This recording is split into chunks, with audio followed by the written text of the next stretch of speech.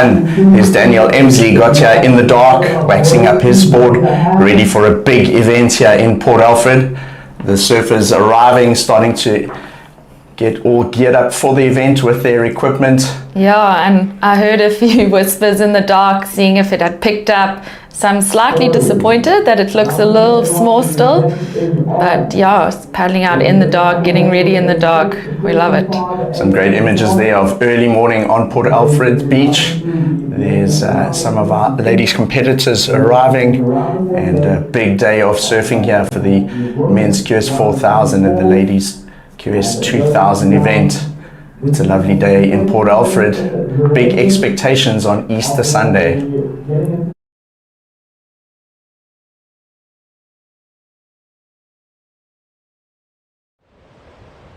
That is on schedule for today.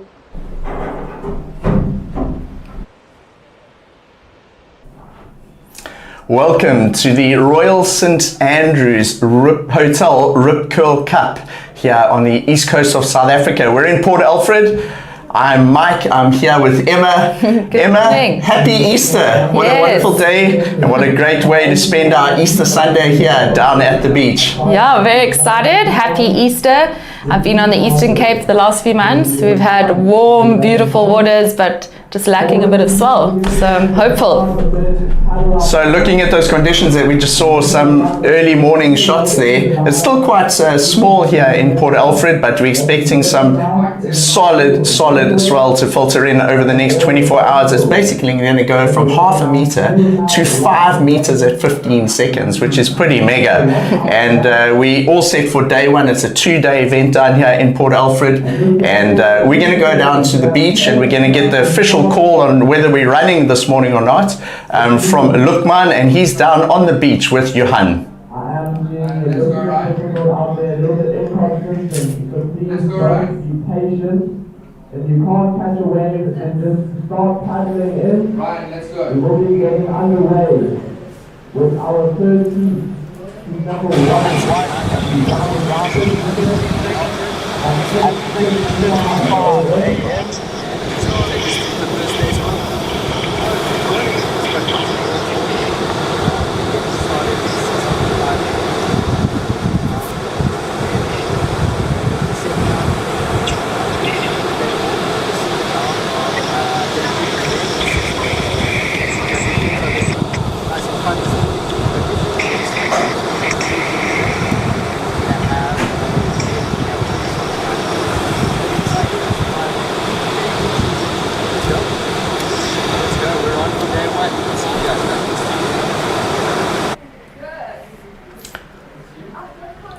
So Emma, looks like they've called the event on. We're going to start with the men's round of 56. That'll go straight into the men's round of 48, and then into the ladies round of 24. So a lot of surfing today. And let's have a look at the forecast. We got some notes here of some of the forecasts that we were looking at just before the show. And let me tell you, there's a big swell moving up the east coast of South Africa today. It's actually the first swell that we've had of the season. You were in J-Bay just before this. It was pretty small. Yeah, we've had a flat, long lull for months. So I think everyone is hungry. Everyone's excited. Driving up here, we just saw cars and cars with boards on the roof, stacked all the way. So I'm feeling hopeful. It's the Easter weekend, and everyone's on holiday in South Africa. And as you were saying, Emma, everyone's looking for surf. Having a look at the forecast, we're going to have a southwesterly wind today, the whole of Sunday. It's actually quite west at the moment, and then it goes a little bit more southwest this afternoon. And as it goes a little bit more sort of southwest, it brings that swell. Yeah. The lineup at the moment, I'd say, is probably 2 to 3 foot. Maybe a little bit smaller out here at Port Alfred, and that's expected to build through the day up to about 3.9 meters, so we could have 6 foot surf here by dark. Yeah. And then tomorrow we're expecting it to be possibly in the region of 8 to 10 foot here. Wow, yeah. At Port Alfred. Yeah. I mean, the tides, how are the tides doing there, Emma? Yeah, so we obviously woke up, and this morning was around 5 a.m. It was about high, very high. So I think as that tide drops throughout the day, 11 o'clock is dead low. I think we'll also see a bit more power in the swell, and with that southerly wind, the waves sort of start picking up too. We had a SAST junior event here, the Rip Curl Grom Search, leading up to this, and we saw the waves got a lot more consistent in those heats over midday, and I'd expect that's probably going to get the same again today as that tide drops through the morning. It's a lovely day here. It's actually quite a calm day, not a lot of wind. That big buster only really comes through tonight, and then with that brings that huge swell. If you look at those forecasts, it's red and it's purple and there's all sorts of colours moving up the coast like that. So and the Eastern Cape loves wind with swell. So that's the forecast, and stay tuned. We're going to have some exciting surfing, ranging from using your small wave grovellers all the way through to, I know some of the surfers have actually bought their Hawaiian boards here for some of the potential surf tomorrow, Emma. All in a day.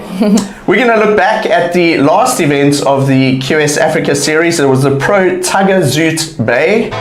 And that was the event in Morocco leading up to this event. One of the standout South Africans there was Aidan Mason-Camp. Aidan actually managed to get a quarter-final finish there, and that rocketed him up the rankings. He now leads the Africa series. Also having a good result there was Beric de Vries. Yeah, it's been amazing to see Beric de Vries back strong, fit. He broke his leg 2 years ago. I think last year was a bit of a rehab year. And just to see him with that confidence and really surfing, some of the best surfing I've seen him do. So a great event there.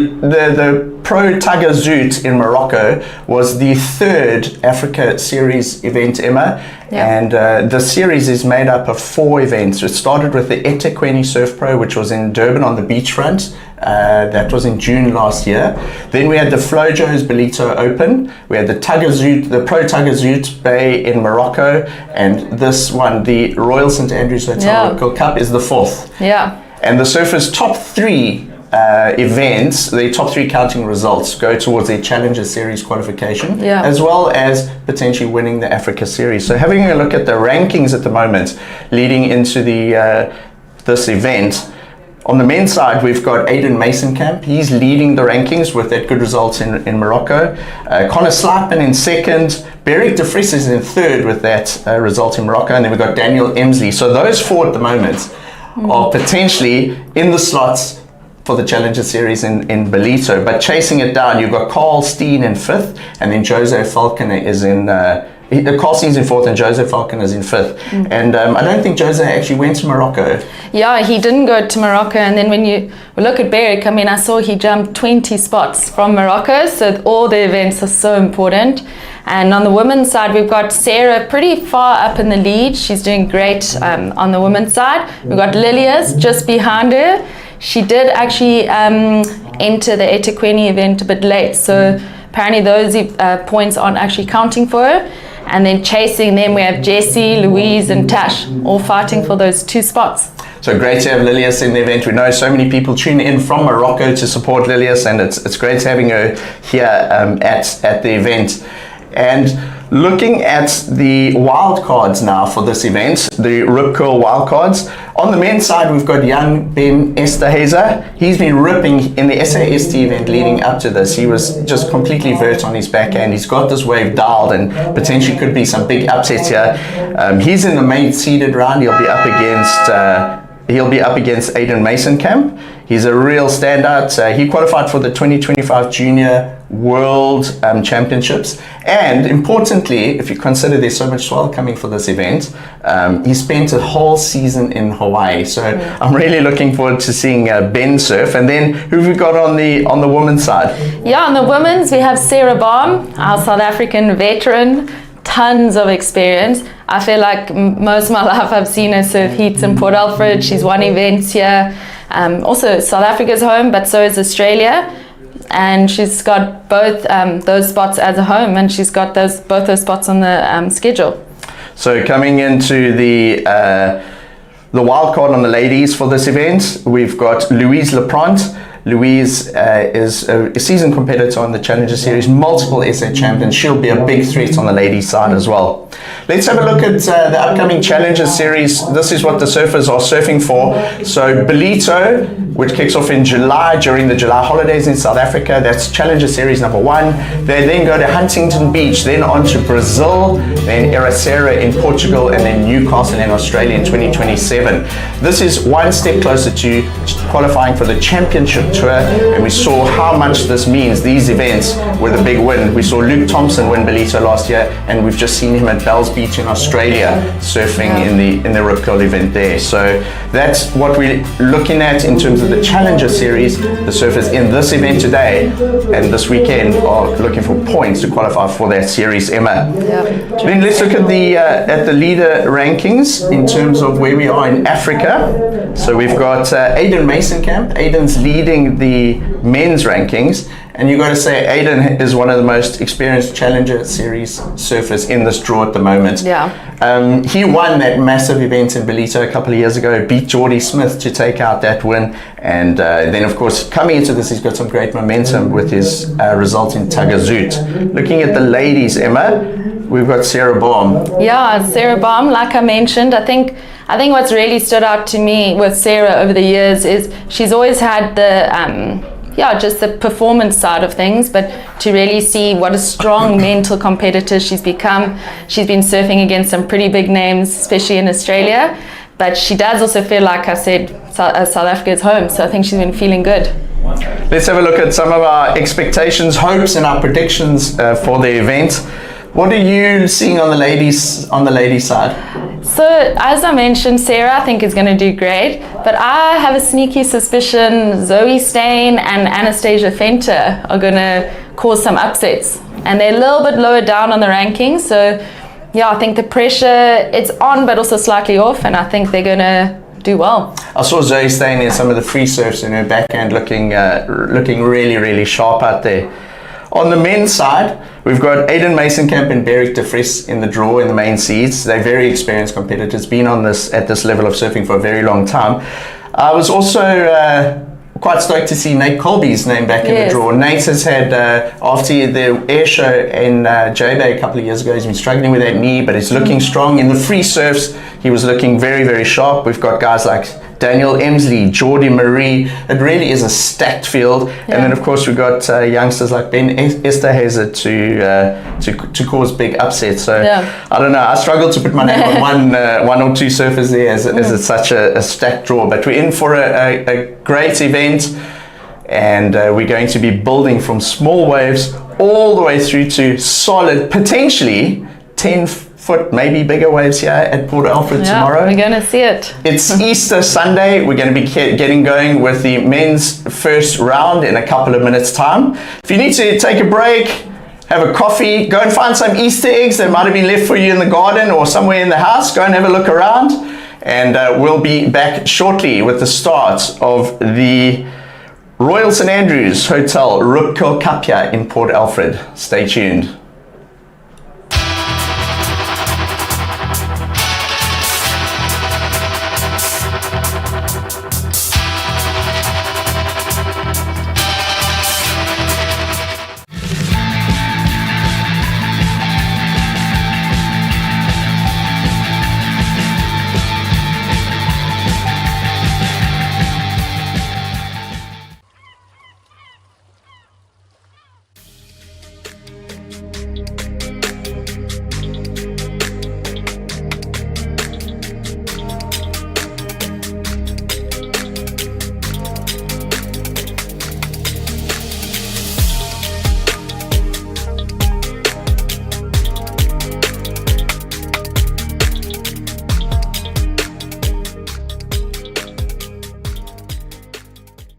I wanna be there next to you. Next to you. Next to you. Next to you. Next to you. Next to you. Next to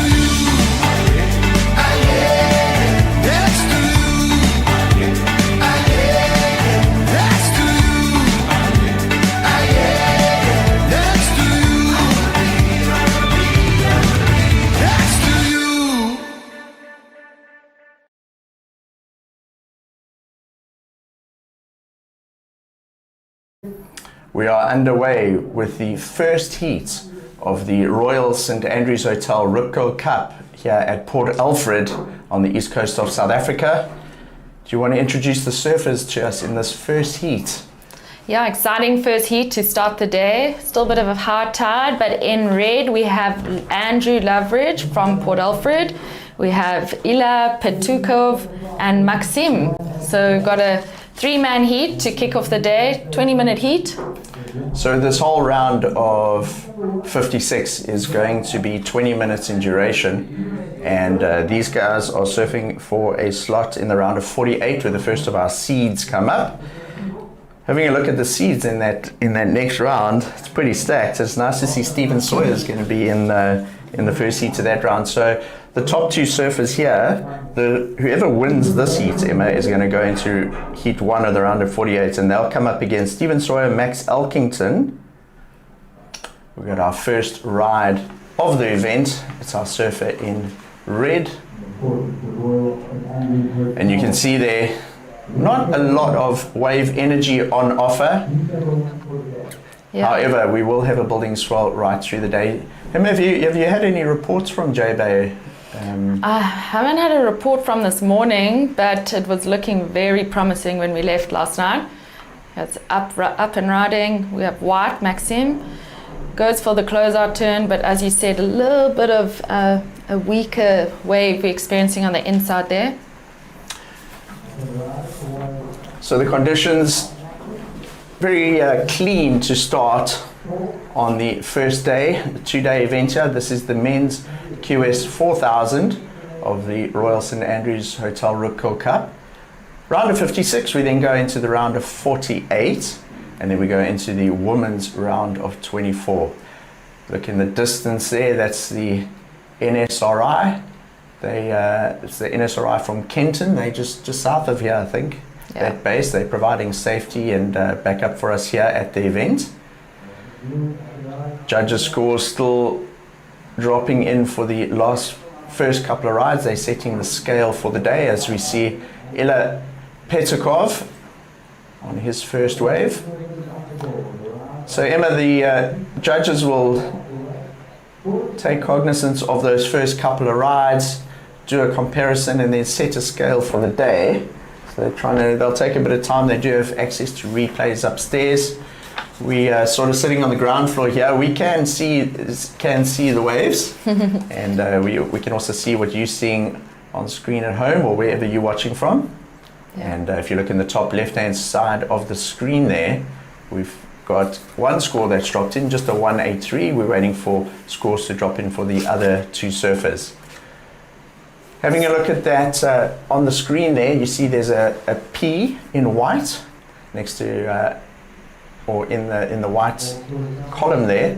That means our surfer in white, Maxine, he has priority at the moment. So after the first couple of waves have gone through, no one has priority at the start of the heat. Emma, everyone's sort of hustling for position, but now that priority is established, there we go. We got Maxine in priority, second priority is Andrew Lavage, and then we've got Illa in third priority at the moment. So 3-man heats, quite a lot of pressure to get into those top 2 advancing positions. Just a three-person heat to kick off round 1 here, and surfers finding their feet. Water temperature out there, I was just having a look. I saw 1 or 2 surfers wearing booties yesterday, and what has happened is the easterly wind has blown probably for about 10 days here in the Eastern Cape, and it blew very hard. And what that easterly wind does, it brings very cold water in, and the water here in Port Alfred got down to about 19, maybe touching on 18 degrees Celsius. A little bit chilly. You definitely need a full suit. Shock to the system. Yeah. But I believe that as that big west came through yesterday, the water has warmed up a bit. So you could probably get away with a short arm, long leg out there. Yep. But guys in full suits, because it is starting to get into the chillier area of South Africa. Yeah, we're feeling that season change. And yeah, as you said, with the start of the heat with no priority, you saw all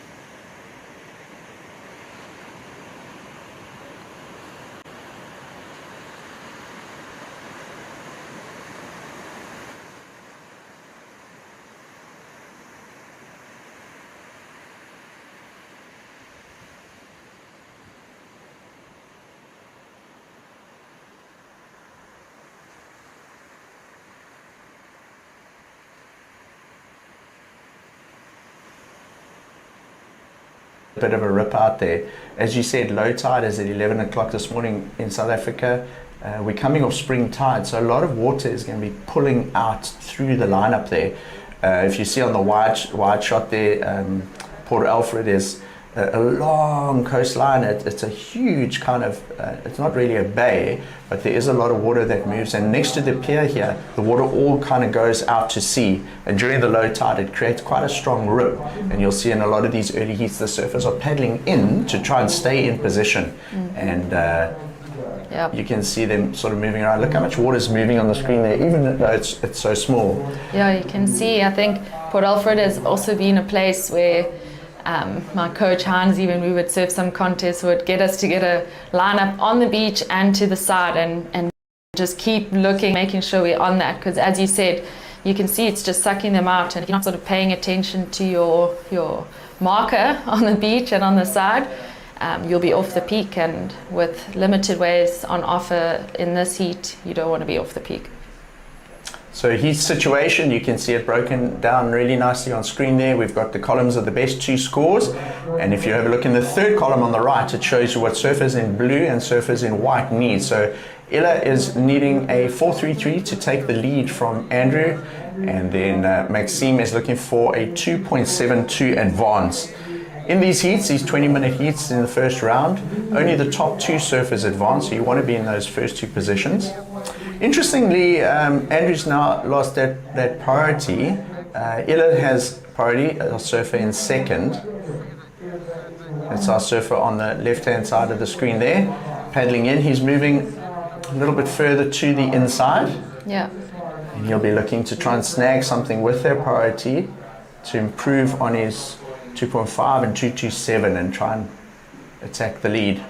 Yeah, and I think if you, Maxime and you in white, Mark, I'm not sure what you would do, but being in third priority, slightly limited surf, do you sit and wait for one of the few sets that come, which might only be one more, or do you maybe get onto the bank, get a little down the beach and focus on trying to find some power pocket moments?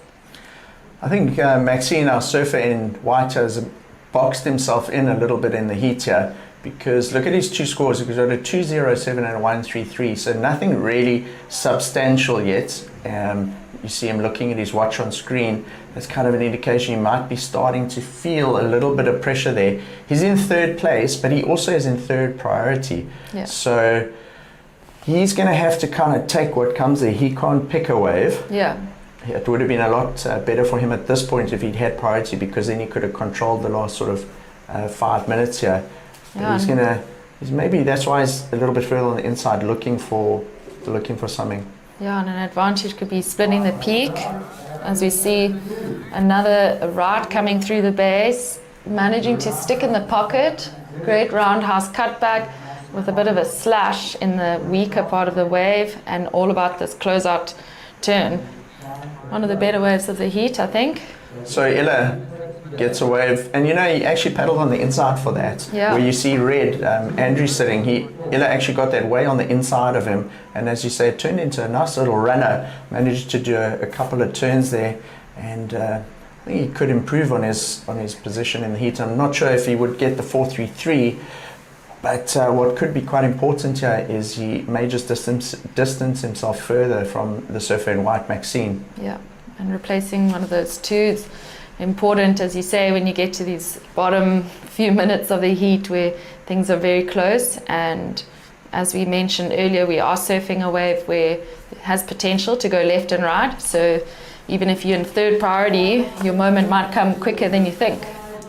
So for Maxine, one of the good things that happened there is that he is now second priority, so it's got a little bit easier to try and get a wave. If Andrew takes a wave here and he uses that priority, then that's going to be the best chance for Maxine to potentially get something.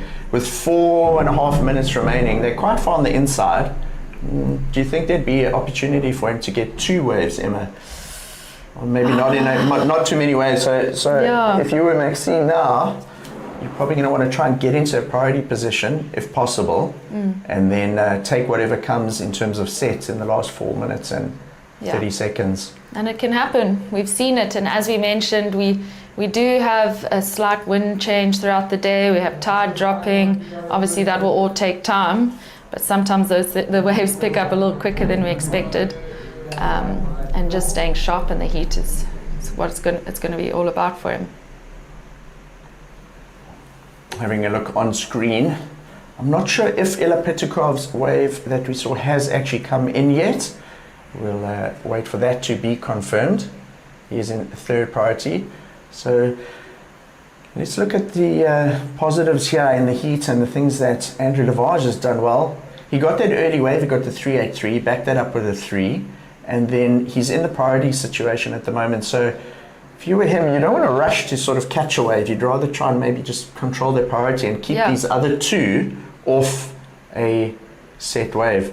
This was the little insider that Ila got. It's definitely his best wave of the heat. Nice roundhouse cutback. I'd say that was the real money move on the wave. He had those two little snaps, but I felt like that cutback was probably the most controlled maneuver, as well as that second last turn on the inside, Emma. Yeah, and that roundhouse cutback really set him up for that end section where he was able to maintain his speed, have power going into a closeout turn. And the judges do want to see, surfers using the rail, and I felt like he used it on that roundhouse carve. So the turns pre and post that were slightly smaller, but yeah, it'll be interesting to see where that goes. So as soon as those scores drop in on the screen, we'll be able to get an update. Let's check this out. I think we are still waiting for that score to come in. There's 2.5 minutes remaining. Yeah. And Ila will be anxiously awaiting that score as well, because at this stage, Maxine only requiring a 3.2. It's been a bit frustrating for him though, because he hasn't managed to find anything on the inside here. Maxime, on that last set where Ila went, you saw Maxime having a look at it, but I think Ila did have priority over him, so it was his wave. Yeah, different approaches. We've seen Andrew really play the patient game. He is a much taller guy in the heat, so I think he's hoping to just get one of the waves that have a bit more power. But as you said, when you're waiting for scores, even the surfers out there are waiting anxiously, because some people play the approach of watching their competitors wave, and some do the I'm not even going to look. I see Andrew keeps looking, he doesn't look back here at the tower, so he's not watching priority and he's not watching sort of probably the time. He's definitely looking at somebody on the pier, because he keeps having a look to the right. So I think he's probably got somebody of his local friends, potentially a coach on the pier. And look at this, he's putting a lot of pressure now on Ila in second place. And Andrew definitely seems to be controlling the priority situation in the heat at the moment. Yes. Yeah, and we saw Ila's last wave through to 2.77. So pretty similar score to what he's already has in the bag, which can probably also be slightly frustrating for him. I'm sure he was wanting to just break out of that zone and kind of apply more pressure to Maxime. What that potentially comes down to is that the judges were looking for a bigger open maneuver. That first maneuver was not critical. The cutback was nice, but the rest of the maneuvers were pretty average, and he didn't go into sort of even the threes with that score. So we're down to 30 seconds, and it looks like Andrew's going to use his priority here, maybe just to keep the other two surfers off that wave. You see blue, Ila was looking at it, so Andrew had to go because he didn't want Ila to get onto that. Down to the very sharp end of the heat with just 10 seconds remaining, and it looks like the situation could remain as it is. So really nice controlled heat there from our surfer in the red singlet, local surfer Andrew Lavage, and that'll be a great win. I think there's a couple of locals on the beach and on the pier would have come down to support, and very stoked with that.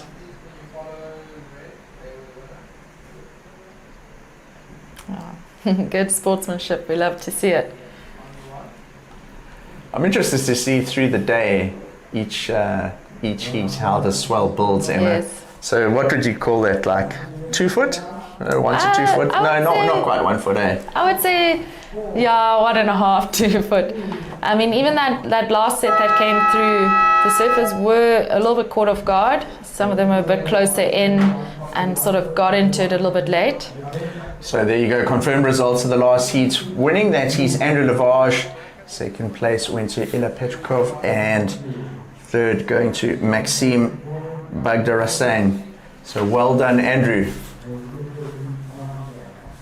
We are now looking at the start of heat number 2, Emma. Yeah, we see some lines already coming through, starting with a bump.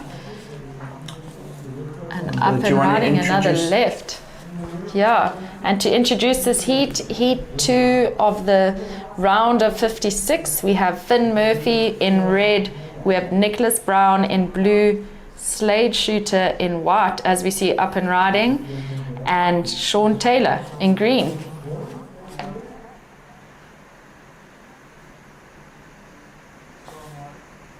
And blue up and riding, just a quick in and out for him.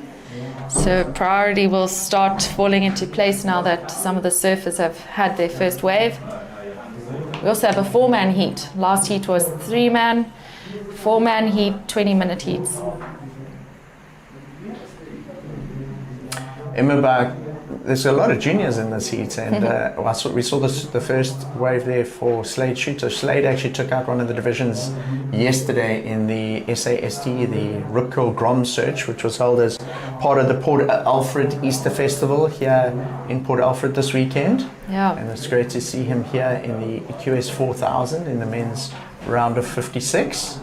It's always a good confidence booster going into an event feeling like, even if you're slightly stiff and surfed a ton of heats before, I think personally with surfing you want to feel like you haven't had too much of a break. You've been surfing a bunch of heats, you fired up, you're in the zone. So I'm sure you'll be carrying that energy into today. So this is heat number 2 of the round of 56. We've got 4 heats in this round. The top 2 surfers in each of these heats will advance through to the next round, which is round of 48, which will follow directly after this. So far we've got Andrew Lavage winning that first heat. He'll be in the first heat of the next round, where he'll come up against Stephen Sawyer and the first couple of seeded surfers in the event. All of the surfers that are in this first round don't have the seedings to get into those sort of main rounds. I'm really excited to see that round of 32 guys like Beric de Vries and Aiden Mason Cam. We've got young Ben Esterhazy, the Wildcard, Jordy Marie. Whew, so many heavy hitters in that round, hey? Yeah, we have stacked heats coming up. Every heat feels like a stacked heat, and as you say, in those seeded rounds, we really have a great almost combination of our experienced veteran surfers in South Africa and some real hot and up and coming junior surfers. So I think we're going to have a good day of seeing not only some great surfing but also the swell building. Yeah, so really there's quite a strong rip out there now. It's definitely got stronger since the first heat, and that's a result of the tide going out. As you said, low tide is at 11 this morning, so a lot of water is still moving off this bank as the tide drains here at Port Alfred.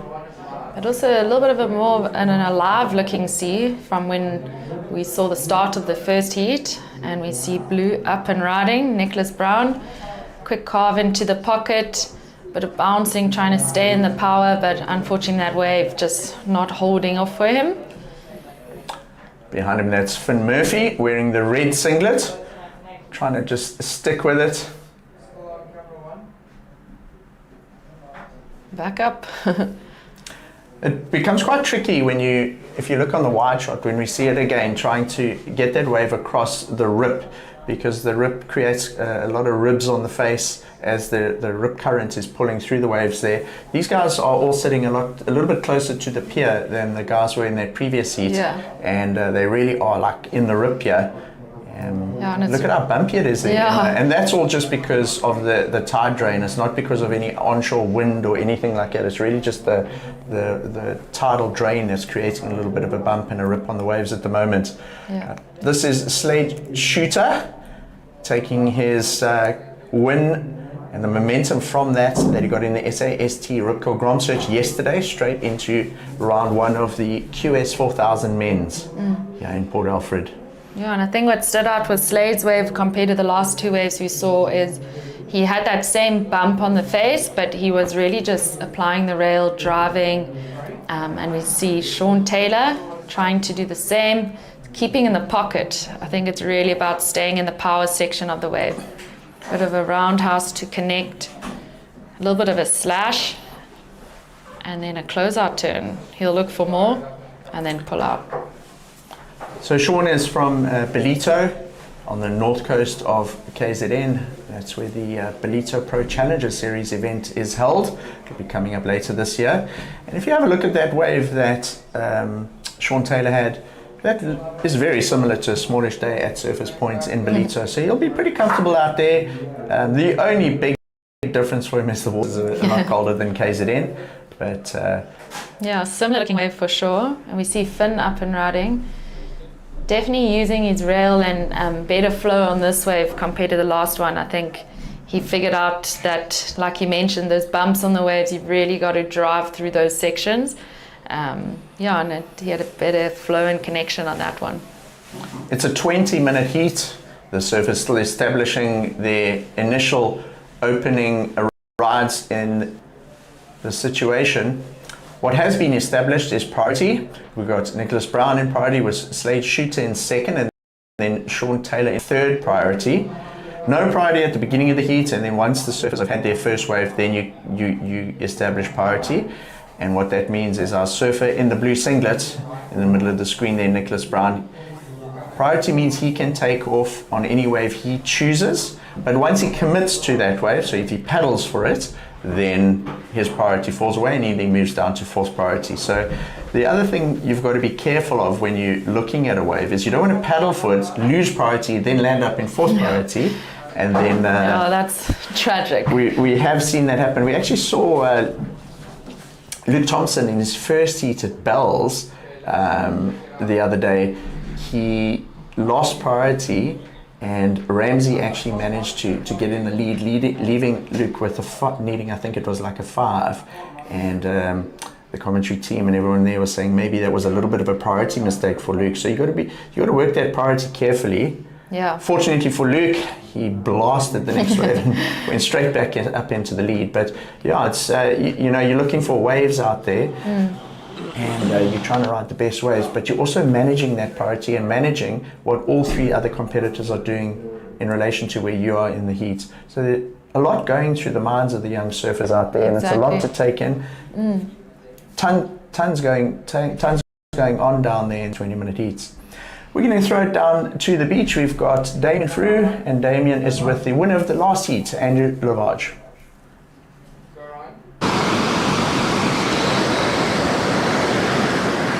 So I'm here with previous heat winner Andrew. So just tell me, as a local, when you came down here this morning, what was your strategy or your mindset when you saw that the swell dropped quite a lot?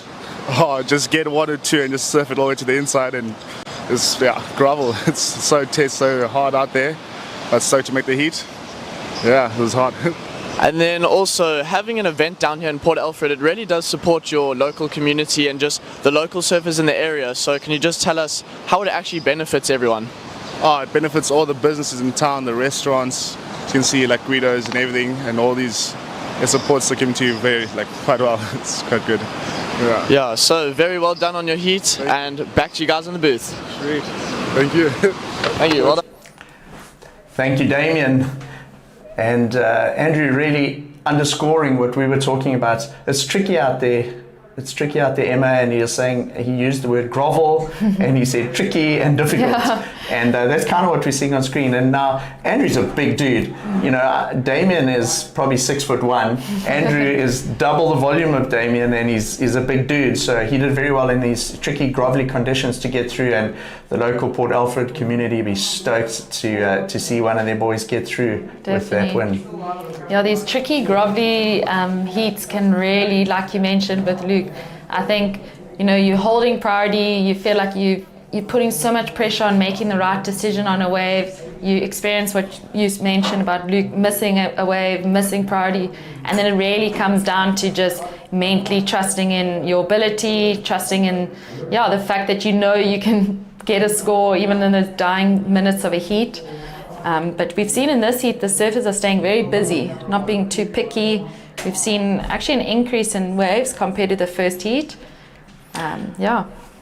We're halfway through the heat. As you can see, 9 minutes 50 on your screen. And holding down the lead is our surfer in white, Slade Shooter, also with priority. So he's having a great week so far here at Port Alfred. As I said earlier, took out a win yesterday in the Rip Curl Grom Search in one of those divisions, the SAST event. In this heat, he's got a 3 and a 183, so he'll certainly be looking to improve on that 183. In second place at the moment is Finn Murphy, a 2.2 and a 1.8.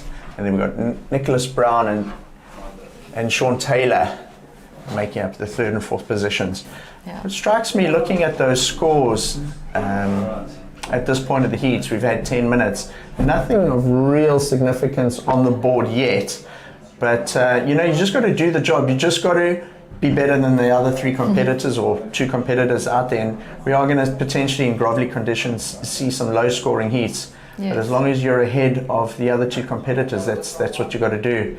So the surfers will be listening to the scores coming through on the beach mic. They'll be paying attention to the priority situation in the heat, and then adjusting their strategy in the last 8 minutes to try and make sure that stay in those top two positions, Emma. Yes, I think every surfer, like you mentioned, is probably wanting to replace the score they're currently sitting with.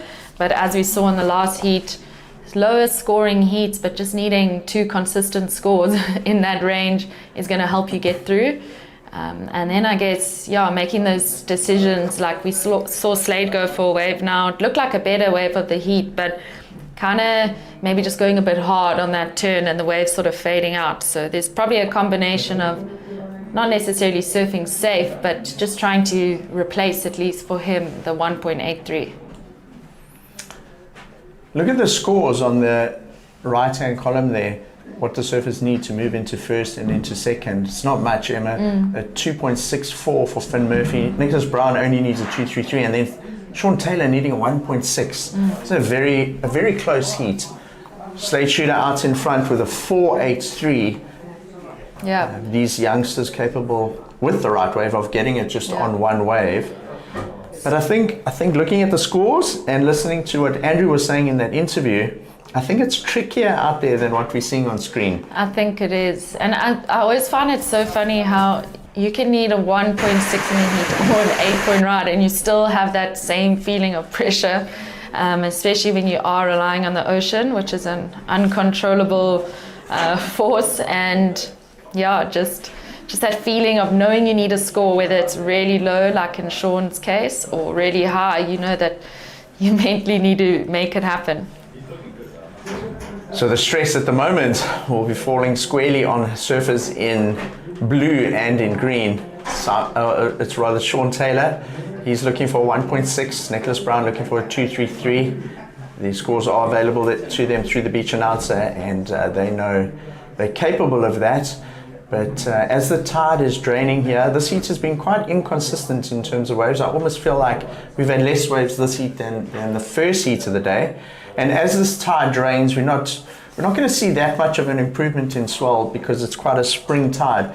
But wow, we're going to see a big change as that tide comes in this afternoon. So guys are going to have tricky conditions to contest with in the first couple of rounds this morning. But it's the same for everyone. It's true. And you've got to take what is available to you out there, and all you've got to do is beat the other two guys in the heat. Exactly.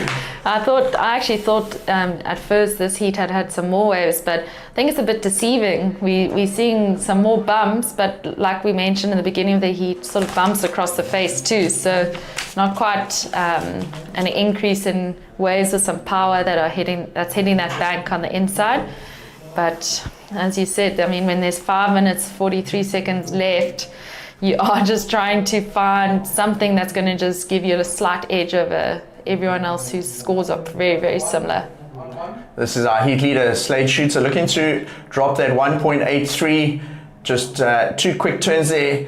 Ooh, gets a little bit of a pop on the final turn there. I reckon that's one of the nicest maneuvers we've seen this morning. He really got a bit of speed out of that second turn, and very surprisingly managed to get the the board and the fins above the lip. Yeah. Let's see the finish of this wave. It's Nicholas Brown in third place. So Slade Shooter, I like that last. I really like that last maneuver there. Yeah, I like that. I felt it was well timed. I think you could definitely see that he's had some experience surfing here the last few days. He actually came a little bit closer in. He found a wave that it might have not looked like a big set as we see now, but really hitting that bank and almost causing a bit of a double up. And I felt like he read that well. He managed to link 2 opening turns, and then it was all about that turn, even through the tail a bit. As he started the wave, I thought he sort of tagged those first 2, but the wave just had that little bit of boost of energy on the inside, and it was lovely to see how he was able to get that last turn in. So scores still coming in from the judges. The other interesting thing I've sort of spotted here, Emma, is there's very different strategies. If you look at Nicholas Brown, Nicholas has had 8 waves in the heat so far, and he's got a 257 and a 167 as a result of those 2. Looks like Slade, on his way back out, he's found another one. So you know what, he's actually finding these ones in that bowl, in the rip.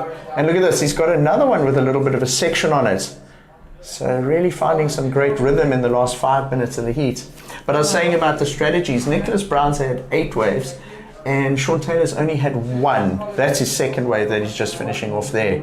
So some of the surfers being very busy, others being a lot more picky. Yes. Sean Taylor opting to be a little bit more selective out there. At this stage he's in 4th place, and we've got the surfer that was a bit busier, Nicholas Brown, currently in 2nd. Yeah, it's a tricky one because I feel like both approaches could pay off on a day like today. If you do play the patient game, and like Sean, as you mentioned, he's got that 2.4, he waits, he gets that, 1 set, which we actually see him paddling now on something that does look like a wave with some power. He's carving back into the pocket. It's really about staying in the power, and then he manages a closeout turn. Unfortunately, the wave not allowing that second little double up on the inside, but he managed to squeeze in 2 turns. So 2 scores still to come in for Sean Taylor, still waiting for last of blue as well. In fact, all of the surfers have had a wave, so just under 3 minutes remaining. We could see the leaderboard change a bit. Also, Emma, we're waiting for that score for Surfer in White, the one where Slade Shooter popped the tail out on that closing maneuver. I'm keen to see what that score is, because it was definitely one of the more flared out maneuvers of the day. Just taking a bit of time to post that one. Yeah, Nicholas Brown, his last wave actually had a bit of a moment in that beginning part of the wave, had some more power than some of the other waves we've seen him get. And as you mentioned, he is paddling and going for a lot, must be feeling fit and hoping to pick up one of those ones that connect on the inside. So look at your screen if you've tuned in and you're watching from home, supporting these young surfers. What you're seeing on screen is not the actual heat situation, because we are still outstanding a couple of scores from the judges. We're waiting for previous wave of this surfer up and riding now, Surfing White Slade Shooter. We're waiting for Nicholas Brown. We're waiting for a wave to drop in, and for Sean Taylor. And Sean up and riding again, so this heat situation could certainly change quite a bit, Emma. I think we're going to have some changes as we see Sean up and riding. This is his 2nd wave. We'll be waiting for a score on. We saw Slade really make it all about that closeout turn. Nicholas Brown, I think we're going to have some shuffling of the results here. So scores starting to drop in. Slade Shooter, the one where he had the 2 sort of lip taps and then popped the tail out on the end, he's rewarded with a 3.67 for that. The result of that is he actually distances himself from the other 3. So now it's a fight for 2nd place as we're down to the last minute. There's lots of action. We were just talking about the heat not having that many waves. And in the last probably 3 minutes, I reckon we've had about 6 or 7 waves surfed, Emma. Yeah, we have seen a definite, just a bit of power in the ocean again. But like you said, Slade, getting that 3.67, it was really about that last turn, that last maneuver. We see him up and riding again. He's been very busy in this heat too. So Slade getting a little bit caught in the rip with 20 seconds remaining. There are a couple of scores outstanding, so that situation on the screen could change because there's scores still to come in for last of red, last of green, and last of white. We're down to 5 seconds remaining in the heat. It'll be down to the judges to punch in those couple of scores. We can just hear the beach siren go. So anxious time. Maybe see Finn Murphy shaking his head. Did you see on his last wave, you could see from his body language, he was a bit frustrated with that wave, slapping the water, and didn't have quite the heat he wanted. Yeah, which is hard. I think, as we know, the ocean, and as we've mentioned, can really be unpredictable. All these surfers want it so badly. They've put in so much time and effort and hours. It's an important event, so final stop. Slade's got a big smile on his face. I think he's confident. I think he knows he probably took out that win. He had the best wave, and the guys were fighting it out for that second position. Amazing contrast of emotions. We saw Finn Murphy coming in, shaking his head, looking very disappointed. Look at this guy's just so white stoked. Colgate smile coming into the shore break, very stoked. And it's deserved. And we're still waiting for scores to drop in, so that the next heat hasn't started yet. We're waiting for last of white and last of green, so anxious moments for the supporters of Sean Taylor in this heat, because we are still waiting for a score for Sean to drop in and potentially see if he can get into second place. But that is most likely the heat winner of the Royal St Andrews Hotel Rip Curl Cup. He doesn't look like he has a worry waiting on the scores. And is that a fish sticks board Fish that he's got? sticks, yes. So, Eastern Cape. Eastern Cape representing. Yeah, Simon Fish in St. Francis. Makes some incredible boards, but is also a phenomenal surfer himself.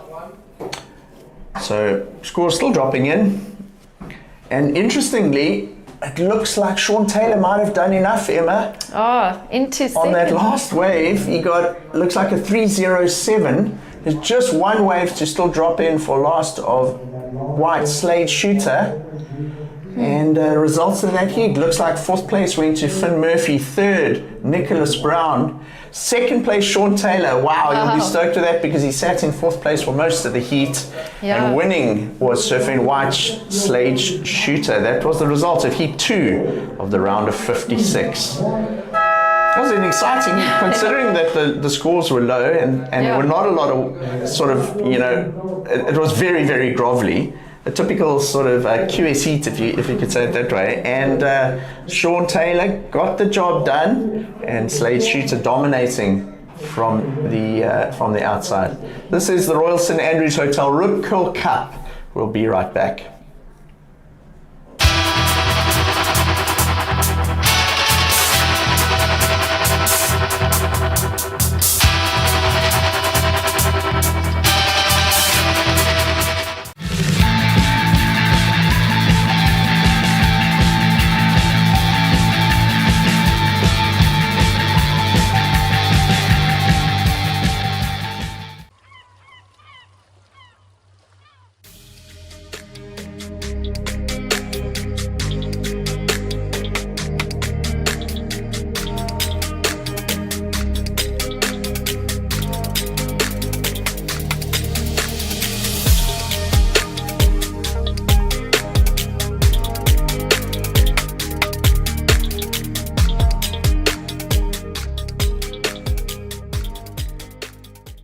I wanna be there next to you. Next to you. Next to you. Next to you. Next to you. Next to you. Next to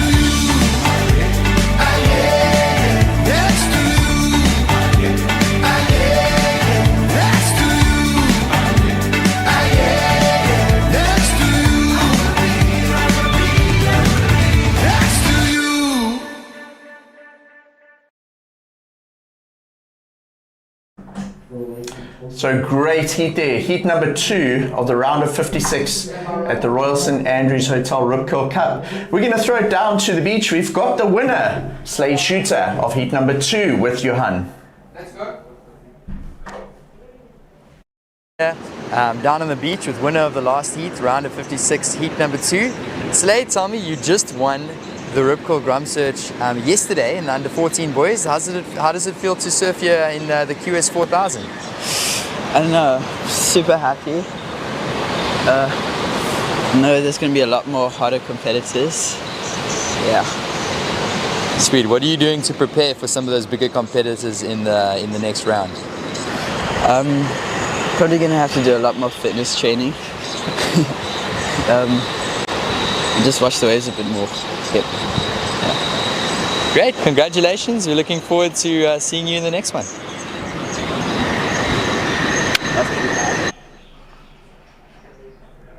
So well done to Slade Shooter, Rip Curl team rider on his Fish Sticks surfboard, getting a great win there, heat number 2. Right, so we are now into heat 3. This is a good heat. It's Kai McGregor wearing the blue singlet, Melokhutle Zotshana wearing white, and we got Rory Dace wearing the red singlet. Another 3-man heat here. In these grovelly conditions, I think you'd much prefer a 3-man heat versus a 4-man heat, because you've really just got to beat one person rather than 2. Yeah. And Emma, we've been talking about that rip all morning. Look at that, it's roaring through the lineup. There's a lot of energy out at sea. It hasn't quite arrived here yet. That big swell that's predicted we'll only see filtering in from this afternoon. So we are going to have smallish conditions up until about lunchtime. Calm winds, the winds are going to pretty much stay the same. And we'll see a building swell this afternoon. So this is what the surfers have got to contend with for most of the morning. And the reason that rip is so strong is there's a spring tide at the moment. I think you said low tide was around 11 o'clock this morning, yes. Emma. And as that tide drains off the bank, about 1.8 meters of water will drain from the lineup. So our first ride of the heat. Take this away, Emma. Rory Dace from just down the road in St. Francis. Big guy, so he manages to carve it back to the power. He's trying to stay in that power zone. Great slash off the top and fits in another one. Some good surfing from Rory on, like we mentioned, slightly trickier surf. All have a little bit of a bump in, and it's really about just staying in that power section, pocket section, driving through those bumps. But yeah, I like that second last turn from Rory. Rory, very powerful surfer, very experienced on the junior series. He surfed a couple of these QS events before as well. And there was actually, there's been a WSL event at Seal Point, if I yes. remember, a couple of years ago. And very powerful surfing, applying everything he can. So looking at some of the other surfers in the seat, we've got Kai McGregor. And then we've also got Melokhutle Zotshana. So Melo is actually a product of the Surfers Not Street Children program in Durban. Amazing. He represented South Africa at World Juniors in Peru last year. It was his first big overseas trip. So young Melo actually has quite a lot of experience. It brings a bit of international experience to this event as well. Yeah. And he's made the trip down from Durban with Sisonke and Dum and Sisonke and Melo down here. Melo actually squeaked through a really close heat in the SAST Rip Curl Grom Search the last 2 days, and we heard a lot of cheering from the beach. It was a great result for him in the Rip Curl Grom Search. Yeah, I love it. Melo here up against Kai McGregor and Rory Dace. Yeah, all these surfers. I mean, if you think of Kai and Rory, they come from real surf families. Melo, like you're mentioning, surfing really, just bringing so much hope and just opportunities to his life. We got Tom and the guys always just really encouraging and leading the guys and girls on so well. Living in Durban now, I get to see it firsthand here and there. But as I mentioned, a lot of experience in a surfing space. Kai's from Port Alfred. His late father was a huge icon in Port Alfred. A great surfer, great man of the community. And then Rory from the Stedman family, lots of surfing. Quite contrasting backgrounds if you look at these three surfers and where they come from. So Melo comes from the bowls in Durban. Yes. He's grown up in those bowls. His local beach is New Pier, surfs pretty much every day, even whether it's east, west, whatever. So he'd be quite familiar with these kind of conditions, multiple yes. points, multiple sort of beach break conditions. Kyle McGregor, as you said, he's from here. He knows this beach well, so he would have surfed it hundreds of times at the size. Millions of times. He'll know exactly where to sit in the lineup. And then you've got Rory Dace, who, would you say Rory's like a sort of a point break specialist, having grown up at Seals? He does surf the beach break there a lot too. He does. I mean, I would say if I think of Rory, I think of big supers, seal point, really great, powerful rail surfing. But then, I mean, on that first wave we saw of his, it was a tiny, small, pretty small, grovelly beach break wave, and he managed to get a pretty good score, best score of the day. So a 5.33, that's the first wave, like you say, Emma, that's gone above a 5 into that range of scores. Rory Dace, the highest single wave score of the day so far, puts him comfortably in the lead. He's in third place priority at the moment. So young Melokuhle Zochana, he's in third with priority. Melo's just had that one very short wave, just a throwaway 0.5. And then Kyle McGregor's had the 2. Nice to see all the local support down here. Yeah. The Royal St Andrews Hotel Ripco Cup is part of a bigger festival here in Port Alfred. There was a big music event last night in town, and there's all sorts of events going on. There's a big fishing competition, there's been the SAST Ripco Grom Search, and this is the flagship event of the Easter Festival here in Port Alfred, the Royal St Andrews Hotel Ripco Cup. Port Alfred is just one of those like iconic little coastal towns on the Eastern Cape. Often when we're in J-Bay, actually, if there's not much swell but it's nice and clean, you're always tempted to just do the drive up to East Beach. It's only about 2.5 hours away, and East Beach definitely seems to pick up a bit more swell than a lot of the spots along this coast. It's when Port Alfred's on, it's actually, you know, you got J-Bay as the sort of flagship big main break on this coastline, but often during the WCT event,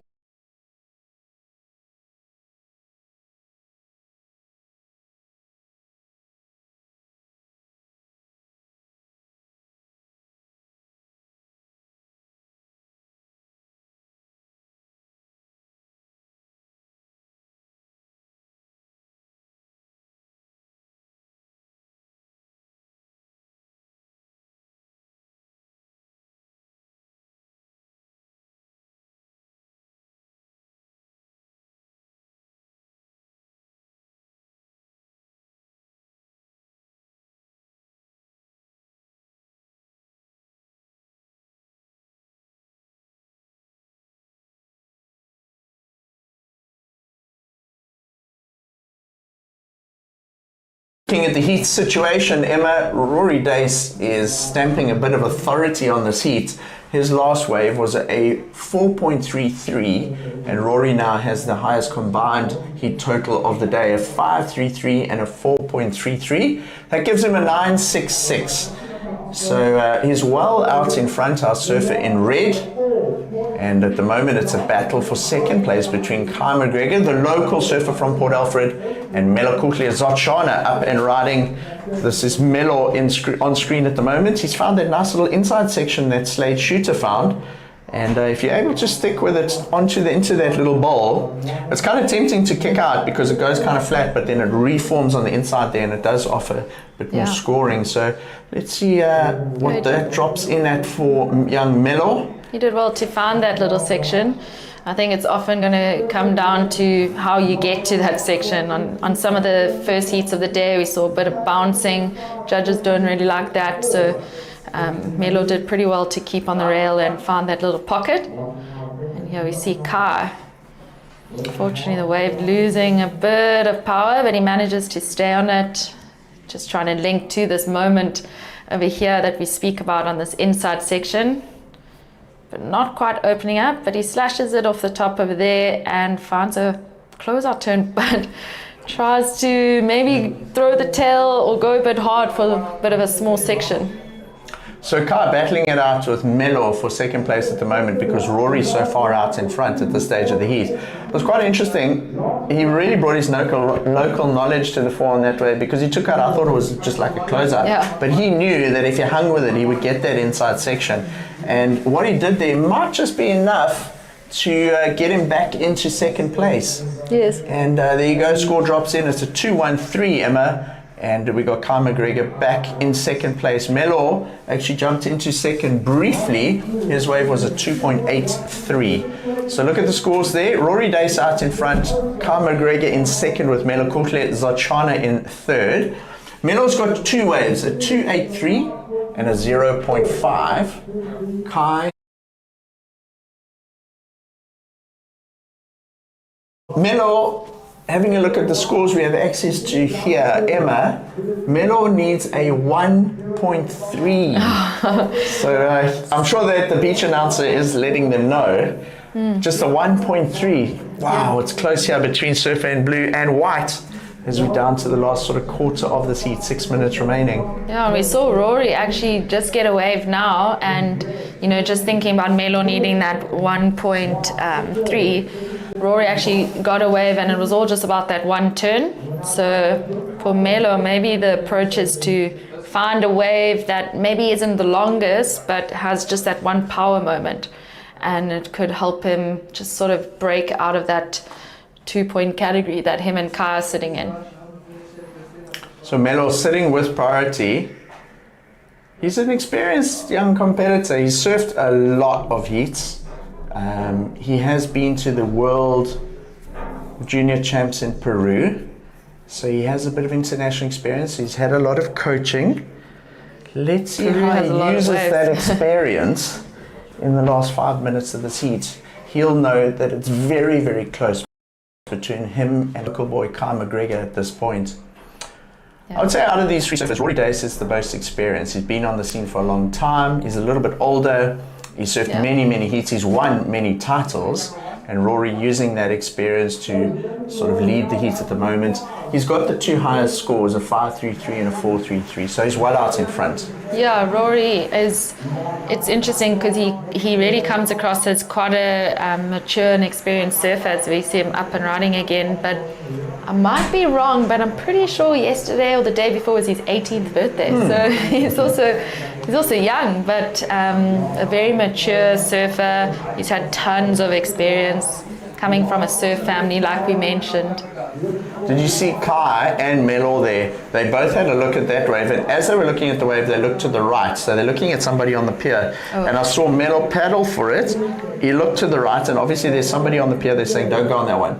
And Kai obviously has some supporters on the pier or a coach helping him there as well. Rory seems to be doing his own thing on the inside, but that's probably because he's in third priority, and he knows he's sort of out in the lead, and these other two are fighting at this stage for second place. Yeah, I think sometimes in a heat you want that good balance of, you know, aware of someone on the beach to indicate if there's a wave. But yeah, we see Kai up and riding, local boy, goes to the air, but unfortunately doesn't land it.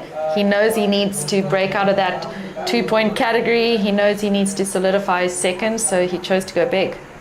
So interestingly, Melo Zachana let Kyle McGregor go on that one. Melo's got priority and he opted not to go. I thought that was quite a nice looking set wave. Yeah. Had Kyle McGregor landed that was a risky move. He had to go for that risky move in order to try and consolidate that second place. Yeah. Had he landed that, I think the distance between him and Melo at this stage of the heat would have been quite big, but he didn't, and so now it's still very close. The only thing that does now is Kyle McGregor's in third place, so let's see if Rory Dace puts any pressure on Kai, blocks him on any waves, because Rory's in second priority and Kai's in third. Yeah. So does Rory leave him to sort of do his thing?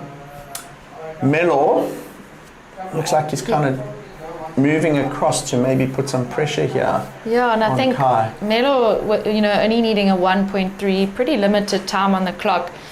Maybe that wave that Kai got under priority could have been even a one big turn moment for him. So the surfers have decided to all stay together. Kind of safe to say there's mostly one peak today. Here we go. Melo having a look at this one. It's a bumpy little insider. There's a lot of wash on this wave. He kind of has to just do one big turn. Cuts back to try and stay with the power section of the wave. Is he going to get something on the inside? He does. So is that worth the 1.8 or better to try and snatch that second place from Kyle McGregor. Wow, Emma. Smaller it's a close wave. heat this, eh? Yeah, it's a close heat, and you know the judges are going to be comparing it to Rory's first two waves. Those were bigger sets with some power, but when you're only needing 1.3, you're not needing to do much. So Melakohle Zochana, Emma, it comes in at a 2.97. Melakohle Zochana moves up into second place. Now the pressure's on Kyle McGregor, the local boy. He requires a 3.67, and we got 90 seconds remaining, Emma. 90 seconds, and looks like some bumps in the ocean. Some things can change. We did see at the end of the last heat a whole lot changed in the last minute. So Kai's going to be obviously trying to keep his head strong. 3.6, it's not a big score, but in conditions like today, it's a pretty hard score to get.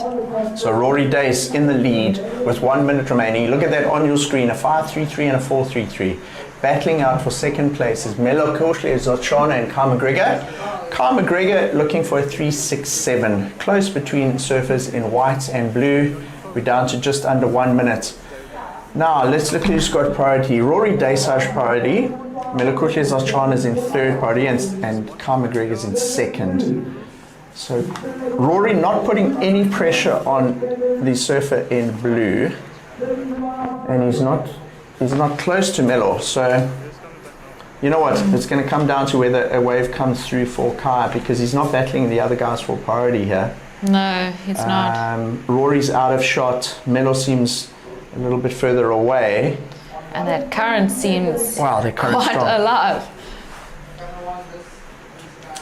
You can see on screen there's just 10 seconds remaining in this heat. Exciting into the heat, Emma. That was technically an exciting heat there. Very well surfed by Rory Dace. But,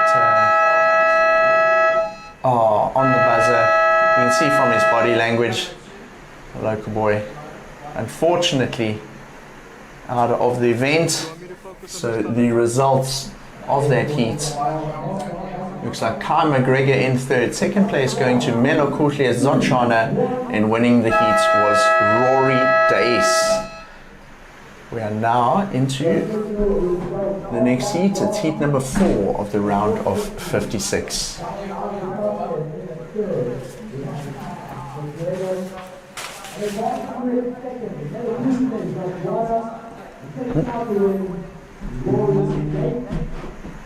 Same.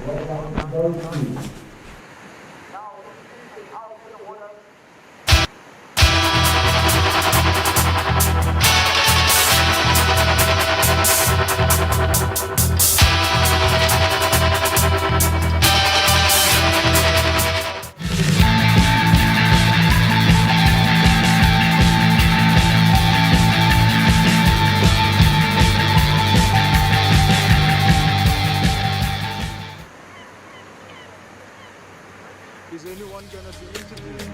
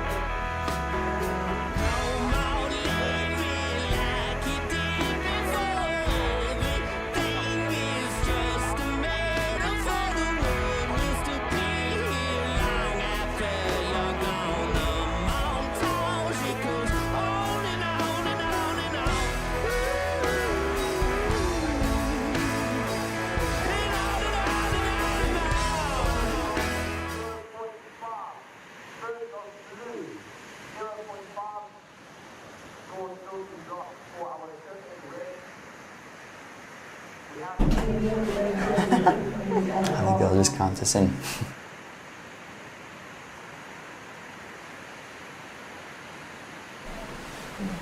Okay, so we are in studio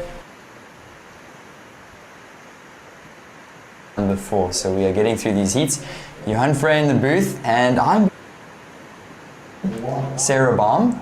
And good morning, Sarah. How does it feel to be back here? Good morning. Yeah, no, it's awesome. Obviously, love coming back to South Africa, and Port Alfred is definitely one of my favorite places to come to. So, yeah, I'm really excited. It's going to be a good day of competition and some really fun waves on offer. Yeah, of course. And just watching Blue up and riding here, that's Igor Volkov. He's being joined by David Emsley in the red, and then of course you've got Mr. Ivakov in the white. So it's going to be a good heat, 3-man heat out here, 20-minute heats throughout the round of 56. And I mean, Sarah, you are sitting number 1 on the Africa rankings right now. You've had a couple wins, you're feeling confident, it's been a good start to 2026. Maybe run us through your year so far. Yeah, no, it's been an awesome start to the year. Obviously had a few tricky results the last 12 months or so. So yeah, just really trying to find my feet, and being the number 1 spot on the African ranking is really nice. Obviously I love coming home and competing, and yeah, I had a good result last year in the eThekwini event. I won that one, and then I got to semi-finals leading up to the Belito Pro, which obviously got me to the number 1 spot. So yeah, hopefully we can get a good result here and maintain that position. Yeah, and I think it'll be good seedings leading into this year's Challenger Series.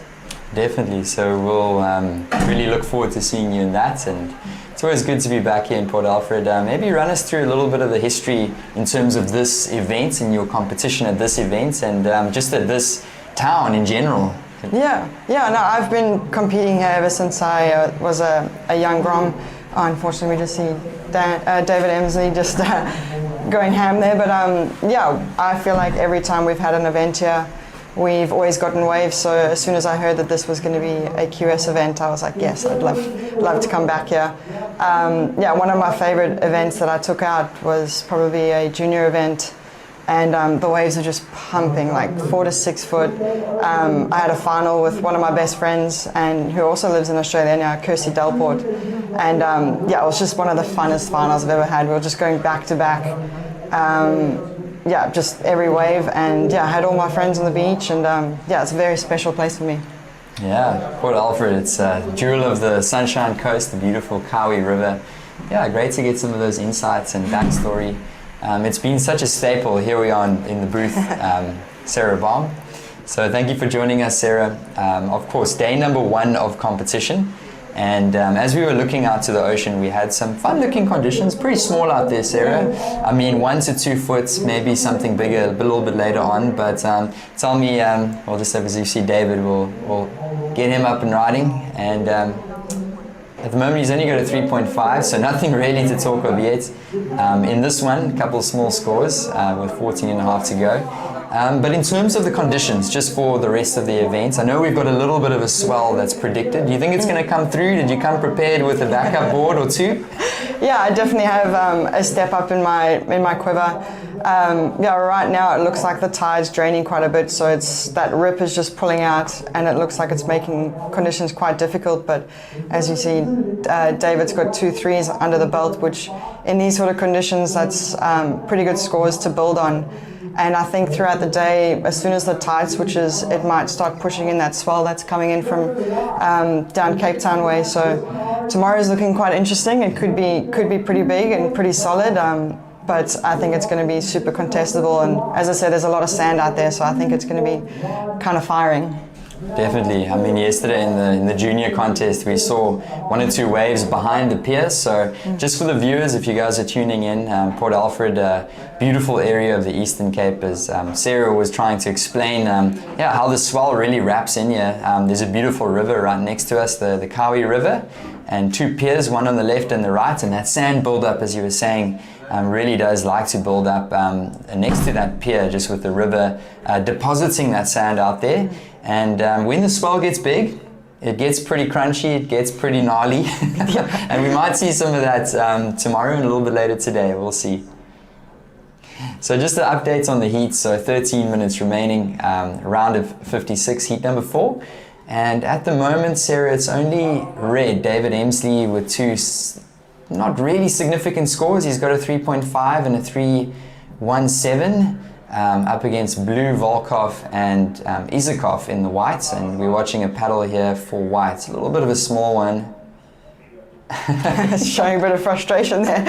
Yeah, no, as I said, that tide is really starting to drain out, and it's making conditions quite difficult. I bet these guys are itching to find something that's bigger than waist high and really really wanting to open up. So hopefully they get that opportunity. And but I mean they are catching quite a few waves, so they're trying to give themselves opportunities, which is always good to see, and not just sitting there waiting for a bomb, because quite often that unfortunately doesn't come. So yeah, to keep catching waves and keep paddling around, I think that's the best bet in these conditions. Yeah, and like you were saying, the tide is going to drop out, so it should get a little bit better later this afternoon or later this morning. Unfortunately, white, didn't really get much on that one, just a 0.27. So at the moment it's red. Emsley, of course, that's a well-known name in South African surfing. There's a few Emsleys around the beach here. This is David, young David Emsley, about 18 years old, 18, 19. David, his surfing's really matured. And if you give David a big wall to hit, he's really strong on the backhand. So he's got a 3.5 and a 3.17. He's got priority, so let's see what he does here, Sarah. Yeah, I've definitely grown up watching Greg. Oh, that was a nice one. He's definitely got that Greggy stature. Greg is such a solid guy and a solid surfer, and yeah, finally David found a nice wave to open up on. That first stone's definitely going to give him generate most of the score out of that wave. But yeah, I think a few more of those waves, and that'll be the score under the belt for sure. Yeah. I think the first couple of heats of the day, it's been a little bit slow, and I really enjoyed that opening turn, Sarah. So really throwing power into that backhand, and it was a little bit of a bigger wave compared to what we've seen so far in the heat. So he's looking to improve upon a 3.5 and a 3.17, and let's see what the judges think about that. He's putting some pressure on blue and white. Blue now in priority, Volkov and Isakov in second priority. So tell me, Sarah, I mean, when you're surfing a heat and you see somebody catch a really good wave and do a couple good turns noticeably, what is the feeling like as a competitor watching a fellow competitor get a really good wave? I think for me personally, quite often I'll try not to watch. You're sitting in amongst these other competitors and you see a good wave come through, and if they have priority over you, you're like, shoot, that's going to be a good wave. But you just kind of try and block that out, because obviously the commentators, the beach commentary is commentating on their wave as well. So you really just try and block it out and just try and surf your own heat and just try and focus on what you have to do and what's important now and what's important next.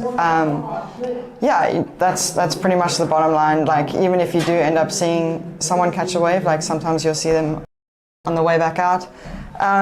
Again, you can either go one of which ways. You can either get really fired up, or you can just try and focus on yourself and get yourself on another wave like that. So it honestly just depends on how you're feeling and how you want to look at the heat.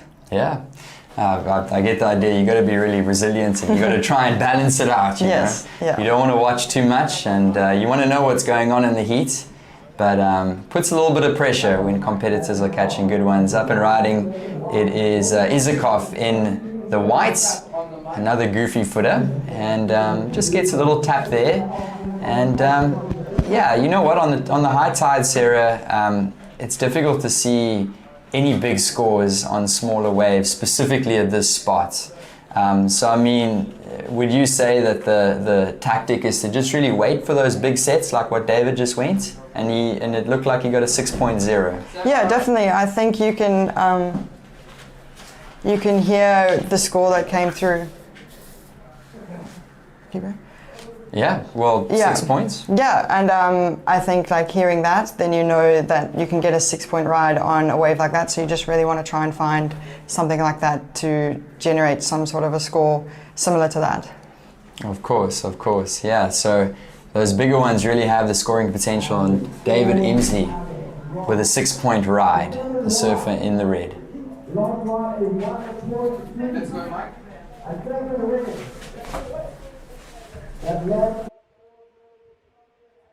The the day and the top 2 waves of the day. Yesterday was your 18th birthday. Happy birthday. What a great present to yourself on Easter Sunday. Yeah, well, yeah, what a great present. I mean, the conditions are actually super fun today. There's a nice rip bowl, so I was stoked to get those 2 waves and advance to the next round. Rory, it's tricky conditions. We've heard all the guys talk about how grovelly it is out there. Tell me what boards you were riding and what made you choose this one in these type of conditions? I'm riding my FRK Swallow by Slater Designs. It's a really nice all-round board and it goes super fast in small waves. It's got a lot of double on the bottom. So yeah, just gave me the ability to get a lot of speed out there, and that helped me in those conditions. Well, certainly the right board choice, and it was looking very good. All the best for the round of 48. We'll see you in the draw a little later on this morning. Thanks. Cheers. Happy Easter. Back to you guys. Thanks, Mike. That was Rory Dace, the winner of the last heat, Sarah. Yeah, looked like he had a good one. I'm not sure if you're familiar with Rory Dace from Cape St. Francis, young up-and-coming talent, still a junior surfer, but yeah, he was our previous heat winner. Yeah, good strong performance here with the bigger guys. Yeah, it's so interesting every time I come back to South Africa. There's just so many new faces. I honestly can't keep up, which is definitely not a bad thing. Like just seeing so many new faces, and also like a lot of solid guys. Like you said, Rory's a junior surfer, and he looked like a man almost, you know. So it's so nice to see. Yeah, I think we definitely have some really high potential for a lot of professional surfers coming onto the international stage. So yeah, it makes me super proud, and super excited to see what they're going to do. And obviously seeing, you know, Lukey Thompson just qualify is so awesome, and I've seen him grow up the last few years and go from a junior to pretty much a man as well. So yeah, it's really awesome to see the professional level in South Africa and the professional sort of side of training outside of the water.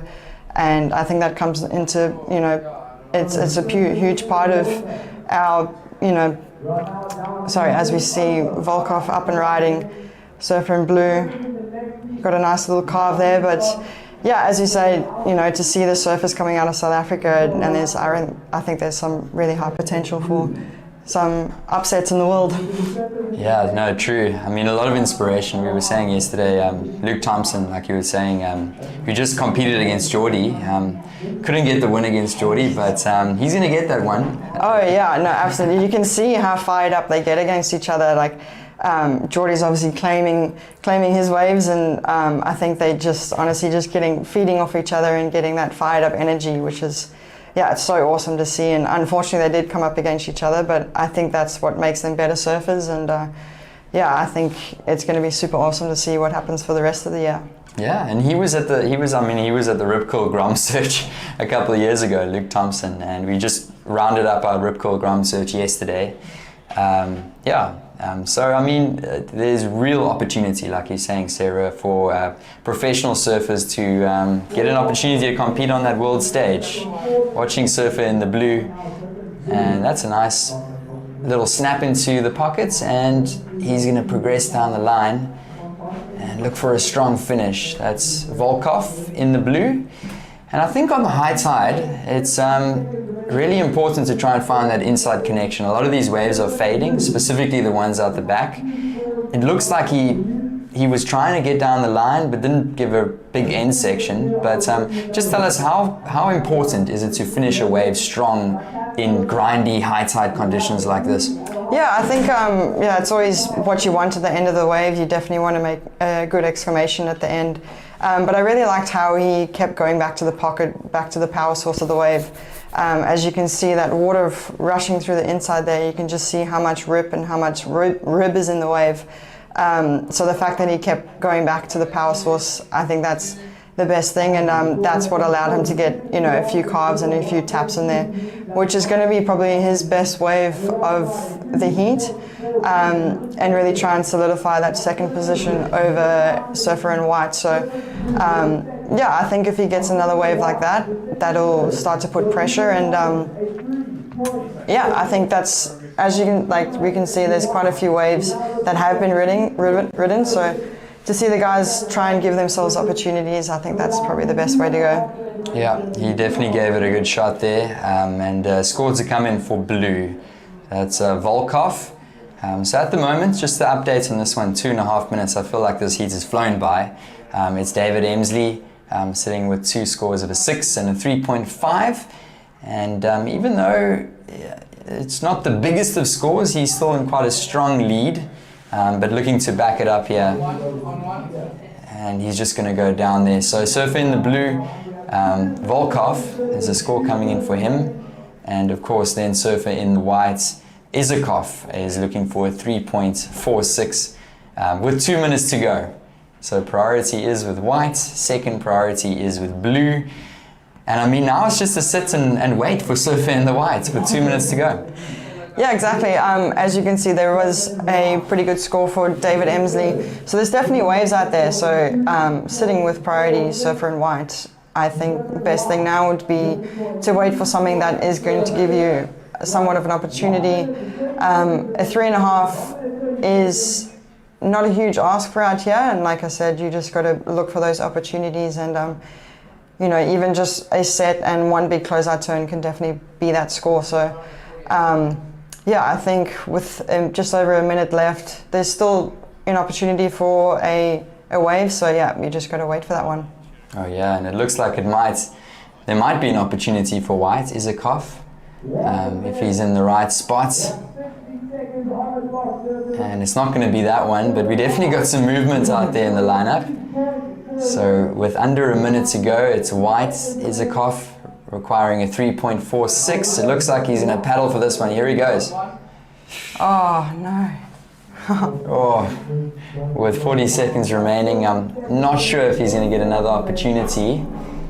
So at the moment it is red, David Emsley sitting on the top with blue, Volkov in second. I mean, you never know. There's 30 seconds remaining for white, but sitting in third priority now.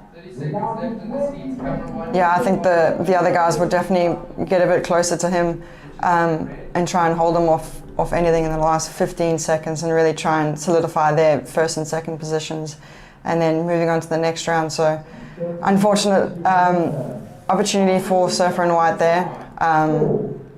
Yeah, and just counting this heat down, the siren goes off, and it does look like it's going to be David Emsley in the red with a 6-point ride and a backup of a 3.5, and he is going to take the win over the surfer in the blue. Volkov, those surfers will be moving through to the next round. And as you can see in picture, stay tuned. Royal St Andrews Hotel Ripcord Cup will be right back.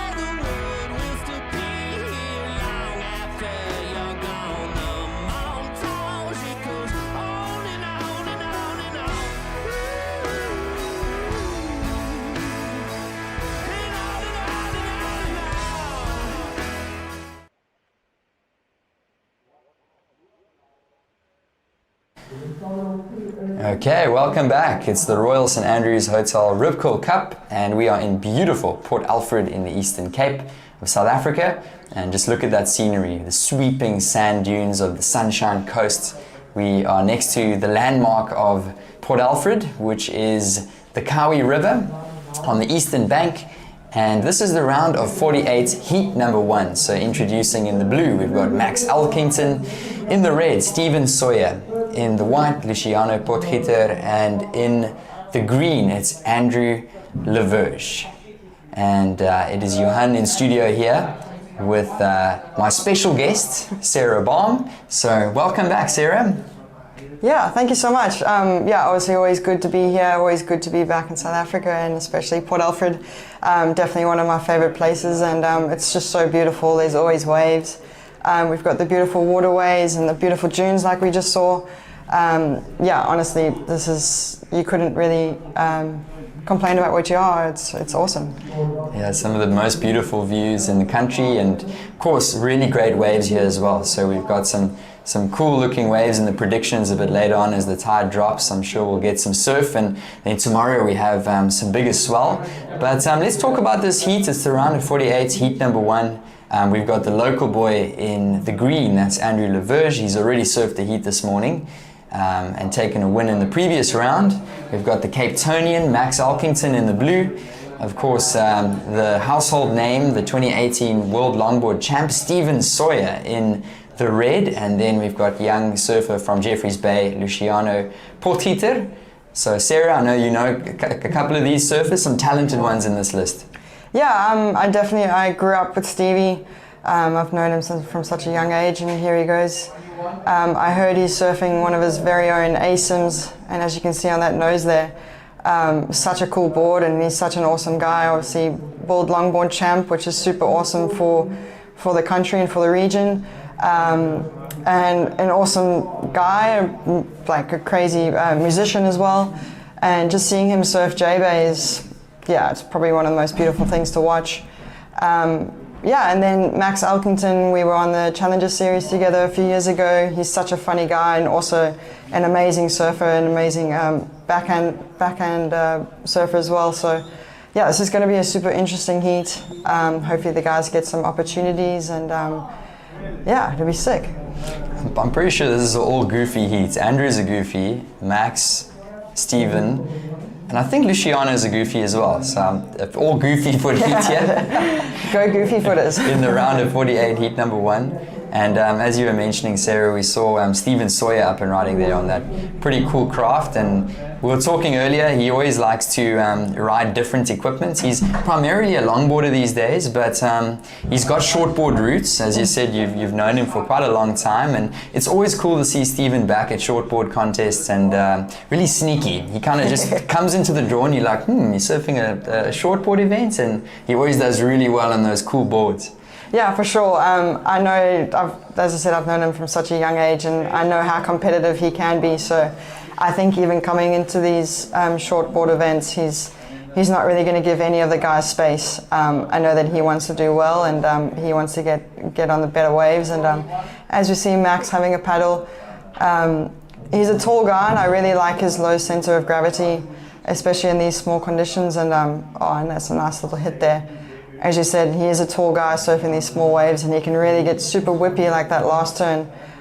So that'll be a nice start for Max. And yeah, it's just so awesome to see so many goofy footers. Obviously, I'm goofy, so I love seeing them and supporting them. And yeah, it's super awesome to see. Yeah, that was Max Elkington, and yeah, I liked how he really found a good connection through to the inside, and he made it work. He found a strong finish there. So a couple turns in the backhand for Max. Strong goofy foot, as you were saying, Sarah. First of white did come through at a 3-point ride, and then of course we'll wait for that last wave for blue. Max Elkington, as we see him paddling back. Green locked in a small score of 1.3, and red with a 2.5. So 14 minutes remaining in this one, the round of 48, heat number 1. And if you guys are just tuning in, welcome to the Royal St Andrews Hotel, Ripco Cup, watching surfer in the white, Luciano Potgieter. And he is a goofy footer, so it is all 4 goofies in the heats. So Luciano is a young guy from Jeffreys Bay, and he's involved in the surfing community there, being mentored by Angelo Faulkner and Jose, and we'll see him in the contest as well. So Luciano's surfing has really improved over the last while, and he's the new resurgence of surfers from Jeffreys Bay. Of course, we know the household names like Steven Sawyer. So great to see Luciano here, and he's going to lock in a second score. So let's see what that comes in as. Yeah, I think that's the thing with growing up in J-Bay, and if you're a goofy footer, you've definitely got a good backhand. As we see, like Jose, Remy Peterson, Stevie Sawyer. Yeah, and it's like I say, super awesome to see. As we see, Andrew, looks like quite a nice wave here. Just that one hook there, and hopefully he can get a finishing turn here. Yeah, progressing down the line, Andrew Laverge, big, strong, goofy footer, and looking for a little finish, so gets a couple turns. All right, so scores locked in for blue, and it came in at a 4.5 for Max Elkington. So far that is the highest wave of the heat, Sarah. Looking at green, the judges are going to be comparing some of these backhand waves. Not sure if this one will come in as high as that, but with 12 minutes to go, green's going to lock in a score nonetheless, and taking a little bit of an early lead here is Max Elkington. Priority is with Steven Sawyer though, watching the replay for blue here. I really like how patient he was with this wave. It just seemed like he didn't really force anything. He just waited patiently to get up there, and then this next turn as well, which was really nice and quite technical. So, as you said, it's a really good start. Having a 4.5 in these conditions is definitely a keeper. If he can try and build on that 4.5, I think he'll be looking pretty good in progressing through this heat. Yeah, and it's nice to see how many opportunities there are out there, and these guys are definitely giving themselves some. So, yeah, it's awesome. Yeah, Max Elkington making the most of that one. And he made a wave that was really subpar, look sort of average, with some decent surfing there. So that's what you got to do to make it work. You would know, Sarah, in conditions like this. I mean, this is a typical QS grindy day.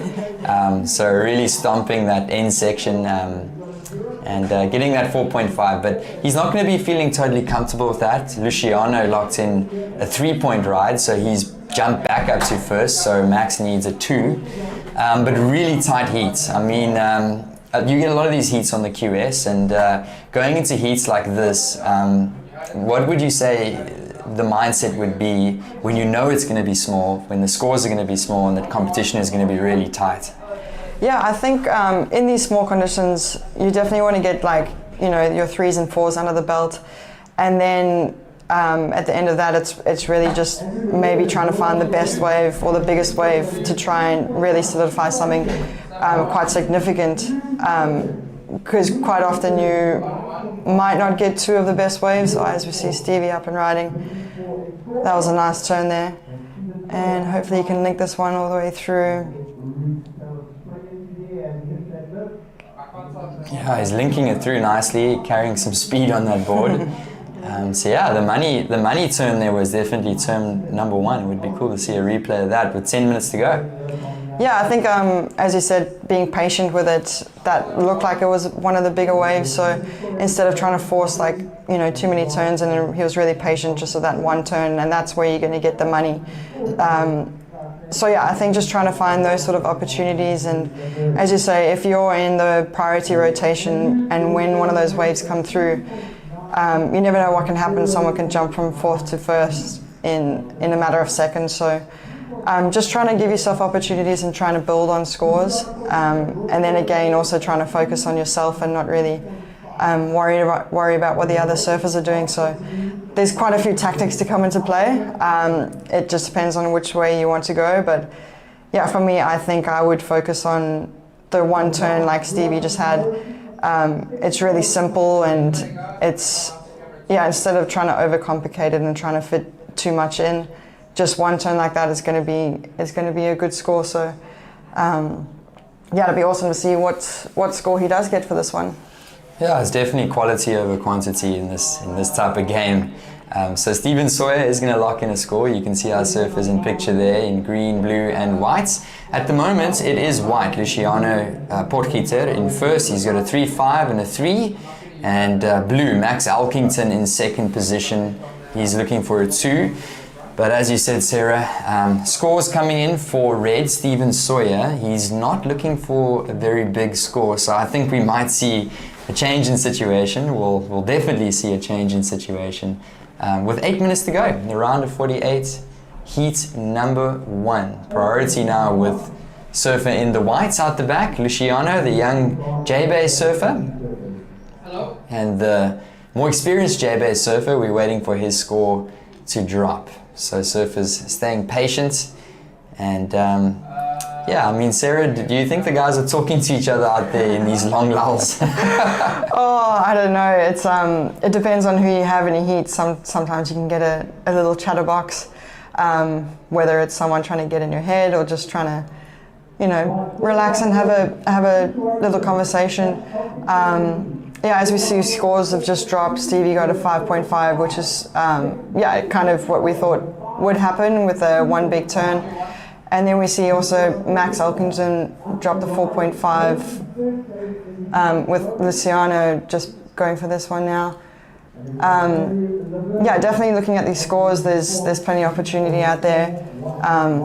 Yeah, it's super awesome to see. Yeah, Max backed it up, his 4.5 with a 4.3. And then Stevie, definitely the danger man in this heat so far. He's got a 5.5, which is the highest heat total of this heat so far, or the heat score. He's got the second highest heat total under Max Elkington. White moves down to third, now looking for a 4.51. He's going to get a score on the board now. I'm not sure if it's going to be quite enough to push him back up into second. And then in picture we've got Andrew Laverche. He's the local surfer, and he is in fourth position. He's looking for a 4.11. So things have gotten a little bit more interesting. The heat is a little bit more mature now, heading into that phase. It was in the first 10 minutes it was anybody's game, but clearly, you know, stomping the authority on this heat. Still very low scores, but really building well are blue and red. What did you think? Do you expect that? Yeah, I think seeing that one turn of Stevie's, that was definitely going to be up there of the highest wave of the heat so far. As you see Max and Stevie having a little chat there, like we were mentioning before, depends on who you have in your heat. I know that Stevie is a bit of a chatterbox, so I don't know who started that conversation, but yeah, and then looking at Stevie's second wave, he's only got a 2.5, so I'm sure he's looking at bettering that just to solidify his spot, maybe jump up to first place. Max is looking pretty good with his pocket fours, so the pressure's kind of on the last two surfers, white and green. But like you say, you get one set and one big closeout turn, you're definitely going to be jumping up there at a 5-6 point range. So it is still anyone's game. Yeah, especially if you're sitting with priority. So as we see Luciano just trying to generate scores and just trying to build on his scores. So yeah, as you said, these guys there's plenty of waves out there. So yeah, it'll be interesting to see how this last 5 minutes plays out. Yeah, Luciano Potgieter up and riding there. Bit of a smaller one, so it's difficult to fetch scores on those small waves.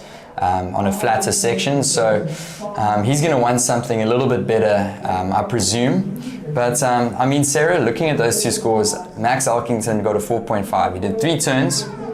Steven Sawyer, 1 turn, 5.5. Yeah, I think Max's wave is definitely a smaller compared to Stevie's. As you said, he was just really patient, and he got up there twice with those really vertical turns, and especially that last turn. So you can just see, and I think if he were to get a set like Stevie's, he would also, you know, generate really high scores like Stevie has. So yeah, I think it's just another little waiting game. Max does have priority, so I'm sure he's waiting for something a little bit bigger. You're not really going to waste your priority on anything smaller than a 4. So if a wave like that does come through, I'm sure he will capitalize and put more pressure on the other guys.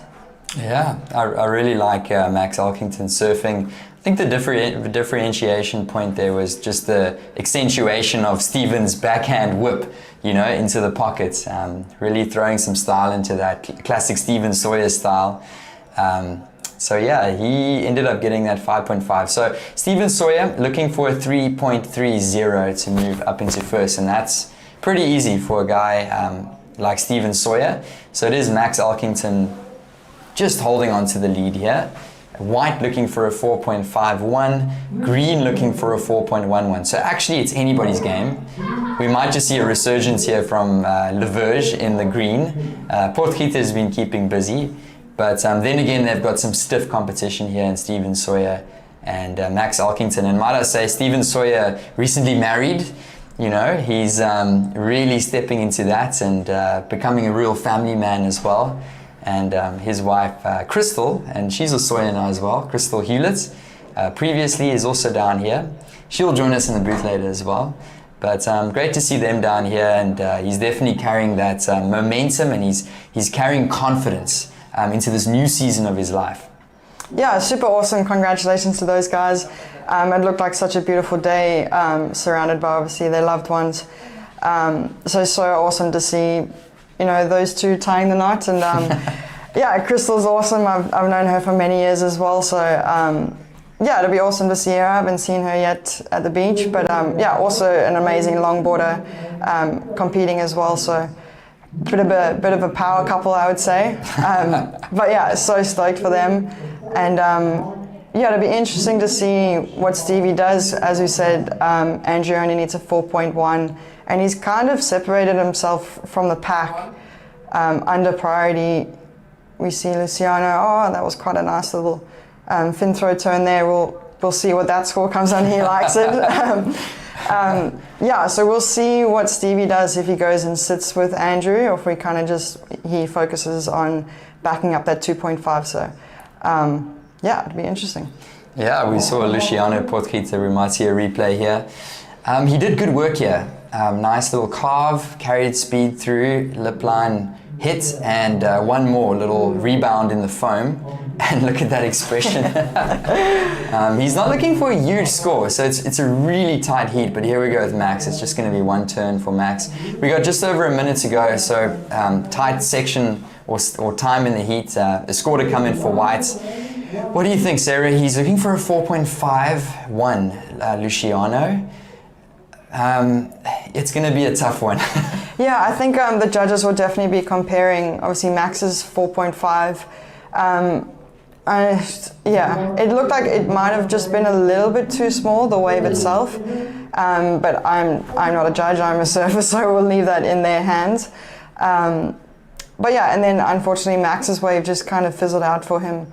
But it does look like he has priority back again. So we've definitely got some scores coming through, so it'll be interesting to see how this last 30 seconds plays out. Yeah, and you were right, Sarah. Last of White was a 3.07, so not quite there. 20 seconds remaining. It's Max Elkington in the lead with Stephen Sawyer in second, and Max is going to go for a paddle. There's a score coming in for red with 10 seconds to go, and dying seconds of the heat. Max Elkington looking to stomp his authority here and move on to the next round.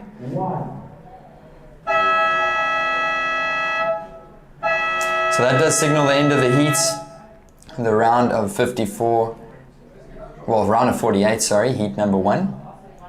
And that's Max Elkington in picture. So Stephen Sawyer, last of red, did drop in at a 4.2. So Sawyer moved up to first. In picture, Max Elkington. There's another score locking in for blue. So at the moment, it's a bit of a seesaw battle between red and blue. And let's just wait for those official results. And in picture, Max Elkington. So it's been a pleasure. It's Johan Frey in the booth with Sarah Bong joining us. And Sarah, it's been such a awesome treat to be sitting here with you and enjoying this action. No, it's been so fun to be behind the camera and watching these guys surf. So yeah, thank you so much for having me. It was awesome. Yeah, and good luck for the rest of the event, Sarah, in the booth with me. Of course, we are really looking forward to seeing you compete as well, and really appreciate the time. Awesome. Thank you so much, guys.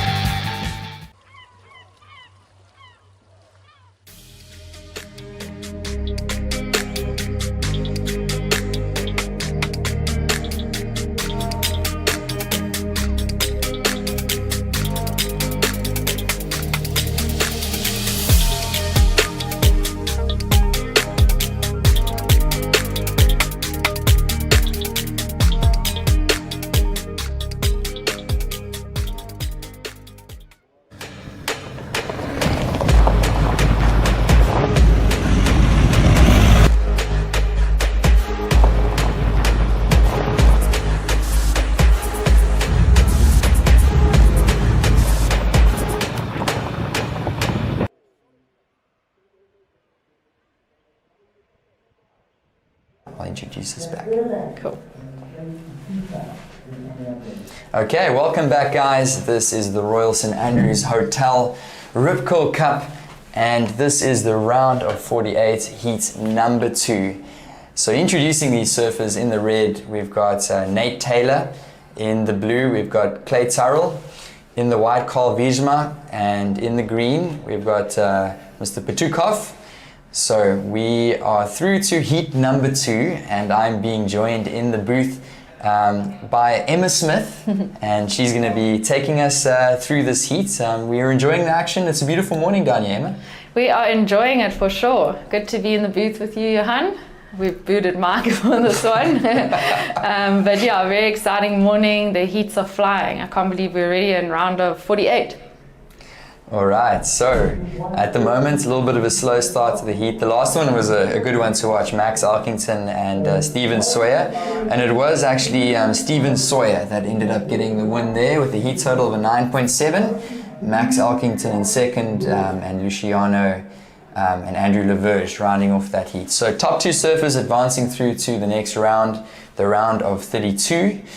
And you know what, when you show up to the beach and you get an early heat and you make it through, and you know you've got the rest of the day to relax. Tell me, what does that feel like? It's such a good feeling. I think back in the day when my sisters and I used to do some contests, it was all about just that one heat of the day, and then you were like, yes, we've made it. But now obviously the surfers today, they've got quite a few heats they're getting through, so you kind of can't slack off too much the moment you think the pressure's off. But we have seen an increase in just the heat totals throughout the day, which is also exciting as the swell increases. All right, yeah, so we'll just throw down to the beach quick, interview Stephen Sawyer, last heat winner. Let's go, Ryan.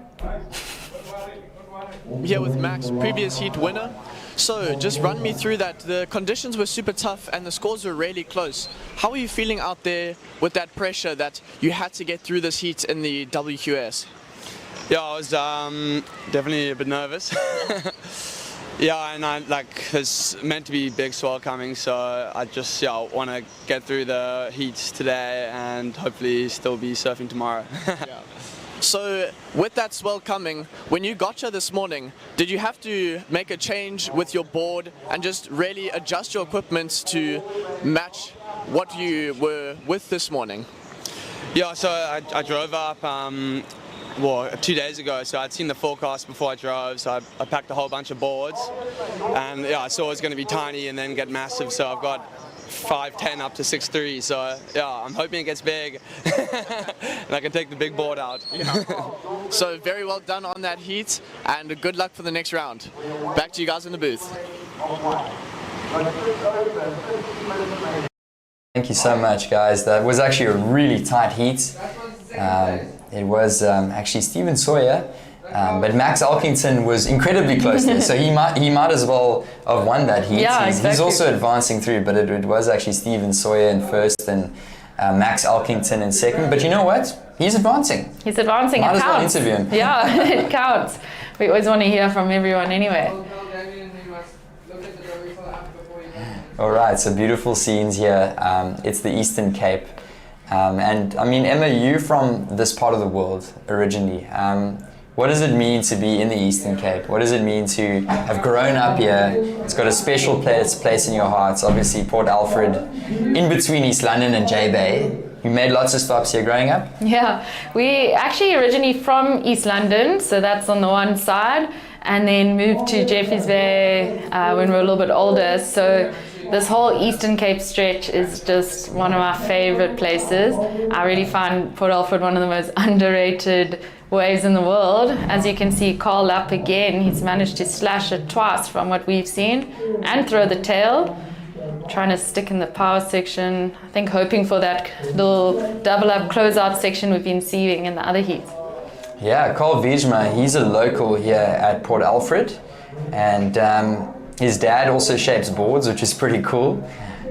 So he's on his dad's boards, and he's gotten off to a pretty good heat start here.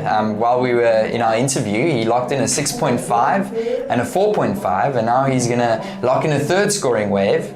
So really carrying through some local knowledge here. Yeah. And then green opened up with a 2.33. So at the moment, it's actually all white. Yeah, it's all about him. And like you said, riding his dad's board. We saw Stephen winning his heat also on Sawyer surfboard. Not sure if he shaped it or if his dad shaped it. Yeah, and Carl up and riding, quick in and out. Yeah, it really helps when you're connected to your equipment and connected to his boards, connected to this wave. He surfs this wave on a daily basis. He's still a young kid, Carl Wiesma, I think under 16. But you know what, showing a lot of maturity in his surfing, and I really do like the flair that he throws into his surfing as well. So 13 minutes to go. He's leaving the rest of the guys in the dust a little bit here. Definitely, I think everyone's sort of playing a bit of catch up. But as we mentioned, we have seen some increase in this sort of sets the last few heats. And most of these guys have actually had a little bit of experience the last few days.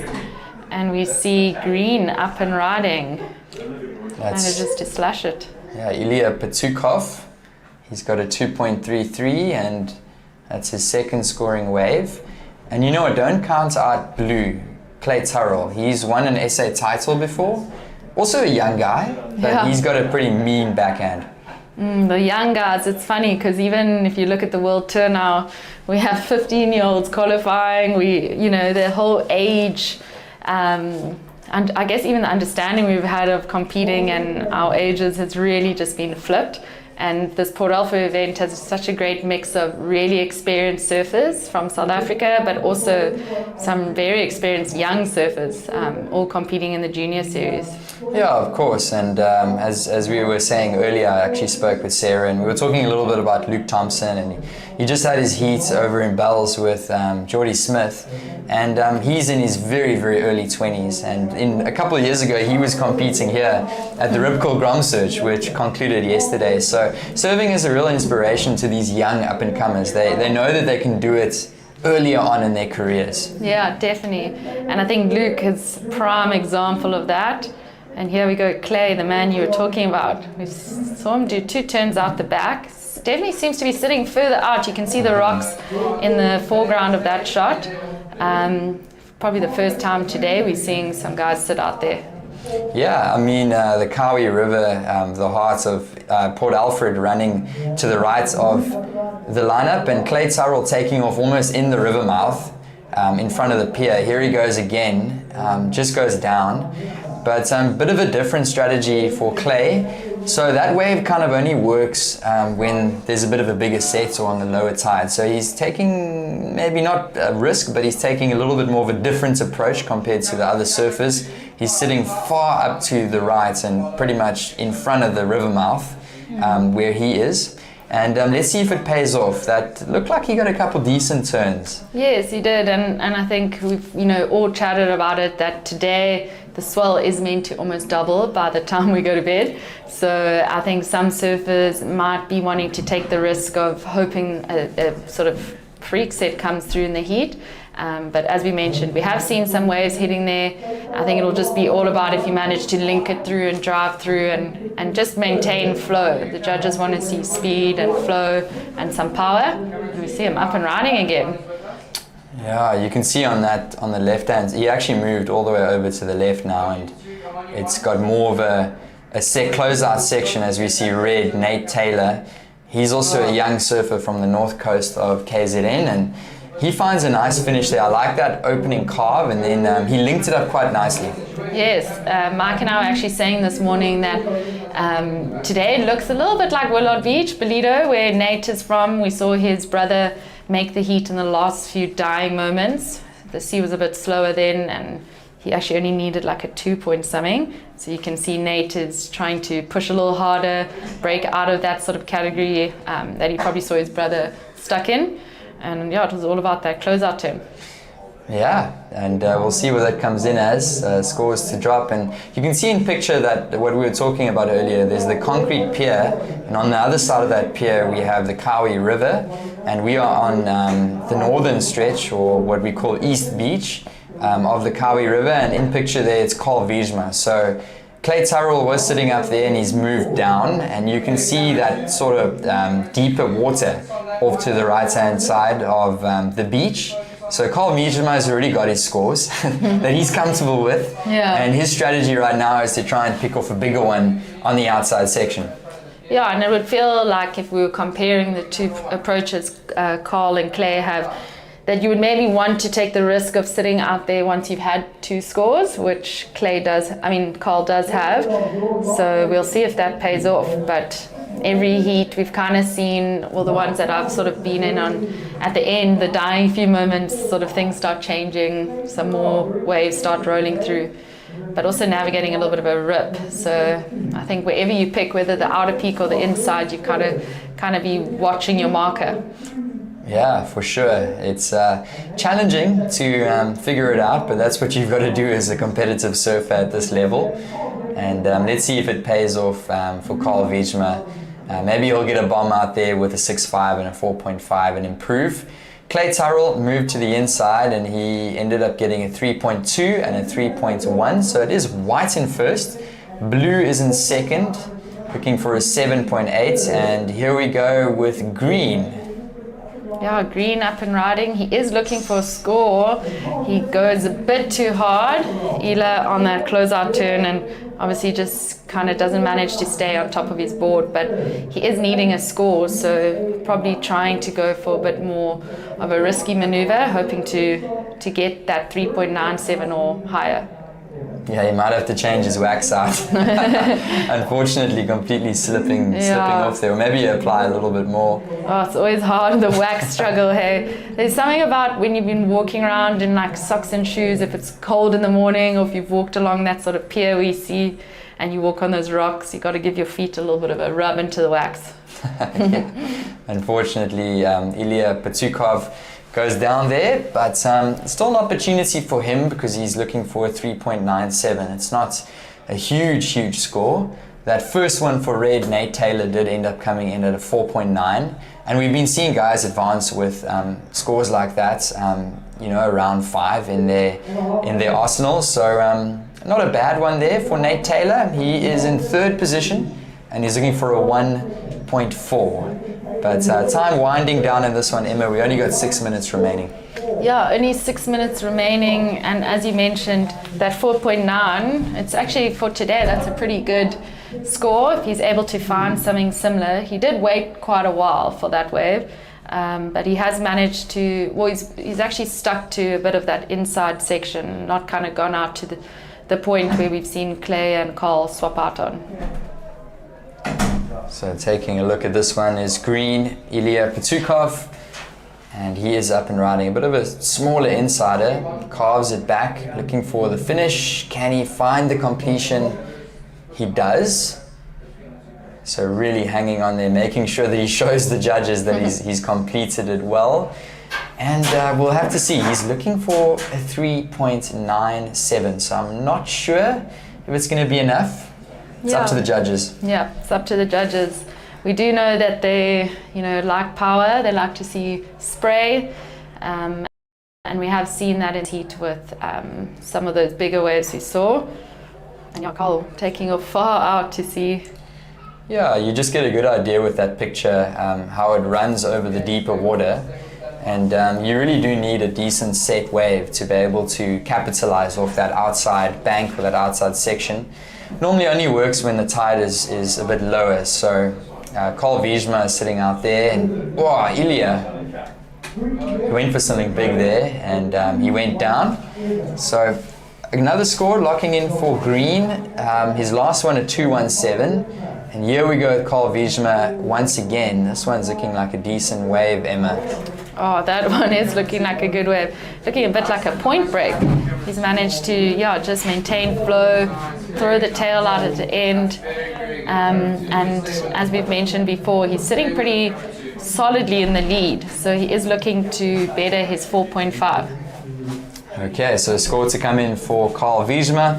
We've only got 4 minutes remaining in this one, the round of 48, heat number 2. If you guys are just joining us, welcome to the Royal St Andrews Hotel Rip Curl Cup, and it is a QS 4000 for the men, QS 2000 for the women, and we are just so privileged to be down here in the beautiful Sunshine Coast.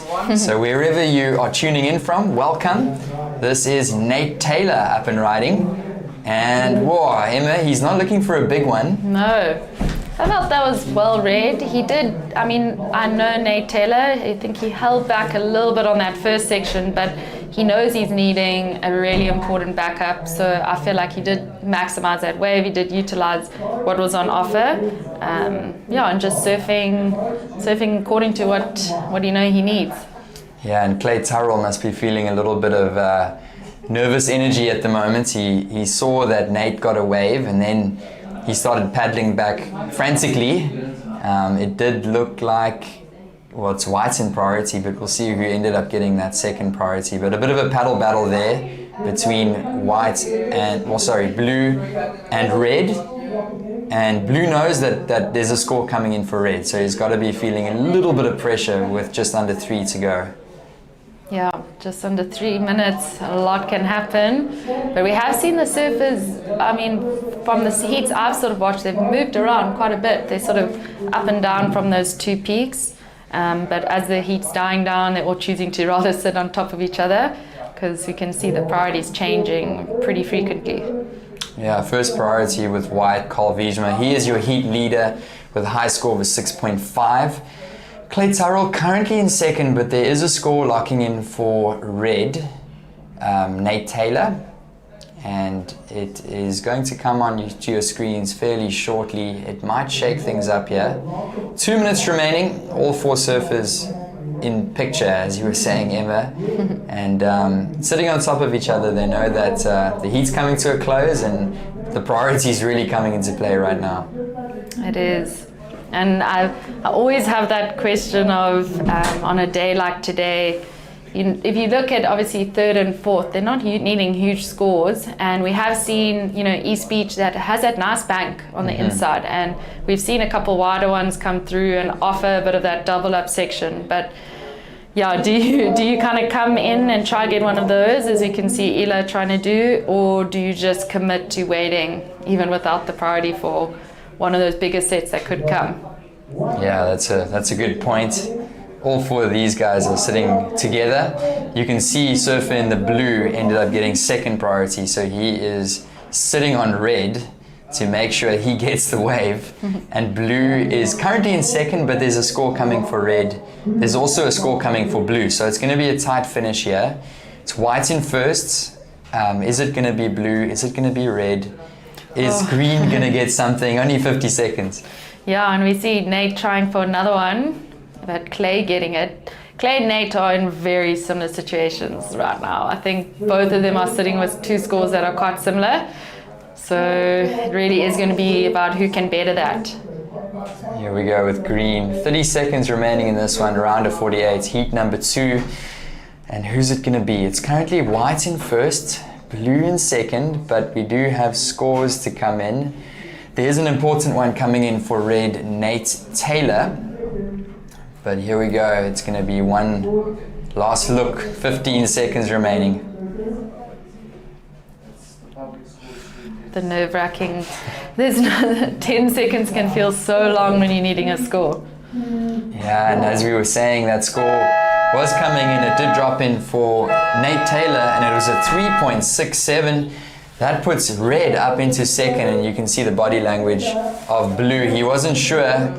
Unfortunately, blue drops down to third, and second position is surfer in the red, Nate Taylor. So congratulations, Carl Wiesma, Nate Taylor in second position. It's Johan Frey in the booth here, and I'm being joined by Emma Smith, and we are enjoying the action. Stay tuned. The Royal St Andrews Hotel Rip Curl Cup will be right back.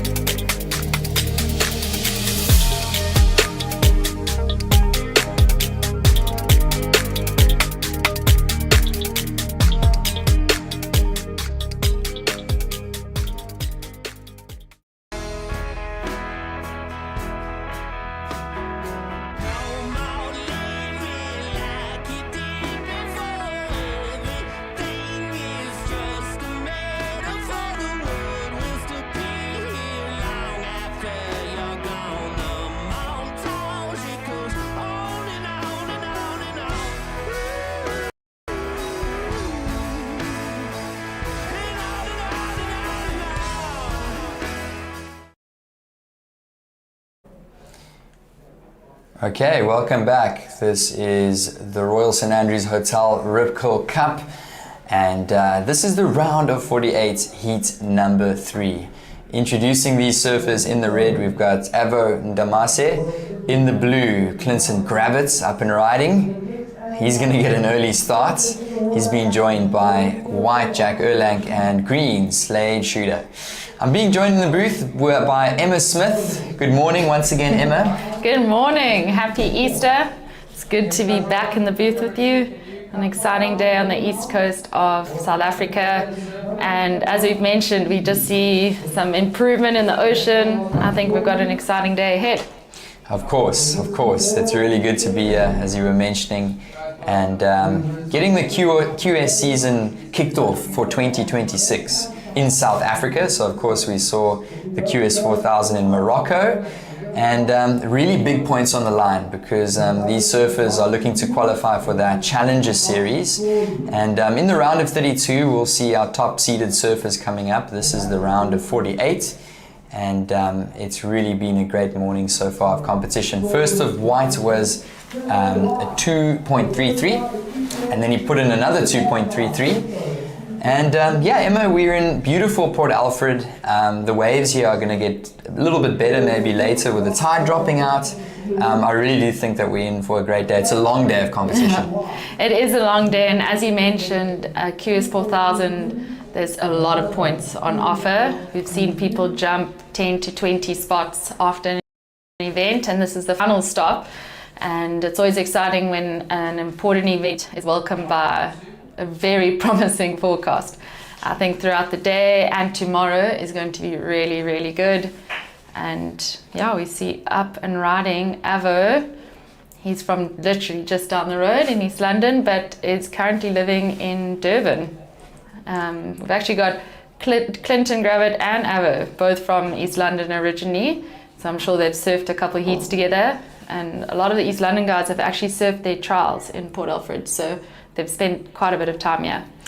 Yeah, 2 East London surfers just down the strip. So if you're not aware of what we're talking about, we're on the east coast of South Africa, and pretty much right in between Durban and Cape Town. We have Port Elizabeth, Jeffreys Bay. We're about an hour and a half from north of that.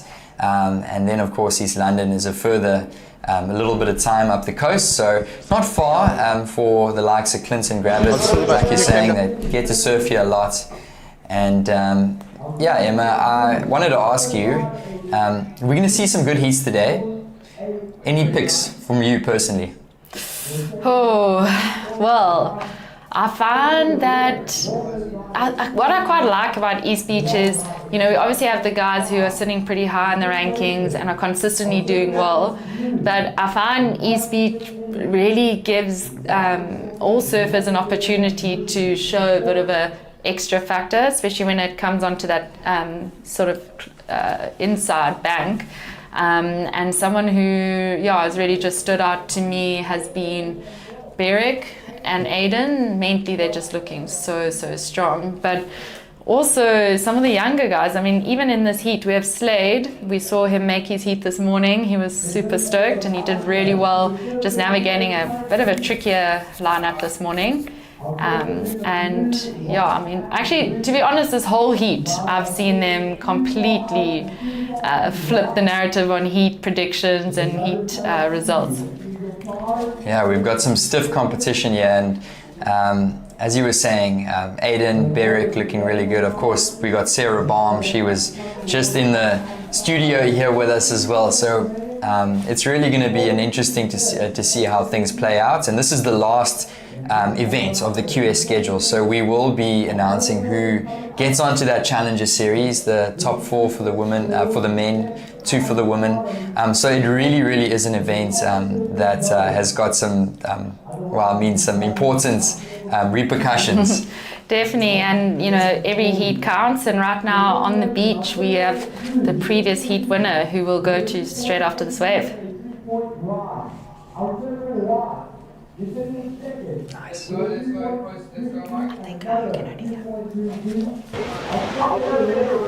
Carl, what a great heat. I think I haven't seen a heat like that where somebody had so much rhythm compared to the rest of the surfers.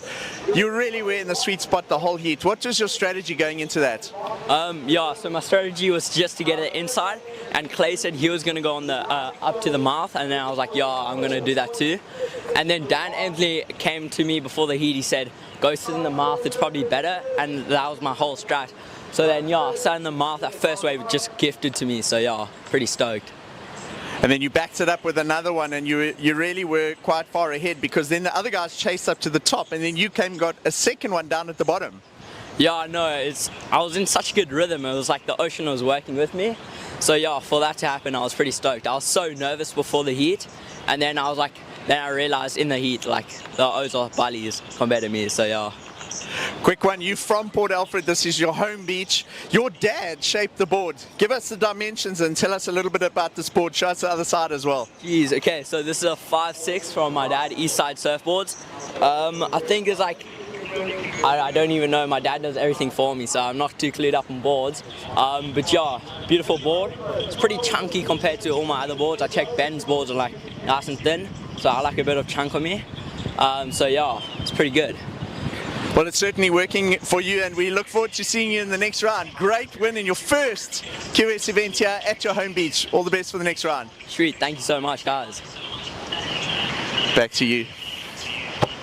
Thanks, Mike. That was Carl Wiesma, the winner of the last heat, and really looking confident. Whoa, looking at this, I'm not sure what happened there, Emma.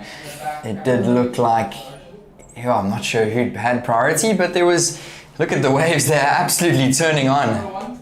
Oh my word, that is turning on. Slade, who's had plenty of practice, sticking in the sort of power section of the wave. I like that first opening carve, and behind him is Jack.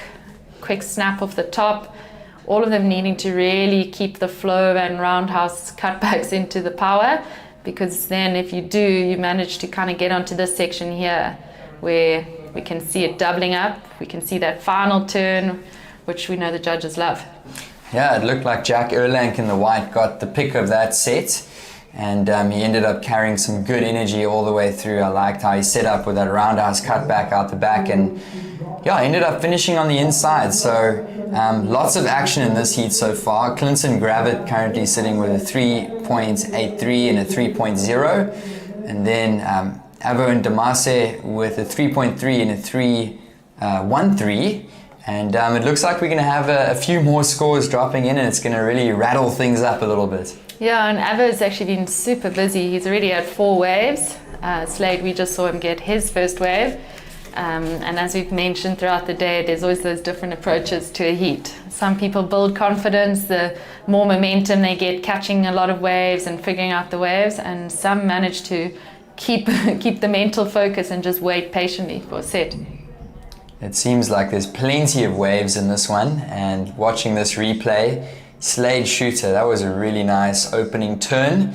Unfortunately, this one sort of fizzled off into the river, well, into the rip currents, and surfer in the white, Jack Erlank, managed to link this really nicely. So it sort of stood up, and he definitely took advantage here, and he found a strong finish, Emma. Yeah, I like the way he managed to just maintain the speed and then make it all about that closeout turn. Safe but great looking closeout turn, which he projected out nicely. I'm sure Slade was hoping his wave would do the same. His wave, when he took off, actually looked like it was going to be better to me. It had such a nice clean open moment, such a nice bowly section, and then it just went flat. And we all know that feeling, hey? That's the name of the game. Just watching a replay here, Avo in the red, the goofy footer. And he really had to stay patient on this one, but it stood up nicely on the inside, and he got a couple turns. That was a nice vertical one, but he couldn't find the finish. So yeah, things should be shaking up here. We do have a score locking in for white. It did look like the third scoring wave for white was a 4.1. So that was the wave that he found all the way through to the inside, and then we've got a score coming in for red. So Emma, it does look like blue currently in the lead, but barely. It's still very tight on the score. Very, very tight. And I think for Avo, that last replay we saw, had he landed the closeout turn, it could have helped just escape that very tight scoring bracket that we see them all in. But I know with surfing, we all are trying to just get a safe wave under the belt and then replace. So we will see throughout the heat who starts to replace those backup scores first. Okay, so these guys they've got safe scores under their belt, that's for sure. We've got a 3.83 and a 3.0 for Blue. So he's going to really look to try and get something in the 5+ range to show differentiation there. And then very close, Red and White, so literally the same scores at a heat total of a 6.83. But as I was saying that last score of Red did lock in. It was a 4.4, and that moved Red up into first. So Red now in first, Avo, with a heat total of a 7.7, and Clinton Gravett moves down to second. But still incredibly close, 7.5 minutes to go. Yeah, and Avo, I think over the last few months, and actually, to be honest, the last few years, Avo has put so much time into not only competitive surfing, but just really trying to grow just the African surf scene in South Africa and really represent. And it's always cool to see how well he does that and how much all these events mean to him. So I'm sure he'll be stoked with the first at the moment, but as we know, things can change, and it doesn't sound like a lot, but like 6.5 minutes is actually not that much. Definitely not. It only takes a split second for things to change, or one turn literally in surfing. Watching surfer in the white, Jack Erlang now up and riding, streaking down the line. He's just going to get one turn. Smaller insider, Jack is looking for a 2.73, so it's not a very big score, but he still needs to really show the judges that he can do some good moves. So I'm not sure if that's going to be enough. I think it might come in under, but I'm no judge. Yeah, I think you can see Jack is surfing according to the judges' criteria. He's consistently landing that closeout turn. He's just needing a wave in the beginning to open up and give that sort of same power, because the dream situation is if you start with a good turn and end with a good turn. So I think all the surfers are obviously hoping for that. Yeah, you do need some size in the wave as well. A little bit of a smaller one there, but we'll see what last of White comes in as. Surf in the green, Slade Shooter. He is looking for a 3.57. Of course, he took out the title at the Rip Curl Grom Search yesterday in the under 14 boys. So, I mean, he's a 13-year-old kid and he's competing with some of these really experienced older surfers. So he's doing really well, but he needs a 3.57. Here we go with Red. Yeah, Avo slashes it off the top quickly in the pocket and staying in the pocket again. I mean, Avo definitely throws spray on his turns. He's got good power, but that last turn just felt like wasn't much power in the wave. Forced it a little bit. I don't think it's going to replace his current situation. But I could be wrong. I'm not a judge, as we've all noted. Yeah, he's sitting on a 4.3 and a 3.3, and I think that's the difference. He's been struggling to finish strong. He's been falling on those last couple turns on the end section. And Clinton Gravett now giving Avo a run for his money. Can he get one more? Clinton Gravett working down the line. This is a nice wave for Blue. And also a strong, powerful, goofy footer, the East London surfer. He finds a completion, Emma, so this is going to make things interesting. Yeah, he found the completion, but he also maintained such great flow on that wave. I felt it was very well read. He wasn't doing too much, but he was doing it all in the right sections, which I think, obviously, we'll see here now, but this looks like one of the better waves of the heat. Starts off with some power, he gets it right in the pocket, under the lip, manages to slash the tail a bit, and did well to come around and not sort of bog out of that flatter section, and then get down for a quick little closeout turn. Yeah, it seems like he really carried the momentum through quite well throughout the whole wave. He kept busy. That end section, that section out the back, he really made good work of that, and finished nicely through that flatter section. So it's definitely going to make a difference. Clinton Gravity is looking for a score that's not a huge requirement, a 3.88. And we've got 3.5 minutes remaining. It's going to obviously change the situation for surfers in the whites and the green. So that's, I would say, is a defining wave of this heat so far when that score drops. Definitely. And I mean, I feel like this heat has had a bit of a bump in the swell. Johan, you also from down the road in JV. Have you heard if JV has picked up yet, or I haven't heard? We're going to have to make a phone call and see what the waves are like on that side. But we're definitely going to get some swell. But there's for sure something brewing out in the water. Yes, you can feel it. Yeah, you definitely can feel it. So 3 minutes remaining in this one, around a 48, heat 3. Score to come in for blue, Clinton Grab it. It's an important one. At the moment, it is red, Avo, Ndamase, and surfers in the white and the green. The younger junior surfers in 3rd and 4th. Still standing a chance here, but that score for blue does come in. It's a 6.67. So that is a real keeper in terms of the conditions this morning so far. He jumps up to first. Wow, and that was well deserved. I think, like we mentioned, he just really read the wave well. And the wave, as we've seen today, we see these like moments, but you almost can't oversurf it or undersurf it. And I felt like he just read it well. He maintained his speed and he threw spray. And we'd love to see that on the back end.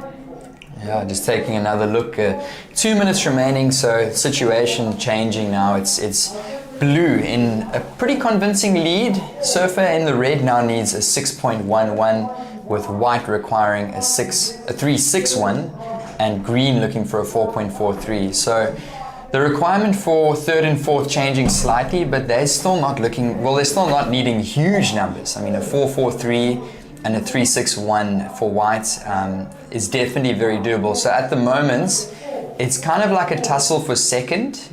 Last of green does lock in. That was a 2.23. And I'm looking on the screen now, Emma, and it looks like there was an interference called earlier on surfer in the white, Jack Erlang. So that's tough on him. Surfer in the white now needs a 5.65. Yeah, and as we've mentioned, it's a doable score, but there's not many of those moments in a heat, and it feels like Clinton got that moment.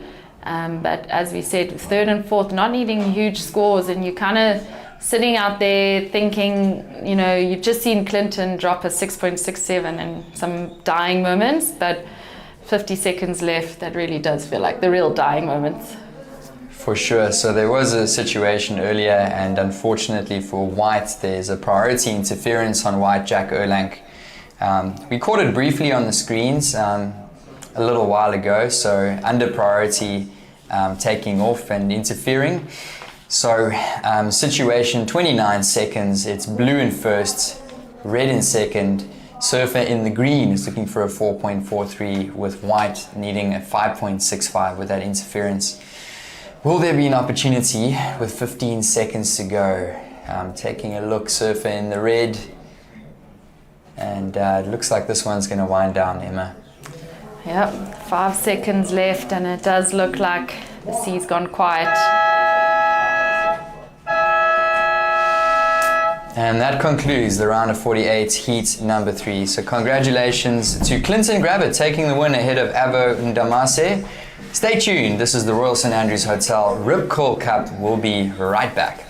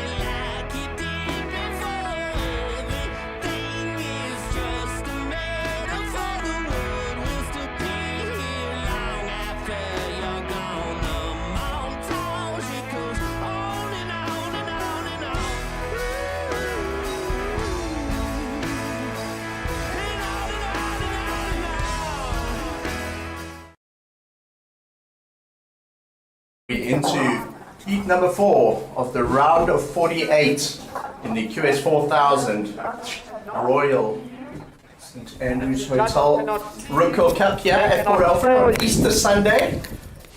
But to all these surfers, East coast of South Africa.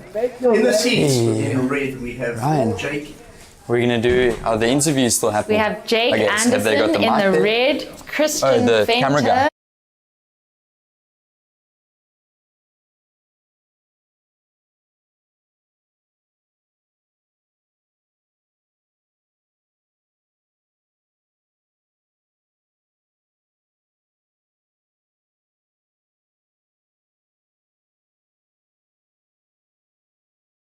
In the swell, so we've got a great heat ahead.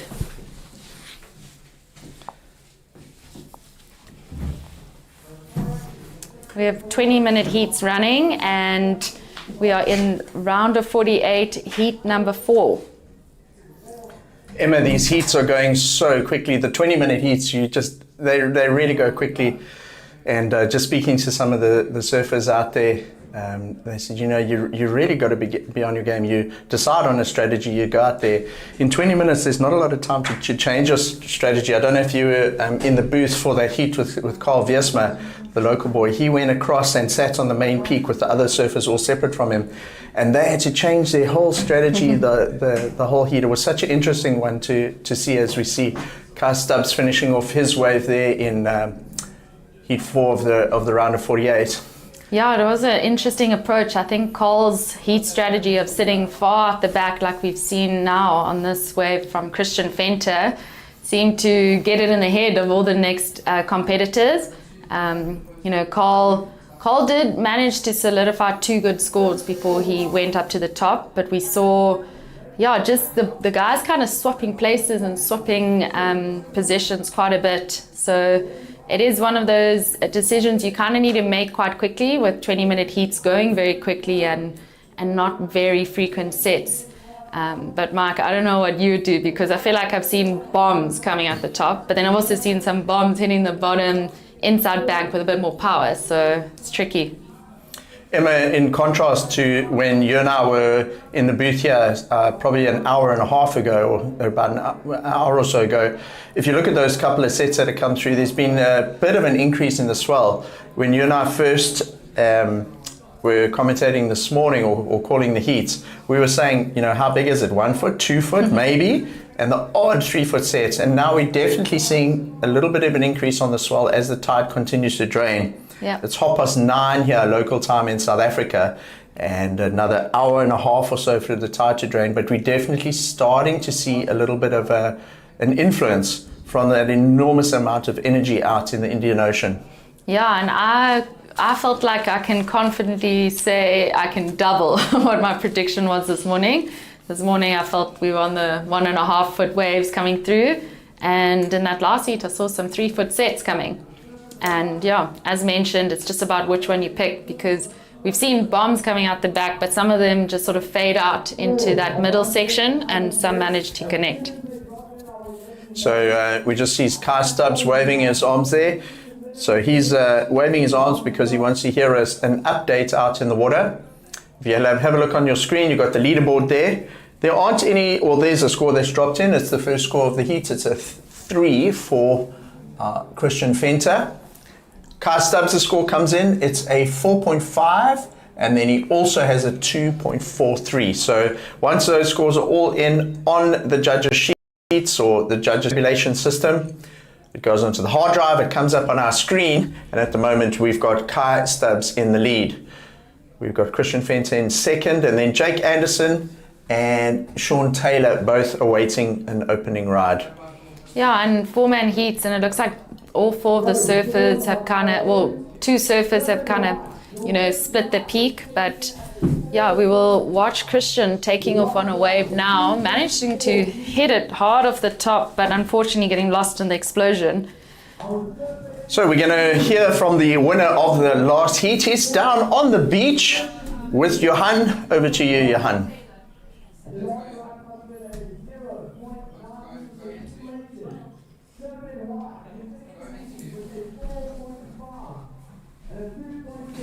We are live here on the beach with the winner from the last heat, Clinton Gravitz. Ended up getting a really good wave towards the end of that one, Clinton. What was your strategy out there? Looks like the waves really picked up in that heat. Yeah, so we surf here a lot for border. We have a border trial here every now and again, and I've grown up surfing here. My grandparents have a house here, so I rode my first custom out here when I was 10. That was 28 years ago. So yeah, the goal was to sit on the point in front of the river mouth. There were a couple of sets, timed it before I went in. Every 5-6 minutes there was a wave. Yeah, the guys kind of left me out there. So I was quite grateful. Fell on my first one, and then finally got a good one with about 3 minutes to go. So yeah, it worked out well. Yeah, and you surf a lot of events, obviously, with border as well. But what does it mean to surf here in the WSL QS 4000? A different type of pressure, or same vibes? Yeah, it's definitely more pressure. You know, you get the best of the country comes and surfs. For me, that was the highest heat total I've got in a QS contest in honestly 15 years. So yeah, I took a long break from surfing, and so it's just good to get a good score again. And yeah, there was a heap of pressure. I was like, geez, I'm not sure a wave's going to come through, but yeah, we got it done. Stoked. Awesome, guys. Keep your eyes on Clinton Gravitz through to the next round. You shot. So great interview there from Clinton Gravitz. Clinton Gravitz, East Coast or local in these parts from East London, but he surfed plenty of heats over the years here. Possibly one of the oldest competitors in this event, and we'll see him up a little bit later up against, or in the next round rather, up against Jose Falconer and Surprise Mapamulo. Clinton using all his many years of experience around this area to take the heat win there, Emma. Yeah, all that experience. I mean, I mentioned it sitting in the booth in the last heat. East London often actually, you know, the border team often do their trials here. So he's got a lot of experience and managed to sort of just find one of the waves where, unlike this one, doesn't sort of fade into that bowl. And he did it in the last few minutes of the heat. He needed a score, definitely played a bit more of the patient game. And his wave totally connected, and yeah, it gave us some good excitement for the heats ahead. So Kai Stubbs is in the lead here. We've had a couple of waves from each of the surfers. Scores dropping in for last of red, Jake Anderson. We'll see a number pop onto the scoreboard there. There you go, just is a 1.23. So the overall situation at the moment, before this wave of Sean Taylor, the situation is Kai Stubbs in the lead with a 4.5 and a 2.43. Christian Fenton second with that 3 and the 1.77. So Kai Stubbs, he's found a nice little insider. See how there's a lot more power on the inside on those waves compared to this morning when the guys were really groveling to get through that inside section. There's definitely a little bit more meat on those waves. And Kai Stubbs looking to drop that 2.43, which is part of his top 2 scores. We'll wait for that to drop onto the scoreboard from the judges and then see if he can extend his lead. If you're looking at the scores on your screen, there's Kai Stubbs in the lead with Christian Fenton second. Those are their best 2 waves, a 4.5, 2.43 and a 3 and a 1.77. And then in the third column it said needs, and that's what Christian Fenton needs to get to first, it's what Jake Anderson needs to get to second, and it's what Sean Taylor needs to get to second place. This is a 4-man heat. All the heats for the rest of the day are 4 surfers in each heat. Only the top 2 surfers advance out of each heat. And there we've got a little bit of a situation change, Emma. Sean Taylor's last wave, a 1.7, enough to put him provisionally into third, but up and riding, this is Jake Anderson. Right on the rocks there. So obviously Jake is one of the surfers choosing to sit out at the back. We're obviously aware the surfers are wanting to, you know, surf according to the judging criteria, and today there's a lot of focus from the judges on finishing a wave strong. And so I think that's where some of the guys are trying to, you know, chase that inside peak where there's more power for a closeout turn. But we also know the judges will reward a big opening carve, which we've seen great opportunity for from the back. So it's, yeah, 9 minutes left. I feel like a lot might change. Quite interesting here at Port Alfred in terms of this beach. Where they're sitting at the moment, it's multiple type of random peaks, but as the tide drops and the swell increases, it actually turns into a sand bottom point break. Yeah. So it's not always a sand bottom point break. You need a bit of swell and you need normally a bit of a low tide. Otherwise, it's normally multiple sort of peaks all over the show. So it's got many faces, this East Beach here at Port Alfred. It's on the eastern side of the little harbour pier here. That's why it's called East Beach.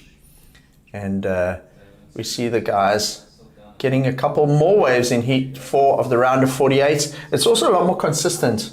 We're seeing a lot more waves being ridden in each of the heats as the swell slowly starts to filter in. I was looking at some of the buoy readings off Mossel Bay, and then there's another one off J Bay, and that Mossel Bay one is already starting to peak at sort of 4 meters, so that big swell is on the way. Yeah, and I think what you said about it really like mimicking a right-hand point break, it's so true when East Beach is on. But then you also have this morning where, you know, like we've mentioned before, it's a bit slower, there's a bit of tide and rip, and it gives that like classic grovelly, beachy sort of, look. So it's been a hard one to kind of figure out who I think is going to stand out in this event. When I've seen East Beach on, which I'm expecting for tomorrow, like if I had a fantasy team, it would be the point break surfers, the guys I've seen really rip J-Bay. But yeah, as we've mentioned, in between those moments, it can be tricky with a lot of peaks and having to pick a strategy and stick to it. Looking at the situation in the heat with 7 minutes remaining, Kai Stubbs in the lead with a 4.5 and a 4. We've got Christian Fenter still in second with a 3.33 and a 3.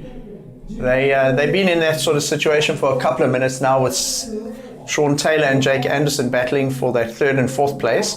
At this stage of the heat, Sean Taylor looking for a 4.06 and Jake Anderson looking for a 4.16. So not a heck of a lot separating the surfers. Jake Anderson and Simon Taylor would need a wave very similar to the best wave ridden in this heat so far if they're going to take the advancing position. So pretty close. Emma, no one's really run away with it at this point. Yeah, and you know, if we look at Sean's heat this morning, he made that heat in the dying moments with a 2 point something. And I would say confidently the waves have got a lot better, but his scores also doubled. So he's in a similar situation, needing a relatively low score, but if he gets a wave that allows that opportunity. So we're down to 6 minutes on the clock. The other thing that's settled down a little bit over the last maybe hour and a half is that big rip that's going out into the lineup. When I interviewed Rory Dace on the beach a little earlier, I said the rip was so gnarly out there. It was like really pulling through the lineup and making it super rippy. But that's definitely settled down. It's still there, but it'll slow down as the tide turns, and then that rip will almost disappear this afternoon as all that water fills in the bay. Yeah, and that chop can make it tricky because you'll have a section present itself, you really want to throw everything at it, but you could have a little bump knock you off or fade out like that. So it really is a lot of wave selection, but mostly being able to read a wave and prioritize those moments that offer a little bit of power, a little bit of clean face. And as we know, the judges love some innovation. This is quite interesting. Have a look at the priority situation. So Christian Fenter's got priority with Sean Taylor in second. Jake Anderson, if you look at screen, has actually moved away from them because he's in third priority and he's in fourth. He's trying to create a little bit of space away from the other surfers and try and create an opportunity for himself to find a wave out there. He doesn't have priority, so he doesn't have the sort of luxury of just sitting at the back and waiting for something. He's going to have to kind of manufacture something on the inside here to get out of that fourth place, because he's in fourth, doesn't need a massive score of 4.13, but he's in third priority and he's starting to run out of time, only 4.5 minutes on the clock. And we have seen a bit of a change with that top peak. The last few heats felt pretty consistent up there. This heat we've seen quite a consistent peak down the bottom of the beach. So all about those decisions. That surfing is all about these big decisions in very small time frames and just acting on them quick. And I think the secret to a good heat is probably if you make that decision and then just back it and not spend it trying to think, oh, I should have maybe gone down, or that in-between zone. It's the worst feeling. So in screen at the back, in the middle of your screen, that's Christian Venter and Sean Taylor. Christian has priority, so he can take whatever comes through.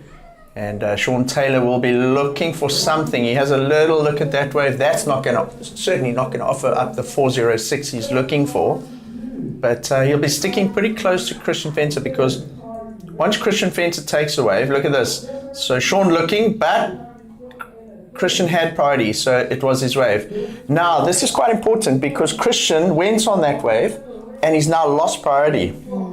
So maybe that was quite a good sell by Sean Taylor, because he made out like he was going to go for that. It wasn't the best looking wave.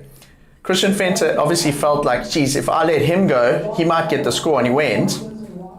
And so we've had a priority change. So that decision by Christian Venter, let's see how it comes into play in the last 3 minutes, because Sean Taylor has opened the door for himself now. Yeah. He's in the best situation in the heat in terms of being able to catch the next wave. So when does he use it? He's got 3 minutes to go. He's in third place. He has priority. It was a good sell. It was a good sell. To Christian Venter. And Christian Venter took the bait. He went on the wave, and it wasn't a great wave. No. So now we're looking at Kai Stubbs in the lead, Christian Venter in second. Sean Taylor in third with priority, needs a 406. And Emma, you kind of have to think you need to find a set out there to find that 406, because look at the top scores of the heat so far. It's a 4.5 and a 4. So it's not like, do you remember his earlier heat, Sean Taylor? I think he needed a 1.3, hey? Yeah. And he just came on the inside, squeaked, got a small little wave, he got the 1.3 and he got through. Now he actually needs something quite significant to try and get the 406. Yeah, exactly. It's the same situation of needing to maintain a calm, cool head, but he is needing to double the performance on it technically, because it was around 1.9, 2 point wave that he was needing, and now a 4-point ride, you're not going to get that very easily with any safe surfing. So it really is going to be about those moments we keep talking about and finding that power. So having a look at the screen, we're in the booth so we can talk about the approaching waves. When you're on the beach announcing, you can't talk about waves coming in the background, but I don't know, I can see sort of some bumps out there. There's 1 minute and 15 seconds remaining. In the middle of the screen there, I saw something. I wonder if it's going to get here in time for Sean Taylor to try and have a go then. And he's holding priority, so if it does get to him, he's in a great position. But we have seen some of those lines sort of just passing through the bay, not quite hitting it. But Here we it go. looks like So this one did. You talk us through this wave, Emma. Yeah, so obviously Sean is needing a 4-point ride, so he's going to do everything he can to just stay in the power, find these double up sections where he slashes it off the top and goes straight into another one. And he's going to need this closeout turn, which unfortunately he wasn't able to maximize. Wow. So he won't get an opportunity most likely in 30 seconds to get another one of those. So I felt like he used the priority well, because having a look at the screen, there weren't any other waves. When we pulled away from that shot, I think that was that wave that came through we saw on screen. He managed to get it. Now, was that enough? What did he need? He needed a 4 points. It's actually changed. He needed now needs a 346. Okay. So looking at the scores, I wonder, we'll wait for the judges' scores to come in and confirm it for us. Felt like some of the turns, to get through to the inside, it's going to be very close. And we did see Kai get a 3.4 about 2 waves ago for that one big sort of closeout turn. Sean's approach on that wave was a bit different. More turns, not necessarily as critical, but as he said, not needing a huge score. So Sean Taylor's wave comes in. It was a good wave, but possibly softish turns. He had the one nice cutback, but didn't get the explosive first turn, and he didn't get the explosive finish.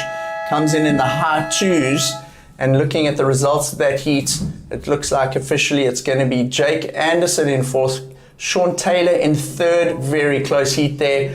Christian Fenter hanging on to second after sort of giving away that priority, and then Kai Stubbs taking the win.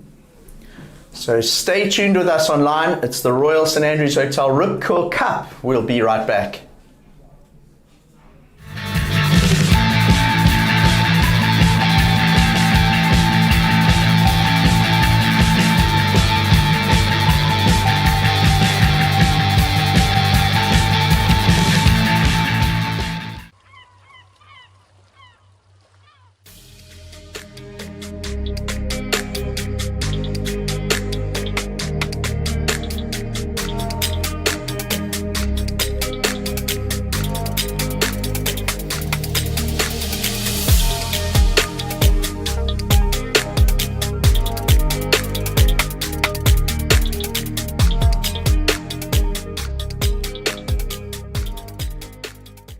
I wanna be there next to you.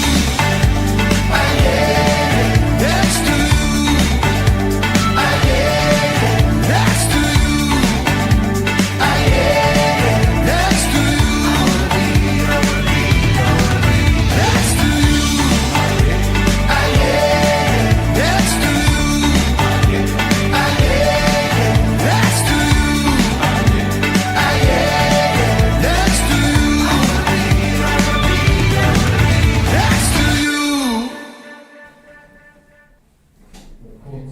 Welcome back. We are into heat number 5 of the round of 48 in the Royal St Andrews Hotel Rip Curl Cup here at Port Alfred on the east coast of South Africa. In this heat, we've got Rory Dace in green, Simon Winter in red, Nate Colby in the blue singlet, and in white we've got Kieran Murphy. This is a stacked heat. These are some names that we regularly see on our competitive surfing circuit here in South Africa, and we've got a name that stands out to me in there, especially I think Nate Colby. Haven't seen him surf a heat for quite a while, Emma. Yeah. I look forward to this one. Simon Winter, he's a solid, powerful surfer from Cape Town. Nate Colby from Durban. He carried a knee injury for a couple of seasons and he's back. He's looking sharp and fast. Kieran Murphy, he is a giant killer.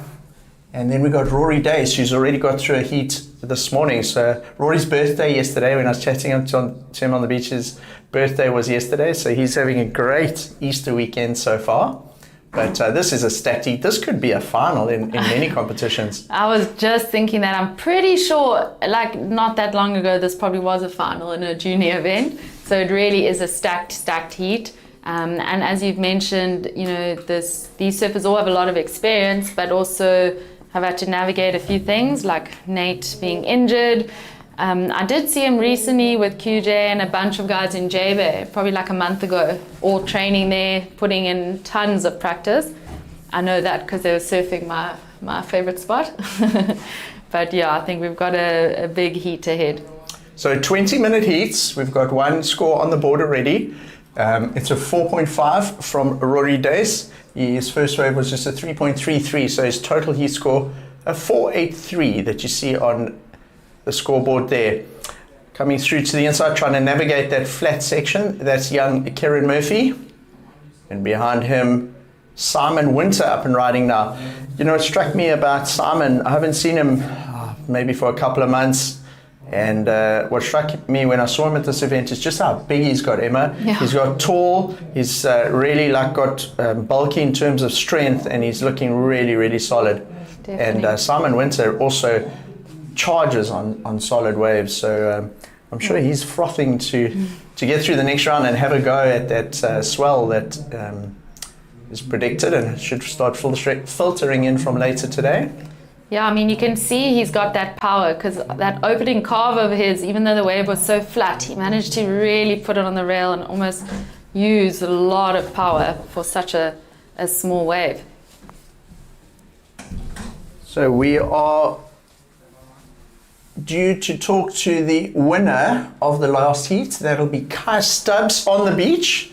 Let's throw it down to the crew down there and let's hear from the previous heat winner.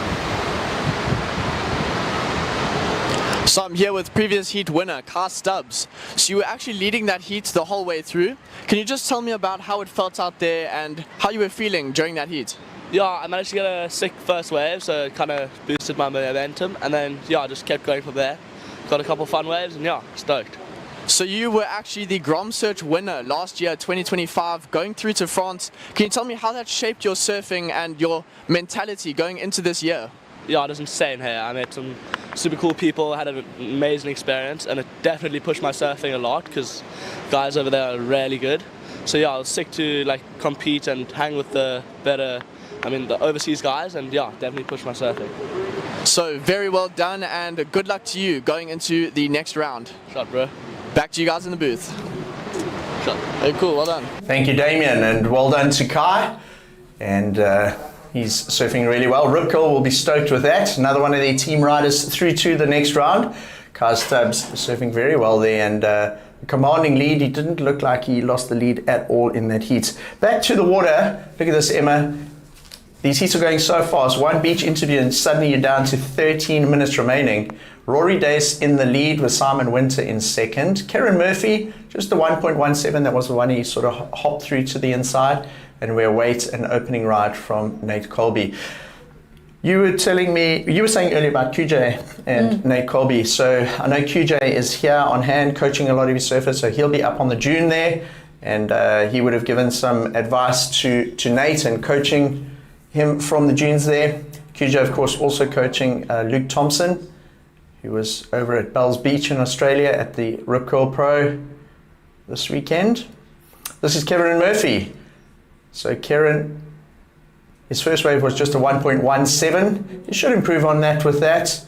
It was just 2 turns, but what's important there is going to have some measure of score on the board, and he might even take that second place away from Simon Winter. So like we were saying in an earlier heat, it's not always about the big scores in the excellent range. You've just got to surf your heat according to the performance of the other competitors and make adjustments accordingly.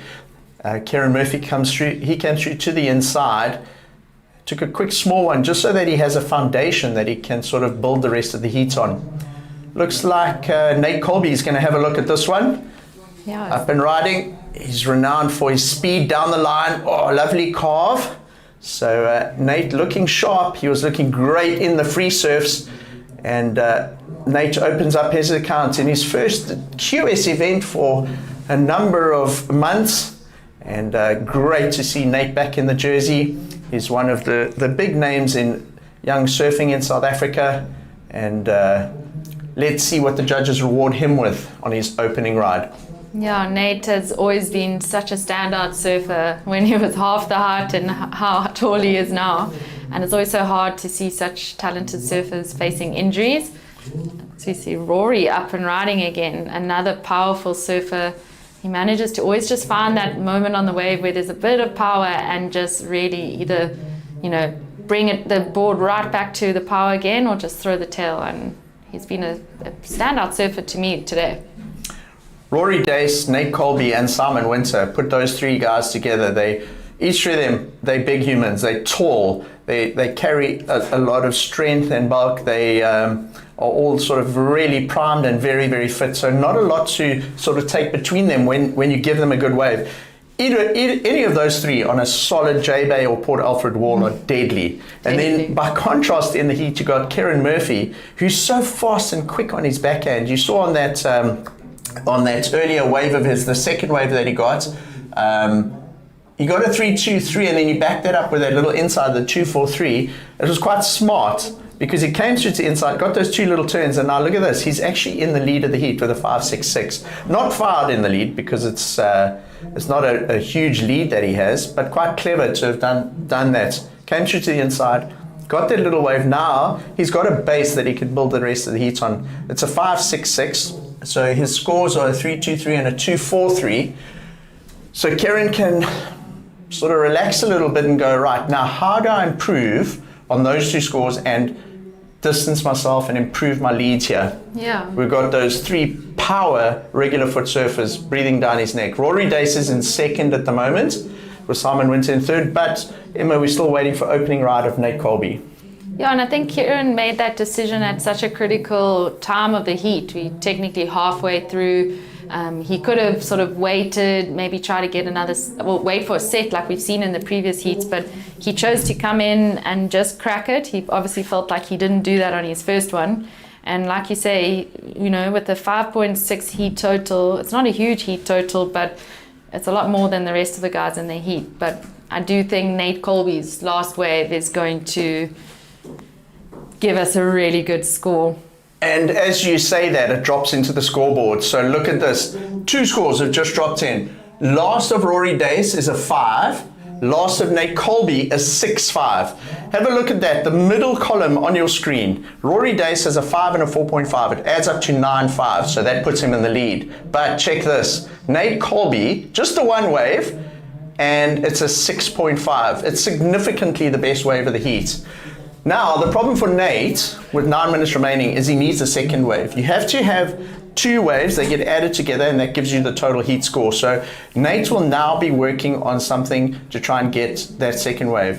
What will be interesting to see, Emma, is does he apply that patience strategy like he had in the beginning of the heat, just waited for that 1 set, and you got the 6.5, or does Quinton on the dunes there say, okay, Nate, maybe he's got to indicate, and he says, okay, let's just get a quick one, get another one so you've got a score on the board, and then build on that. Yeah. He has, looking at the priority, Simon Winter has priority, and then Nate's in second. Close heat, yeah. It is close, and I think I would give different advice to, like we were referencing Kieran and Nate. Kieran's in a position where he needs to now wait for a wave that's going to offer more and give him more, and might even be doubting going on, those quicker, earlier ones. But Nate is in a pretty good position where, we've all seen how well he surfs. He surfed that wave to the best of the wave's ability, but we also know there's more. There's more from him. So Simon Winter's obviously not near him because Nate managed to get this wave. So whatever he scores on it will count and quite possibly put him into the lead of the heat. All he needs is a 3 or more. The judges do have access to replays. They can watch the wave over again if they need to before they punch their score into the system. But what do you think, Emma? I think he probably got the score on that wave. Definitely. In my opinion. Yeah, and I think that'll put him in the lead. Yeah, and I think what's standing out with Nate surfing is just the spray he's throwing on every move he's done. You can really just see he's using his rail, and it's kind of giving him that edge above, some of the other waves we've seen. He just looks so in control of the wave, and even when the wave's sort of dying out, he's not trying to oversurf it, but just do what the wave offers. So if he does manage to establish a lead here, it's going to put him quite significantly in the lead. There you see Rory Dace going for a big closeout turn. So Nate Colby, a 4.87. So Nate takes the lead. Rory Dace is now down to second. So look at this. Nate Colby and Rory Dace are out in first and second. Simon Winter been a little bit quiet over the last couple of minutes, but now he's found a wave. Check the scores on your screen there, Emma. He's holding a 0.2. So I think a lot could change. He's got a 3. He's going to replace the 0.2 with whatever the judges give him on this wave. And I think we're down to a very exciting last 6 minutes of the heat. Yeah. He showed so much intention on that wave. He rode it all the way through to the inside. And we got a heat on our hands here for the last 6 minutes. Yeah, that was a well-surfed wave from Simon. That first opening carve was really nice. The wave actually sort of faded out a little bit, but he just kept his board almost looking alive, even though the wave felt like it was dying. And it sort of paid off at that end section where the wave got small, but he still just was able to maintain speed. So Nate Colby out in the lead. We are waiting for some scores to come in. So Rory Dace had just a quick closeout, didn't make the turn. That won't factor into his top 2 scores. Kieran Murphy, he hasn't had a wave. He hasn't had a wave since the 2.43, so he's slipping down the rankings in the seats a little bit. And we drew a score from the judges for Simon Winter. Looking at the screen, he needed a 6.5 to snatch second from Rory Dace. Be interesting to see if that wave was worth a 6.5. What they'll be doing is comparing it to Nate Colby's 6.5. So they may call for a replay on that. and then compare Simon Winter's wave with those couple of turns to what Nate Colby did on his 6.5. And then if the judges feel it's better, they'll obviously award more. But wow, very close here. Meantime, he's not going to wait for the score to be announced. He's going to get going again, staying very busy on the inside, Simon Winter. And perhaps the reason he's doing that is he's down in 4th priority at the moment. Yeah. We haven't spoken too much about the surfer in white. That's Kieran Murphy. We'll get back to that. Right, so this is what the judges wanted. They wanted a replay of this wave of Simon Winter so that they can compare it to Nate Colby's wave. I'd say probably the biggest difference on that wave potentially is maybe the speed. Yeah. I feel like Simon, like I said, maintained the speed well for the wave, but you can't compare it to, I think, Nate's wave where he got the 6.5 because Nate was just flying.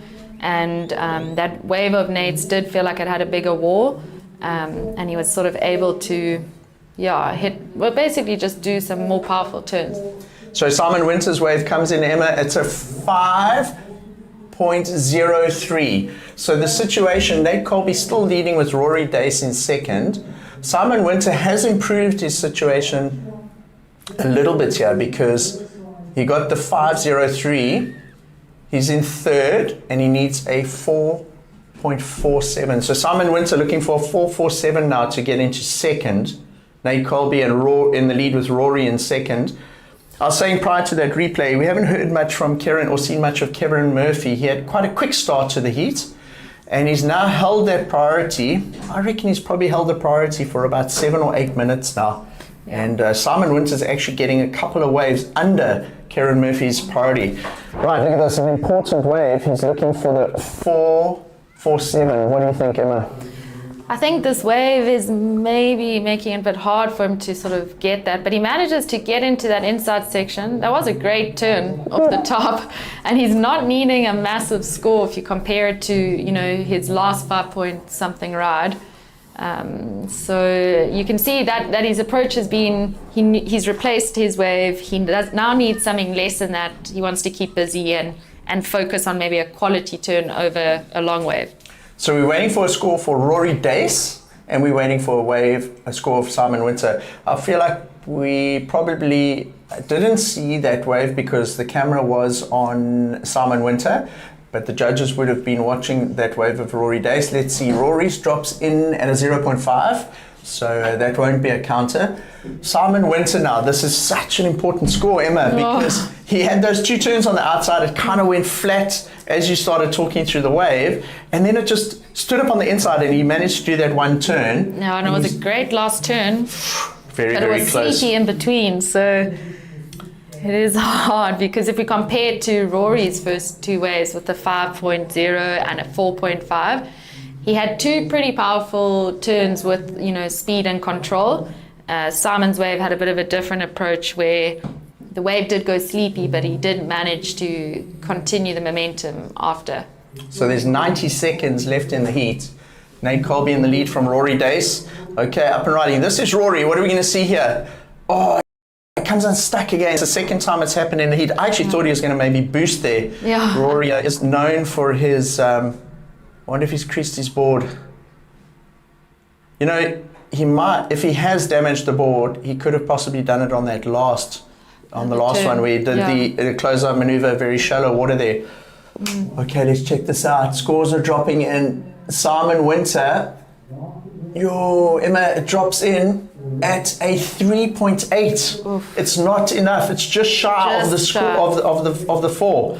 So looking at the scores that we have access to here, Nate Colby is in the lead in the heat with a 6.5 and a 4.87. Rory Dace is in 2nd, despite falling on those last 2 waves. He'll be anxiously waiting for the end of this heat. He just wants it to end now because he's in 2nd place. Simon Winter's in 3rd, looking for a 4.47, and Kieran Murphy looking for a 6.27. This is a replay of Simon's last wave. I think this was the 3.8. Yeah. Yeah, and that, unfortunate for him, that wave did just not give him the same power that we've seen on, those higher scoring waves. And on our live action, we are down to 5 seconds, so it looks like Rory Dace may be able to hang on to that second place. There's confirmation for you on the screen. That was an exciting heat, and Nate Colby managing to take out the win. Great to see him back in the jersey. Great to see him winning QS heats. So results of that heat was Kieran Murphy in 4th, Simon Winter in 3rd, 2nd place Rory Dace, and taking the win. Well done to Nate Colby. I'm interested to see if Rory Dace did actually damage that board. And you'll be exiting the booth to interview Nate Colby. Be great to hear Nate's thoughts on that heat. It's the Royal St Andrews Hotel Ripco Cup. Stay tuned, we'll be right back.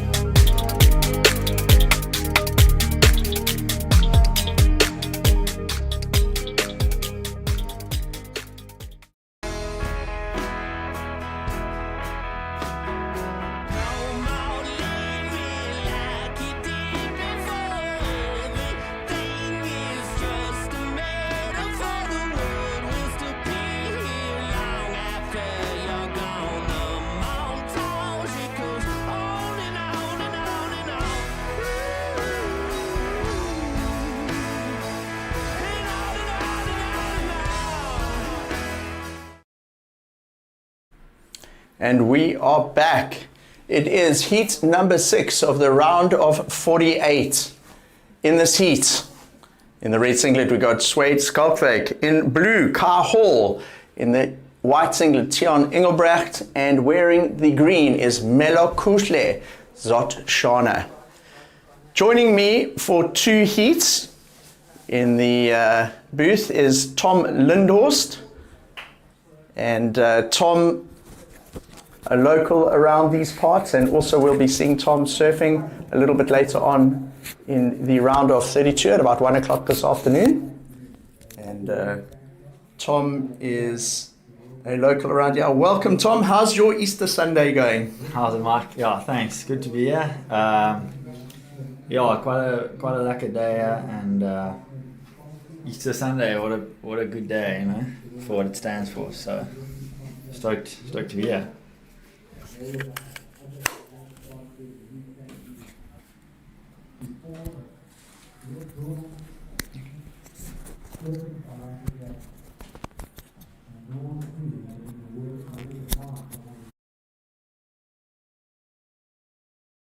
are in heat 6 of the round of 48 in the water. Haven't had any waves yet, although up and riding. This looks like our first. Just a quick in and out of the heat. It's young Melokoshe Zotshana wearing the green singlet. He progressed through a heat earlier this morning. Tom, you know these parts really well. You grew up in East London. You studied in Port Elizabeth. You've got a couple of business interests here in Port Alfred, and you've spent a lot of time here over the years. How are the conditions looking here today, and compared to how you've experienced Port Alfred before? And what are you looking forward to for your heat? Yeah, we got a building swell, and the tide's pretty much, I think, close to the dead low. So it's looking a little tricky now, but definitely better than this morning. And I think as that tide fills in and that southwest swell kind of comes through, I reckon it's going to get really fun. So I think later for my heat and just all the heats from the first hour of the push, I think it's going to get really fun out here. When we got here this morning, it's probably 2 foot on the sets. It was full high tide, and it was right on the inside. Over the last maybe hour and a half to 2 hours, we started seeing a break in the middle of channel out here, and probably the swells maybe jumped about 1.5 feet, 2 foot. It'll continue to build through the day. What are you expecting for tomorrow, Tom? Because I see it's maxing as that storm swell moves its way up the coast. Yeah, I think tomorrow is going to be pretty big, maybe a little bit out of control, but it's so exciting when it's like that. You know, you've been here in the past, Mark, and seen previous sort of SA champs and that where the swell's been really big, and it all comes down to that end section, big closeout. So I'm sure we're going to see the guys and girls hit it hard, and yeah, it'll be very exciting. Tom, we're going to throw it down to the beach for the winner of that last heat. I'm excited to hear what he's got to say in this interview. It's the first time we've seen him in a jersey at this level for a while. Let's throw it down to Nate Colby. Oh, okay. Go, Em. Nate, that literally feels like an event win. You haven't surfed a heat in a year and a half. That is crazy. Obviously, going into a contest, you want to feel like you've been surfing a lot of heats. That wasn't the case for you. So how did you approach this? I've just rehabbed a lot and trained, so I was like super confident in my surfing.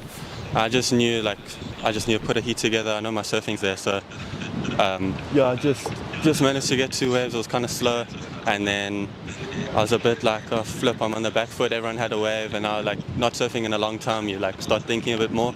But yeah, once I got the first wave, I think I only got 2 waves in that heat. So yeah, I know I'm surfing good. Well, like not in a cocky way, but like a confident way. Like I feel like my surfing's good. I just need to put it in a heat, and yeah, that's what I kind of was focusing on. Yeah. Nice. Well, you definitely did that. But I've also seen you've been putting a lot of time into maybe not heats, but practicing. We saw you recently in JB with QJ, and you had a bit of a South African crew with you.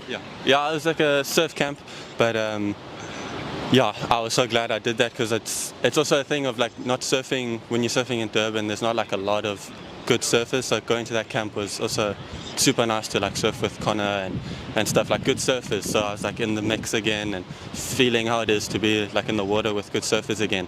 And yeah, that was such a good trip with all the staffers. Yeah. Nice. Well, it's definitely paid off, and from no heats to 2 heats today. Yeah. Rest up and good luck, and yeah, back to you guys in the booth. Thank you. Sure.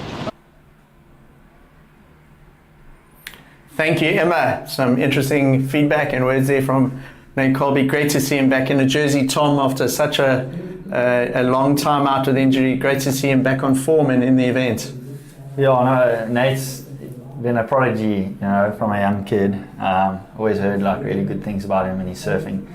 And yeah, I haven't obviously seen a lot of him, but I actually had a similar knee injury to him, so I know what he's been through, and he's had it twice. So kudos to him, he's ripping, and yeah, I'm sure he's really stoked to be back here competing. Let's have a look at how we're doing in the heat. So there's 12.5 minutes remaining.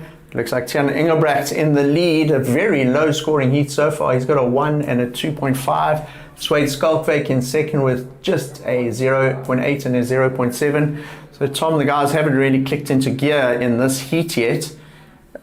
Compared to the previous heat with Nate Colby, Rory Dace, Kieran Murphy and Simon Winter, this one is very slow by comparison.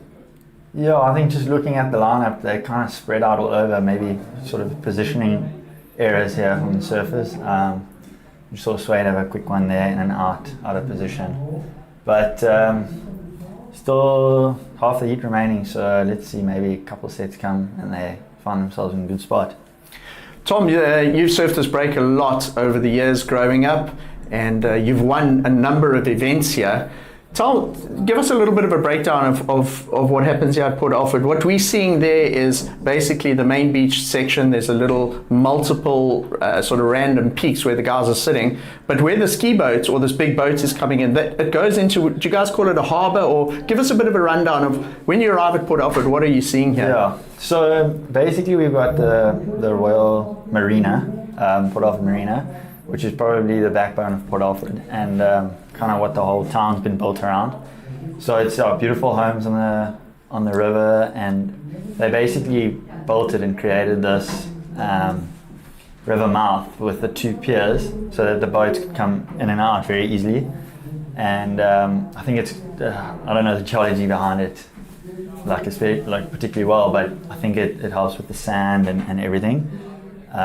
So yeah, in terms of the wave, what we're seeing now is we're seeing still some leftover east swell from all the onshore we've had, But with the southwest swell, we see it kind of on the good days breaking in the middle, on the low tide, in the middle of the two piers, kind of where white is sitting right now on your screen, and just sort of running across the whole beach until you get to the end where it closes out. But like on its day, 6-7 turns, barrels, like whatever you want, you know. I often like skip a J-Bay trip to come here. It's just uncrowded, really good waves, and yeah, we've got a rider up and riding. Yeah. Yep, this is young Melokutli Zotshana. He's had great form in the event so far. He got 3 heats this morning, and he also got through a couple of heats in the SAST Grom Search. So the guys and the girls and guys at the Surface Not Street Children crew in Durban, I'm sure they will be tuned in and watching this heat on Easter Sunday and cheering on young Melo. He actually represented South Africa in the World Junior Champs in Peru at the end of last year. So he's got a lot of experience, and it's great to see him starting to get through a couple of heats outside of Durban.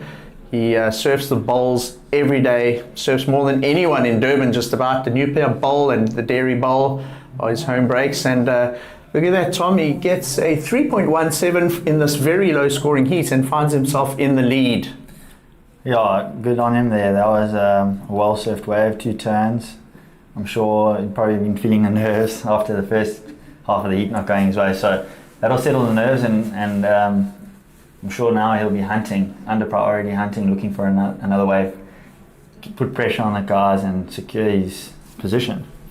So very low scoring heat, maybe one of the lowest scoring heats we've seen of the day. A 3.94 total heat score is what we're seeing so far. So very low scoring, and this heat certainly could go any way in the last 8.5 minutes. Tom, you've got a lot of international experience as well. You were in Hawaii last season. You surfed did you surf the Pipe Challenge event? I remember that. I saw a lot of your posts just saying how surreal it felt to be surfing pipeline in a Challenger Series event. Yeah. And do you still get nervous? So yeah, we've got an event at your home break. It's a QS 4000. You're vying to try and get onto Challenger Series, get some points. And do you still get nervous?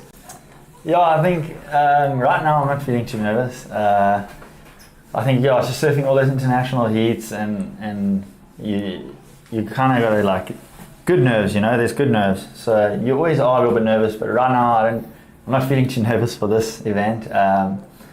I've just been super busy lately. I haven't really thought too much of the event, so I'm pretty excited. I think the waves are going to get really fun, so that always kind of helps. But the next round heats are all looking super stacked, so it's going to be fun to watch, fun to be in. We look forward to seeing you a little bit later on. What have you been doing since you got back from Hawaii? It must have been a couple of months ago now.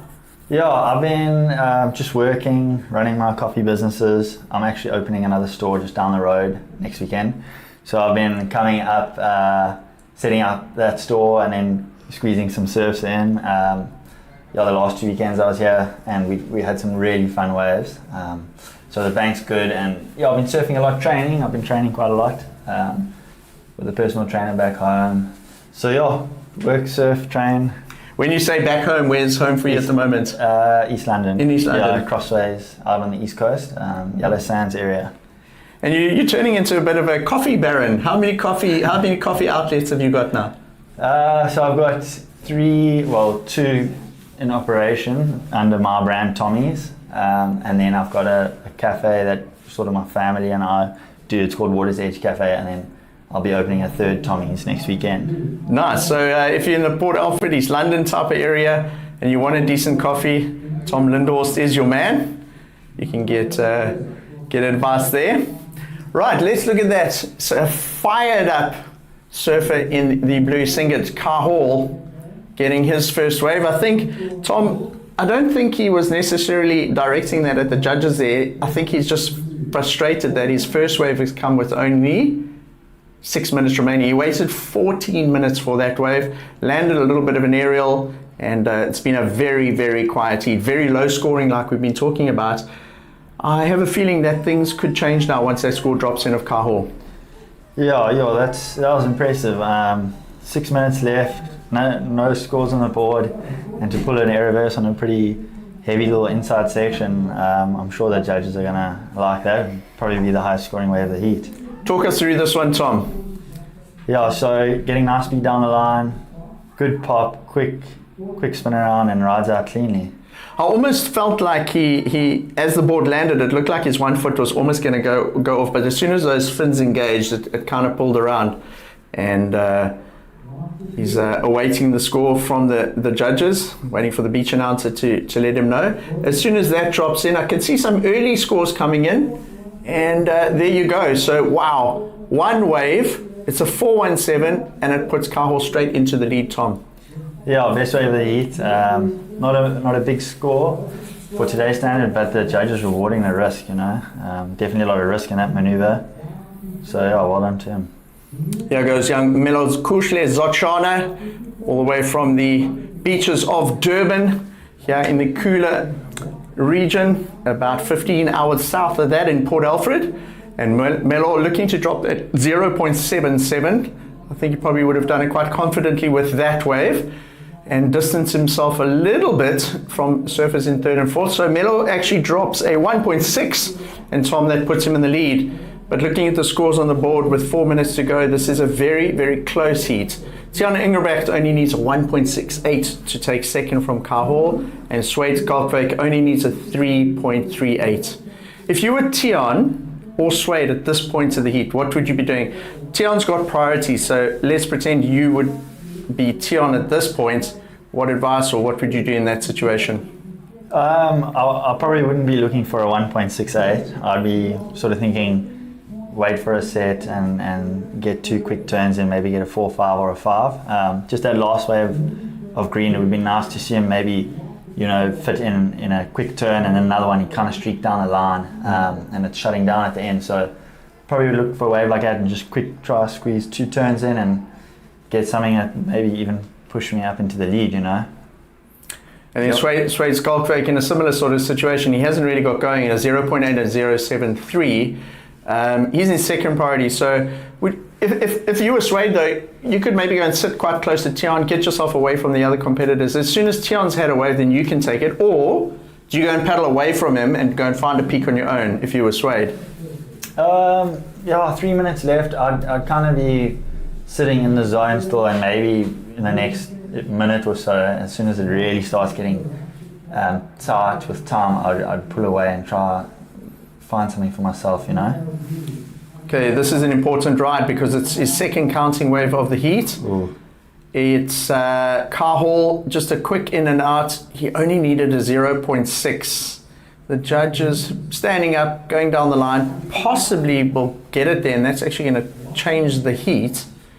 This is Tiaan Engelbrecht. So rather than sit and wait for that set, like you were saying, Tom, he opted to go on sort of a medium one that was frothing already, and he's now given his priority to Swade Skalkwyk. Yeah, the door's wide open for Swade now, and pretty surprising to see Swade in this position of the heat. He's come a long way in the last couple of years. He's started surfing really lately, and he's been really training hard. Every time I go to Vic Bay, he lives up there. Every time I go there, I'm like, wow, this oak's really improved so much. So definitely not a heat total he'll be happy with, and the door's wide open now. He only needs a 3.65, and he'll know he can do it. He just needs the wave and hold his nerve.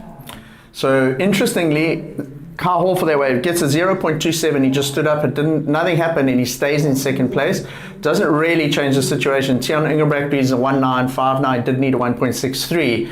So with 90 seconds remaining on the clock, it's a very, very close end to this heat. Swade Skalkwyk holding the cards now, Tom, because if a wave comes, he's got priority. He's going to have to go because he's in fourth place. Yeah. But now, do you go on a small one, time running out, or do you actually wait for that? That said, it looks like he's scratching around there, but yeah, the ocean's looking a bit flat. He'll be praying now, hoping that something comes through, but it's looking pretty flat out there. So yeah, maybe make the move to the inside and start scratching, and maybe just try pull off one big turn, get a high 3. Here goes blue.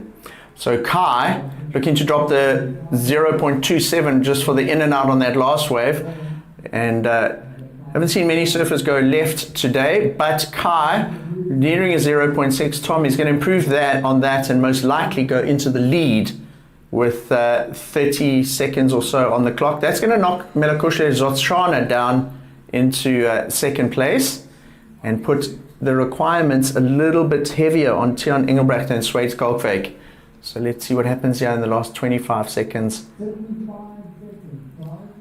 Waiting for that score to come in of Kai Hall. Yeah, these low scoring heats as a competitor are so nerve-wracking, you know.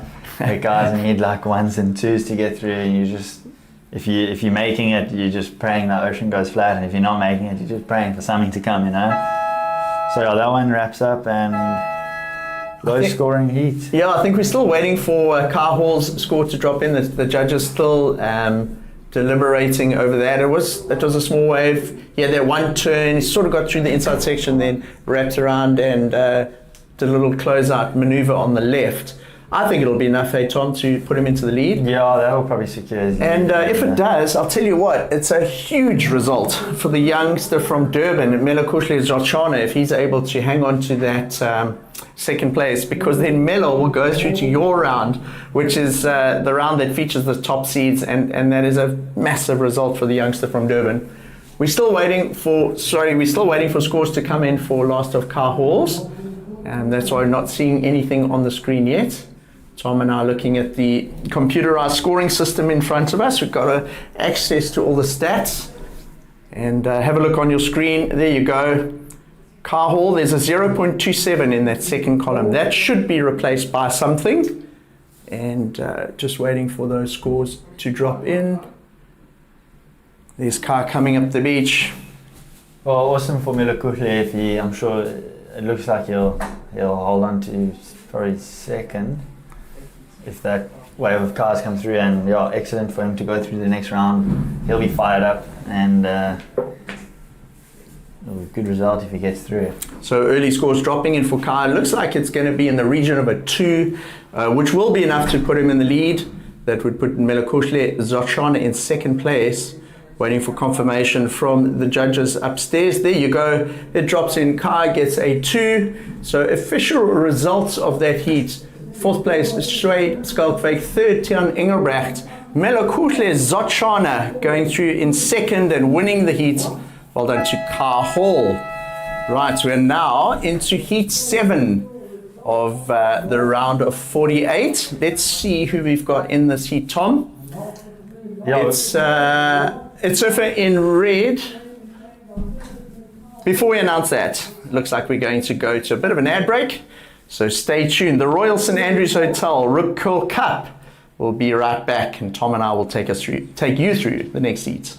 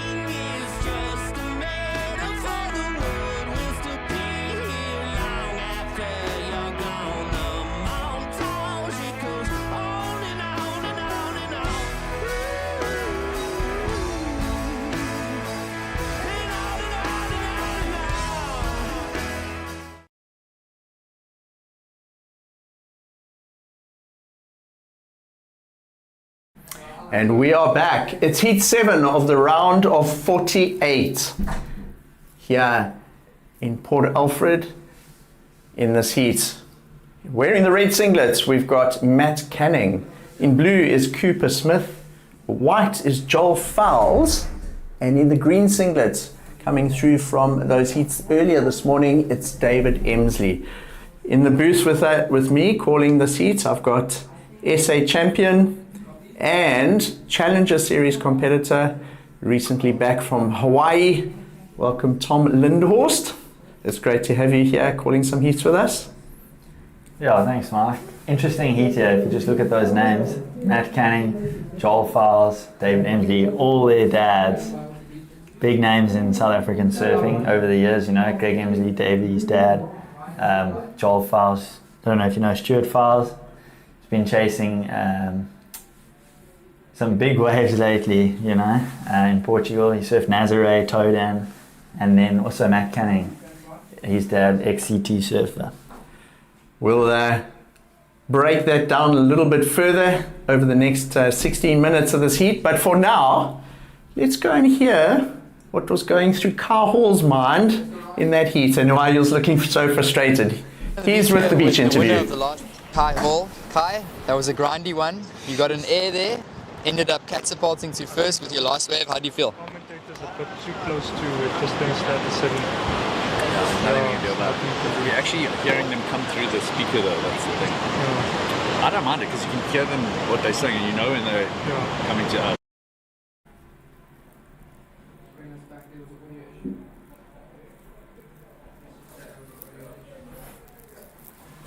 All right, looks like there was a bit of an audio issue with that interview. We may get back to it because it would be nice to hear from Kai Hall. But let's have a look at the surfers in the water. Tom, you were speaking before we went down to that beach interview about the legacy and the sort of history of some of the surfers and the families represented in this heat. In red, we've got Matthew Canning. His dad was Paul Canning, and Paul, a veteran on the world tour. We've also got Joel Fowles, Solly Fowles, well known from the East London area, big wave charger, and very well known in surfing all over the world. Then we've got David Emsley wearing the green singlet. David, of course, son of Greg Emsley, who was on tour with Paul Canning. So, you imagine all the knowledge that's filtered down to them. And then we got Cooper Smith. So Cooper was previously from Durban and now living in Cape Town. And he's also come up through the junior ranks. Very well-known name and competitor on the South African surf scene. So stat heat, Tom, and we've already had 5 minutes. Looks like a couple scores on the board, and it's Cooper Smith in the lead with Joel Fowles in second. Your thoughts looking at the sort of scores and what's going down so far, Tom? Yeah, so we got two waves in a 4 range, 4-5 for Cooper and a 4 for Joel. So that'll be, I think, considering the last couple of heats, pretty happy with that start. But yeah, interesting. I mean, Matt will have Paul in his corner for this heat. Davey will have Greg. So different strategies. We'll see who follows through on their strategy and which one works. So Cooper Smith, let's just have a look at his scores. It's a 4.5 and a 0.93. It makes up a 5.43. And then Joel Fowles, he's just got the one wave of 4, and then he's had another short wave. That score will drop in shortly and establish a early 1-2 in the heat. We've got a couple goofy footers up against regular foot in this heat, and all hoping for a couple of sets so they can showcase their surfing here in round of 48. Heat number 7 in the QS 4000 at Port Alfred. Thomas, great to have a contest of this nature here in Port Alfred as part of the Port Alfred Easter Festival. It's the flagship event of the festival. There's been music festivals, and it's great to see so many people in the town for Easter. Yeah, it's really epic. Justin Becker from Royal St Andrews Hotels really put a lot of money into it and pushed it. You know, it started a couple of years ago before it was upgraded to a QS 4000. We had the Easter Festival and we had it was the Rip Curl Cup back then, and the prize money was good and it was successful. And each year it's just gotten bigger and bigger. And I mean, now we're sitting in an event setup that we haven't seen for a couple of years. So it's really bright for the future of surfing in South Africa and also surfing in Port Alfred. It's wonderful to come down here and have a bit of the hospitality this town has to offer, and they've certainly put on a great Easter weekend for everybody so far, and we've been blessed with some great weather and waves. I think, if I'm not mistaken, the last 2 editions of this event have been some howling onshore, heavy wind, and it's actually been pretty tough. And this year, much better conditions, cleaner, a lot more people on the beach. But we're really looking forward to what's happening this afternoon. Everyone's got their eye on that big storm tracking up the coast. I was having a look at the buoy readings off Mossel Bay and far offshore there, and I'll tell you what, Tom, there's some big energy coming. Yeah. Oh, how's that for a set? We haven't seen a wave that big for some time, and there's another one behind it. So we can kind of see this wave actually looks like it's coming from the southwest and kind of running down almost like a point break. So maybe the Kawi might start coming alive now. So you guys refer to the bank out there as the Kawi mouth, pretty much, eh? Yeah. A lot of us reference it as kind of like a harbour mouth, but it's actually a river mouth. Yeah. And where the main takeoff spot is, there's a nice chunky section there. You can almost backdoor that section sometimes. And is that it breaks on a little sandbank out there that's right in the front of that river mouth, right? Yeah, it gets pretty heavy and pretty intimidating sometimes, you know. When it's 4 to 6 foot and sucking out the mouth, it's you hold back on a couple, you know. It gets really heavy and really square, and I'm sure over the years you've seen a lot of stay up in the dark. They come here and you see them really get some nice barrels and just good quality waves. Just a quick update. So let's have a look at what's happening in the water as we chat to local Tom Lindhorst. 10.5 minutes remaining. A bit of a sleepy heat. Only 6 waves being ridden. Nothing of real substance. The only surfer that's got a score on the board is Cooper Smith. He's got a 4.5. And Joel Fowles has got a 4. Matt Canning, we saw him kind of come unstuck, go a little over the falls on that set, as you called. And then David Emsley just with the 1.43.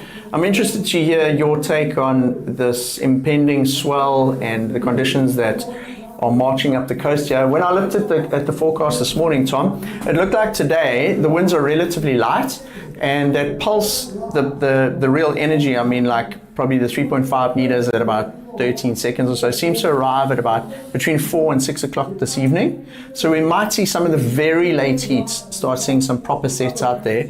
When it does get big, so say we wake up and it's 10 foot here tomorrow, how does Port Alfred handle it? Where do you paddle out? So yeah, it gets pretty interesting. We start jumping off on the right hand side of the pier and getting sucked out through the mouth. So getting out pretty easy when it's maxing out, but it's very challenging out there. It's kind of like luck of the draw, and you just sort of try to hold your position out.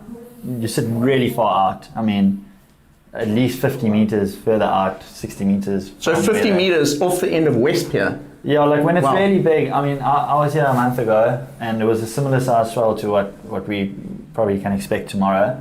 And I was taking off in front of the pier on the right. Wow. Like really far out. And was it running down the bank like the point break type of setup? Yeah, the winds weren't great that day. It was running through, but it was really tricky. So. And then after you had a wave, Tom, did you come in and have to run around, or were you actually able to paddle out around, like go wide like that and paddle back? So if you hit the end section and you make a turn and ride out, you might as well just come in and run around. But if you do kick off, you can scratch back out. Yeah. Okay. But if you end on the beach side of the closeout section, it's almost impossible to get back out. So tomorrow we'll definitely see a lot of runarounds. And just on that note, tomorrow is finals day and a lot of heats to get through. So fitness is definitely going to play a role. A lot of paddling, a lot of duck diving, a lot of running. So it's a good thing you've been doing all that training in East London, eh? Yeah, it's a good thing. Hopefully we get to tomorrow. You know, got a heat to surf first, but if we do get through to tomorrow, it'll be very interesting, very fun day. Just having a look back at what is unfolding in the water, not much has transpired.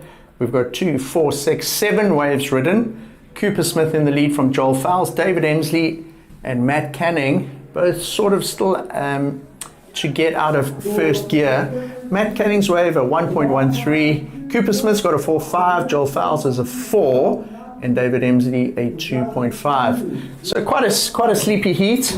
I was just thinking now, looking at the conditions, we've had 2 heats with not great waves. That last heat of Kai didn't catch a wave for about 14 minutes, and it's 10:38, 20 minutes before low tide. So I wonder if the consistency of the waves at the moment have anything to do with the almost full low tide, Tom. Yeah, so many times I've been here and the dead low, this place just turns completely off, and you almost think there's like a different swell during that time. So I really do think we got green, just looking out quick in and out for green. But as soon as that tide turns, give it an hour, I think we'll really start seeing things improve. Taking that into account, if you were a local, and we're going to know locals in this heat, although Joel Fowles is from East London, would you have gone out in this heat and maybe just caught 2 quick ones, even just a quick in and out, rather than wait for the sets, knowing that at this size on the low tide, it does go kind of dead and can be quite scratchy out there? Yeah, I think if I was in the next heat, watching the last 2 heats, I'd go out there, sit on the inside, kind of where White is sitting in this heat, and I would just try and get 2 quick waves, maybe 2 3s, 3.5s, and then at least you got a foundation to build on, I mean, if you got 2 3 5s in the first 5 or 6 minutes here, you'd be in the lead in this heat, and probably in the last heat as well. So, and then you'd have time to get into priority and sit and maybe go a little further up the point and hope that a good one comes, I've spent a lot of time with Greg Emsley and Paul Canning over the years, and I can just imagine their thoughts and feelings in the dunes right now with 5.5 minutes remaining. We've got David Emsley in 4th with a 4.2 total. He's only looking for a 2.64. And then Matthew Canning is in 4th, needing a 4. So really, they don't need big scores there, Tom. But of course, they need the wave. And with sort of 5 minutes on the clock, do you reckon David and Matt might need a combination of 2 waves to try and get into this heat, or are they going to just leave it down for one big one? I think the level of surfers we have here, these guys can drop 6s at any point, I mean, Joel Fowles, an SA champ. Matt Canning, I'm sure, an SA champ. Cooper Smith, is he an SA champ? Cooper is right up there. He's been in finals of many events over the years. He's holding down a great lead here. In terms of pedigree, this heat is unquestionable. You got some very, very big names there. And up till now, with 4.5 minutes remaining, the heat on paper hasn't really lived up to sort of the hype and expectation that you would have expected. But going into the dead low tide here, the waves haven't really played the game. And in a heat, you can't just wait for those sets. You have to adjust your strategy at some point in the heat to match the conditions. And it looks like Cooper Smith has possibly had a different strategy to the rest of them, because he got that first wave pretty quickly. Maybe he had a little spot in the lineup he had his eye on. He got that wave quick, but not too many waves. And it's getting tight out there. Nervous moments as we get to the last 4 minutes, especially because it's so close. This heat as well, Tom, very low scoring, a 5.43 total heat score. But again, you're surfing against the other 3 guys, no matter what the conditions are out there. Yeah, and I've coached a lot with Greg, so I wouldn't be surprised if we see Davey. Just looking over the screen, I can see he's hunting up and down. Greg says, if things are tight, you look, hunt. And so I'm sure Davey will know that. And I wouldn't be surprised to see Davey get 2 quick waves now. Looking in the lineup, on screen, we've got Cooper Smith and Matthew Canning paddling against the rip with around 3 minutes remaining. And are we going to see a couple more rides? It really has been a slowish heat. We see a bit of distance now between the surfers. The tide draining out, so we've got Matt and Cooper paddling against the rip there. And out of shot, it looks like Joel Fowles and David Emsley have both found a wave. So we'll wait for those scores to come in. David Emsley comes in at a 0.77, so that's not going to change the heat situation. And there's a score still to come in for Joel Fowles. So looking at your screen there, it says Joel Fowles with a 5.13, but there is a score outstanding. When that drops in, it could see Joel Fowles going to the lead, because check there, Tom, he only needed a 1.44. 2.5 minutes remaining. And guys kind of close together. There it drops a 5-point ride for Joel. So wow, that shakes up the whole heat, eh? He'll be very happy with that. Sitting pretty comfortably now, I would think, you know. And Joel Fowles is 5 and a 4 now. He is in the commanding seat in this heat. He's distanced himself from Cooper Smith, David, and Matt. Cooper looking for a 4.51. So Cooper, to snatch back that lead, is going to need a wave better than pretty much Joel's last one. Up and riding. This is Joel Fowles, the heat leader. He would have lost all priority there prior to that. So he's just going to try and stay busy on the inside and see if he can improve on that 4. 90 seconds remaining. The pressure is immensely on David Emsley and Matt Canning here. Yeah, I think Cooper is in a pretty good position here. He's got a 4.5. The backup of only a 0.93 and first priority. So I think Cooper kind of in a good spot here to close this heat out with Joel. But yeah, Davey and Matt, they'll be scanning the lineup and looking for anything. I mean, low scoring requirements. Have a look at this. So it looks like Matthew Canning has opted to go towards that bank you were talking about in front of where the river mouth is. Matt's sitting there. He's got 1 minute remaining, and if you have a look at the screen, Tom, it doesn't really look like there's much coming. Maybe a little bump mid-screen there. Matt will be hoping for something to come through. David Emsley is, as you say, hunting, scanning up and down on the inside, looking for something to try and get that 2.94. So David doesn't need a very big score. A 2.94, and that's Cooper Smith up and riding. So Cooper looking to try and get back into the lead. We can hear the beach announcer telling them that there's only 30 seconds remaining. Goodness, this has been a tough, tight, grovelly heat, hey Tom? Yeah. Conditions are really tricky out there as well, Mark. But Joel and Cooper have done pretty well here. But it's still 10 seconds left. I'm not sure if we'll see another ride.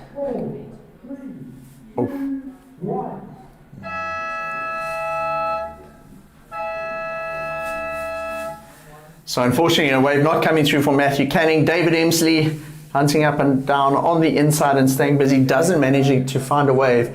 So well done to Joel Fowles and Cooper Smith, advancing through to your round of competition, Tom.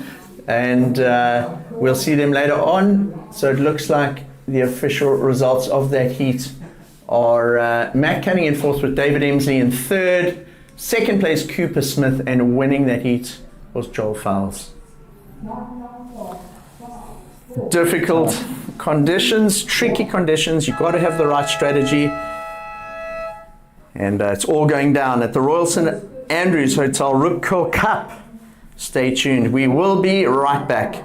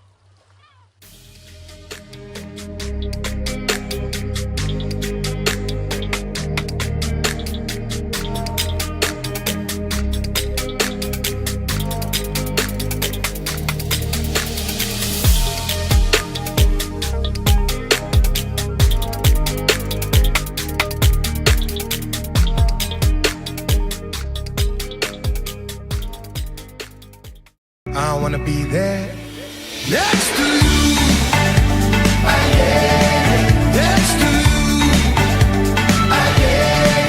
Next to you. Next to you. Next to you. Next to you. Next to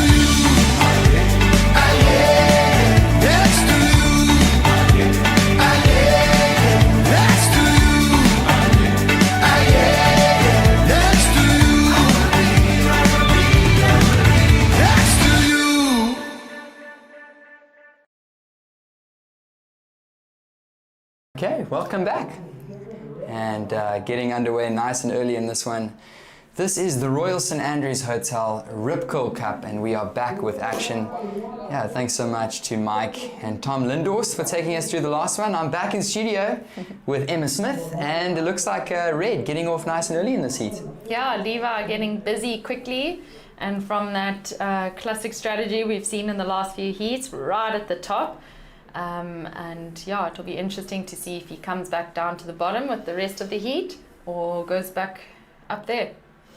Yeah, Levi Epinitas, the surfer from the West Coast, just north of Cape Town in Melkbos area. He's also a really good goofy footer. He's come up the junior ranks and now into the Open in the QS, and he's carrying some momentum through. He had one or two good results last year. I remember, I think it was in Komiki, making a semi-final there at the QS 2000. So looking for his best result here at a QS 4000, Levi Epinitas. He's being joined by Josh Malherbe, as well as Marcello Zeddy, and in the green, Volkov. Igor Volkov in the green. Yeah, another heat where I think 3 of the 4 guys have spent a lot of time competing against each other. Levi, Josh, Marcello, they've definitely had a lot of practice against each other and kind of know what to probably expect.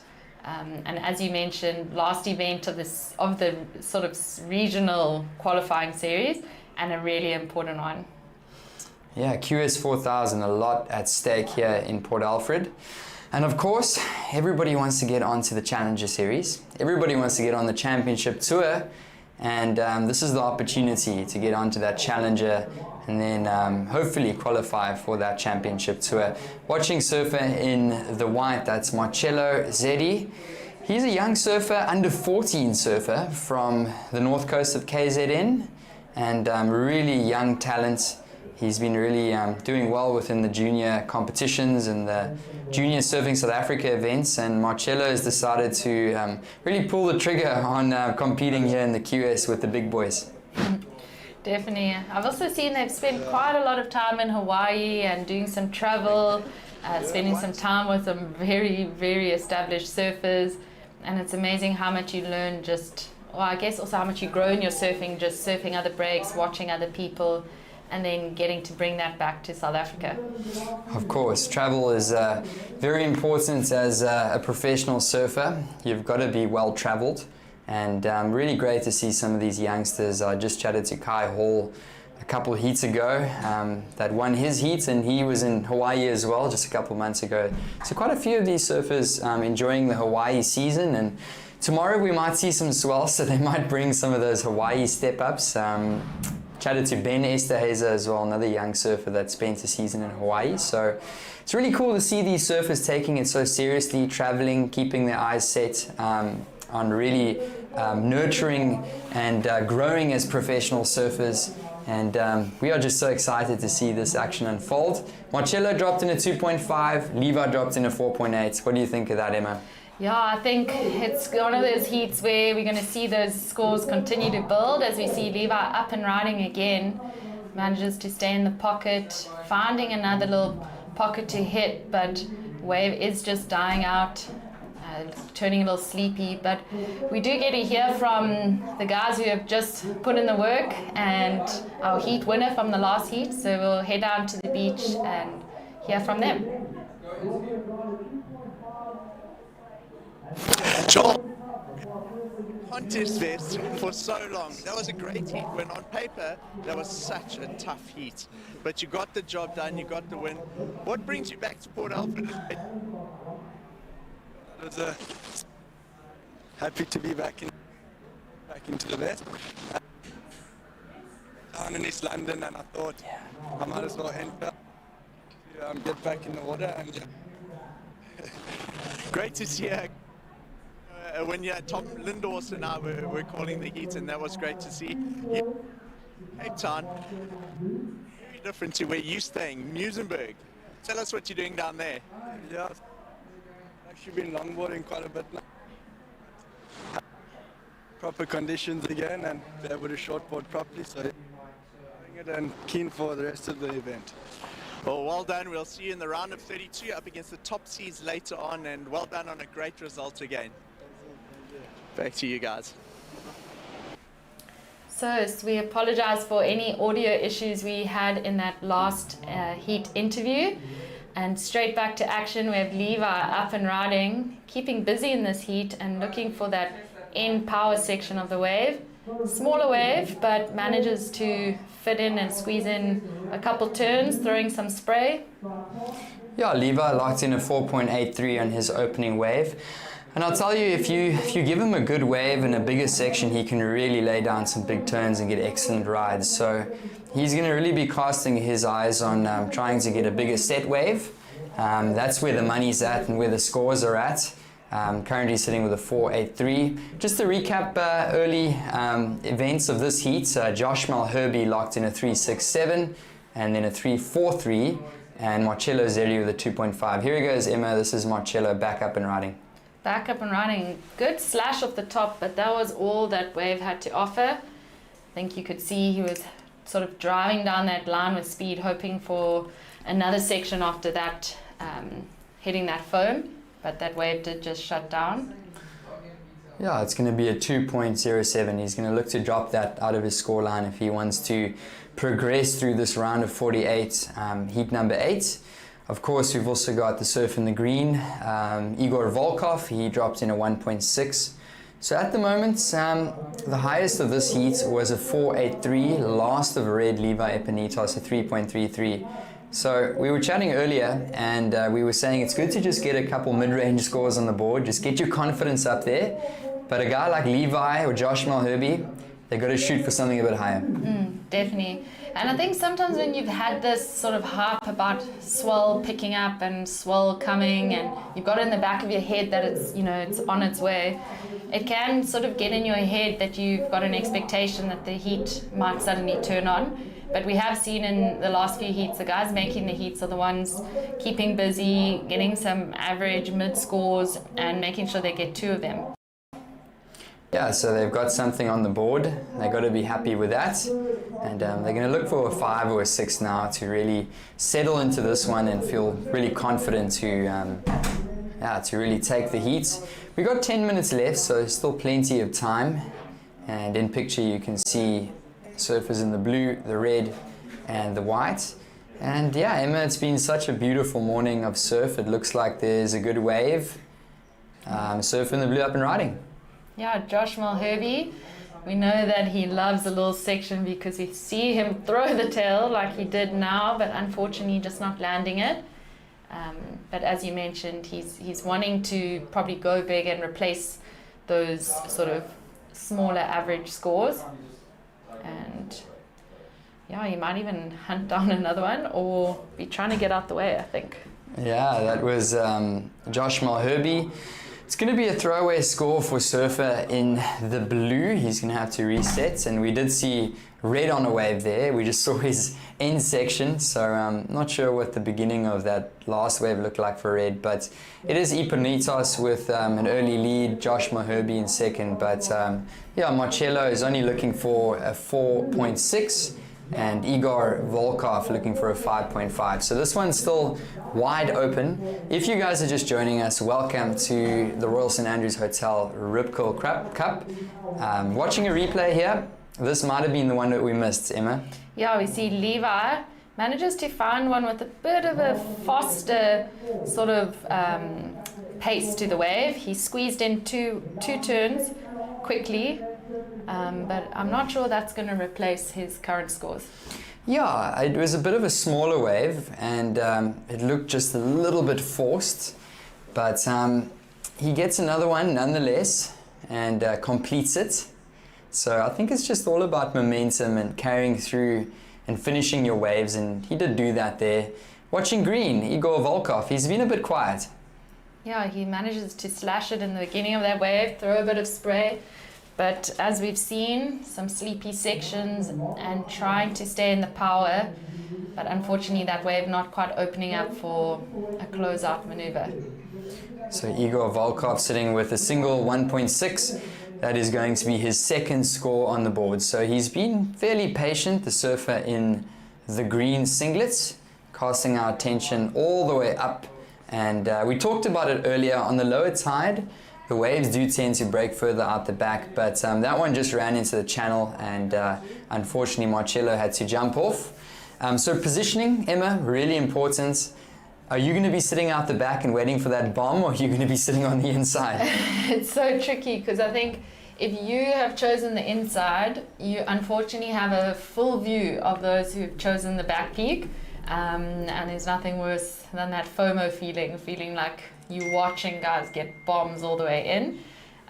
But personally, I feel like in this heat, those ones right from the back have actually faded into this section, and Levi's actually picking one up further down the beach and did a nice first turn and another great slash where you can see he's trying to bring a bit of innovation compared to his last wave where he did 2 turns. He's trying to throw the tail a bit, but the wave didn't offer much else. Yeah, I like that Levi is really hunting those waves down. So he's got more of the hunting approach. He hasn't been waiting and staying patient, but that also means he's got more control over the heat. So he isn't on the biggest ones, but he's really working these ones down the beach, and that's a nice turn, carves it, and then this end section stood up really nicely. I enjoyed that last turn. Yeah, Levi's looking confident, he's looking strong. He was just in Morocco. He is a young man, but he has a lot of experience surfing across this coast, across South Africa, and I've really enjoyed watching him surf. But I guess the same goes for everyone in this heat. You know, Josh and Marcello, slightly younger, also a lot of heats under their name, and Igor's still got a moment to show us exactly what he can do too. Yeah, Igor locked in a 2.5 for his last wave, and then last of red Levi Epinitos, it came in at a 5.4. So that is the highest wave of the heat so far, and here he goes again, not wasting any time. Yeah, Levi keeping busy. I think he's confirming that we think maybe that peak further down is a little bit better. I think it's such a nice feeling when you catch a wave, you replace your score, and then you paddle back out and pick up another one. Yeah, I mean, Emma, you're a previous competitor. I don't know if you still get into the drashy every now and again, but you would know, getting into good rhythm feels great when you're surfing a heat. Yeah, I mean, it's been quite a while since I've competed. Probably don't have much good advice to give, but I do know that the only time I did well in a heat was when I felt like I was in rhythm. And surfing's just one of those sports where I realized very quickly, because I'm a frother, that I used to get so excited to surf, and that didn't help. And then I also couldn't be too chilled. So you kind of got to find that sort of happy medium where, yeah, like we've seen with Levi, where you know, you're keeping busy, you're trying to keep rhythm and momentum, but yeah, you're not overdoing it.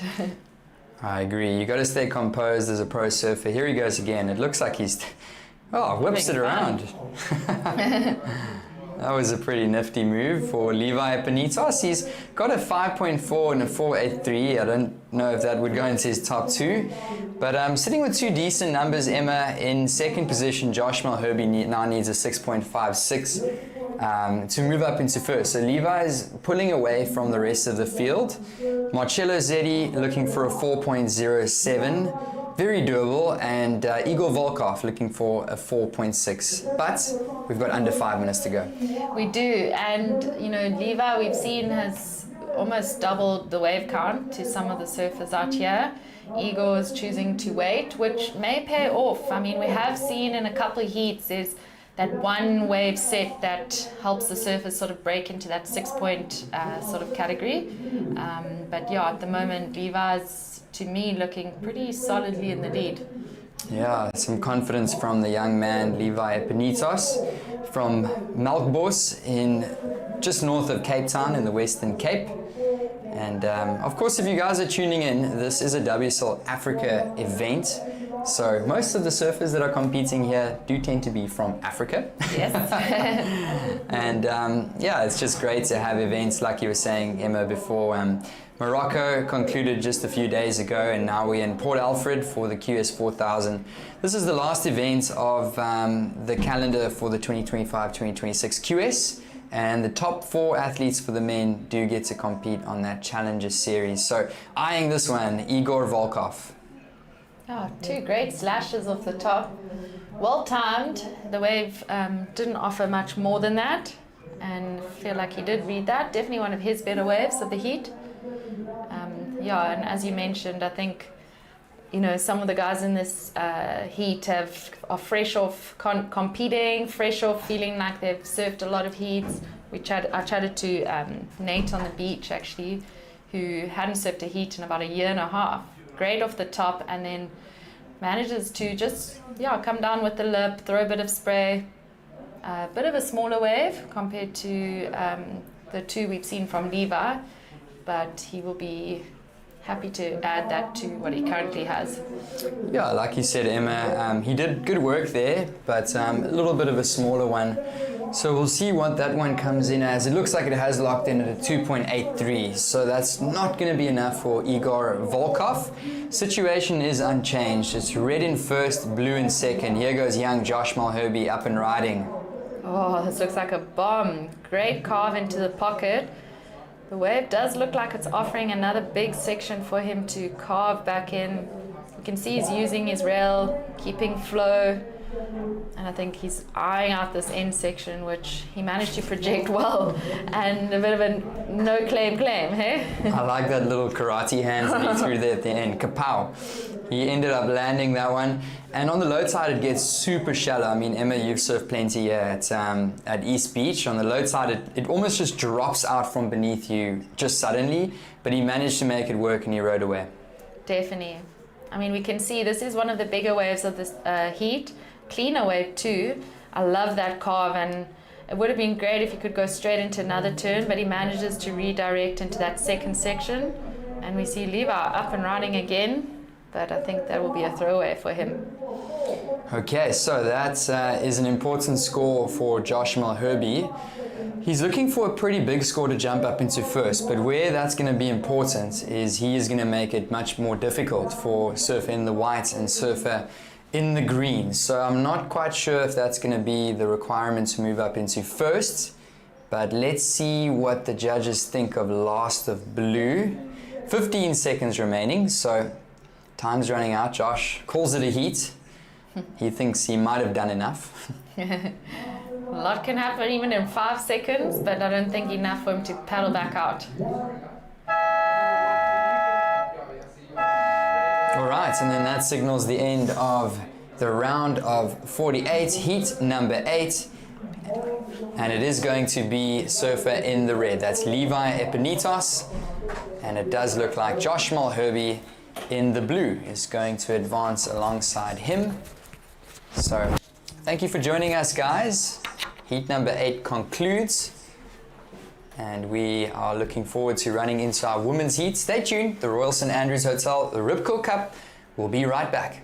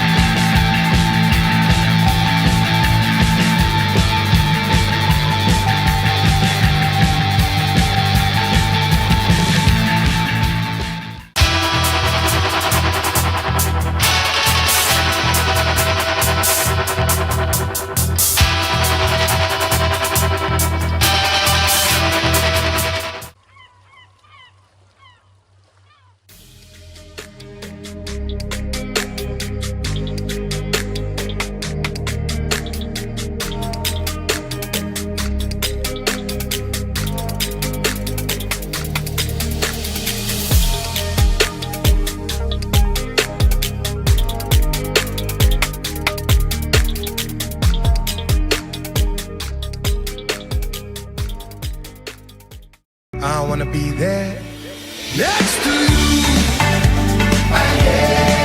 Next to you. Next to you. Next to you. Next to you. Next to you. Next to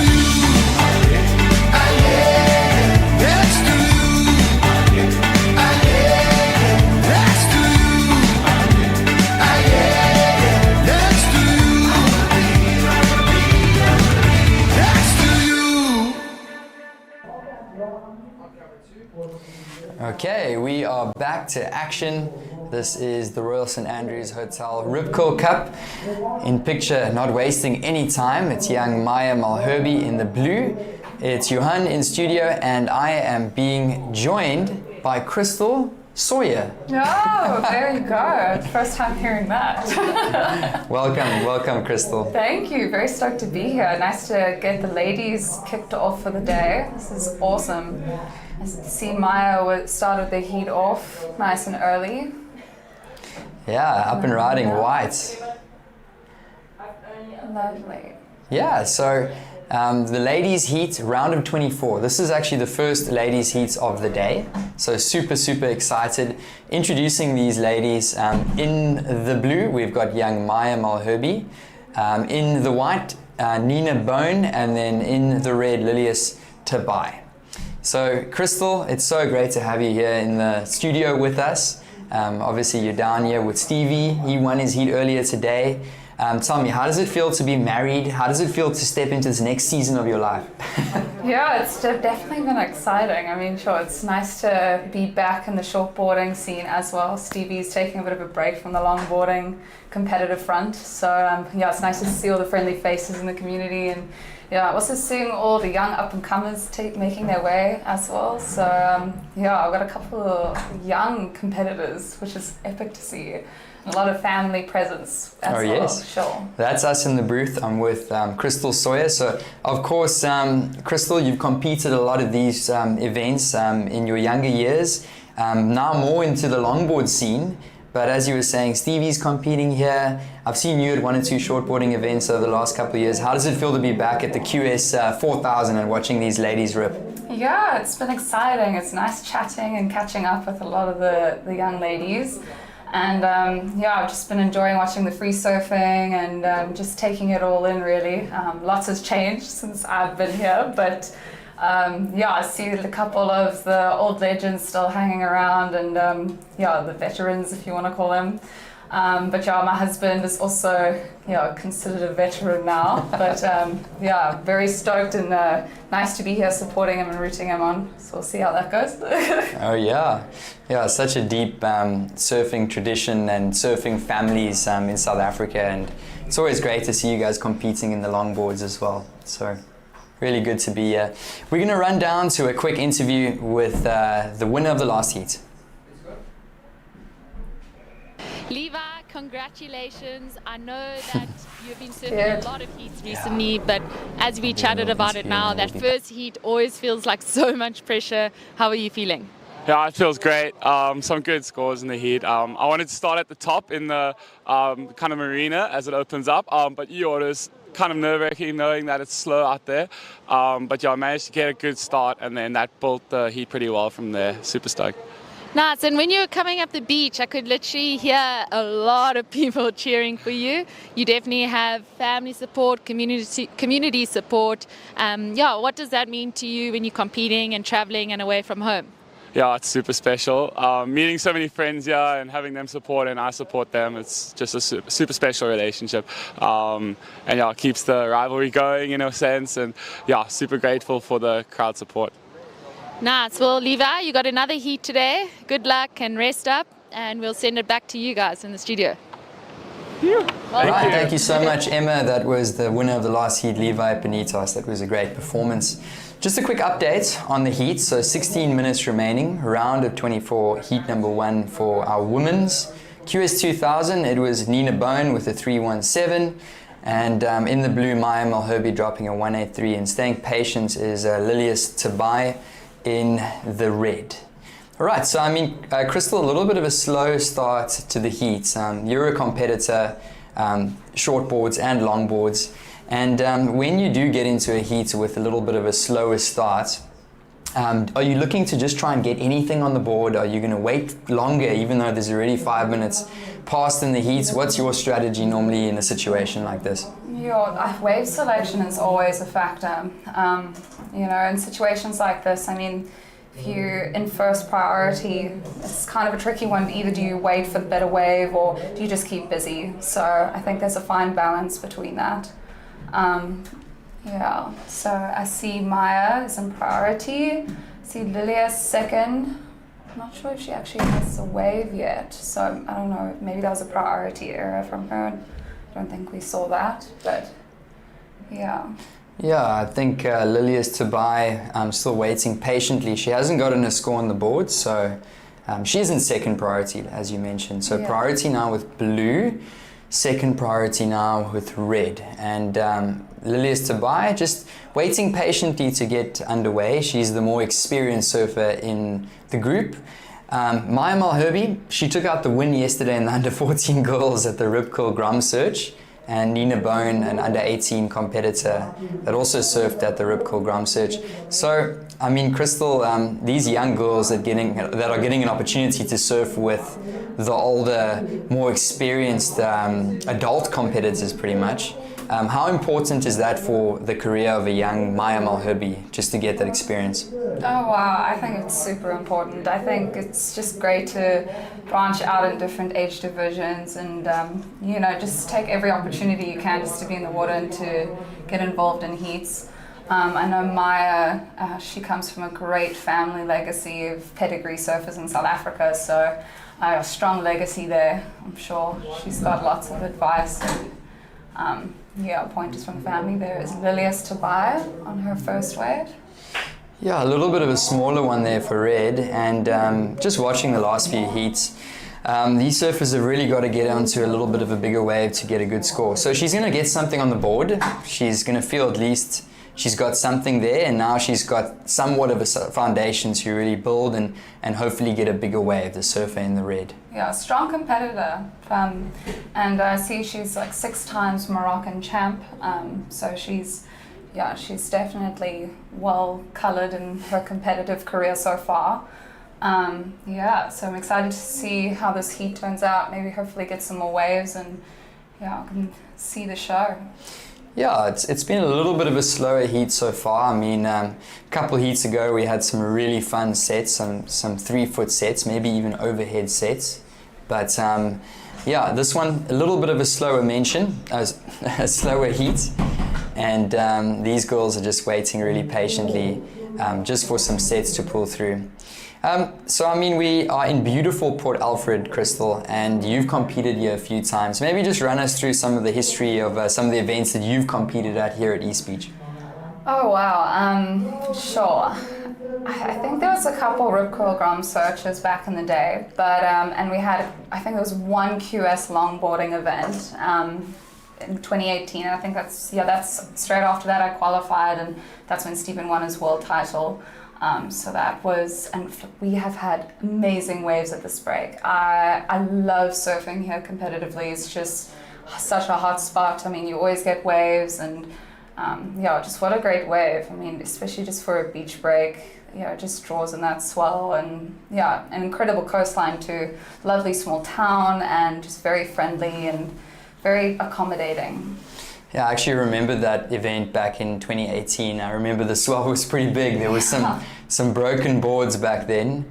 Yeah, that was a few years ago.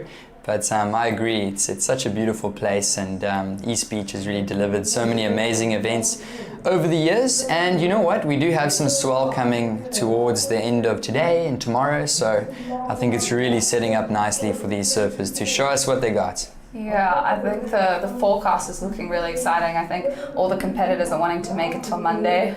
Yeah, I think there's lots to look forward to, and yeah, this place can really put on a show wave-wise. So yeah, I'm truly looking forward to that as a spectator and seeing what the athletes can do. So yeah, watching some of the continent of Africa's best surfers battle it out here.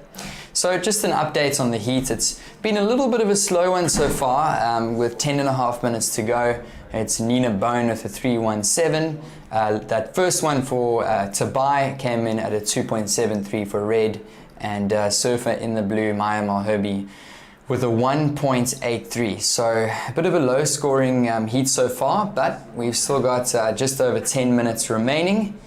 And if you guys are just joining us, welcome. I'm in the booth here with Crystal Sawyer, and we are just enjoying all of this action at beautiful Port Alfred on the Sunshine Coast. A big thank you to the Royal St Andrews Hotel, as well as Rip Curl for sponsoring this event, and of course the WSL.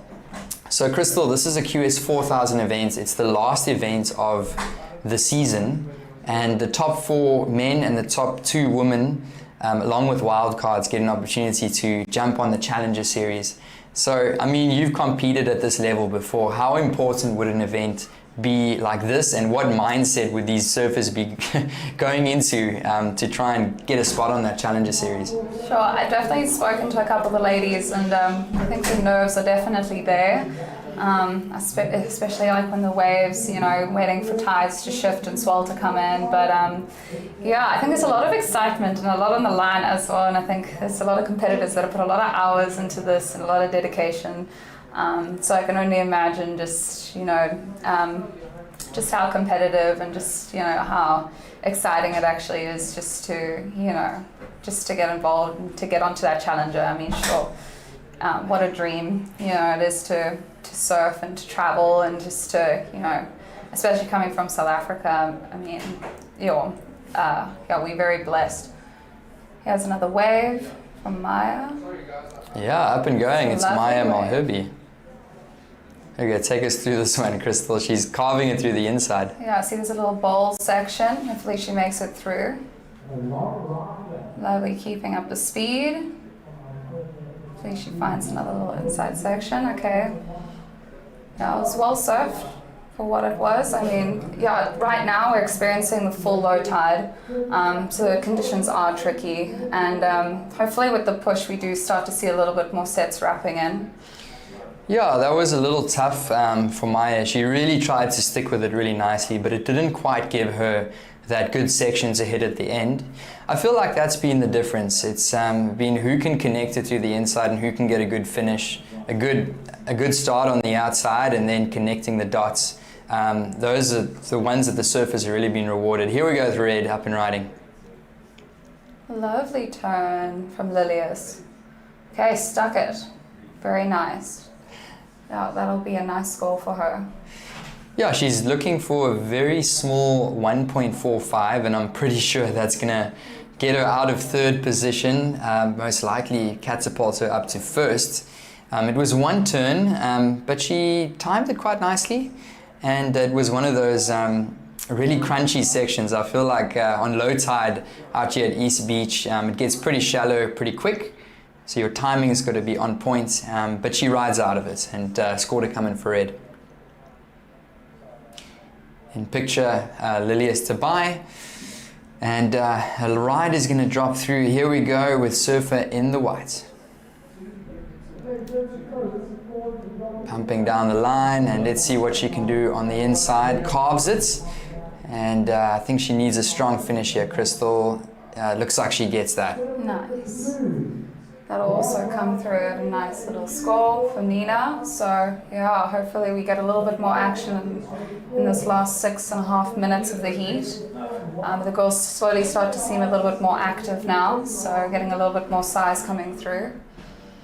Yeah, it's going to shake things up a little bit, specifically that score from red, and it does come through at a 4.67. So that currently is the highest score of the heat, and that catapults Lilius Tabai from third up to first. So the experienced competitor now showing us in these tricky conditions, small conditions, that she can get a mid-range on the board, and she's in first. And then of course we've got a score coming in for surfer in the white, Nina Bone. She's looking for a small score to jump up into second. So not tons of time on the clock, but still plenty, with 5 minutes and 40 seconds remaining. Let's see, what do you think here? Yeah, you know, it always fascinates me how, I mean, just if you could even just get one good turn in and what that can do scoring wise. I think especially in these kind of conditions, you know, you do want a longer running wave, but sometimes if you can just get that opportunity in that section, just to get one really good turn in, I think that can really change the heat. So yeah, it was... Yeah, she got a 3.23, so Nina Bone is up into second. So actually they tied on the top there, but because Lilius Tobias got the highest score, she is sitting in the first spot. Both surfers, red and white, on a score of a 6.4. And then Maya Malherbe, she isn't trailing far behind. She's looking for a 3.9 to jump back up to second. So very tight heat. 5 minutes remaining, and it is young Maya Malherbe in first priority, second priority with red, Lilius Tobai, and Nina Bone in third priority. Yeah. So, I mean, Maya is she's a lady of small stature. Obviously, she's still young, but do you think that plays a difference when the waves are small? What do you think, Crystal? Yeah, I think it's definitely to her advantage. But I mean, she's such a young competitor, and it's so awesome to see. And she's very dynamic too, which I enjoy. So yeah, I'm thinking, yeah, she just get a little bit of a sizable wave, and I mean, no doubt she's going to milk it. Yeah. So yeah, still in first priority, Maya, being patient. Yeah, she's going to have to be patient, but she's definitely got what it takes. She surfed really well yesterday in the Rip Curl Grom Search, but this is a different level. This is the QS 2000, and there's international competitors, and it's a little bit of different pressure, but Maya is not looking too phased. She's just trying to paddle and get into position. She's looking for a score of a 3.90. And only 2 waves, scoring waves for Maya and for Nina. So yeah, just being very patient this heat, and honestly, patience, you know, it's a good skill to have, just to be patient and to really just like pick when it comes to waves. Wave selection is always such a key factor being a competitive surfer. Yeah, but there's also the aspect of maybe being too patient, but also, yeah, again, it being low tide. I think it's been few and far between with waves. Yeah. So I'm looking at the clock now. There's 3 minutes remaining, and I'm just curious, as a competitor yourself, obviously she's going to sit and wait for a good wave now. She's going to sit and wait for a set wave, hopefully, and get that score she needs. But at what point does your mind start to think about catching a small insider and trying to grind for the score? At what time point? Oh man, I mean, she doesn't need a big score, so you know, it's give and take. I mean, kind of just has to, you know, somewhat just see what's coming, and yeah, I mean, sure, if a wave comes, I'd probably go personally, but also, you know, you want to just make sure that you can still get the score. Again, she only needs a 3.9, so yeah, not too much asking, but yeah, just needs a little bit of a wave just to get her through, get the section she needs. Yeah, normally when it gets to under a minute, you see surfers frantically paddling around the beach if they need a score, but she's going to sit and be patient, like you said, and wave might just come. Oh, here comes something. She is in first priority. She's going to let that one go. Okay, see, that one ran flat. It's a good choice. Yeah, still enough time, 1 minute and 45 seconds. Again, a lot can go down in a minute and a half, you know. It's plenty of time for a wave to come in. And again, Lilius had that one turn and got that 4.6. So, yeah. Let's see. 90 seconds remaining. It's Maya Malherbe taking a look at this one. Something coming through. And doesn't paddle for that. Wise choice. She holds that priority, surfer in the blue. She's looking for a score of a 3.9 to move up into second and advance. Of course, top 2 spots advance through to the next round. At the moment, it is Lilius Tobai in first in the red and Nina Bone in second in the white. 1 minute remaining. Oh, it's down to the wire. Yeah, let's see what happens in the last minutes. The round of 24, heat number 1. All 3 ladies in picture, red, white and blue. What will the ocean dish up? Will there be one last chance for blue? You can see the boats coming into the river here in Port Alfred. The potential ripple coming through, you can kind of see the swell lines coming in. So is Maya one of our youngest competitors in the Open? Yeah, that's very right. I think she must be the youngest competitor in the field. That's awesome. We've got a couple of young competitors, 14, 15, but she's an under 14 surfer, so I think she is actually the youngest in the women's division. Wow. Stay tuned for that. I mean, sure, she's got a good career ahead of her. Okay, so it doesn't look like young Maya Malherbe finds the wave, and the heat does come to a conclusion. So it is going to be Lilius Tobai in first over Nina Bone in white in second, advancing through to the next round. So in the booth here with Crystal, it's been such a cool time. We are going to cut to a quick ad break. So we'll be back shortly at the Royal St. Andrews Hotel Rip Curl Cup. Stay tuned. We'll see you back soon.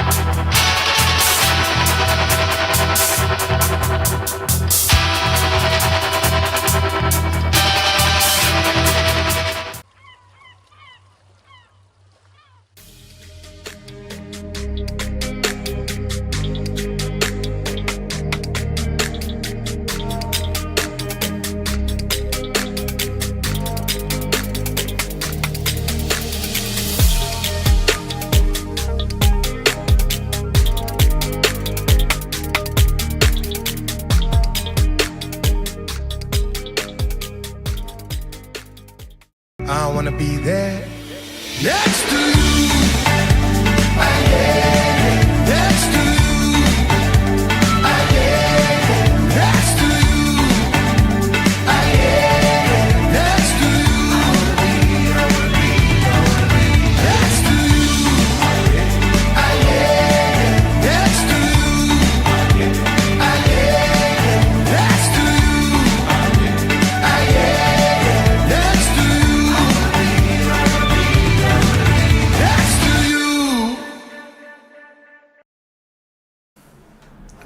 Welcome back to the Royal St. Andrews Hotel Rip Curl Cup.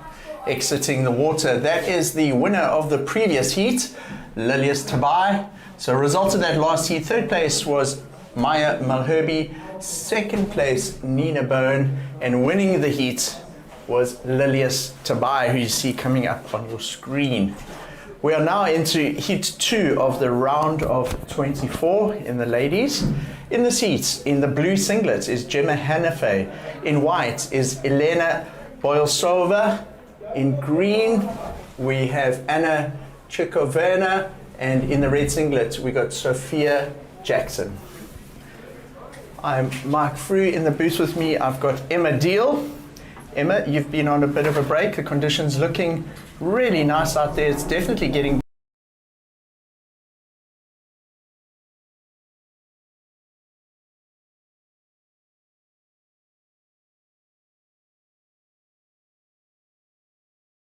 up.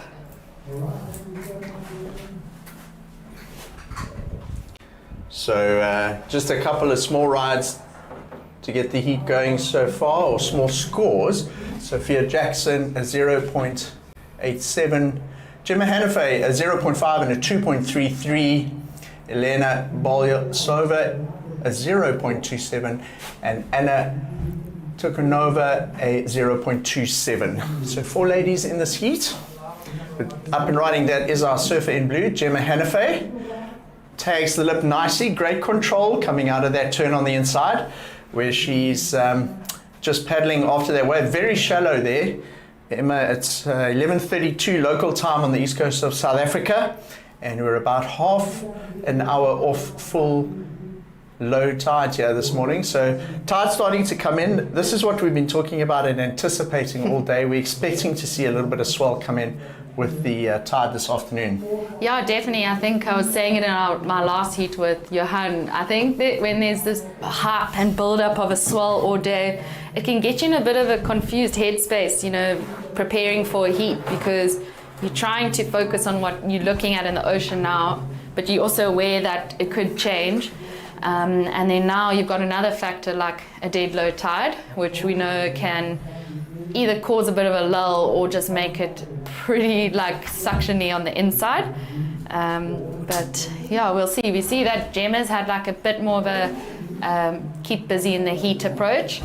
We always kind of reference it, but all the surfers from East London have a lot of experience in Port Alfred. They often do trials here, they know the wave pretty well, and maybe on a day like today, that's a bit of an advantage. Yeah, they have surfed a lot of heats out here. Our surfers in white and green, they probably their first time surfing Port Alfred, so Sophia and Gemma definitely have a little bit of an advantage there in terms of their experience out here. And the heat really about to, well, hasn't really kicked off yet. We've just got Gemma Hannafay with those a couple of scores, some scores still to drop in. And as I say that they do, so Gemma Hannafay establishes an early lead. She's got a 3.5 and a 2.33, and Sophia Jackson with a 3 and a 0.87.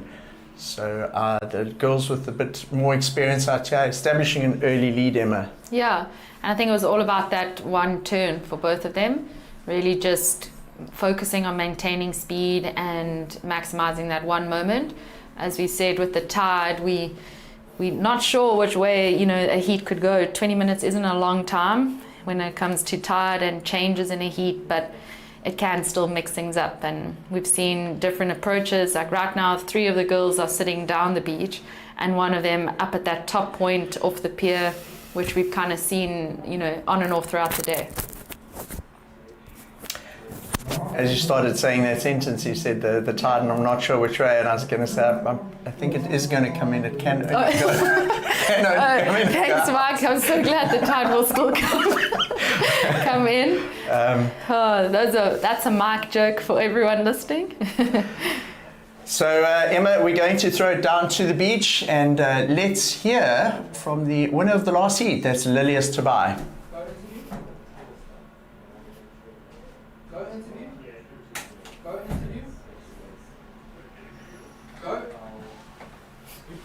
Go interview.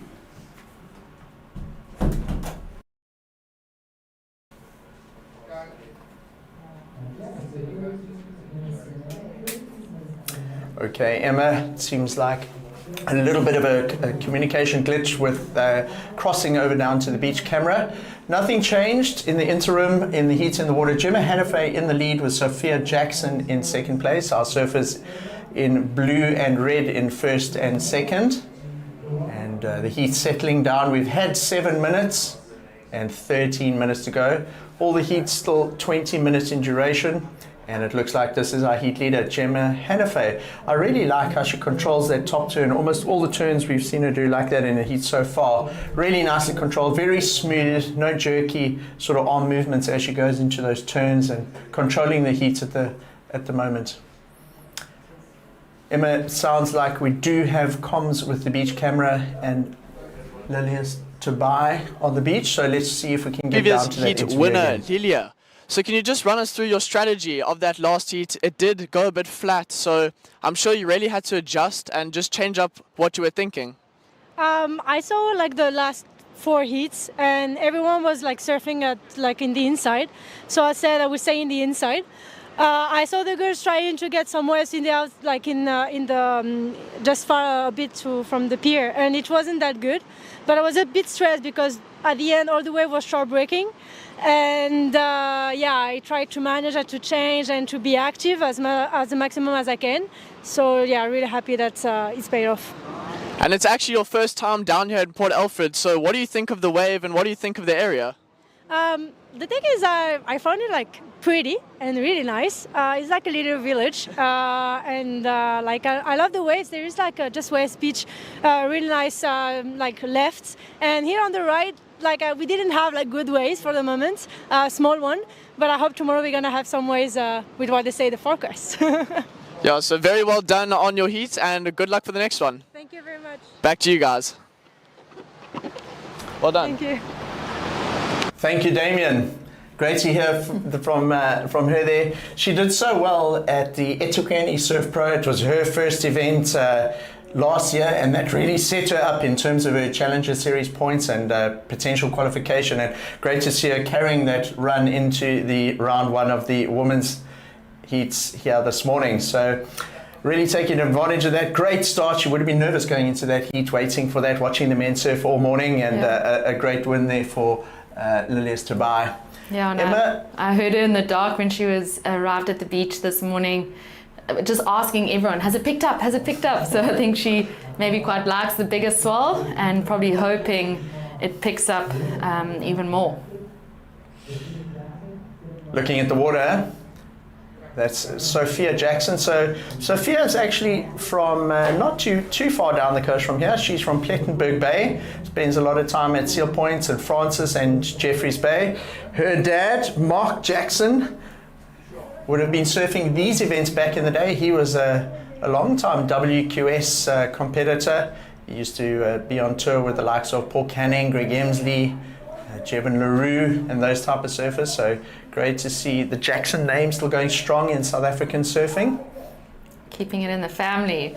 I'm not sure if supporting family members is worse than surfing your own heat. I know when I used to watch my sisters, I would get way more nervous watching them than my own heat. Do any of you, the girls, compete still? No, they don't. You wouldn't think so. We're all but still competitive with each other in our free surfs. But yeah, none of us are competing, but still surfing as much as we can. Growing up in Jeffreys Bay, Emma, did you guys used to, besides contests, did you ever travel much and come up, with a family or anything like that to Port Alfred much? Yeah, I think what's actually quite special about Port Alfred is I have memories coming here with family before we even surfed because of what just a beautiful stop it is along the coast. And just such a beautiful beach. It really is one of the most pristine beaches along our coast. And then when we started surfing and the froth was there, we would come here for some events, and I feel like I've had all extreme conditions here. I've either nearly drowned or been skunked and not caught a wave. So I know that Port Alfred can offer a lot, and with the swell we keep talking about, I am very curious and excited to see what tomorrow looks like. So the Royal St Andrews Hotel Ripco Cup, it's the sort of flagship event of a bigger Easter festival happening this whole weekend in the Kawi town of Port Alfred. There's music festivals and lots of other activations happening, and a lot of holiday makers in the town. And we've actually had really good weather over the Easter weekend so far. We had the Ripco Grom Search, which was a SAST event, a 2-day event that led up to the end of yesterday. And then, of course, the Rip Curl Cup WSL qualifying series kicking off today. So great to see so many surfers in town and families and everybody enjoying themselves. And as you said, on the N2 highway, which kind of connects Durban to Cape Town, there's lots and lots of surfboards on tops of cars at the moment because everyone's looking and chasing that swell, sort of from Mossel Bay all the way up to East London as it hits all the big spots there. Definitely. And yeah, you can feel, I think, like we chatted about this morning, we really have not had many swells this year, especially along the Eastern Cape sort of route. So there are a lot of hungry surfers, free surfers, competitors. Everyone is expectant for the swell. And yeah, like we said, I think, Port Alfred is a coastal town, which out of season is slightly quieter than we're seeing now. So we know how much a town and a community benefits from just events like this and everything it has to offer, not just if you're here for the surfing. Having a look in the water, we got just under 7 minutes remaining in the seas. Gemma Hannafay in the lead. She established that lead early. She's been hanging on to it. Sophia Jackson is in second position. And the heat form, or the heat flow as it is at the moment with blue, red, green and white, kind of been like that since the beginning of the heat. That's a better ride. I'm sure she'll improve her scores there. Anna wearing the green singlet. Her lowest score prior to that was a 0.27, and she did manage to do a turn and complete it and ride out nicely on that wave. So I'd imagine she probably dropped that 0.27 there, Emma. Yeah, and I think that wave, she was able to fit in 2 turns. Her previous wave, I think, was more about that 1 turn moment. And actually all the girls have kind of had waves where it's about that 1 closeout turn, as we've commented on Gemma. So I think to get a wave that offers a bit more is probably what they're all looking for. So still waiting for that wave of Anna to come in. She needed a score in the region of 4.46 or better. We'll leave that up to the judges. I see the score does drop in now. It's a 2.93, so just a little bit short of the requirement, but her requirement actually does improve a little bit. So let's look at the overall score and situation in the heats. Gemma Hannafay leading the heat with 5 minutes to go. Sophia Jackson is in second. Surfer in green requires a 3.6 and surfer in white requires a 5.03. So white has priority and blue has second priority. So we got the surfer in fourth with priority, surfer in the lead with second priority, boxing in the other 2 competitors at this stage. Down to 5 minutes remaining, the real sort of sharp end of the heat, and surfers in green and white up against the ropes a little bit at the moment, looking for scores, and green looking for a 3.6, and white a little bit more difficult. She's looking for a 5.03. Yeah, and I think with what we've seen in this heat, it's about those 1 moments, like we've mentioned, that I think if one of the girls take off on a wave and really go for like risk and manage to sort of land it, I think the judges will reward it, even if it's one maneuver. Down to 4 minutes remaining. This is heat 2 of this round of ladies competition, and advancing through this round, they'll go up against some of the higher seeds of the event. I can't wait to see the likes of Sarah Baum later on in the event. It's great that she's come out, current series leader at the moment and in the top spot for qualification. Yeah, very experienced surfer. I got to listen in on her in the booth, and yeah, it's pretty amazing how, I mean, you obviously expect it from a competitor, but just to hear how much knowledge she has with surfing and breaking down a wave and understanding this wave, we can definitely see she's one of our experienced top surfers. It's also great to have a surfer that participated in the Olympics. Yes. Having a go here at Port Alfred, and Sarah, one of the only surfers in the event that was at Chopu and participated in the last Olympics. This is a really nice looking wave from Jenna Hannafay. Comes unstuck on the 3rd turn, but lovely flow and transitions between the first 2 turns there, Emma. Yes, great flow, and I think, you know, with the heat winding down and sitting in first, you could see she had more confidence going into those first 2 turns. Sophia is obviously in second and hoping to replace her 3-point ride, but that wave does just go a bit sleepy. So just with a 1 cut back there, not sure if she'll replace that. So have a look at this. We've got Anna and Elena, our surfers in green and white, moving across, very determined paddling. They'll be able to see, if you look back at the tower from the water, there's a big LED screen that shows the surfers who has priority, and they'll know they have first and second priority, and they'll be hoping to utilize that to get a score and into the advancing positions as we're down to the last 2 minutes of the heat.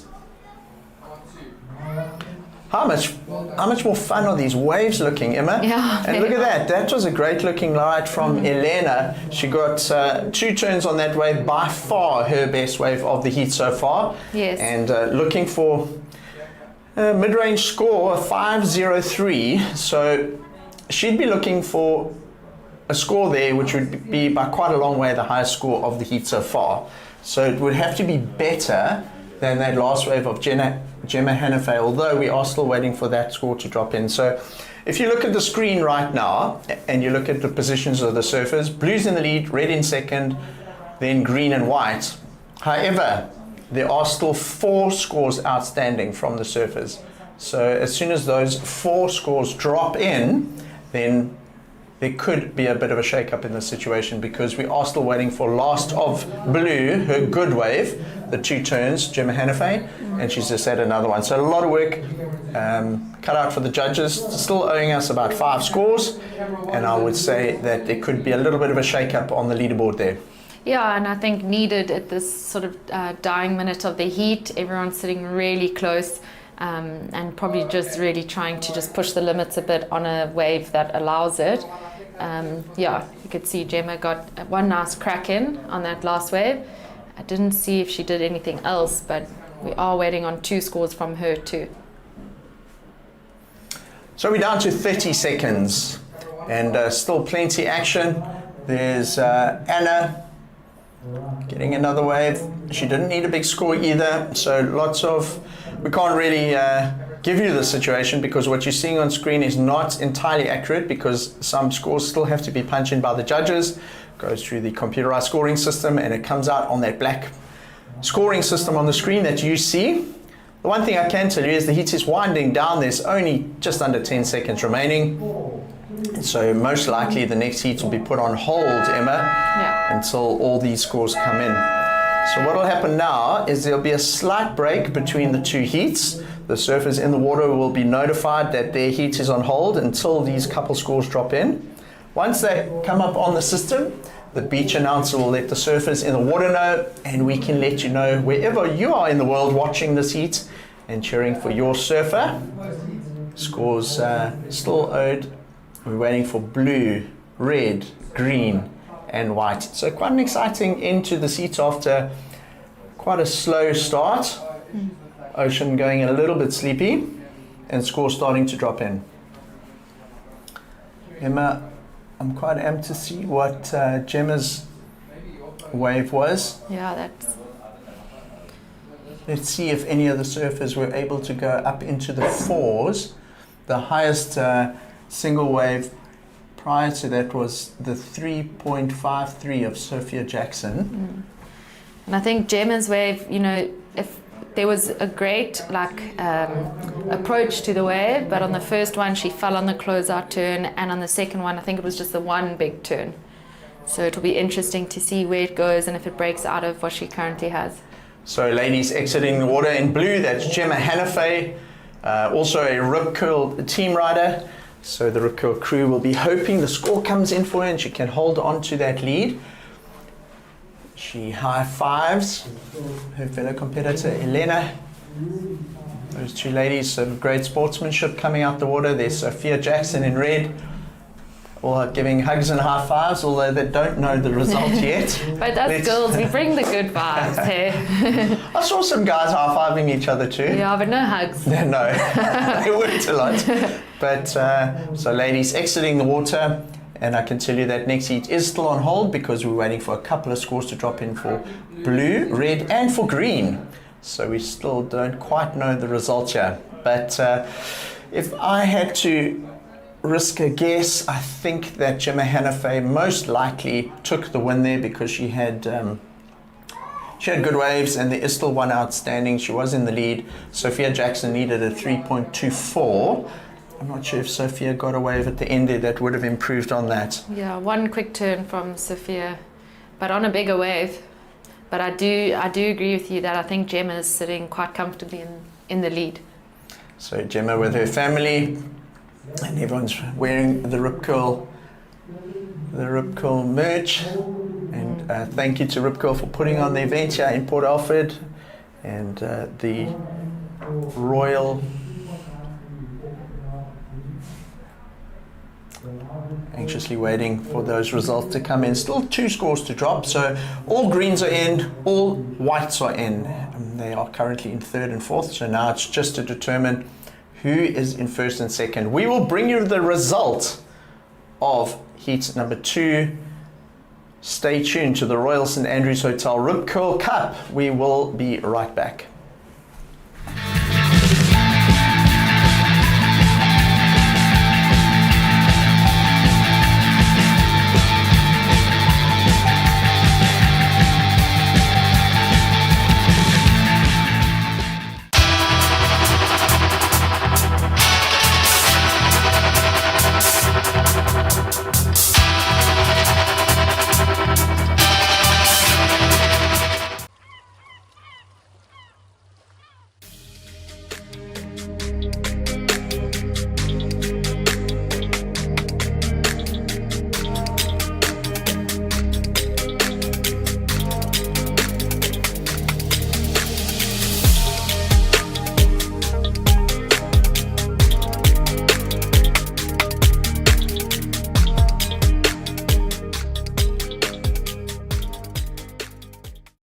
wanna be there next to you.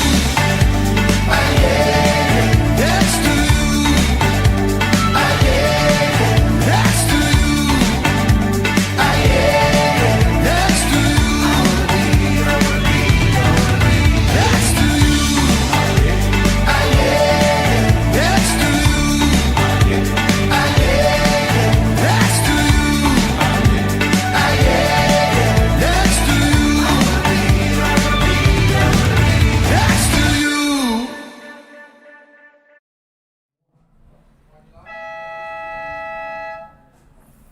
Welcome back to the Royal St Andrews Hotel Rip Curl Cup.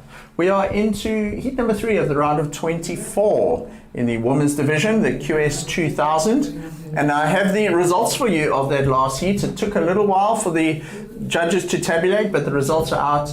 In 4th place was Elena Bolsheva. In 3rd was Anna Tishikova.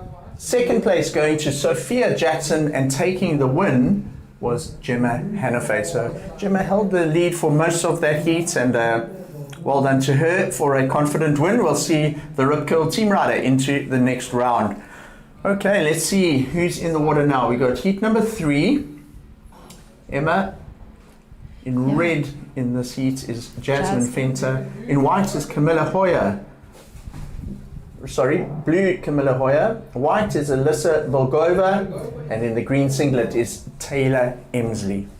Another quite stacked heat here in the first round of the women's, Emma. Yeah, another stacked heat. 2 of the surfers I can confidently say have had siblings compete already today. And hopefully I've picked their brains about some secrets of the lineup and what it's doing. But as we have seen, it has changed quite a bit throughout the day. And with this low tide that Mike told me will eventually come in, explaining how it works to me.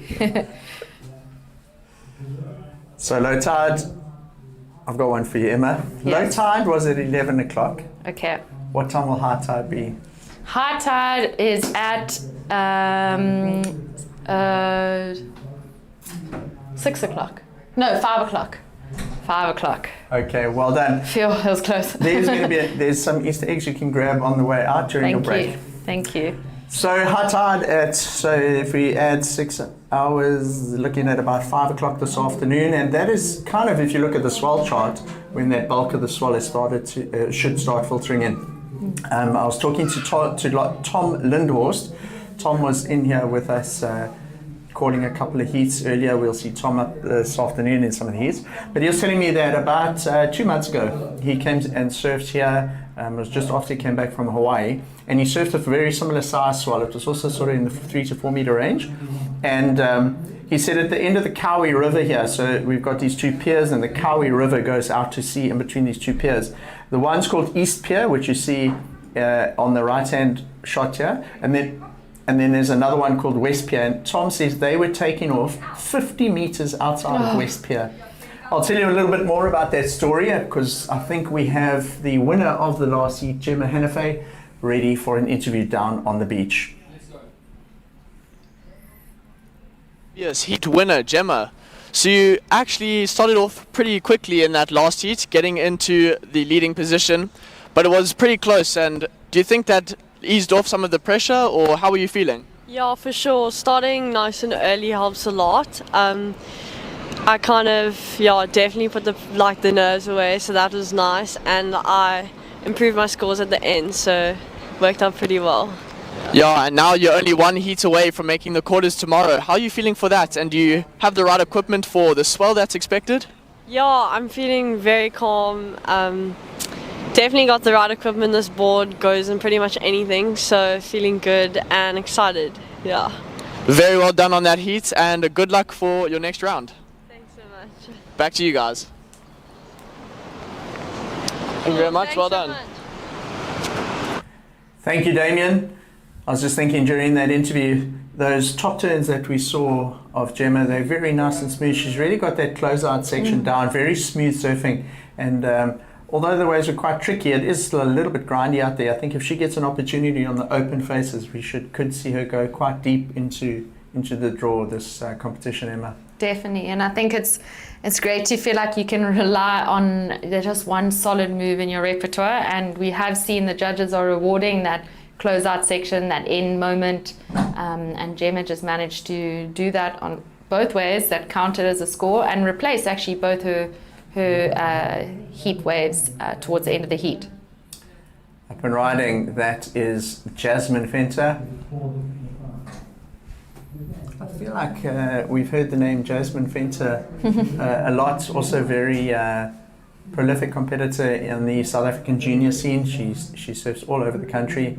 Yeah, and from a very competitive family. Her brother Christian Fenter, her older sister Anastasia Fenter. I'm confident to say they've both represented South Africa, but I know Anastasia has.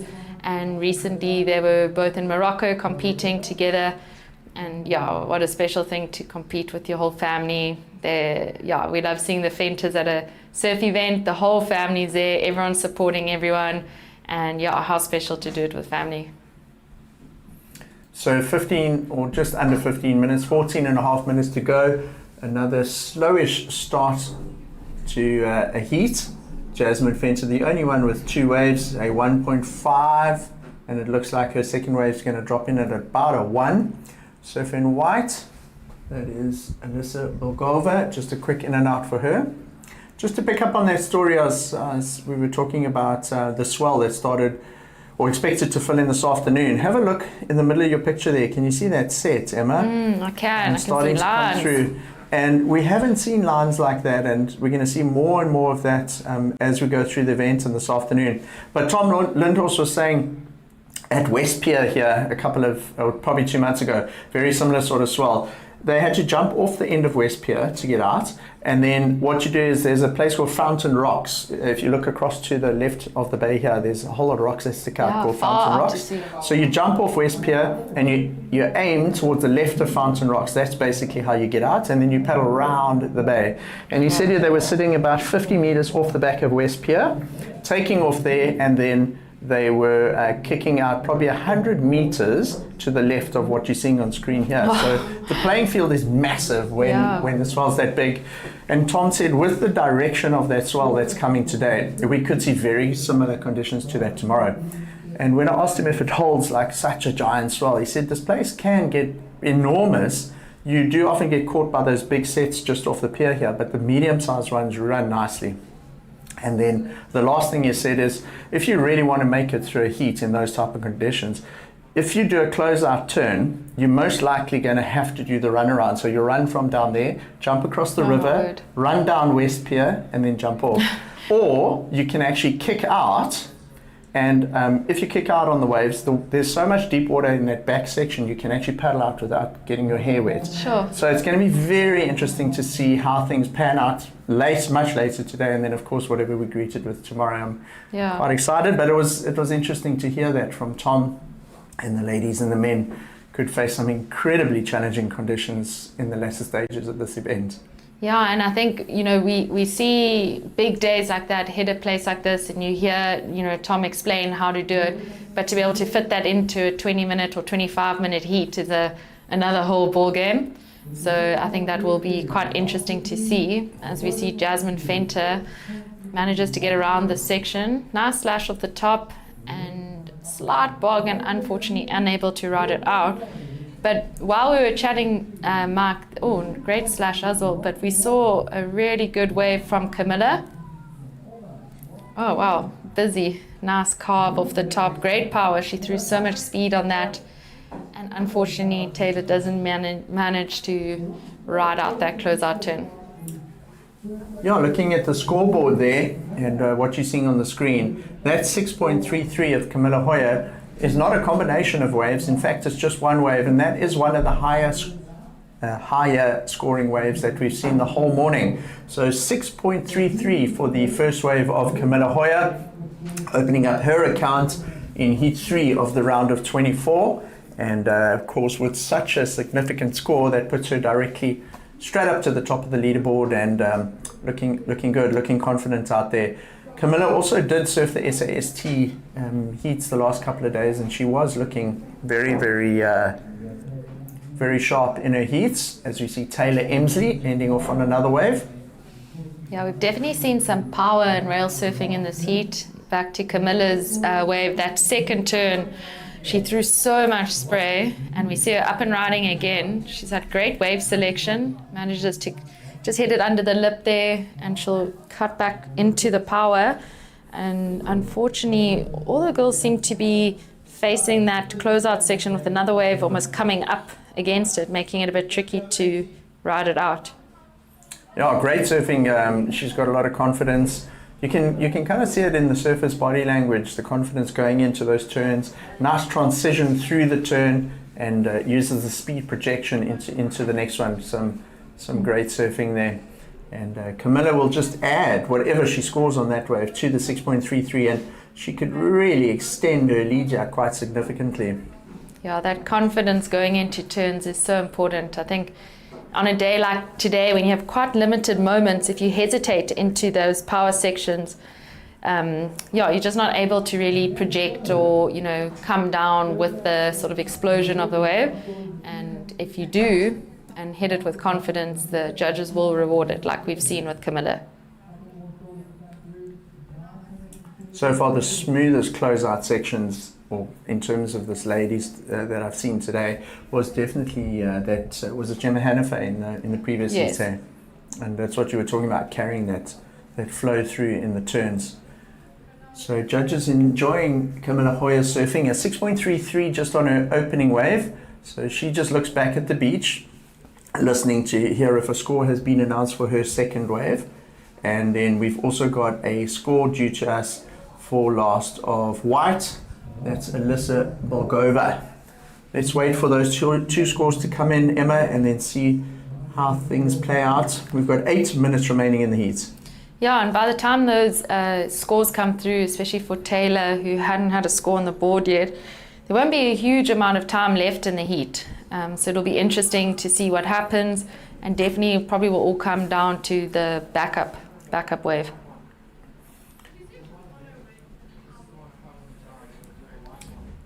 So Camilla Hoyer establishing an early lead, and the reason it sometimes takes a while for the scores to drop in is that the judges upstairs do have access to replays. So if they want to see a wave again, and before they lock the score in and compare it to another wave in the heat, or that sort of thing, and it's to the scale that they've established, they can request that, and sometimes they'll watch a replay a couple of times and then only put their score in. They want to make sure of the score.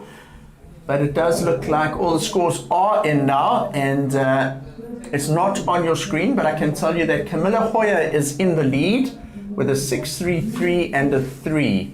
Taylor Emsley is now in second with a 4.5 and a 2.73. Jasmine Fenter is in third. She requires a 4.9, and Alyssa Bulgova is in fourth, requiring a 5.06. So there's your scores on screen, showing the current leaderboard in the heat and who's on top. With 7 minutes to go in Heat 3 round of 24, Camilla Hoyer in the lead, Taylor Emsley in second, Jasmine Fenter in third. Jasmine looking for a 4.9, and then we've got Alyssa Bulgova looking for a 5.06. And I see some lines coming through. As we mentioned, we have seen some hitting the middle of the bay, and as that tide starts to push, I'm sure we'll see them come in, because as you can see, some of those lines are sort of just going past.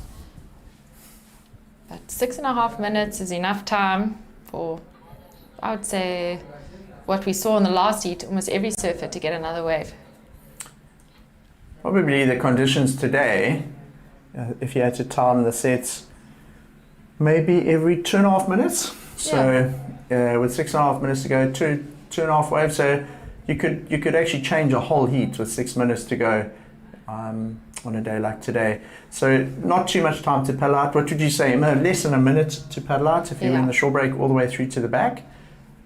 Yeah, less than a minute for sure. And now, if you look ahead to tomorrow, if you had a wave at the very beginning of your heats and you had to do the run around from the end of each beach, East Beach, and jump off West Beach Pier, that must be a solid 10-minute run around. So definitely very different conditions, and Port Alfred's showing so many different faces here during the event this weekend. In the SAST, we had a small onshore choppy day the first day. Then the west came through, very similar to what we see today. And then we're going to have that new swell filter in this afternoon. Yeah, it's kind of, you know, most people want to start a heat with a good wave, not only for confidence and priority, but also, you know, tomorrow we're going to see the need for that with what you're explaining, where you want to get your wave early because you might have a 10-minute delay in just getting back out for another one. So the situation in the heat with 5 minutes remaining, so we've had 3/4 of this 20-minute heat. Camilla Hoyer is in the lead. Taylor Emsley is in second. Jasmine Fenter is in third. Jasmine is looking for a 4.9 to advance. And Alyssa Bulgova is in fourth. Alyssa is looking for a 5.06. So surfers in blue and yellow are in first and second, with surfers chasing down the scores in third and fourth at the moment. In these 4-person heats, only 2 surfers advance, and it's the surfer with the top 2 wave scores. So have a look at your screen there. Camilla Hoyer, she's got a 6.33 and a 3. That adds up to 9.33. She is in the lead. Taylor Emsley in second would require a 4.84 or better to take the lead away from Camilla. Jasmine Fenter in third needs a 4.9 to advance. If you look at your third column there, she needs a 4.9. That's to advance. And then Alyssa Bulgova also requiring a 5.06. So the pressure on Jasmine and Alyssa. I think I would want to be Camilla in this heat, sitting with priority, few minutes left, and one very good score, another decent backup for what we've seen in these conditions, but you can see she's definitely waiting for hopefully another wave to present itself like the 6.3. She surfed a really smart heat because at this point now where the pressure's really on the other competitors, she has priority, she's in control with the scores on the board like you say, and this is a position of the heat where you really would want to be in. If you could script a heat, you know, get a nice score that's up above the 5s and 6s, which she's done. She's got a reasonable backup, which you can improve on, and she has priority. So she has command of the heat at this point. And Taylor Emsley with third priority, have a look at those colors on the left-hand side. Those numbers there means the priority. Taylor Emsley's in third priority, so she'll have to scratch around a bit to try and find that 4.84. Jasmine Fenter and Alyssa Bulgova in the elimination positions at this point. A 4.9 and a 5.06 required to advance. Yeah. Nice heat from Camilla Hoyer so far, Emma. Yeah, and I think if you compare the situations, you know, Taylor is safe to one degree in second place, but she's got third priority, so technically she actually has to watch her competitors who are fighting for a spot catch a wave first, unless she's able to pick one up off them. As we see Alyssa up and riding. So Alyssa Bulgova finishing with her ride on the inside. Taylor Emsley looking to improve on that 2.73. What the judges will be doing now, Emma, as well, is they have the sort of the measuring stick or the bar that they're measuring against in this heat, and that'll be the 6.33 posted by Camilla Hoyer. So they awarded that wave with a 6.33. So anything else the rest of the surfers do, they'll be comparing to that wave. So I saw Taylor there. I thought it was a nice wave. 1-2 nice turns for Taylor, but they'll compare it to that 6.33 of Camilla. Yes. And they'll have access to that replay if they need it to do that comparison. And of course, the surfers are all surfing for, there's quite a lot at stake here. Points on the Africa series and 2 slots up for grabs on the Challenger Series for the top 2 women that finish on the Challenger Series. This is the 4th event in the Africa Qualifying Series. We've had 3 events so far. We had the eThekwini Surf Pro, the Flojo's Belita Open, then we had the Pro Tagazout in Morocco, and this event, the Ripco Cup, is the 4th. The surfers' best 3 results count. They have 1 throwaway. And at the end of the day in the ladies division, the top 2 ladies will qualify for the Challenger Series. We've got 1 minute to go. Camilla Hoyer in the lead. all the scores are in. Taylor Emsley, what did she score on that last wave? A 2.83 for those 2 turns. They compared it to the 6.33 of Camilla Hoyer.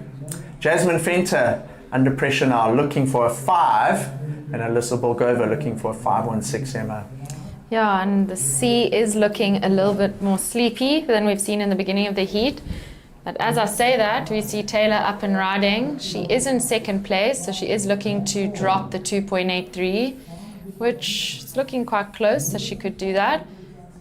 And as we mentioned, this is a QS 2000 for the women, and very important points. We have our rankings that we're constantly referring to, and that second spot isn't necessarily very safe.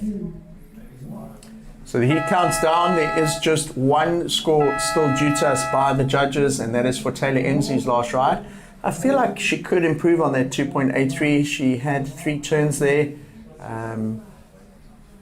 Again, the judges will compare it to her previous wave, the 2.83. So the next heat is on hold while scores come in for last of Taylor Emsley's. And I think most probably what will happen here is she'll just consolidate that second place. I'm not sure what you think in terms of the 4.84 there, Emma. Was it enough to take the lead from Camilla? I don't think it was enough to take the lead. If I compare, like we've mentioned, Camilla's 6.3 and 3-point ride, it would need to be solidly in between that. But I do think she might replace the 2.8, or it will be very close. So just still waiting for that last wave to drop in. Is Taylor Emsley going to improve on the 2.83? And what we can say is that Camilla and Taylor are through. Which one will be first? Score starting to come in. It looks like she is going to improve on her score, but it probably won't be enough to take the lead. It's a 3.7. So results of that heat. 4th place going to... Right. Our screen has just gone off with those results because we're about to go to an ad break. So stay tuned. The Royal St Andrews Hotel Ripcord Cup. We'll be back with those results shortly.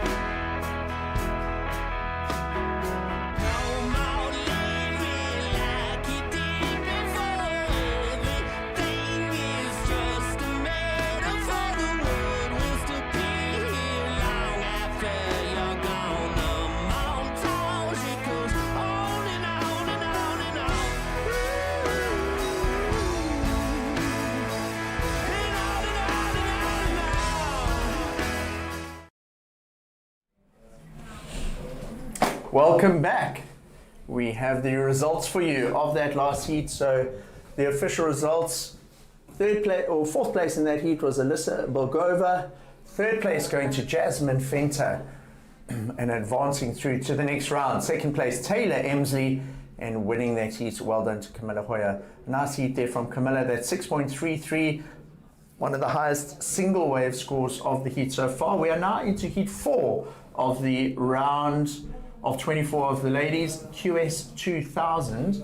In this heat, in the red singlets, we have Leah Laprant. Wearing blue will be Lila Azelos, and wearing the white will be Taista Belyeva.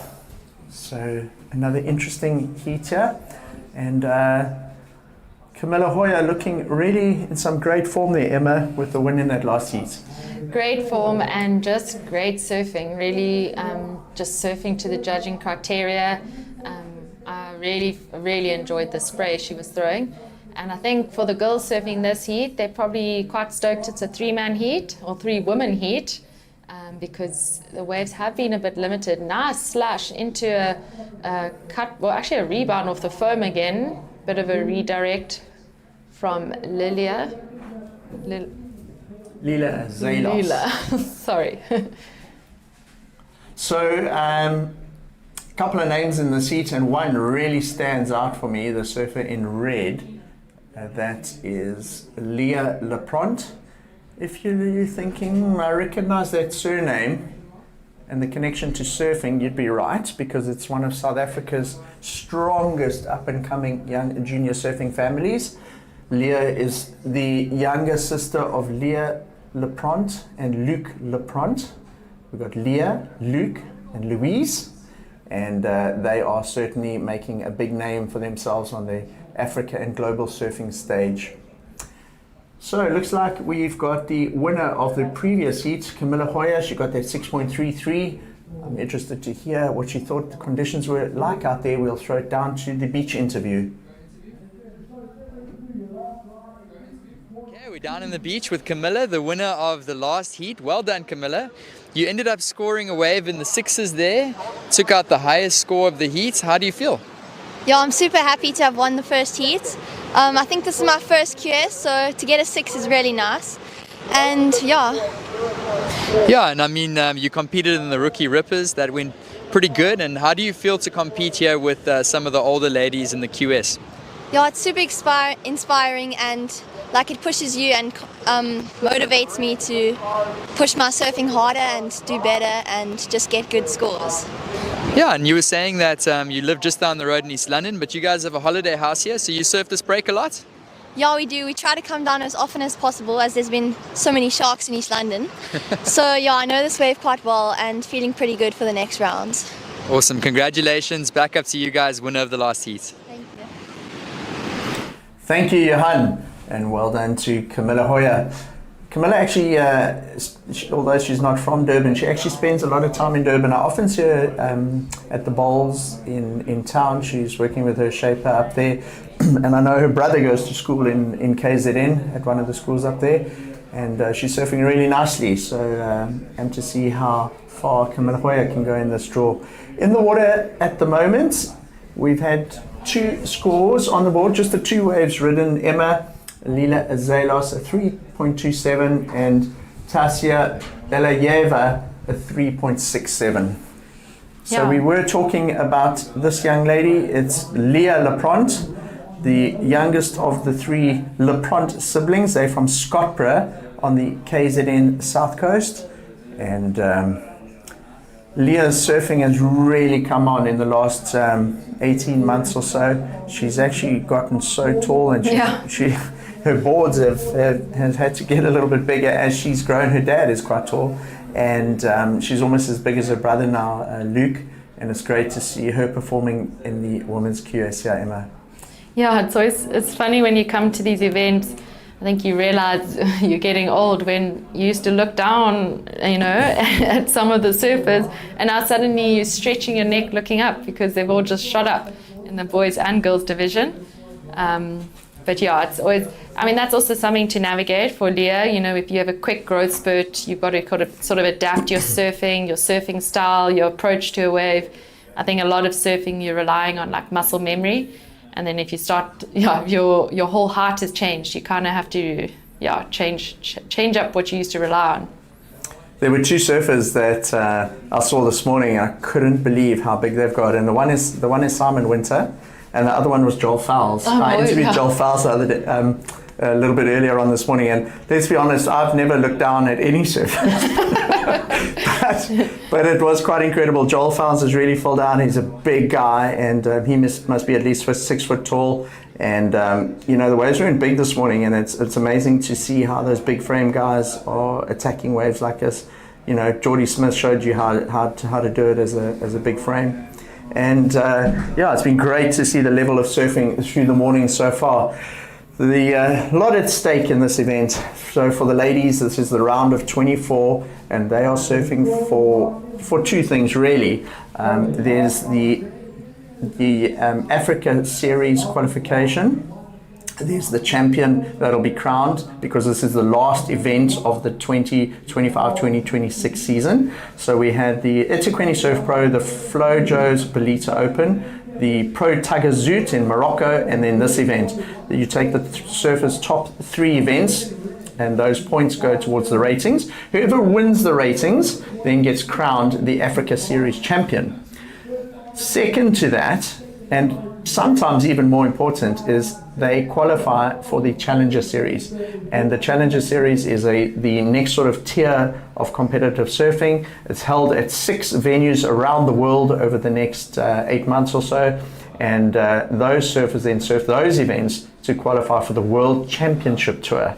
And the World Championship Tour is the elite level of surfing, and that's what we saw at Bells Beach, and is still happening at Bells Beach in Australia, with the likes of Geordie Smith and Luke Thompson representing South Africa there at the moment. Great looking wave from Leela. It's her second wave of the heat. She did get busy early in comparison to the rest of the heat. We're already down to 11 minutes. And yeah, that great first opening turn, another second maneuver, and like I said, a bigger wave of the heat.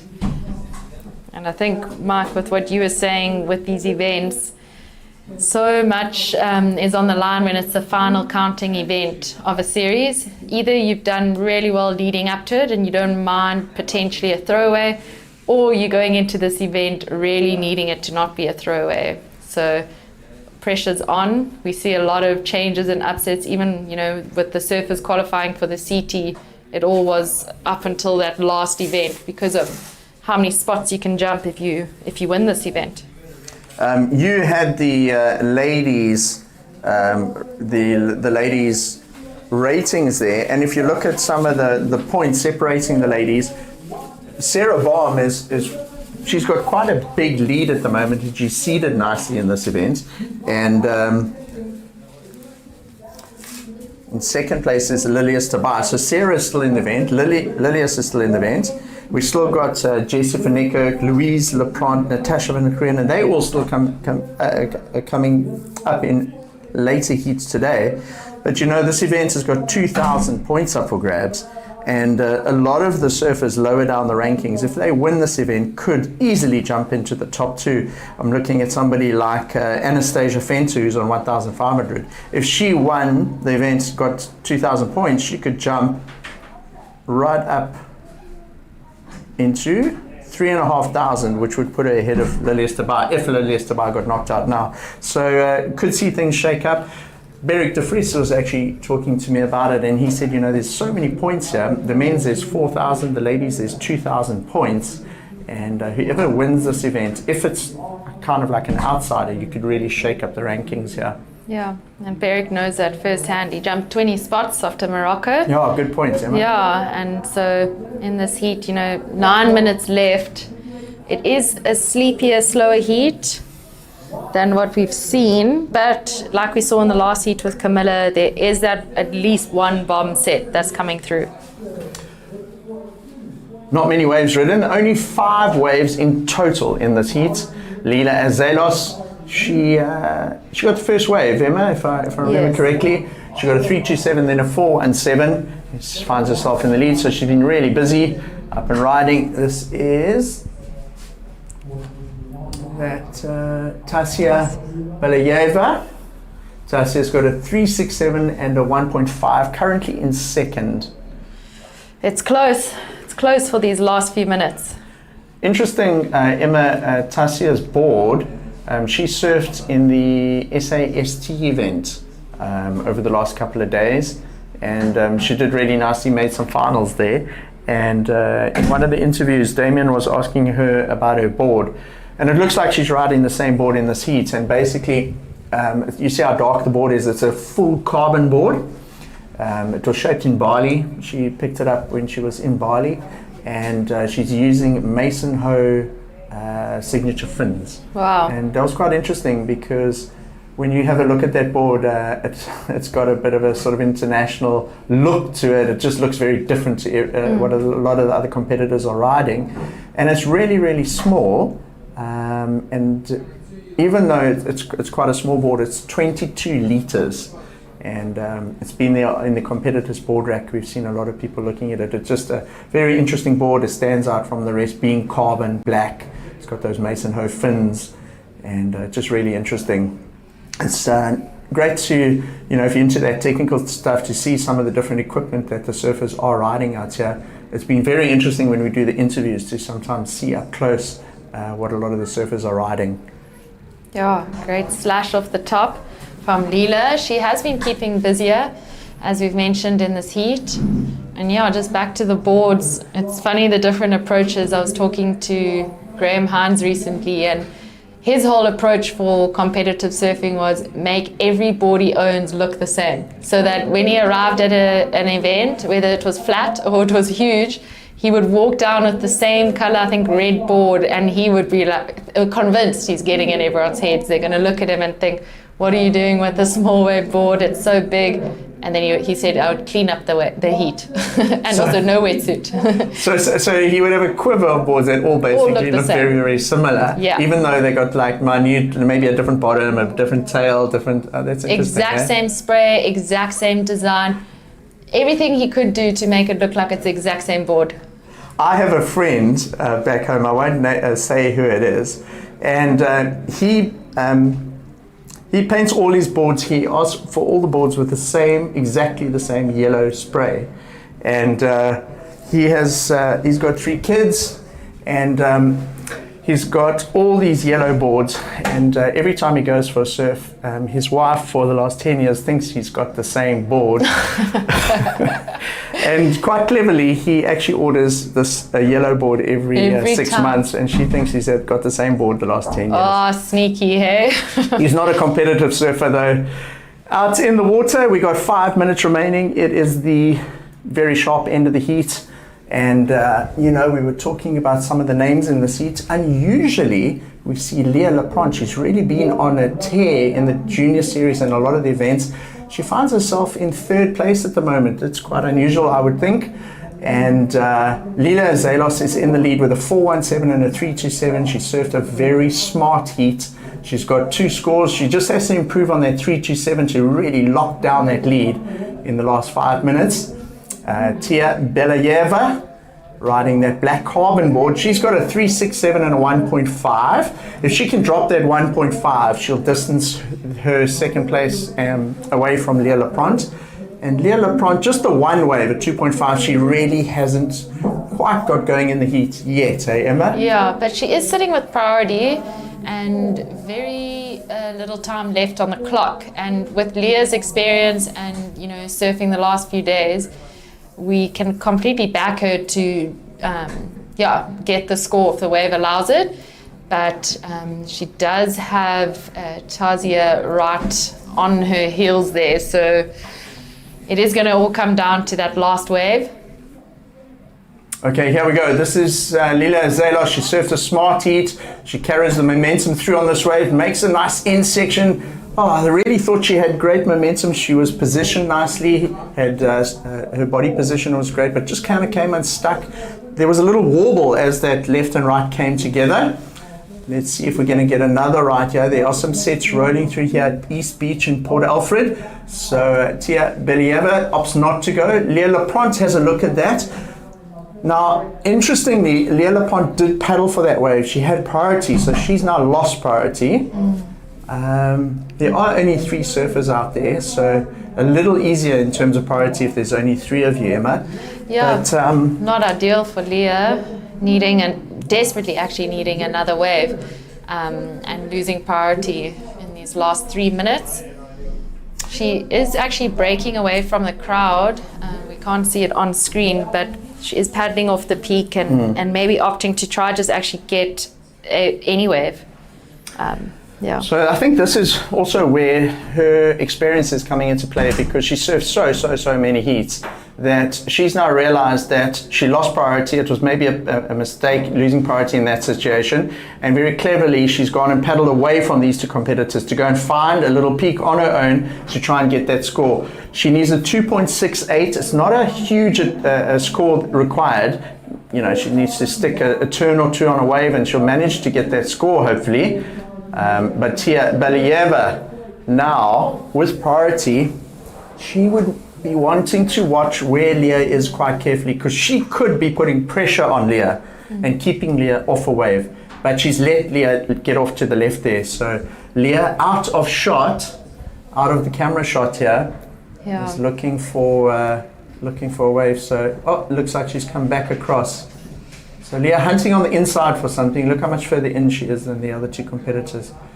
Up and riding. This is our surfer in the white singlet. Looking to improve on her lowest score, which is a 1.5, Emma. Don't know if that didn't do too many turns there. Not much on offer. Our heat leader, Leah Zalos, just a quick in and out. That won't improve her situation. So the result of that means that Leah Lapront is now back in priority. So Leah has 90 seconds to hold that priority. And she's back on the peak. Wow. She needs a 2.68. Yeah, she's actually now needing a 3.05. So Tasia Belayeva's last wave, that short one, a 1.87, it does help her situation slightly. So Leah Lapront under pressure. it is under pressure because 3.05 in these conditions, it can be one turn, but it could also not be enough if, with the power of what the waves are offering at the moment, it doesn't quite present itself. She might need more than that, but time is ticking down, and we have seen her. Oh, we actually see her up and riding.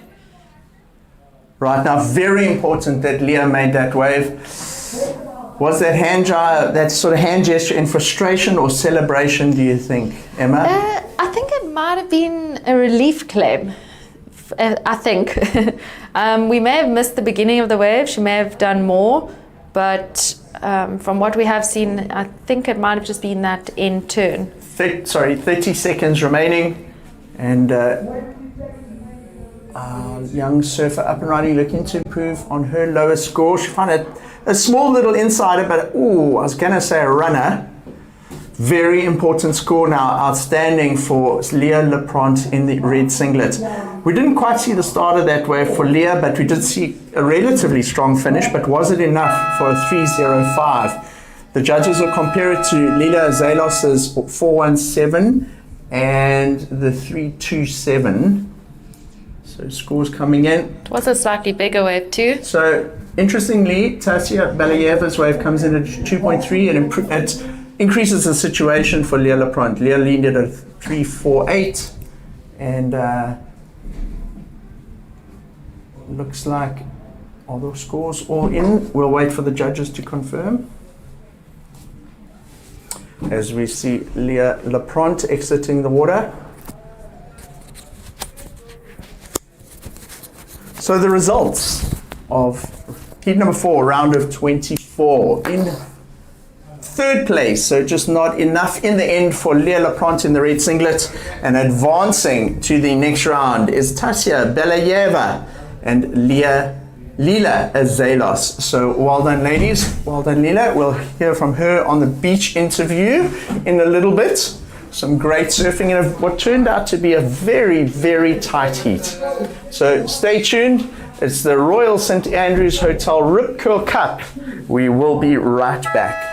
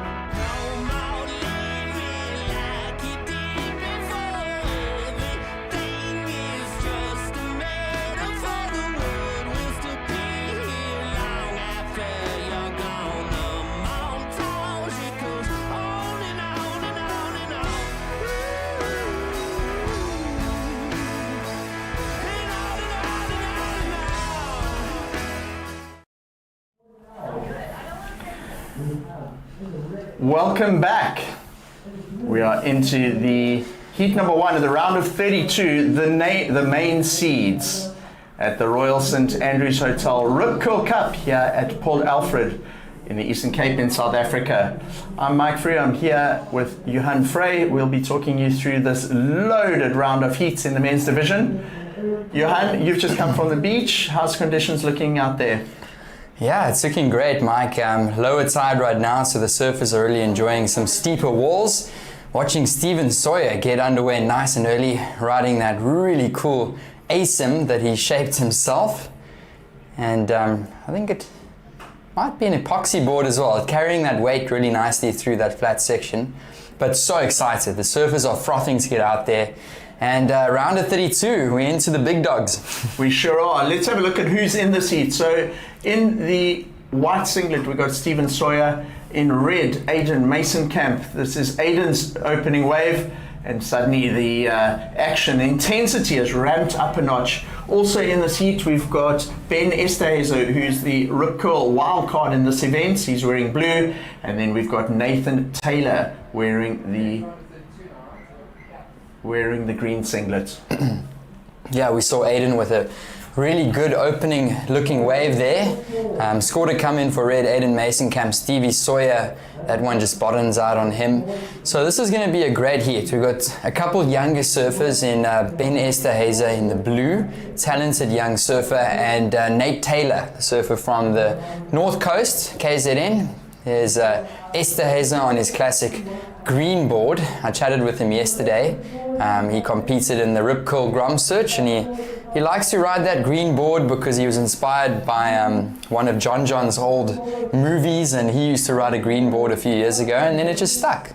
So Ben getting a score on the board, and really interesting to see what first of red comes in as.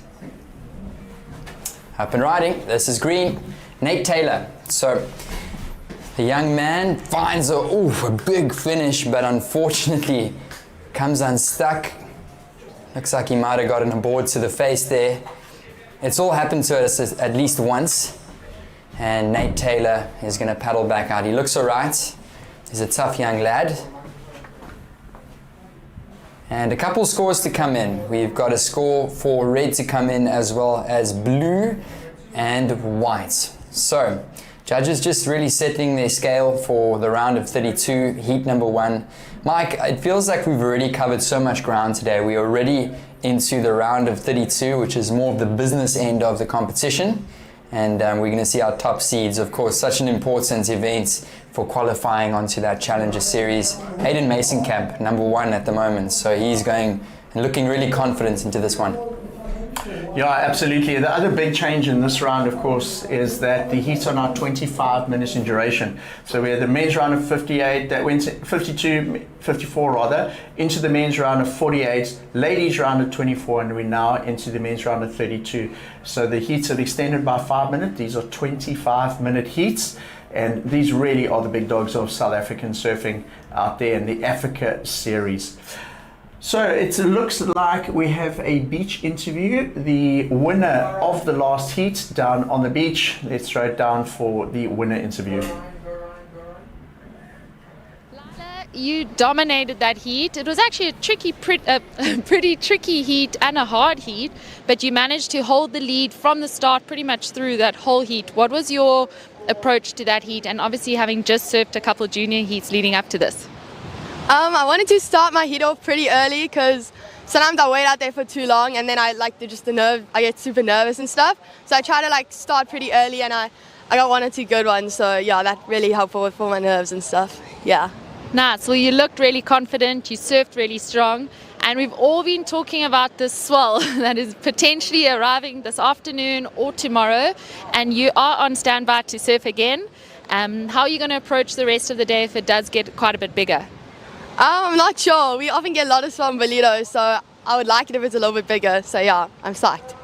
Nice. Well, big waves will suit your surfing, and we're looking forward to seeing you in the next round. Good luck. And back to you guys in the booth. Well done. Thank you, Emma. Great to hear the insight there directly from the water. And I've got news. look at this. Johan, on the scoreboard, we've got one of the highest single wave scores of the day. Aiden Mason-Camp, our surfer in red, he's the current Africa qualifying series ratings leader. And his first wave in the event, he posts a 7.83. Talk us through this, Johan. Here he goes. Nice bottom turn. You can see him eyeing that lip and aggressive up into that section. Carries the speed through, completes it really well, and the judges really rewarding him there. So very confident surfing, great confident start. He's sitting at 4,070 points on the ranking. So Aiden Mason-Camp is looking really good to qualify for that Challenger Series. Aiden Mason-Camp, one of the most experienced Challenger Series competitors in the event. On the ladies' side, of course, we've got Sarah Baum, but Aiden, very much one of the most experienced on the men's side of the draw. And he leads the Africa Series ratings, as you say, with a great quarterfinal result at the Pro Tagazout in Morocco. And he's had some enormous results in the past before. Of course, he's a previous winner of the Belito Pro, where he took out a career highlight winning final against Geordie Smith a couple of years ago. So Aiden, plenty experience, and he's got two aims during this event. This is the fourth event of the Africa Qualifying Series. We had the eThekwini Surf Pro, we had the Flojo's Belito Open, the Pro Tagazout in Morocco, and now we've got the Rip Curl Cup. Aiden is leading the ratings. He'll want to stay as leader and win the ratings, and if he does that, he'll also qualify for the Challenger Series. So a lot on the line here, and Aiden making his intentions clear with that 7.83 opening wave. Let's look at what the other surfers are doing in the heat so far. We're down to around 9 minutes have gone in the heat. We've got Stephen Sawyer in second. Johan, Stephen scoring waves of 5 and a 1.67. He's been pretty busy. He's at 4 waves. Ben Esthazer is the young Rip Curl wildcard in this event. And Ben has a 2.83 and a 3.3. Ben has had a great run in the SAST Junior the Grand Search event, which was held here in the last 2 days, and that was a good warm-up for him, and now he finds himself up against the top seeds here at this event. And then we got this youngster from Salt Rock on the north coast of KZN. It's Nate Taylor. He's just got the 1.5 and the 0.27 score so far. This is a better way for him, Johan. Yeah, I really like his carve. He has a lot of maturity in his surfing already at the young age, and obviously he's used to surfing quite powerful waves, being from the north coast of KZN. So as the conditions get bigger throughout the day, if he manages to make through this one into tomorrow, he is really going to be lining up nicely. I really enjoy the maturity in his surfing. He's going to lock in his score. Nate Taylor, currently only sitting with a 1.5, so he's still really trying to just get his feet stuck in the wax and get into this one.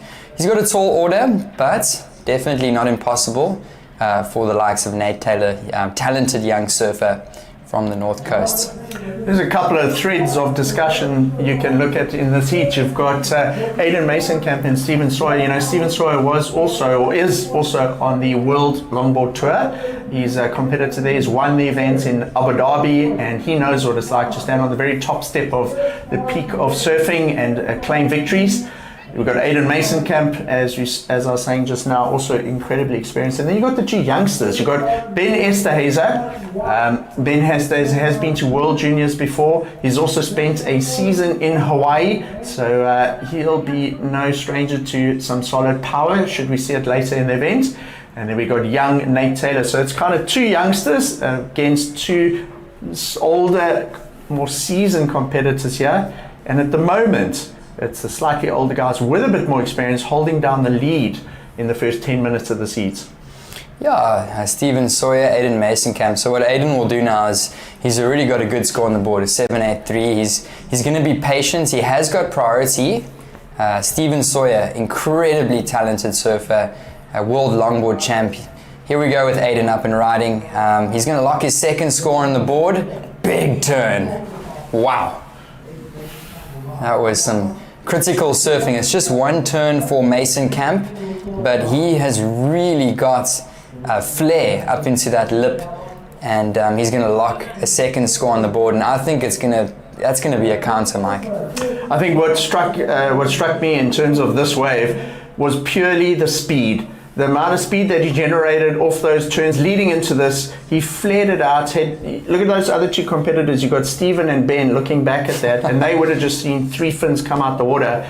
And, you know, we've been watching heats all morning, and just in this one heat so far, something sticks out massively for me, and it's the speed and power that Aiden is attacking these waves with. Yeah, that's Challenger Series power right there, if not World Tour CT power for that turn. Watching Esther Hazer up and riding a couple quick ones there.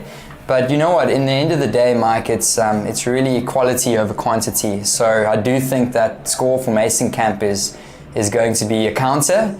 And I love the power, as we said, that he threw into that. But score to come in for Blue.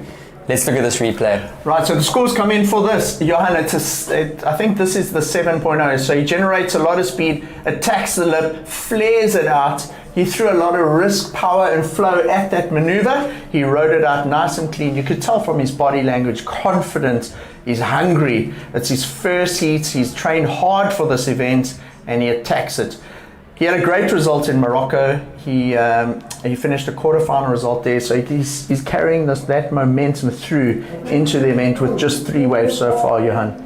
Yeah, heat total of a 14.83. He's already got a 7.83 and a 7, and you know what, Mike? He just needs to he's already on the Challenger Series. He just needs to keep the flow. Watching Stephen Sawyer, and I just like how floaty Stephen is on that board.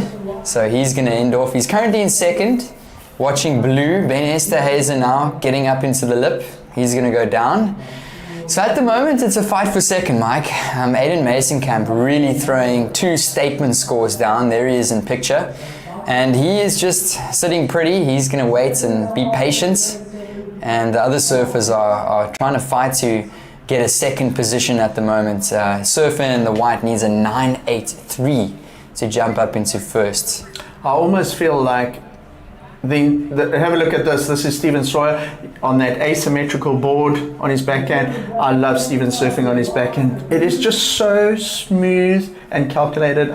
He's got such a great style, bringing in those lines. He groomed on the J-Bay walls here to Port Alfred, and I'm sure he'd love to get through this heat and have a go at some of that swell that's predicted for the rest of the event. You call us through this one. It's Aiden Mason-Camp, Johan. Mason-Camp, nice turn in the pockets, and I'm sure he finds a finish there. Watching green now, so watching red and green, and I'm not sure if Aiden finished that one, but I'm pretty confident that he would have found some sort of a finish, and he'll lock a third score onto the board. That's Aiden Mason-Camp trying to improve on a 7-point ride. Ben Esterhazy locked in a score. It was a 4.17, so Ben now moving into second. Here's the replay. So this was last of Aiden Mason-Camp, wraps it round. Look how quickly the board transitions right into the next turn and flares it out into another one. So that was the camera angle from down the beach. And thank you to the team for giving us that view. And the judges can have a look at it as well. You know, having a look at how this heat is panning out here, Aiden has got the other 3 competitors in combination after that series of rides, as we see Stephen Sawyer. That one's not going to count for him, but you know, Aiden has come out in this heat in the first, well, it's a 25-minute heat, there's 10 minutes left, so the first 15 minutes, he's just about stunned the other guys with the level of intensity that he's brought to the first 15 minutes of this heat. Stephen Sawyer's got a 5 and a 3.77, he needs a 9.83 to take the lead. Aiden Mason-Camp at this point is almost in another league, and the other guys are really going to have to up their game at this stage to take that lead away from Aiden. Yeah, Aiden is focused on, he's already thinking about the Challenger Series, and he knows that he needs to surf at a really high level. So he's going to be looking to win these heats comprehensively against these surfers. As mentioned, Mike, he's competed for quite a few years on that Challenger Series and found some success on the Challenger Series. So he's already got his eyes focused on what's down the line for the year. But this is just a great opportunity for him to warm up and to get his feet stuck in the wax. Watching Surfer in the Blue, that was a nice turn. So Mason-Camp incredibly strong. And Ben Esterhazy, I know normally in the junior leagues he's not really an underdog, but it feels like in this heat he might be a little bit of an underdog against Stephen Sawyer and Mason Camp, but finishes that ride watching green. And I would say here's the other underdog in this heat. If you take juniors against the experienced competitors, young Nate Taylor. So what an opportunity for these two youngsters to surf against the likes of Aiden Mason Camp and Stephen Sawyer, world longboard champion and previous big event winners. I really like this first turn on his backhand, sets his rail, goes straight up at the lip, throws a lot of spray into another one. Great transition between the turns. Unfortunately, the wave didn't offer a third one, otherwise you know that Ben would have gone straight at it, and then it didn't offer that inside section. But two good turns there from young Ben Esteza, the Rip Curl event wildcard here in the men's division. And no stranger to heats, like you said, but he's definitely surfed more in the junior ranks and hasn't had a lot of exposure at this QS level in his career so far. He is still young, and he has surfed for South Africa at World Juniors, and he spent a season in Hawaii as well. And I would imagine this kid's surfing is just going to continue maturing. He's already deadly on his backhand, but the two youngsters, Ben Esteza and Nate Taylor, with a bit of work to do at this stage to take on Stephen Sawyer and Aiden Mason Camp. Looking at the scores, Johan, we've been talking about how far ahead Aiden is and how explosive he's been in the heat so far. Ben Esteza and Nate Taylor are well within striking distance of taking their second place away from Stephen Sawyer. Of course. That last score for Red did come in. It was a 7-5, so Aiden Mason Camp sitting on a 15.33 heat total. I mean, he is just in another league at the moment. But back to what you were saying, Ben Esteza there's a score coming in for blue, and he's standing a really good chance to move up into second. He's looking for a 4.61, so that is very, very doable for the likes of Ben Esteza. Stevie Sawyer, he is like a really, really experienced competitor within the longboards and the shortboards. So I have no doubt Stevie's going to come back and throw something with 6 minutes and 6.5 minutes left. And of course, Nate Taylor still trying to get into this one, looking for a 5.67. But Aiden Mason Camp 7.5 improves his situation. So we're still waiting for a score for Ben Esteza to drop in. It was that one with the two backhand hits. It was the one where he went very smooth into that first backhand turn, straight into another one, and then the wave faded out a little bit. The judges have requested the replay a couple of times, so they're really diving deep into the analysis of that because it's a critical score for Ben Esteza. He needs something in the mid-range, the sort of mid-fours, in order to get the score. Score's starting to drop in here. It looks like he could be just a hair short of the requirement, Johan, looking at some of the scores that are dropping in. Yeah, it's looking like it's going to be close for Ben to move up into second. Comes through to 4.47. So, situation unchanged. Ben now sitting with that 4.47, and he still needs a 4.31 with just over 5 minutes to go. So Stephen Sawyer is still in second, hanging on by his teeth. You know what that did though is Ben Esteza got that 4.47. It's actually improved. This is the 4.47, so it comes hard off the bottom. I love that where he transitioned and where he was hitting it right in the sweet spot, throwing a bit of spray. And I think this would have been comfortably in second place if he'd managed to kind of get an end section and another turn there maybe. But you know what it's done? It's actually improved his situation slightly because he now needs a 4.31 to take the second place away from Stephen Sawyer. That way is not going to improve Stephen's situation because it was just the one turn. Stephen at this stage a 3.77 and a 5. Although, okay, as I said that, I thought it was a closeout, but he did manage to get a turn on the inside. Do you think it's better than the 3.77, Johan? Oh, good question, Mike. To be honest, it wasn't the greatest wave, but he really made the most of it. It was a pretty flat section, and that board that he's got, that ASIM, he's just carrying so much speed through those flatter sections. So he's making those really tricky waves look pretty average or pretty decent. I'm not sure if he's going to improve on that 3.77, but in the hands of the judges. We've got under 5 minutes remaining, so it's actually an important score to drop in the context of the heat. So we wait for last of Stephen Sawyer and Nate Taylor. As we saw the cameraman panning across the beach there after those rides, we saw Nate Taylor get another wave. And he's probably got the right approach. He went for a bit of a rotation air there. You know, if he lands one of those, you're potentially looking to go into some higher scores, and that's what Nate's got to do, just throw everything at it, because sort of a mid-range cutback and re-entries are not going to cut it at this stage to move up into second. We know Nate can do aerials, he can do some of those rotations, so if he can stick one of those, you might be able to snatch that second away from Stephen Sawyer. And Stephen's last wave, we're still waiting for that score to drop in. As it stands right now with 3 minutes remaining, Aiden well out in the lead, he's almost out of the discussion. It's about second place now. So Stephen Sawyer, a 5 and a 3.77. We're waiting for his last wave. Whatever that comes in at, he could potentially improve that 3.77. If he does, then it makes it harder for Ben, because he'll need more than a 4.31. If he doesn't improve, then Ben is quite a big threat for that second place, because he has priority over Stephen going into the last 2.5 minutes. Let's see what happens. Yeah, so it comes in at a 3.83, Johan, so he does improve marginally. It's a 0.06 higher that Ben needs, so not really that much. But looking at 2 minutes remaining, if you take Aiden Mason-Camp out of the discussion, look at Ben and Stephen. Ben has the priority over Stephen. If he can keep Stephen off a wave, and he can get something with a bit of an open face, score a 4.37 or better, he's going to take second place. Ooh, look how they're keeping each other off the waves there. Meanwhile, on his own little mission down the beach, trying to get the score, it's Nate Taylor, and he's really pushing things, unfortunately just coming unstuck. It looks like Aiden uses his priority on this one. Oh, look at that speed, Johan. So Aiden Mason-Camp dominating the heat and using his priority.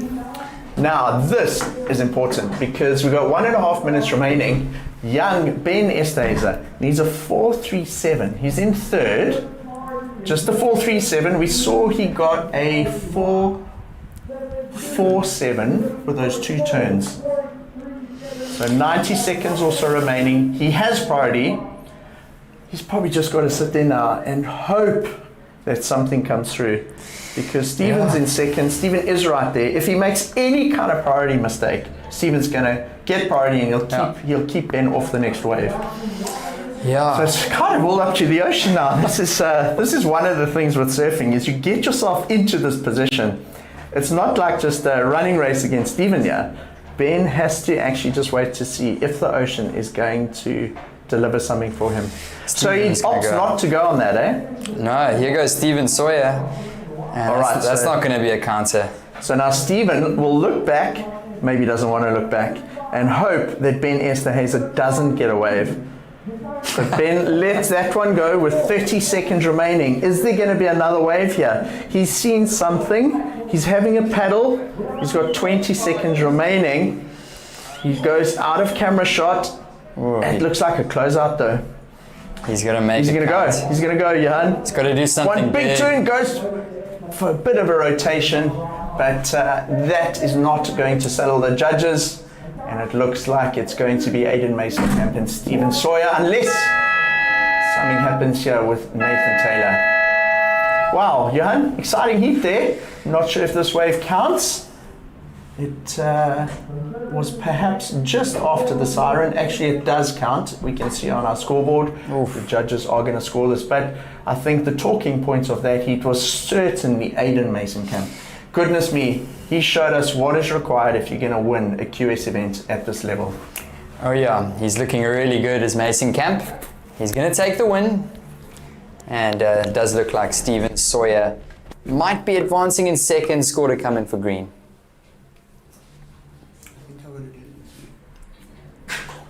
Cool, thank you. All right, so official results. Aiden Mason-Camp taking out the win very convincingly. In second position, Stephen Sawyer. We're going to just head for a quick break. Stick with us. This is the Royal St. Andrews Hotel Rip Curl Cup. We'll be right back.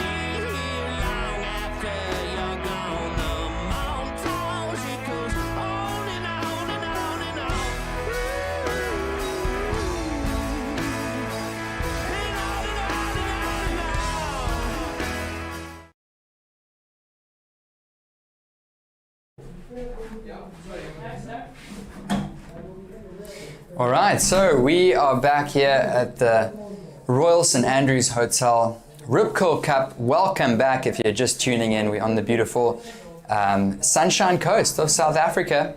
Round of 32, heat number 2. Jordi Marie in the red, Teva Boschgua in the blue, Carl Wiesema in the white, and in the green we've got Max Elkington. I'm being joined in the booth with Emma Smith. So welcome back, Emma. So great to have you here at the event. And we're just enjoying the action here of the men's round of 32. Thanks, Johan. Yeah, good to be back. Good to be back in the booth, and definitely seeing a lot more action in the ocean with the tide starting to push. That last heat I heard you guys raving about. So I think we're in for another good one. Yeah, there's definitely some great waves and still a lower tide, which is really helping these surfers. Ooh, was that a dolphin that swam past there? Saying hello to the surfers. But yeah, some great conditions out there. Seal saying how's it to Teva Boschgua. Oh, the seals, hey? Some wildlife here in Port Alfred. Of course, this coastline is really well known for amazing wildlife. Yeah. I mean, whales and dolphins and seals. You get to surf with amazing animals in the water. And he's just keeping a watch on that seal. It's so true, hey. It's not often, I mean, it's pretty seldom to not surf with some dolphins or have an odd seal pop in or see a whale in the distance. We're super blessed as surfers. We don't have to pay for that experience. We get to just experience it. Yeah, that seal just hanging around. Max Elkington also keeping his eyes open. But taking a look at that one was Jordi Marie. This is an interesting heat on paper. We've got, Carl Wiesema. He's the young local, and he's been riding a lot of confidence from the juniors. And then, of course, we've got some experienced surfers in Max Elkington and Jordi Marie, as well as Teva Boschgua. This is going to be a great matchup. Of course, these round of 32 heats are 25 minutes long. So, Emma, just a little bit of extra time for these guys to show us what they've got. The extra 5 minutes will make a huge difference. I feel like it also helps with, as the swell's increasing, the tide's pushing, it just gives everyone a chance to get one of those good waves and not just watch their fellow competitors get one. So those extra 5 minutes definitely make a big difference. Yeah, just an early recap. In that extra 5 minutes you're talking about, we saw Carl Wiesema early on in the heat with a 3.83. Jordi Marie taking a look. He's the Cape Townian surfer. Last year he was really close to qualifying for that Challenger Series, so he's going to look for a good result here. Up and riding blue, Teva Boschgua. Let's see what he can do here. Just finding those pockets and managing to smash it off the top there. That wave definitely was about those last two turns where there was some power on offer. Yeah, I really like that final maneuver.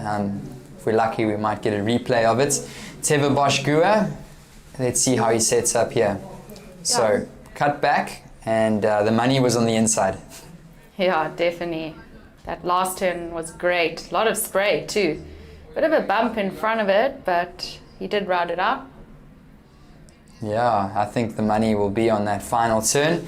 So Teva Boschgua is going to lock in a score.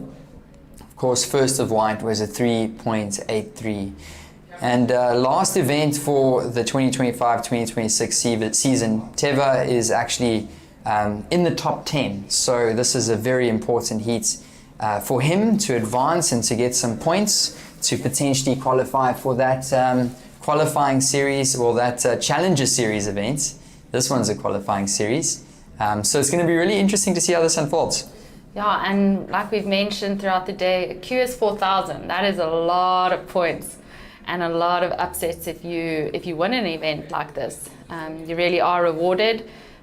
We have said it throughout the day, but you can honestly jump up to 20 spots on the rankings. And yeah, just dealing with the pressure of 4 events in total, 3 counting. And is this a keeper score, or is it one you let go? Carl Wiesema looking at the tower. I think he might have lost priority there. My apologies, Teva Boschgua, 11th on the list, so just outside of the top 10, but Jordi Marie, 10th. Here he goes again. Wow, that was a nice aggressive turn. Yeah, I find when a surfer's dropped a score and you see them go again, you can see a bit of confidence. And Jordi Marie just fitting one turn in there. Might have done more in the beginning, but we didn't see that. But yeah, Teva doing a great backhand slash. Would have been nice if that wave had offered more. First of Blue did come in at a 5.5, so pretty decent number for First of Blue, Teva, and he is going to lock in a second score. We have been seeing surfers advance through with scores like that in the mid-range 5s, maybe into the good range as well. So he's got to be feeling confidence. And score to come in for Red, Jordi Marie, Max Elkington as well. So these surfers really getting into this one. Watching last the green. Yeah, replay from Max, a great looking wave, nice and clean. He manages to carve off the top, throw spray, and fit in another closeout turn. Probably would have liked to have done more, judging by his body language, but 2 great turns to start. We know he can do more and has more on offer. But yeah, with these extra 5 minutes in a heat, it really does put pressure on, you know, what was counting as scoring waves in the 20-minute heats. There's a bit more pressure on it now because everyone can get one of those scores. Yeah, it's tough competition here in the round of 32. And Max Elkington, it was a decent wave. So as you were saying, Emma, he might have wanted to hit that section just a bit harder. So the judges are looking at that and they'll be comparing that one to the First of Blue, Teva Boshgua. So let's see who comes out on top. He's going to put a number on the board, is Max Elkington. Nonetheless. And Teva, we're waiting on that one turn maneuver, which I'm curious to see how that scores. We know on his first wave he did more than one turn, but that one turn was a lot of power, and we know the judges like that.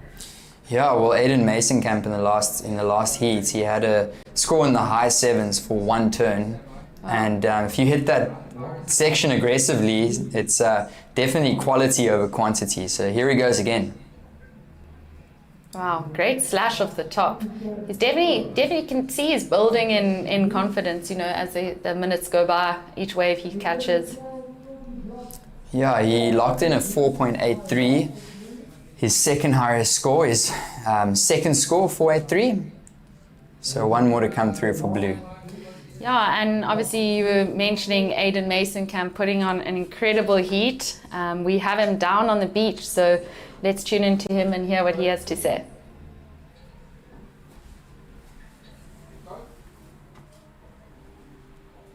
Aiden, what a great heat you surfed there. You had the guys in combination within the first 7 minutes of the heat, and in the booth, the one thing we were talking about was the intensity that you brought to the heat. You're the current Africa QS ratings leader. You had that great result in Morocco, and you brought that momentum to Port Alfred. Tell us how that felt. Yeah, thanks, Mike. It's I think for me, I'm bringing just a relaxed intensity this year, just trying to just take it heat by heat and wave by wave, and just like even around the beach, around the contest side, just a little bit more relaxed. And you know, for me, I'm coming here with a bit of momentum. I managed to get a quarterfinal in Morocco, and I really felt like I could go all the way there. And I would really obviously like to go all the way here, and that's why I'm here, to just try and solidify that first place on the Africa rankings. And I think I'm already pretty solid to qualify for the Challenger from that result in Morocco. So really no pressure for me. I think the only thing for me right now is just keep making heats and just perform the way that I want to and showcase my surfing on some good waves. And I think that it's going to be really fun tomorrow. It looks quite big. Looks like a 4-meter swell, so it might be super solid, but it's going to be awesome to be able to really put the board on rail and just showcase a bit of my surfing. It'll be fun. 2 7s in that heat, and one of the single highest heat totals of the day so far, and we really look forward to seeing you in the next round. Shout outs, who'd you like to thank that have supported you this year and got you to this point in Port Alfred? Yeah, I mean, it was a very difficult time, you know, this past 5 months. It's been hectic, you know, Mom passing away, and it's just been such a difficult time mentally. And I just like to thank my girlfriend and her family and everyone around me, my friends, you know, Tian, Engelbrecht, he's been a huge pillar as well. And just the people around me, they've really been awesome and come together and supported me through this. I definitely wouldn't have been able to do it without my sponsors and without the people surrounding me. It's incredible that they've all banded together, and I can compete comfortably and just relax into it and not have this I have to make this heat to to go to the next event or whatever. So just feeling a bit more relaxed, and that comfortability, I think, is maybe shining through in my surfing. So yeah, thank you to everyone. Appreciate you all, and it's amazing to have everyone supporting. Thank you. Great stuff, Aiden, and we really look forward to seeing you in the next round, and we really look forward to seeing you in some bigger energy and stuff out there. Back to you guys. Thank you so much, Mike. That was Aiden Mason-Camp. Yeah, Aiden is just really focused, and he's looking like he's got his eye on the prize of that Challenger Series. He's already sitting with over 4,000 points on the board, and he could, if he wins this event, double that. So Aiden Mason-Camp is really looking like very strong as he qualifies for that Challenger Series, #1 on the Africa rankings. Meanwhile, surfer in the blue, Teva Boshkua, dropped in a 6-point ride, Emma. So he's looking really confident on the top, with Max Elkington locking in a 5. Yeah, I think Teva's really just had great commitment to each section that's presented itself. We know that Jordi Marie is sort of yet to open up his account for what we know he can do. He is sitting with priority, and Carl did drop a wave in that time, and we know what he can do too, and the confidence he has knowing the spot really well. So I think with 11 minutes left, I think things are going to change maybe twice. Yeah, it's looking like it's going to be a good final 11 and a half minutes. It's quite interesting because all three of these guys are goofy footers, and they're both really good on their backhand. So I'm very confident we'll see Jordi get a good wave. It's been a little bit of a slow start, but last year he did end up in the top 10 of the Africa qualifying series. So I've got no doubt he's got it in his arsenal. But yeah, Teva Boshkua, he's just been on all the decent waves. He's up and riding once again. Yeah, he's really just had good rhythm in this heat. And like we chatted about it earlier, but if you have good rhythm in a heat, you're pretty much just going to continue to build. We all know in a heat, you're watching the surfers give it everything they can, but there's still a lot more a lot more they can offer, that you don't always see in a heat. So as that rhythm connects and as they build momentum, you'll see them go a bit bigger, stronger. He did well to come around this section, except the wave did go a bit flat. He did a quick little up into the lip, through spray into that carb, but I think he was hoping for that famous closeout section we all have seen. Oh yes, on that one he couldn't find it, but he found it on a couple scores before, so 6.0 and a 5.5. That's a pretty decent heat total of 11.50. Max Elkington locked in a 4.33, so he's looking for a 6.5 to move up into first. And Carl Wijma down in third, he locked in a 3.0, so he's looking for a 5.5 to move into second. Jordi Marie sitting with priority. He's been quiet, but he is a very talented surfer. He's been around for what seems like ages, coming up the junior ranks and surfing the last few years in the QS. So I've got no doubt he'll wait for something good and lock something on the board with just under 10 minutes to go. Yeah, and I think ideally he wants to replace both those waves he's sitting with. Carl probably too. Max and Teva sitting in a bit of a better position with 2 pretty good scores, each of them. Max, I know that we know what he can do. He can get the scores up into the excellent range, so he's probably also wanting to drop them. But with these slower heats and the swell we keep talking about not quite arriving just yet, I think it's a pretty good job well done at this amount of time left. Yeah, of course, Max Elkington, he competed on the Challenger Series about probably 3 or 4 years ago. Took a little bit of a break the last couple of years, but it's great to see him back in competitive surfing. So surfer in the green, currently in that second advancing position. But Teva Boshkua is looking confident on the top. If you guys are just joining us, welcome to the Royal St Andrews Hotel Rip Curl Cup. Yes. We are in beautiful Port Alfred, so if you guys are tuning in, let us know from where in the world you're tuning in. And of course, this is a QS 4000 event. So we will crown our champion here tomorrow, as well as let you know who makes it onto that coveted Challenger Series.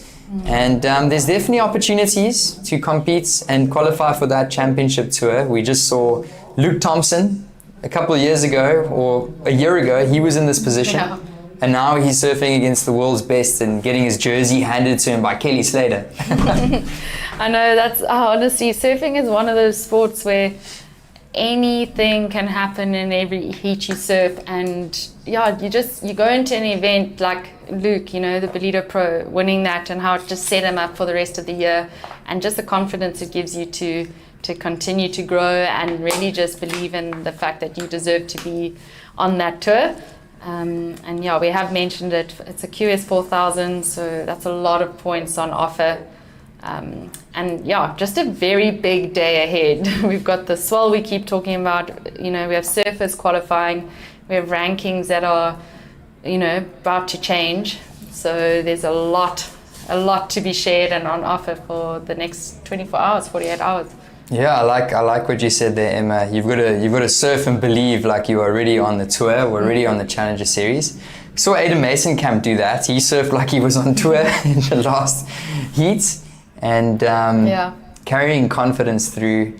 So I really like that point. So yeah, some of these guys are going to have to really focus, because there's a lot bigger things down the line. Definitely. Watching just the look, he's going to let this one go. And Teva's going to get up and riding, pumping down the line here. Little lip line float. It's going to be a throwaway score, so 6.5 to go. And at the moment, it is blue in the lead with green in second. White is looking for a 5.5 and red looking for a 7-point ride. Yeah, and 6 minutes left. I mean, you did mention Aidan getting a 7-point ride on one turn. So we know Geordie Marie can do that. But yeah, it's just whether a wave comes that allows that, and if everyone, you know, gets a wave too and replaces those scores. And once again, in a heat, it all comes down to that mental focus, because the time will just keep ticking down. The score will remain the same that Geordie needs, and you know, that belief comes in that he can do it, and we know he can get a 7-point ride. For sure. Just see the boats in the background. So we are next to the beautiful Cowie River, which is the landmark of Port Alfred and the Sunshine Coast. Another huge thank you to the Royal St Andrews Hotel, the Sunshine Coast, local municipality as well, for hosting this event. It's an Easter festival, so we've been here for 3 days already. We ran the Rip Curl Grom search yesterday, and we are looking forward to the rest of the action this afternoon and crowning our champions tomorrow. So appreciate you guys for joining us, and make sure to go and double check and download the WSL app as well to get all live updates on events like this, as well as some of the bigger ones that are coming up in the year, the Challenger Series and of course the CT. And we are so blessed to be down here. Just under 5 minutes to go. Blue in the lead with green still in second. It's been a little bit quiet the last 5 minutes, Emma, so these guys are going to be feeling the pressure in white and red. It really has, and I think the beginning of the heat gave a taste of a bit of a bump in the swell and a little bit of excitement, especially Teva. You know, he got almost three scoring waves in his first few minutes of the heat. As we see Geordie, a very important wave for him. Good slash off the top, and the wave doubles up on the inside, and he manages to finish it. Nice closeout turn, bit of a smaller wave. Yeah, he needed that. I think just for his confidence, there's still plenty of time with 4 minutes left for him to get back out there and get another one. But as you were saying earlier, Emma, he needed 2 waves, and I think that that's at least going to be something, you know, in the 4 range that's going to get him somewhere on the board, and then he can come back and he can really attack the next wave. So just for his confidence, that I think was good. Geordie Marie And let's just see what that one comes in as.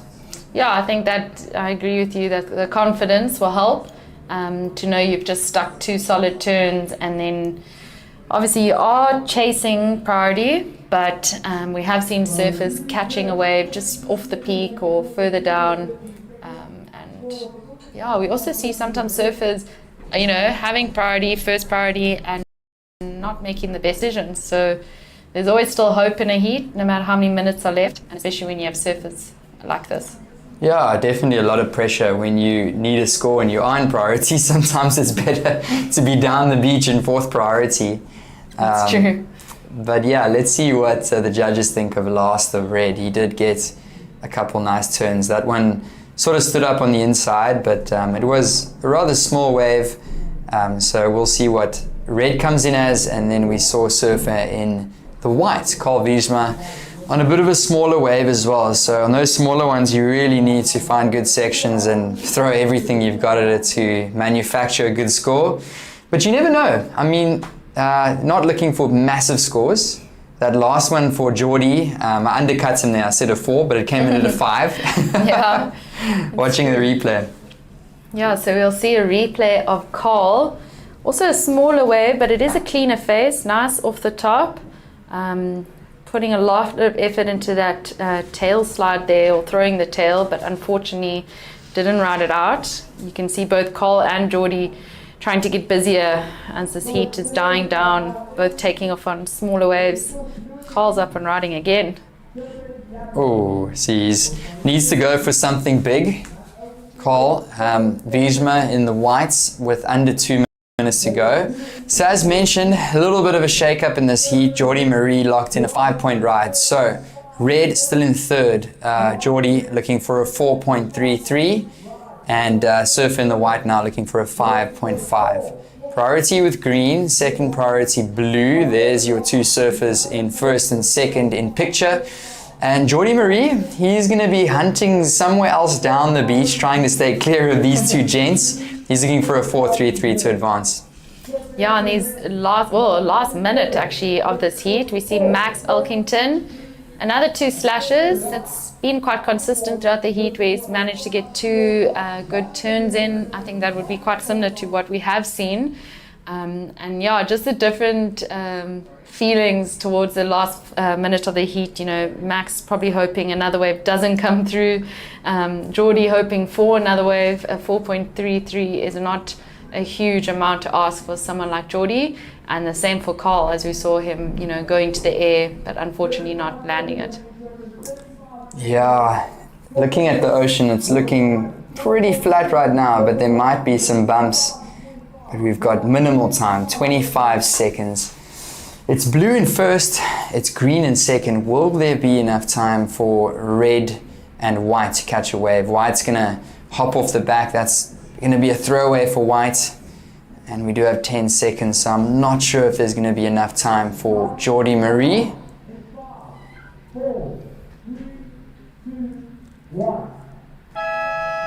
And that does signal the end of the heat. So it does look like it's blue Teva Boschgua taking out the win ahead of green Max Elkington. So congratulations to those surfers, the round of 32. We will be going into just a short ad break. This is the Royal St Andrews Hotel Rip Curl Cup. Stay tuned, we'll be back shortly.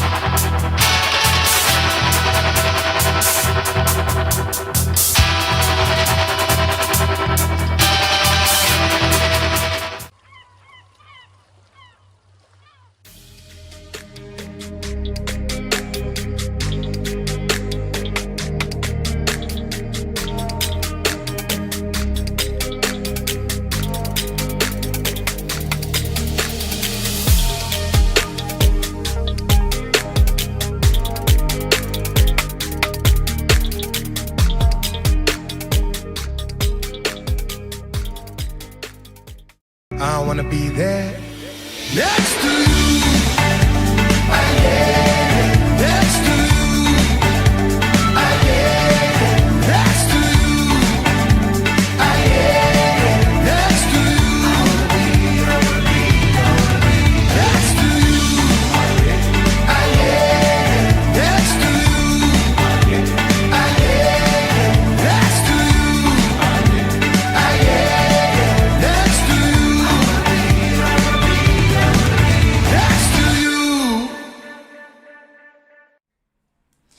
So welcome back. This is the Royal St Andrews Hotel Rip Curl Cup QS 4000, and this is the round of 32, heat number 3. So introducing these surfers, in the red we've got Jose Faulkner, in the blue Ntokozo Surprise Mapumulo, in the white Clinton Gravitz, and in the green we've got Christian Fenter. I'm being joined in the booth once again by Emma Smith, and we are excited to take you guys through this heat. We are. We're excited to take you through this heat in one of my favorite places in the country. I think even coming from J-Bay, I would safely say I've had some of my funnest waves in Port Alfred at East Beach. So it's so good to be back. To see Surprise up and riding, massive closeout turn, but unfortunately gets swallowed by that foamy. Yeah, Surprise Mapumulo, the Durban surfer, and he's been a really strong competitor on the junior scene. He has to compete with the big guys now in the QS. So great to see Surprise. And there in picture we've got Jose Faulkner, and he's a Jeffreys Bay surfer, so you know him really well, Emma. Yeah, Jose, he's to me one of the best surfers in the country. I mean, you know, J-Bay is obviously a right-hand point break. You know, we see a lot of natural footers show us how it's done, but to see Jose out at Supers, you know, where he gets that board up in a very critical lip is quite phenomenal. He's got such a strong backhand, and I know he'll be very hungry surfing this event. He was unable to get to Morocco, so it is important, as it is for everyone in this heat, and we see him up and riding. Here he goes, Jose Faulkner, lip line float, and this one not quite panning out down the line, but he's sticking with it. It's going to be a score nonetheless. I agree with you, Emma. Jose, a really talented surfer. Last year he was a couple spots shy of the Challenger Series qualification, so he's still got his eyes on that prize. As we see Christian Fenter up and riding, the Fenter family, another one of the families that have been around at the SA surf scene for a while. Jasmine and Anastasia. They got a little lighty Sammy that's getting involved now as well. Good to see Christian Fenter and the whole Fenter clan here. Yeah. Everyone in this heat has a lot of experience surfing heats. All different ages, but all have been surfing heats for as long as I've sort of been around. So we've got 4 very experienced surfers in a 25-minute heat. Yeah, Clinton Gravitz as well from up the road in East London. He was very stoked with his heats earlier. He told me it was his highest heat total in the WSL event. Amazing. So Clinton Gravitz is surfing in the white. And I like what you said, diverse heat, different age groups. We've got everybody from Clinton Gravitz, who's been surfing for the last 28 years here at Port Alfred, and all the way down to Surprise Mapumulo, who's a young guy, I think about 18 or 19 years old, just matriculated, and all of them have been surfing tons of heats, like you said, Emma. They're all such hard workers too. I think I was going to say when you're talking about Surprise that, you know, he puts in so much work, but I can say the same about all the guys. You often see them out in howling onshore, any little bowl they can find, and really just putting in the work. So yeah, it's going to be exciting to see whose hard work pays off in this round of 32.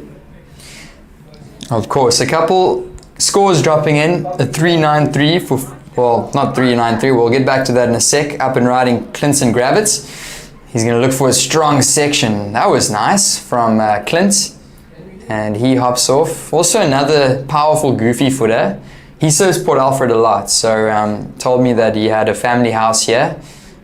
So he knows the spot really well. There's a surfer in the white, and he's going to lock in a decent score to start. I agree with you. That was great surfing.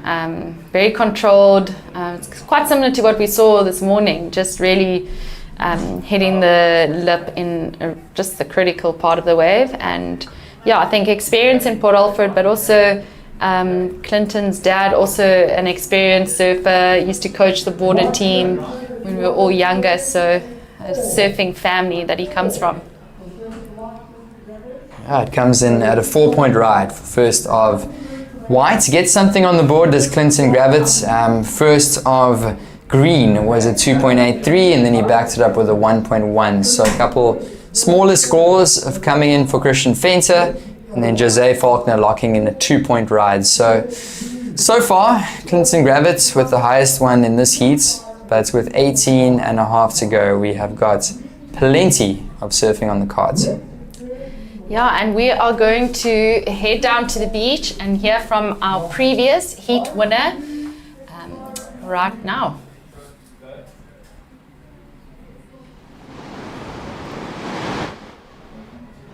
So I'm here with the previous heat winner, Tiva. You were getting really busy in that last heat, had the most waves ridden. Do you want to just run us through your strategy as well as talk through that 6-point ride that you managed to get? Yeah, I think with that kind of waves a bit small like this, I try to get busy in the lineup, try to like make opportunities and try to surf and not wait for the big ones, because sometimes 25 minutes can be really short and sometimes really long. So try to keep surfing, trying to make scores, and I think it worked for that one. So that board, it looked really good under your feet. Do you want to just tell us who it's made by and just show us the dimensions and everything? That board usually it's more like everyday boards, Monster by JS, but the forecast was looking a bit big when I did my board bike when I came from Morocco, so I didn't took a small wave board. I usually ride Zero Gravity, and that one is a Monster 10, but I've been training with that board the last couple days and it was working really good with some JS fins too, and I think it's been working good, and I hope tomorrow will be a bit bigger. Like this, we'll have the longer boards. So talking about that forecast coming tomorrow, what other boards do you have with you? But that board, it's a 6.0.5, and I have a 6.1.5 and a 6.2, so way bigger. And I think I hope I will use them tomorrow, because I mean we will have some good swell. So very well done on that, and good luck going into the next round. Back to you guys in the booth. Well done. Thanks, Damien. On the beach with Teva Boschgua, the winner of the previous heat. We are back in the booth. It's Johan and Emma taking you through this round of 32, heat number 3. Did anything happen while we were on the interview break, Emma? Yeah, so we'll see a replay now of Surprise's wave.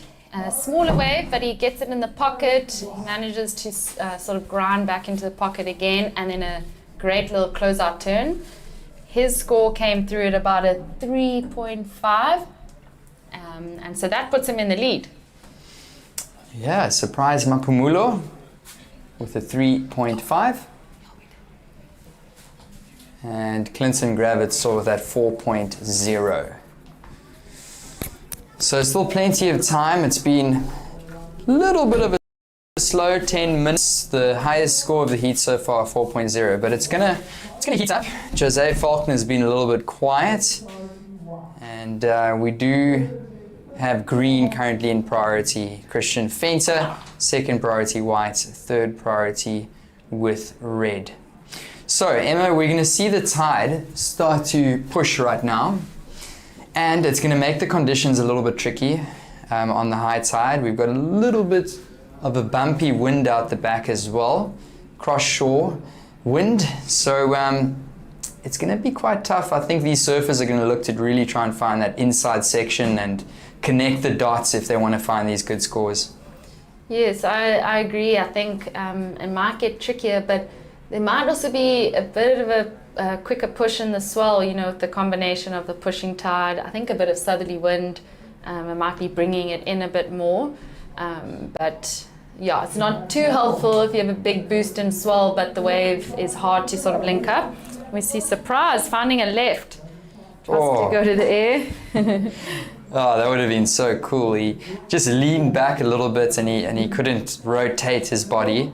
But I mean, we've seen Surprise do that move so many times. He's got it unlocked, so that's actually a bit uncharacteristic for Surprise to go down. Yeah. Almost kind of backed out of it. Didn't commit fully, but let's see if he can get one of those again. It would be exciting to see if he can find a ramp on the left. It's funny how, we know East Beach offers some lefts, but Goofy Foot will always hunt down a left on a predominantly right wave. So I'm sure Surprise was quite excited for an opportunity to go on his forehand.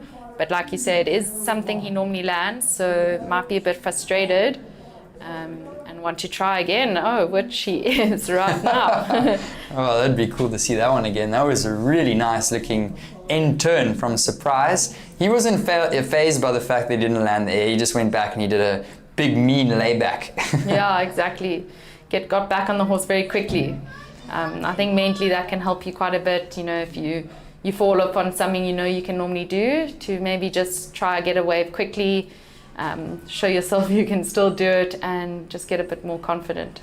Yeah, so Surprise Mapumulo is going to lock in another score. He's going to ditch the 0.83, which he desperately needs to do if he wants to stand any chance at advancing through this heat.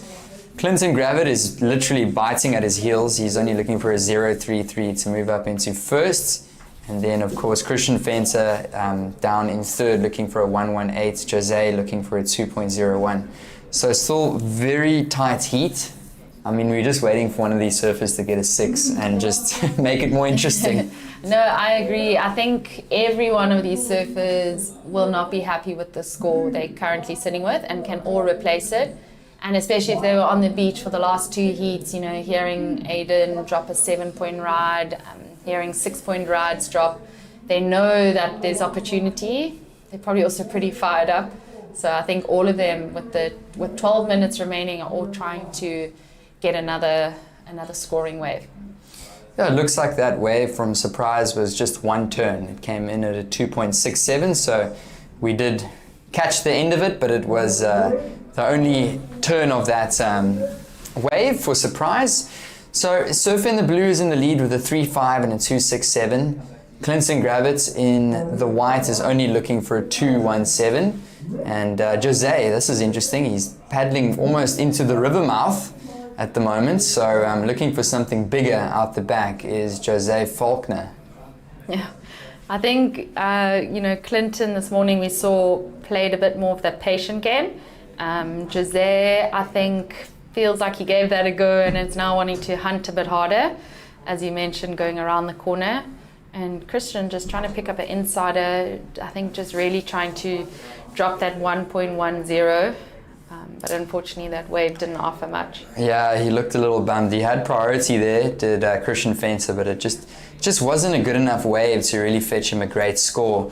So he pretty much hands over the priority to Clinton Gravitt, who is sitting now with first priority, and he is yet to catch a second wave. So he's going to be sitting, experience maybe paying off for him right now as he waits for a decent wave. He knows what a good wave looks like out here.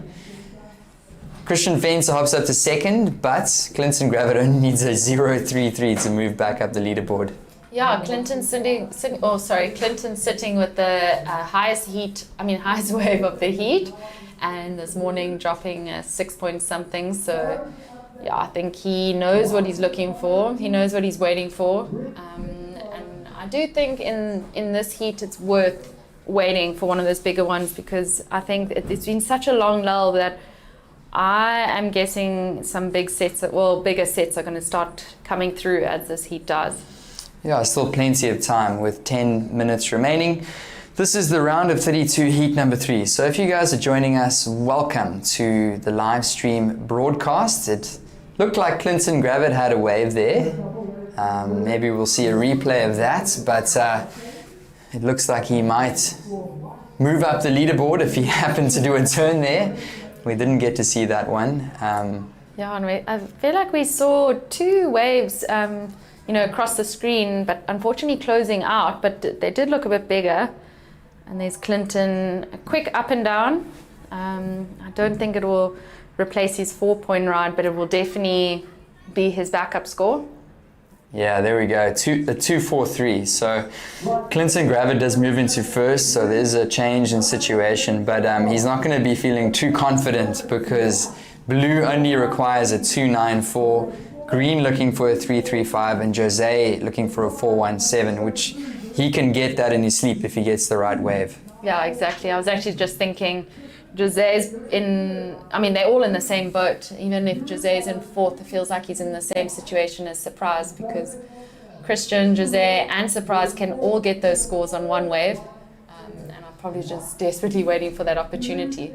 I am curious to see Jose, who we can see him on the screen now. You can see rocks sticking out just in the corner of the screen. He is very close to that pier where we saw surfers sitting in a few heats before, but yeah, only one choosing to go sit out there. Yeah, the thing is with the tide rising, that peak is, I would say, a little bit better on the lower tide. So he's taking a little bit of a risk sitting out there because he needs a significant wave, a set wave, that's a bigger wave to roll through to make it really pay off. I mean, looking at this one come through right now, it's not going to break because the water over there is a bit deeper by the channel.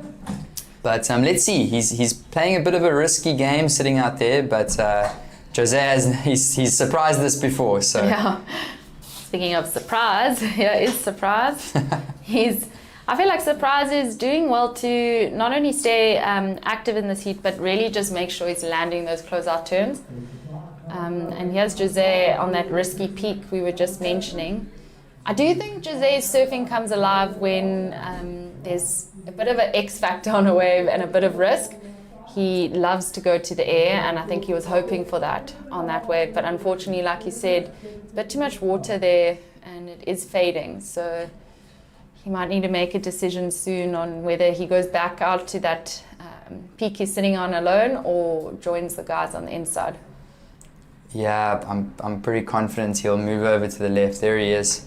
In picture, Jose, so he gave it a little shot. That one's going to come in for surf in the red, but it's not going to go up too high because it was a very flat wave.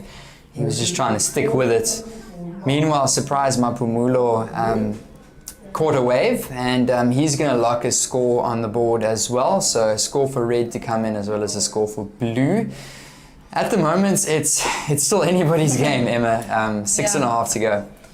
Yeah, and we were mentioning, Jose taking a risk and going up to that peak, but actually when you only need a 4.17, it's not a huge risk he's taking.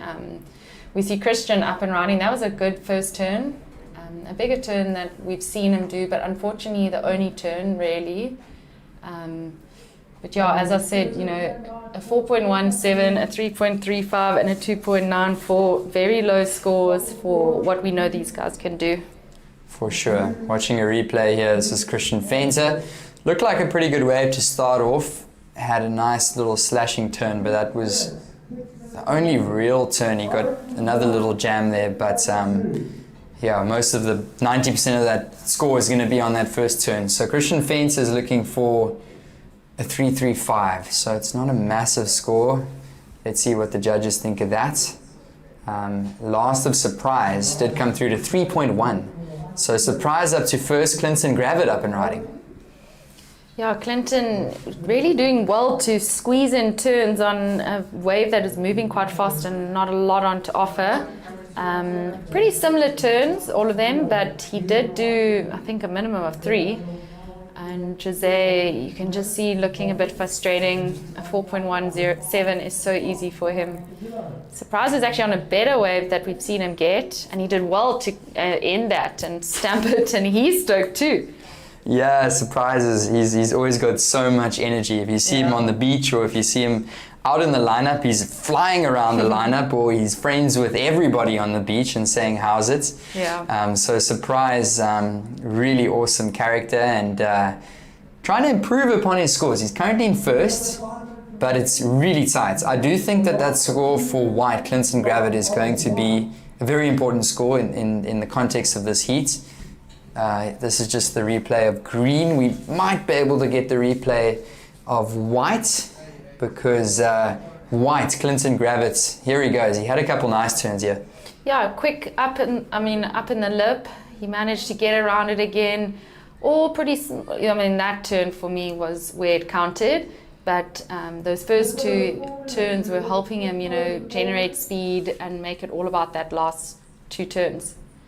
Yes, surprise. Nice end section, little whippy closeout snap, and yeah, he was confident with that. So last of white does come in of Clinton Gravitz of 4.47. So Clint Gravitz moves up into first. And second position now, Surprise Mapumulo. There is a score coming in for Surprise. Meanwhile, Jose Faulkner.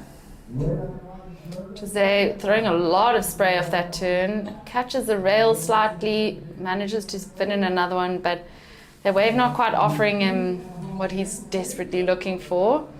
And Clinton, our heat winner, manages to find another one. Clinton definitely has great wave selection out here. All these waves seem to allow quite consistent, you know, re-entries off the top.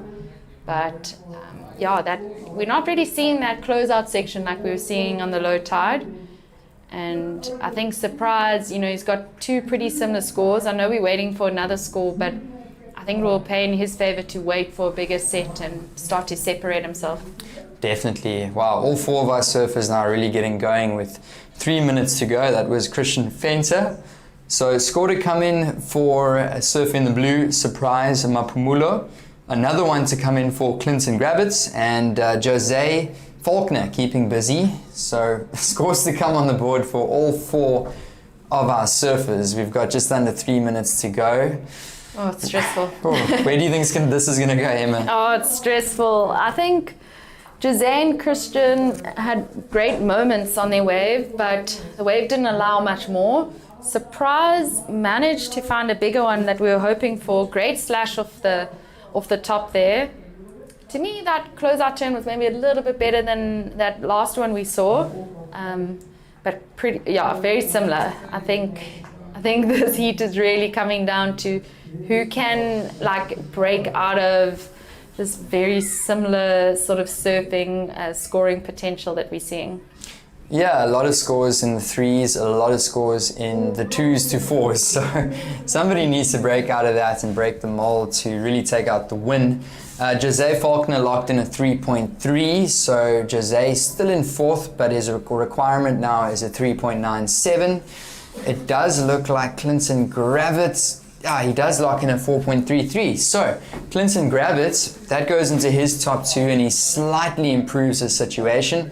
Means Surprise Mapumulo, there's one more score coming in for him, as well as Christian Fenter. But making it a little bit tougher on those boys to try and get a second position or take the lead.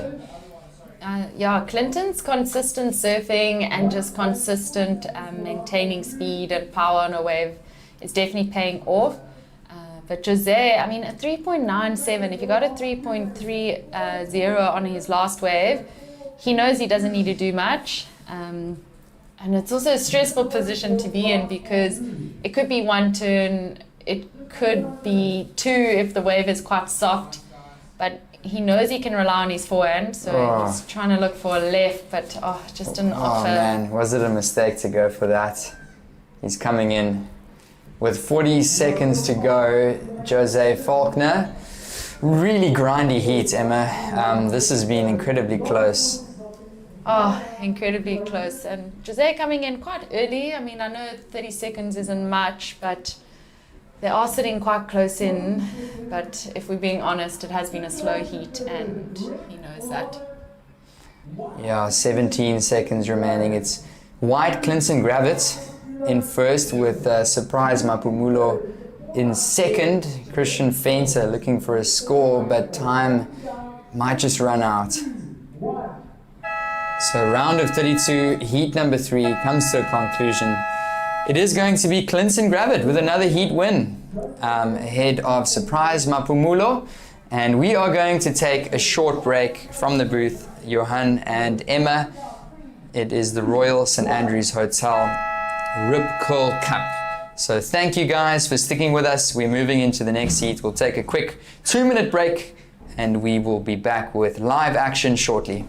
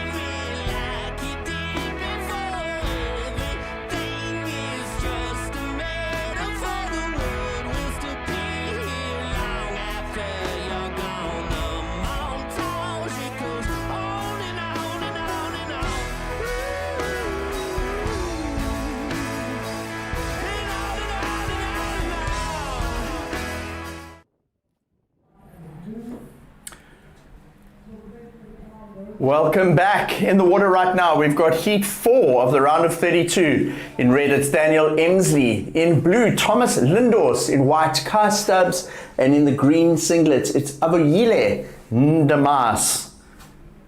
This is heat 4 of the round of 32. Still got the big seeded surfers of the competition coming through. 4 heats left of this round after this. And out in the water right now, we've got Kai Stubbs and Daniel Emsley, Tom Lindors and Avoyile Ndamas. Mike Frew. I'm in the booth with Emma Deal. Emma, I find myself shouting because I've just come from the beach commentary, and we're shouting quite loud because the southwesterly wind has come through there, so I've brought my loud voice down into the booth, and I probably don't need to shout. That's okay. So you see Avo hitting it off the top. Yeah, Mike, we are surrounded by fruits. I hear you on the beach. I hear your son on the beach too. We have Tristan helping us in the booth. The fruits are keeping it all going here, hey? Let's have a look at this. It's Avoyile Ndamas. He's represented South Africa before on the world stage and on the ISA World Surfing Games. And Avoyile getting his account up and going in heat number 4 of the round of 32. These are 25-minute heats in this round. And a couple scores on the board. We've got Thomas Lindhorst with a 3.33. He's wearing the blue singlet. Avoyile Ndamas with a 2.83. And Kai Stubbs with a 2. Emma, I was on the beach announcing just prior to this heat. And from the top of the tower, to me it seemed like I could see a little bit more period in the swell. In that last 25 minutes, there were 2 sets in particular that definitely had a different sort of bend to them. And as the tide comes in this afternoon, we are definitely starting to see that swell filter in. There was one wave of Surprise Mapamulo in particular where he did a big backhand turn. And if you go back to the very first couple of heats this morning where it was like kind of 2 foot, we've seen the swell jump significantly over the day. It's about 3 times the size of this morning on the sets. Yes, it's definitely picked up, but as you say, it's also the shape has got a lot better. Still quite slow heats, but when the set does come, it's a lot better than what we saw this morning, and really giving a bit of that point break feeling as we see Daniel Emsley, big quick tag off the top, roundhouse into the pocket. And he's hoping to pick up on this inside section where it doubles up. He does well to keep with it. You know, that wave did fade a little bit at the end, but he maintained his speed. So Daniel Emsley would have watched that heat with Aidan Mason Camp, that very high scoring heat earlier, and would have taken notes of what Aidan was doing to win that heat.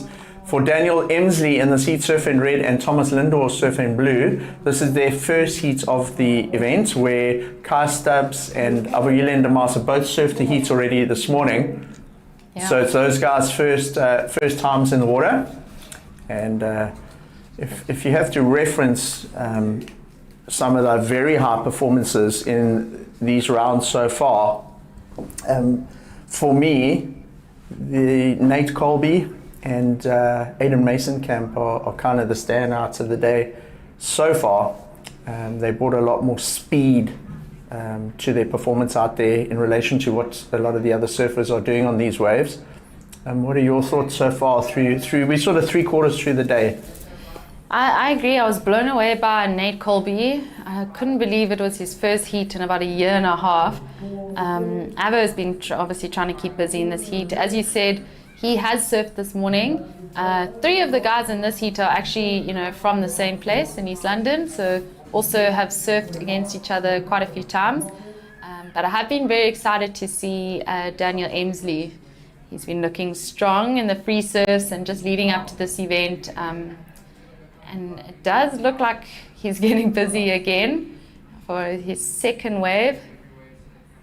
Goes to the air. Manages to ride it out. Oh, that was really nice. I like how he put a bit of pressure on the tail of that board.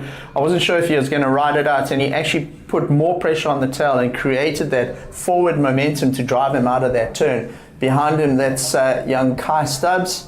Kai Having a good run in the event so far. He's got through a heat this morning and sees himself up against some of the top seeds, Thomas Lindhorst and Daniel Emsley. Yeah, Kyle was actually quite blown away by this morning. And I feel like as this, like we've mentioned, the waves start to line up a bit better and we feel a bit more energy in the ocean, I'm getting very excited to see some good surfing, not just some grovelly heats, but some real, what mimics point break surfing too. So in this heat, we've got Daniel Emsley, and Daniel on the Africa Series ratings is actually rated number 4. He's got 1,622 points. Those are his top 3 points out of the eThekwini Surf Pro, the Flojo's Belita Open, Pro Tagazuti Morocco, and he is in 4th place. So coming into this event, he was in the qualifying positions for the Challenger Series, and he'll be looking to try and consolidate that and improve on his results to try and maintain his position in those top 4. It's Daniel Emsley. He's wearing the red singlet in this heat. Let's look at where some of the other surfers in this heat are on the rankings. We've also got Thomas Lindhorst. Just having a look at his name down the list. Thomas Lindhorst, he's got 896 points. He's ranked number 14 at the moment.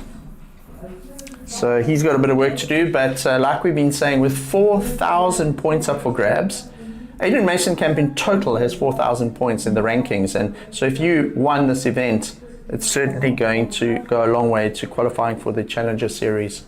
It is, and I feel like the top 4, spots that we're speaking about, they're not incredibly safe. I think for Daniel, you mentioned he's on the line there, he's number 4, but below him, we've just lost Jose Faulkner, we've lost Jordi Marie, but then we've still got a bunch of other guys, just under him that are still going to compete. They've still got points to earn. So I think, it's a big day for the men. So as we digest the changes to the rankings and all the big names coming up, we're going to go and have a word with the winner of the last heat and potentially I think he is one of the oldest guys in the event. Great to see him get through another heat. Let's hear from Clinton Gravitt. Alright guys, so we're down on the beach once again. It's the second time today, Clinton. Hey, yes, stoked. Taking out the win, that was a grindy heat. Conditions are looking tough out there. How are you feeling moving into finals day? Feeling good, man. Got to go home and stretch my hip as we get all the things like that happen. But anyway, I'm stoked. The first heat was a lot of pressure. The second heat was just surfing. And now you actually start competing because when the waves are bad, you don't know who's going to win. As Jose lost in that heat, which he shouldn't lose, he's that good. But the waves just didn't come to him, and I was lucky to get good ones, good-ish waves. Yeah, of course, and you were saying it's been a while since you've made it to the finals there at a WSL event, but well-deserved. What are you going to do to relax and reset for tomorrow? Go look after kids, make coffee for my wife. I'm staying with my grandparents, so it's nice and relaxed. They're actually making me a roast right now, Sunday roast for Easter. And I'm just give a shout out to them. They're watching, so Granny Cramps, Shaka, my wife, thanks for coming to support, and my kids must just stay safe on the sand dunes. So it wasn't good. It's a family vibe down here at the beach. Clinton Gravitt, the winner of the last heat. Thank you, Johan. Thank you for that. I enjoy these ones. Classic guy. Well done to Clinton Gravitt. He's got some great momentum. I'm so stoked to see him get through another heat there, Emma. I know, Clinton, I've watched surf for most of my surfing career. I actually had his dad help coach me on my first time making the border team. As you see, another border surfer, Tom, he was in the booth with you earlier and you got to chat to him. He knows this wave very well. It's kind of home for him too, I think. Yeah, so Tom Lindhorst, here we go. This is the previous wave of blue, actually. So Tom, he knows the wave, as you said, very well. Some nice big fluid turns there, throwing a bit of spray into the air. You can see the wind has actually gone a little bit more southerly over the last couple of of heats, it's not quite offshore. We want that southerly to blow because it brings the swell in, and then we see Kai Stubbs, also a replay of one of his waves. But you were talking about Tom Lindhorst. He actually grew up in East London, and then he studied in Port Elizabeth.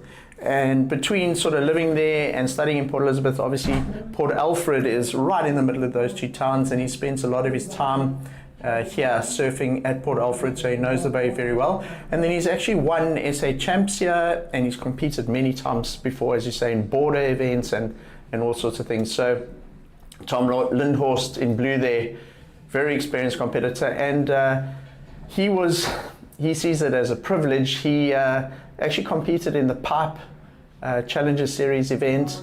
He said it was so awesome to surf at Pipeline in a heat with just 4 other guys. Daniel Emsley would have been there as well. But so he spent some good time in Hawaii, and it was great to hear stories a little bit earlier there from Tom Lindhorst. Maybe that will pay off for tomorrow if this hyped up swell arrives. So let's look at what's happening in the heat here. You can see it on your screen. There is a wave still outstanding for Kai Stubbs. There you go, just drops in. So what you're seeing is a true situation in the heats. We've got Daniel Emsley in a lead with a 4.83 and a 3.4. Tom Lindhorst is in second with a 4.5 and a 3.33. Kai Stubbs in third. He's looking for a 4.24 to try and advance. And Avoyile Ndamaus at the moment looking for a 5. So Daniel Emsley, Tom Lindhorst in the advancing positions. And we've got Kai Stubbs and Avoyile both chasing down the advancing positions. So again, in this heat, as we're down to just over 11 minutes, we've had around 15 minutes or so in the heat, and we've got 2 of the more experienced competitors. So both Daniel Emsley and Tom Lindhorst have surfed on the Challenger Series before. They both surf for South Africa as well. And they do see themselves in the leading positions of the heat. So using some of that WQS, the Africa Series experience and experience from the Challenger Series to good effect in this heat so far here in Port Alfred. Yeah, and the 25-minute heats, I mean, we were chatting about them giving so much time and opportunity, but wow, Daniel Emsley, that was a great turn. It's a pity you didn't allow more. When he went up for that, I thought, goodness, it really is late, and I thought perhaps he would have, come a little unstuck. But the way he positioned his body over the board and managed to ride out to that was great. See, that's now some of that new swell starting to come in, Emma. Yeah. That wave exploding behind him. We haven't seen a lot of that energy today, and those waves definitely starting to present themselves. It's not a big wave, but it certainly is a new swell starting to filter up the coast. Yeah. Looking at the charts a little bit earlier and the buoy readings up and down the coast, the bulk of the new swell should start arriving in the Port Alfred area about between 4 and 6 o'clock this afternoon. And then we're going to see quite a big jump. It goes from like 1.5 meters to like 3.9 in just a couple of hours. So it could be quite a different situation out there by the time we see dark this evening. Yeah, and as you said, Daniel's wave, it really did give an idea of what we could expect. But also what I thought about on Daniel's wave, it was a big turn to go for, a risky turn to go for, but you can also see someone who has been injured and learned how to land a maneuver, because that was really well timed. He managed to compress his body and just kind of be ahead of that sort of explosion. And yeah, I think surfers who have learned the hard way probably learn that quite quickly. And the judges reward Daniel with the highest single wave score of the heat, a 5.33 for that closeout floater. It had a lot of commitment and risk. Look at that. Goes straight up at the lip, risky maneuver, fully committed in the critical section of the wave. Just the one maneuver, and for that one score, they give him a 5.33. And as you say, I think with the growing swell, those big closeout turns are going to become big determining factors in a lot of the heats, I think, as the event unfolds here in Port Alfred. Yeah, and helpful if you're in Avo's situation and Kai, where you're only needing a 4.25 or 5.0, and we saw Daniel get that with one maneuver. So yeah, they can feel hopeful and know that with 8.5 minutes, if another wave like that comes, that they can have the same approach. Quite a contrast to this morning. Do you remember in some of those earlier heats this morning, there was that one youngster, I can't remember his name right now, but it was in one of the very first heats of the day. And he did that turn and his fins came out and it was a tiny little wave. And by contrast, Daniel's hitting like quite a thick, meaty section there. And judges rewarding him with that 5.33. Yeah, that's true. And even a change in the heat totals compared to this morning. This morning was quite consistently 2s to 4s. Now we're definitely seeing 5 to 6, 7. So we're feeling excited. East Beach is coming alive. It's still a bit slow, but it's coming alive. By the end of this round, every single male surfer in the event would have surfed, because in this round of 32 is the top seeds. And so we've got 4 heats to go. So there's 8 guys still to come that haven't surfed yet. And that'll be heat 5, 6, 7, and 8 coming up after this. And that'll feature people like Connor Slipen, Ryland Jarvis, Slade Prestwich, Luke van Wyk, Carl Steen, Luke Lepront, and then in the last heat of this round is Beric de Vries and Logan Tilsley. So wow, some big names coming up. Some great heats coming up. In the water, there's 7 minutes remaining. I feel like this 25 minutes has gone pretty quickly. Yeah. And Daniel Emsley finds himself in the lead in the heat with that 5.33 and the 4.83. Tom Lindhorst in second. Tom, of course, joined us earlier, called a few heats with us and gave us some great local insights. He's in second. He needs a 5.66 to take the lead. And then we've got young Kai Stubbs in third. Needs a 4.24. As you say, Emma could do that with one maneuver. And then Avoyile Ndamas with priority requires a 5. Avo's got a great backhand snap on him. He's a goofy foot surfer. No stranger to big point breaks, surfing up and around the Eastern Cape and south coast of KZN. He loves to wind it for the bottom turn and do a big backhand maneuver. And I'd love to see an opportunity for Avo if he can get a set wave out there. See Daniel Emsley staying very busy on the inside. He is in 4th priority. And I wonder if that's to distract the other competitors. Yeah, it's kind of difficult to read from this camera angle how close he is to them. Yeah. But I think he's pretty close. Daniel Emsley just on the inside saying very busy. If something kind of, if a little bowl wave comes underneath those guys, you can bet Daniel Emsley's going to go because he is in 4th priority at the moment.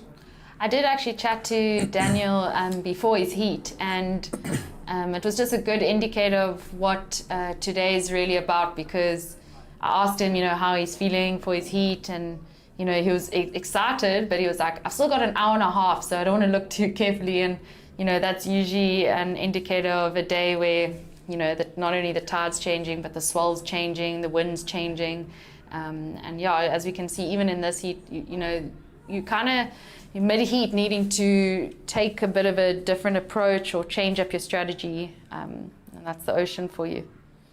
So some heats the competitors completely ignore each other, kind of vibe each other out, but it actually looks like Tom Lindhorst is having a chat or saying something, chatting to Daniel Emsley out there. Avoyile Ndamas having a look back, looking at the priority just to double check he is still in 1st priority. So he'll be looking at his watch there, 4.5 minutes to go, he's in priority. He will be hoping that a set, one of the biggest sets comes through, like we saw in that last heat. There was a flurry of sets in that last heat. They are becoming a little bit more consistent, but I think the last set we saw in this heat was that closeout turn that Daniel Emsley had. And that was probably about 6-7 minutes ago now. Yeah, so I think we are due a wave. Every time I look at the screen, I feel like I'm seeing lines, I'm seeing bumps, it's just whether it comes in. But I don't know, the guys are paddling out, like they've seen something too. They've seen something, and if I look just over the screen that we can see in our booth here, there are some sets. Now, Avoyile Ndamas, he has priority. Remember, there's one turn in the seat so far. Daniel Emsley scored a 5 with that big closeout turn. Well, it doesn't close out for Avo, but it does allow him 2 turns. Now, Avo wasn't looking for much. Emma, he had a 0.4 as part of his scores. So that 0.4 is a Ghana with those 2 turns. Yeah, I agree. Just depends now what the judges are going to reward him for those 2 turns on his backhand. And I think potentially Tom Lindhorst and Kai Stubbs' positions in the seats after that could be under threat. Yes, it was a bigger, nicer looking wave. We'll see a replay on our screen now. He did well to kind of carve off the top, but this moment was where all the power was at. I'm sure he would have wished that first section opened up more. But on what we've seen with the best scoring wave, best scoring wave being 1 turn, I think he's got a pretty good score coming through. Definitely his best wave of the heat. So Avo had a 283 and a 0.4 prior to that. That wave, like you said, he wound up off the bottom, but the wave backed off a little bit, didn't allow him that big flaring opportunity, so he had to cut back and almost reset for that second turn. And then if you look at a slow-mo of the second turn, he went into it nice and hard, but then the wave warbled a bit, and he didn't ride out perfectly clean if you had to be super critical of that turn. So let's see, anxiously await with the judges' reward of Mile's wave with the score still to drop in. On the scores there in the middle column, still showing a 283 and a 0.4, but of course that could change once that score drops in from the judges. Looks like Avo is going to find another one in the inside. So he was in 4th priority, big turn, and is he able to ride out? You've got to ride out clean for the maneuver to count. He does that. So Avoyele Ndamas really coming alive in the last couple of minutes of the heat here. We're down to 2 minutes and Avo's had 2 waves. So was this that last one? It sure was. So kind of similar to Daniel Emsley's last one, but the big difference for me is Daniel Emsley landed clean. He rode it out very clean. Avo had to kind of manufacture a bit of a make on that maneuver. Yeah, he kind of like projected out the foam more, which I think the judges do like to see. We see Kai on a wave 2, trying his best to just really up his scores. 2 quick, good turns through some spray. But I think Avo made a pretty wise move, needing to replace 2 scores. You know, he's keeping busy. He got that one pretty good wave and then another one straight after. So it's going to be interesting to see where that goes. So Avo's scores get updated. It's a 2.5 that drops in, but that was the last wave that he just had now. So he's still waiting for that 2-turn wave to drop in, and he's still needing a 5 at this point. Are there any scores still outstanding? It's just that 1 from Avo. So a 2-turn wave. Daniel Emsley got the 533 for that nice big clean turn. Avo had 2 maneuvers, and he's looking for a 5 to advance into second place. So Tom Lindhorst's position a little bit under threat here as we wait for the score to drop in. There's 25 seconds remaining, and let's see what Avo's score comes in at. Judges are still deliberating. It hasn't dropped in yet. Our eyes are on the lineup because there is a set rolling through. Who's going to go? Could be Tom Lindhorst. So big section ahead of him. That's not going to affect the outcome of the heat. We also saw Kai Stubbs. So Kai, let's look at his scores there. It's a 3.4 and a 3.6. So check this out. Avoyilo's wave comes in. He needed a 5. It comes in at a 5.07. Wow. And he knocks Tom Lindhorst down to 3rd, Emma. And now we're waiting for Kai. We did see Kai claiming his wave. He feels confident he got that score. Kai looking for 4.01 with those 2 turns. Less than Avo. Avo jumped up into 2nd. He needed a 5. He got a 5.07, and then Kai Stubbs had a wave. Kai's comes in at a 3.43, not enough.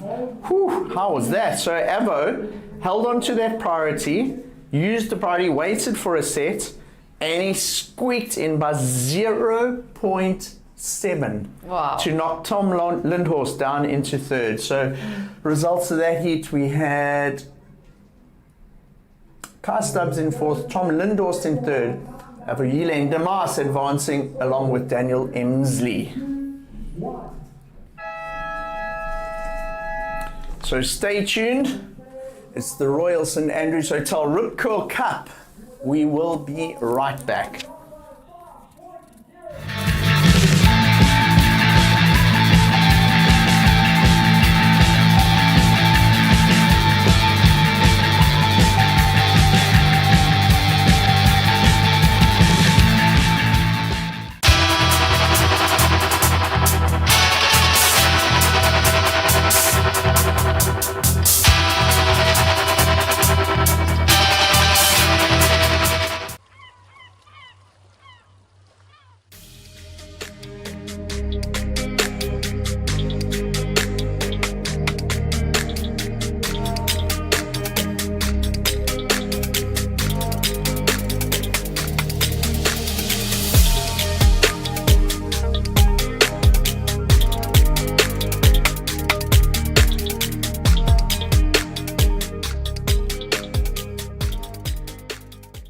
I wanna be there next to you.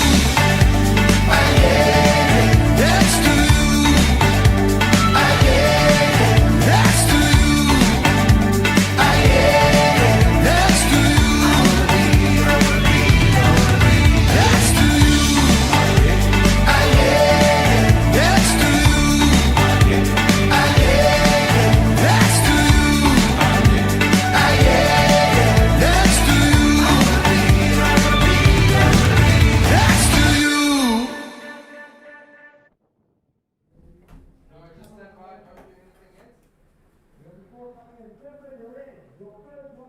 Welcome back.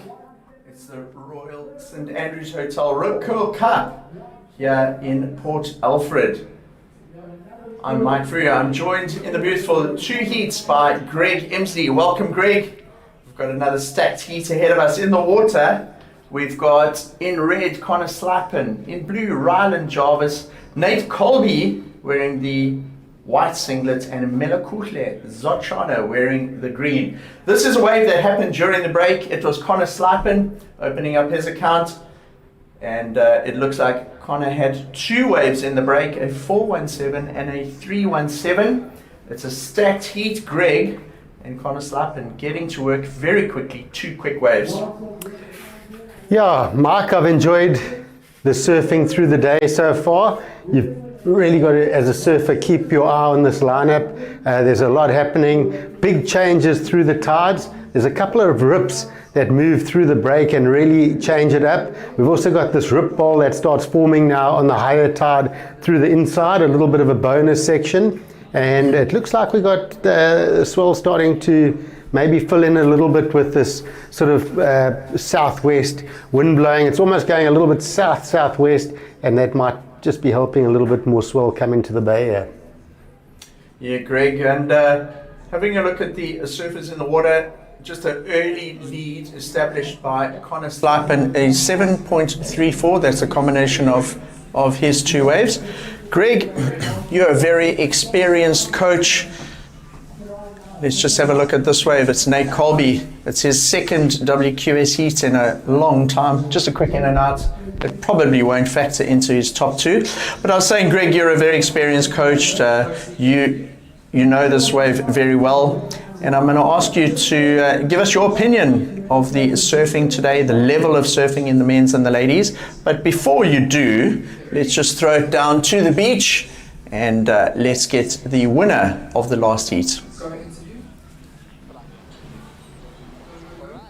We are standing on the beach here with Daniel Emsley, winner of the last heat in the round of 32. Dan, you took a little bit of a break with competition. You were dealing with an injury, but you're back and you are looking really strong. How do you feel? Thank you so much. Yeah, I was very happy to get through round 1. It's been a stressful couple of weeks between Morocco and the travels home and fighting the flu to get here, but yeah, happy to put it together in the heat. It's been a rough 2 years or so, doing my knee surgery and my shoulder surgery, and just kind of feel like I've been out of the rhythm. So yeah, just finally put a heat together and get the comp started in a good way feels good, and I'm looking forward to tomorrow.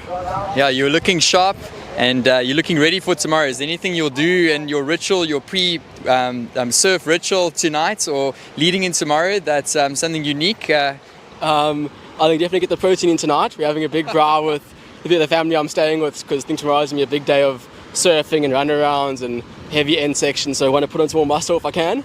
And then, yeah, just wake up in the morning, have a Tommy's coffee and some Future Life and give it a run.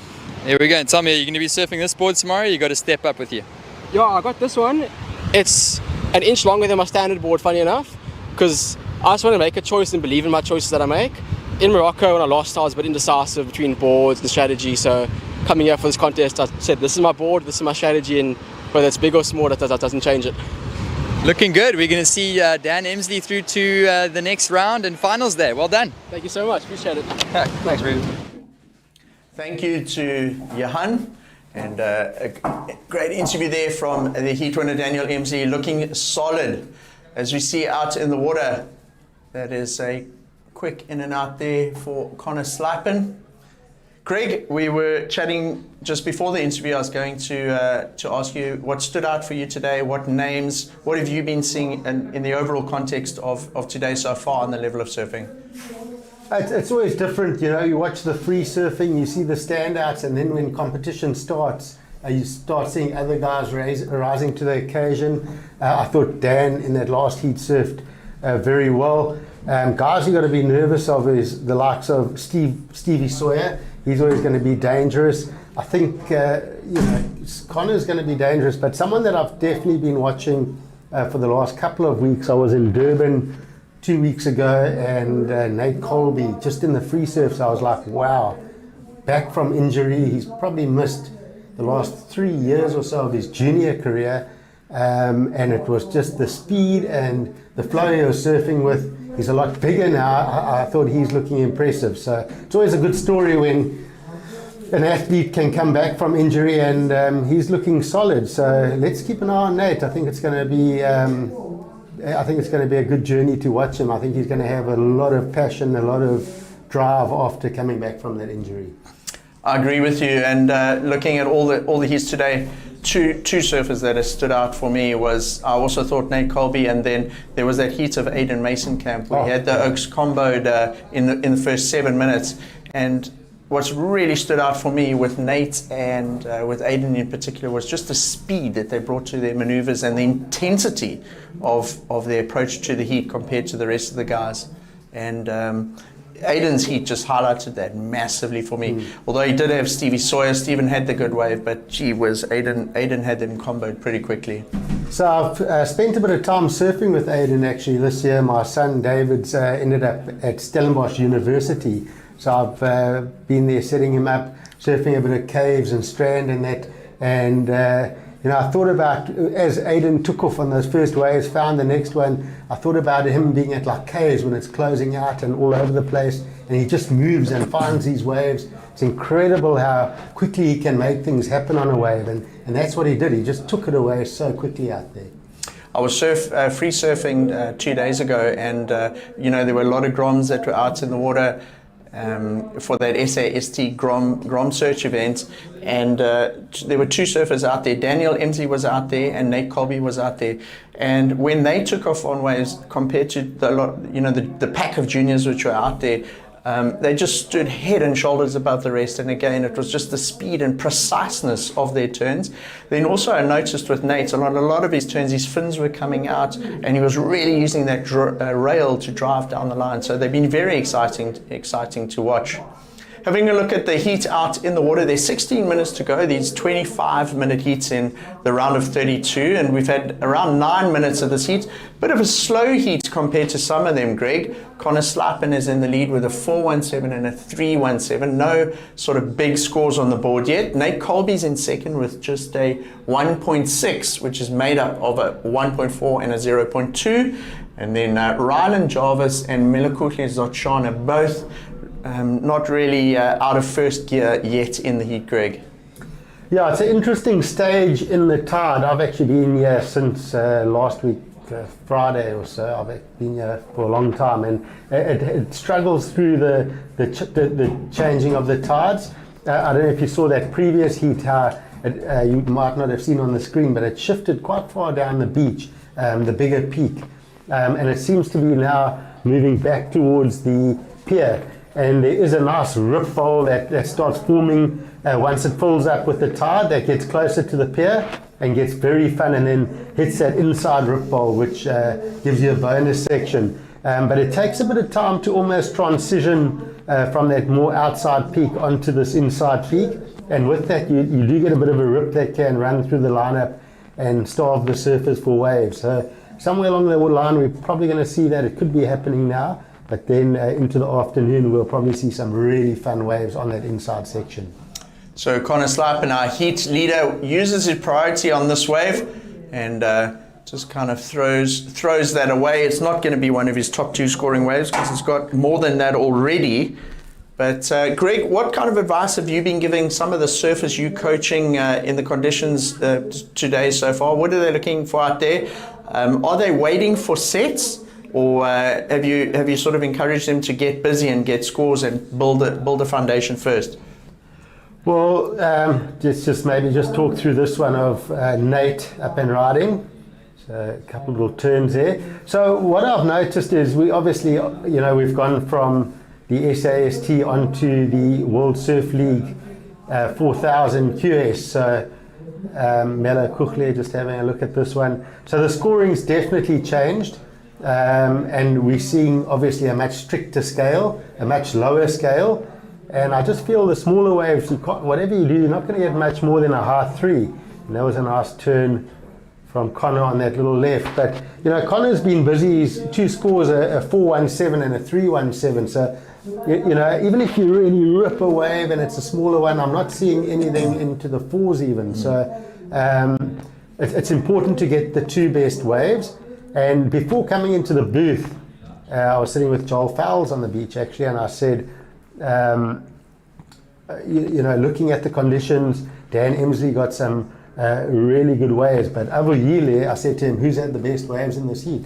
Avuyile, and as I got in the booth, I saw he had gone into 2nd place. So you get the best waves, you can get the biggest scores, and the judges are definitely looking at those good waves. So I think a little bit of patience is going to be key here to make sure you get those big open face turns. It's interesting you say that, because Emma and I called that last heat with Avuyile and Daniel, and Avuyile used his priority and he was very patient and he just sat, and with about probably 3-4 minutes to go, the other surfers were quite busy on the inside and Avo just sat there, and it actually paid off in the end because he did get that wave and managed to get the score pretty much in the last minute or so and went through. So he did exactly what you're talking about there, Greg. And it actually started earlier. He had bigger waves and good waves early on. He kind of did get stuck, I think, on his first wave or so, but it was a bigger wave, and that kind of maybe put him in the rhythm of that, waiting for those good ones, and then it did come together for him at the end. So yeah, very important wave selections key out here, and yeah, it's definitely something I've noticed. The smaller waves just aren't giving you much more than a 3 or 4 at most. We've seen conditions change, as you said, right through the day. Have you had any reports south of here? Have you heard from anyone in PE, J Bay, Mossel Bay, like down that area, in terms of swell and what we can expect later today and into tomorrow, Greg?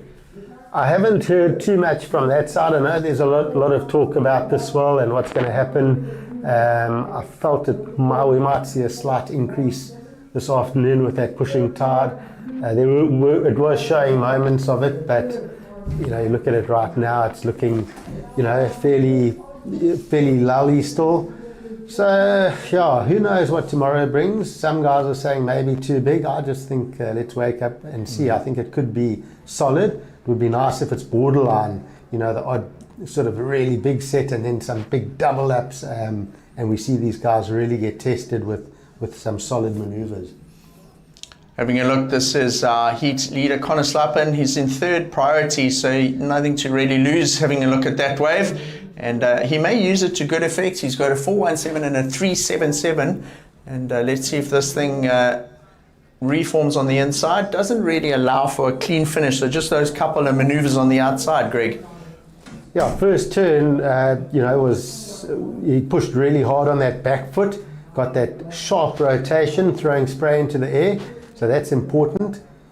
We always talk about hard off the bottom, hard off the top, the legendary words of Graham Hines. He always told us that. But I said to Graham once, actually, we're changing that slightly. It's hard off the bottom and even harder off the top, because the way surfing goes now, the judges really look at those big off the top maneuvers. I noticed in the Newcastle Challenger Series, a lot of surfers were barely doing bottom turns in the smaller surf. It was all focused off the top, and they were fetching scores for it. But they were really loading up almost a mid-face bottom turn and really kicking hard, keeping their power for the off the top. And in the smaller waves, it's a very good technique to use. In the while we've been chatting, we have had a small score drop in there for Nate Colby. It's a 247. But even so, even at a 247, it is enough to put him into 2nd place. So having a look at the requirements for the rest of the surfers, Connor Slappen leading the heat. Rylan Jarvis, he's up and riding. Not looking for something too much to take the 2nd place away for Nate Colby. Looking for a 317. He gets 2 turns in. But how do you interpret that wave? Let's see if we do get a replay of it, Greg, and you can break it down for us. Rylan in 4th. hadn't really got out of gear in the heat with just a 0.7, so he'll be much more comfortable with that. At least he'll have some sort of score on the board now to build the rest of his heat on. Although we have had so much time go already, Greg. Yeah, so he set this one up, got a bit of spray off that first turn, and climbed up into the lip. So he got the combos. He is under a bit of pressure with time winding down. So as you said, very good option. And here he goes straight off the bat again. So let's see what he does on this left-handed. Gets a bit of a wrap into that. So getting busy now. I think he feels that he's going to be in with a shot here with that first wave, or first decent wave. And looking at the scoreboard, I think that's going to be very handy. It's one of those heats. We've seen quite a few of these low-scoring heats today where conditions just haven't given the surfers much opportunity. So let's see where these two waves put Rylan. I think he's going to be sitting in a decent position after this. So he was in fourth priority after that backhand wave, went out and a left presented in himself. He was carrying a 0.7 as part of his scores, so quite sharp to quickly turn around, because that'll certainly drop the 0.7 even with just that one little carve, and potentially get him up the rankings. And it does, Greg. So the backhand two turns combination there for Rylan, he gets a 3-2-3. It puts him up into second, and he drops the 0.7, replaces it with a 1.43. So what that's done now, it's knocked Nate Colby down into third. Nate looking for a 2.2, and then Melokotle Zochana looking for a 2.7. Very close between all four surfers at this stage. Connor Slipen a little bit further out in the lead. He's the only one with significant scores or any real scoring to talk about, a 5-5 and a 4-1-7. That's created a bit of distance between him and Rylan Jarvis, because Rylan needs a 6-4 to take the lead. So a battle developing here between second, third and fourth, Greg. So the question is, right now, who would you rather be? Rylan Jarvis sitting in second place, right? But you've got Nate Colby with priority looking for that 2.2. So it's going to be a real battle here.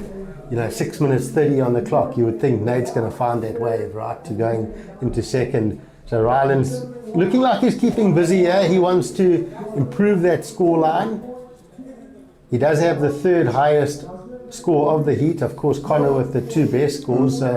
Yeah, Connor, you would say, is going to be fairly safe at this point, and he has worked hard for that. He's really built scores through this heat, and in fact, it's his wave 1 and his last wave 7, that are in his score line. So it's a lot of wave riding, and he's making it happen in these tricky conditions.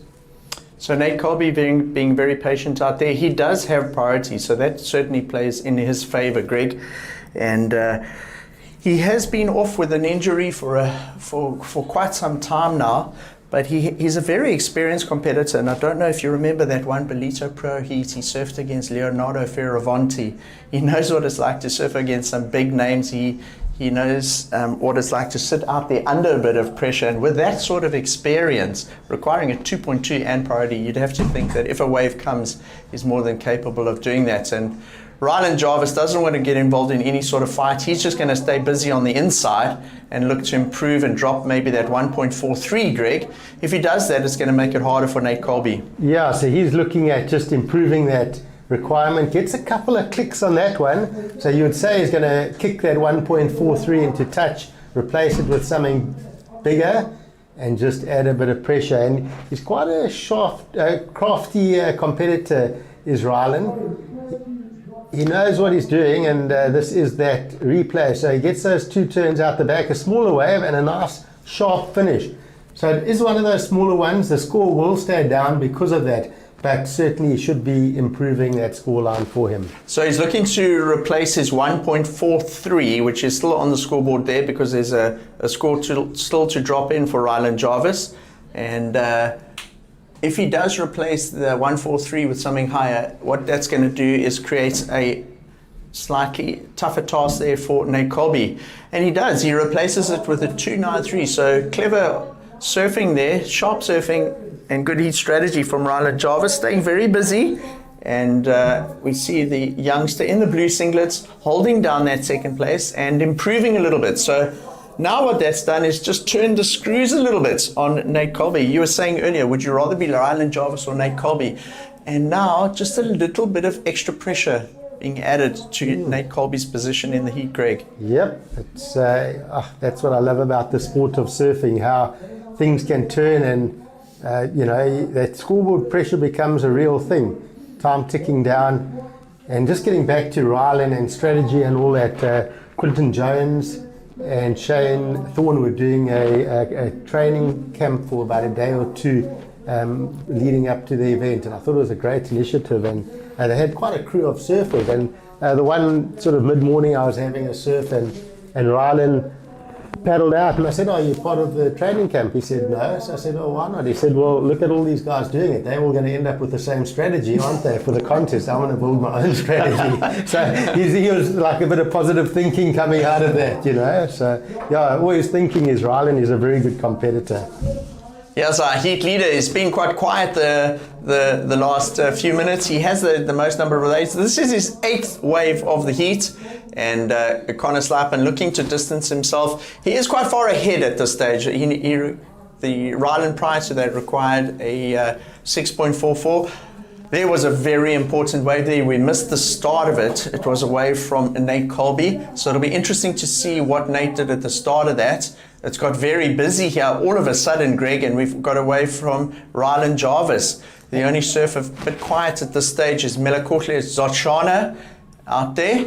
But it's a real battle between Ryland Jarvis and Nate Colby for that second place position.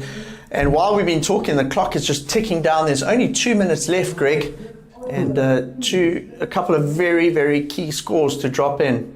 So Connor Slappen, he had a wave. He was in the lead, could potentially extend the lead. Very important scores here between Ryland Jarvis and Nate Colby. So let's check this out. Here's Nate. Talk us through this.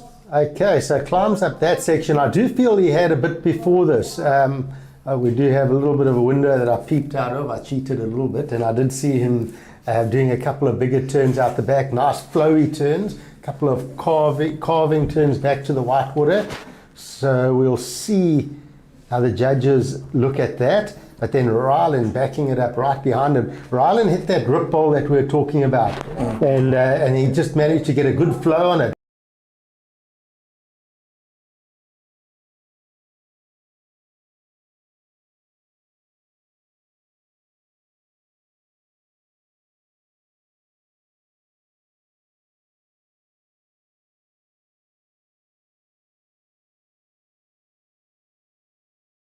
From blue Ryland Jarvis and white Nate Colby. 2 scores still to drop in there, Greg. 15 seconds remaining. Doesn't look like any more waves coming through. I think Nate even had another wave as well, to be honest.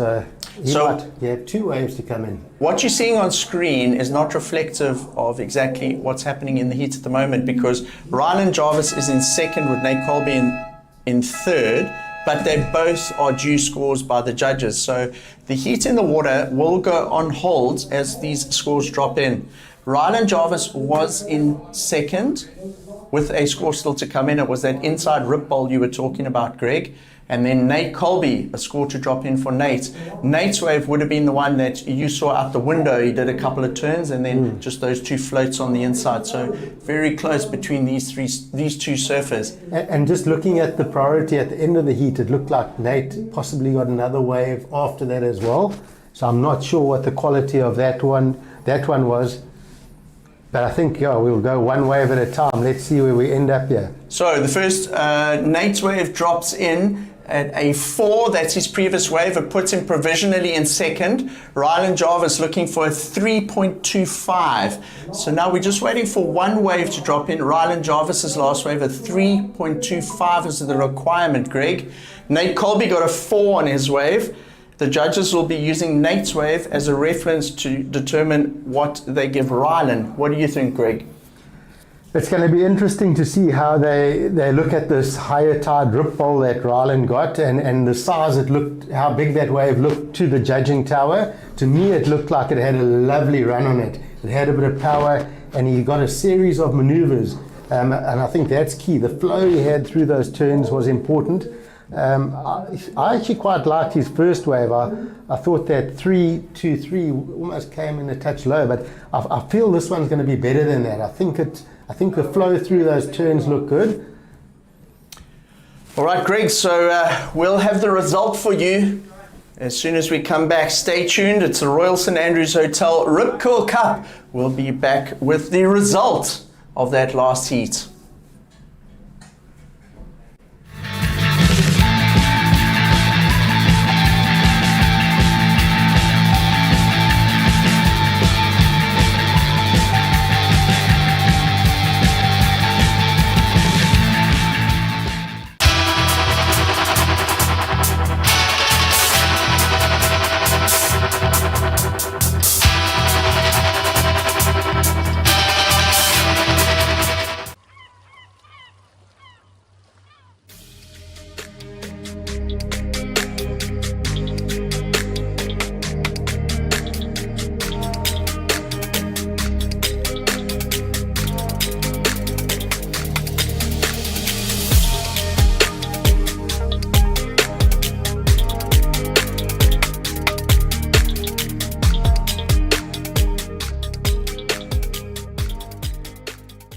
I wanna be there next to you. Next to you. Next to you. Next to you.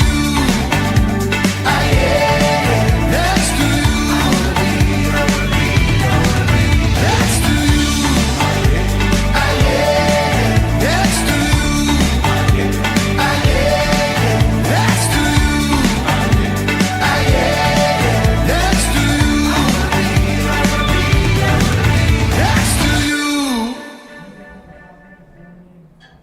Next to Welcome back. It's the Royal St Andrews Hotel Rip Curl Cup in Port Alfred. And there you go on screen, confirmed results of the last heat. Fourth place, Melakutle Zotshana. Nate Colby getting third. Rylan Jarvis's last wave came in. It was enough to put him into second place. That little rip ball wave, Greg, and winning the heat. Well done to Connor Slipen. Wow, very close 5 minutes to end that heat. Let's just look at the surfers in the next heat here. In the water right now, we got Luke van Wyk in the blue singlet. It's heat 6 of the round of 32. Slade Prestwich in red. Kai Hall in white, and Rory Dace wearing the green singlet. But Greg, I'm interested to hear your thoughts on the end of that heat and what got it for Rylan Jarvis, squeaking into second place. Yeah, as I mentioned, I thought he had tremendously good flow on that wave. It just linked. It had a good run on it. He went from maneuver to maneuver. They're all through spray, and that just getting him into second. I thought that would happen. I think it was a tight heat. Of course, Nate had a good wave, a couple of big wrapping calves, but just not backing it up enough with a big. Second scoring wave was a bit low, and that's basically Rylan's two sort of mid to high threes got him over the line. So Rylan stayed very, very busy, and a lot of his scoring waves came in that bowl almost on his way out. And two of his waves he got left as he was paddling out back towards the lineup. So well done to Rylan Jarvis and Connor Slipen. We'll see them in the next round, and they might want to go and get some 8mm leashes and maybe some bigger boards if they going to tackle some of the heats tomorrow, Greg. We are now into heat 6 of the round. In the seat, we've got Kai Hall, we've got Luke van Wyk, Slade Prestwich, and Rory Dace. We've had a couple of rides in the heat so far, nothing really to talk about. 0.57 and a 1.5 for Luke van Wyk, and Kai Hall a 0.73 and a 1.93. So not too much happening just yet. Another loaded 25-minute heat. 2 more heats of this round after this. And it sounds like we are going to go down to the beach and hear from the winner of the last heat, and that will be Connor Slipen. Connor, heat win. You did dominate that heat, but I think, well, from my opinion, watching the waves and how it looks and how it actually was out there, I think they're pretty different. Maybe you can tell us a little more how it was actually being out in the ocean. Yeah, I was actually a lot trickier than what I thought. The heats before actually looked really fun, so I thought we were going to get some really fun waves, and then I got out there and it was a lot harder than what I thought, but I got my first 2 decent scores, so I could kind of just have a bit of fun and try back up my low scores. Nice. And obviously, Connor, you've had to overcome a lot and your physical body mentally with surfing all the time. But I also know that, you know, with such an important event, what you've learned and had to sort of overcome in time off, what is your approach going into this event as the final event and I guess the year ahead? Yeah, I'm kind of just trying to take it heat by heat, you know, because I feel like a lot of the time I'm just looking at the end goal, which is just trying to get to the final. But I'm taking a new approach this year and trying to change heat strategies, and I got really good boards from Smith at the moment, so I'm just excited. I'm feeling prepared, and yeah, it's going to be a fun year. Nice. Well, we can feel it and we're excited for you and hope that wave or the swell does actually pull in, and good luck for the rest of the day. Cool. Back to you guys in the booth. Thank you, Emma, and well done, Connor. Great surfing. We'll see you in the next round. So we are potentially going to get some replays of 1 or 2 waves we may have missed during the interview. I think Slade Prestwich had a wave. Kyle Hall had a wave as well, Greg. So some scores coming from the judges as well as a wave from Rory Dace. I don't know if you managed to have a look out the window during the interview and see any of those waves? Yeah, we had that split screen as well. A couple interesting scores will come through that. We saw Slade Prestwich getting quite critical on those turns. He got himself a 4-point ride. As this is up and riding, this is Luke van Wyk. Wow, nice bit of spray coming off that board. So Luke, the lone goofy footer in this heat, and I enjoy Luke. He's one of those guys that, to me, is improving with age. Strong goofy footer. And this is one of the replays, of course, Kyle Hall. This is a shorter walled wave that stuck closer to the pier, and he got a couple of wraps on it. But we'll see that wave of Rory Dace's, and here it is. Watch the replay. Watch the spray that comes off his board. Hopefully we'll get that replay again. But a guy like Rory, massive bloke, very strong. If he can just, well, I've seen it, if he can just make sure he gathers speed at the start of a wave, the big thing, all he's got to do is worry about placement and timing. And if he gets that right, the turns just throw so much spray and look so good. He drives through them. And yeah, then you've got everything. Speed, power, flow with big spray. Very hard to deny surfer scores of that. It's interesting what you were saying, breaking that down from the beginning. A big guy like that, you were saying, if he can just establish speed at the beginning of the wave, because then he uses his, I would imagine his talent and the flow just to maintain that speed through maneuvers. And in smaller waves like this, it is a little difficult to, do you think it's difficult just to get going in the speed? Here we see him generating the speed. Yeah, using that high line trim, but watch the spray. You see buckets of water again. I mean, he's just displacing water, and that is using that speed, and then of course his talent, getting that placement on the lip, timing and placement right. And yeah, it's just, it's basic surfing, but it takes years to learn how to surf, do the basics very well. So this is just a quick in and out there for Slade Prestwich as we get the heat situation on our screens. There you go, with 17 and a half minutes remaining. The goofy footer, Luke van Wyk, up and riding now. Wow. Man, he's so smooth in his turns. There's no jitters, there's nothing holding him up, and a very smooth transition through the turns, and he maintains that speed, very fluid and fast through his turns, does Luke van Wyk. We'll wait for that score to drop in, but you can see the rest of the heat unfolding in terms of the leaderboard there. Kyle Hall, I'm just having a look at our screen on our desk here. We are still due 3 scores from the judges. So Slade Prestwich, Luke van Wyk and Rory Dace all owed a score. Rory Dace's wave to still come in is that one we've been talking about, Greg. So I think what you're seeing on screen there will change once all the scores are in. Meanwhile, back to live action. This is Kyle Hall up and riding. He's got a different color wetsuit on from this morning. He had the white one, now he's got the red one. And looking to come through to the inside. Wave not offering up too much there, Greg. Yeah, so just again, a bit of a softer wall. He had to really work those turns, but scores are starting to drop. So I see Rory Dace's wave comes in at a 4.67. That's the one you liked, Greg. Kyle Hall's last year, 3.43 and a 2.73. Luke van Wyk, we are due a wave for him, and we're also waiting for one for Slade Prestwich. So if you have a look on screen, that's not a true reflection of where we're at, because Slade Prestwich and Luke van Wyk still each both due a score by the judges. But that one of Rory Dace, the 4.67, is why he's in second place. He may be bumped down to third, but he's still carrying a 0.23. So he's only had the one wave so far, Greg. Yeah, and I mean, this has been the order of the day. So, you know, we talk about these scores, but, you know, in comparison to the day, it's been a low-scoring day, hasn't it? The judges have kept the scale tight, but at least it's been consistently tight. And so even though it's a couple of solid maneuvers from Rory, comes in at a 4.67, we've seen that to be a very handy score in today's conditions.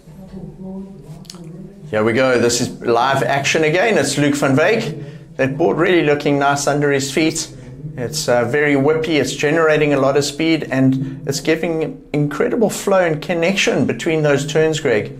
Yeah, it's that black railed board. I think he used that in Morocco as well. Sheepers, you're just getting up into those turns. It's a 510 28 litre Smith shapes. I think it's called the Hooligan or something, but he really likes that board, and he said it's his go-to weapon for contests at the moment.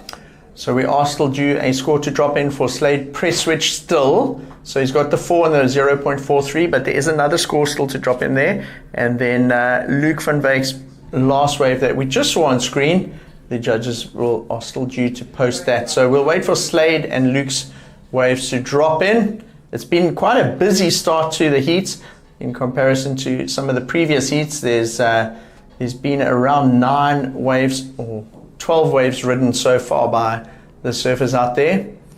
It's 3 o'clock local time here on the east coast of South Africa in Port Alfred.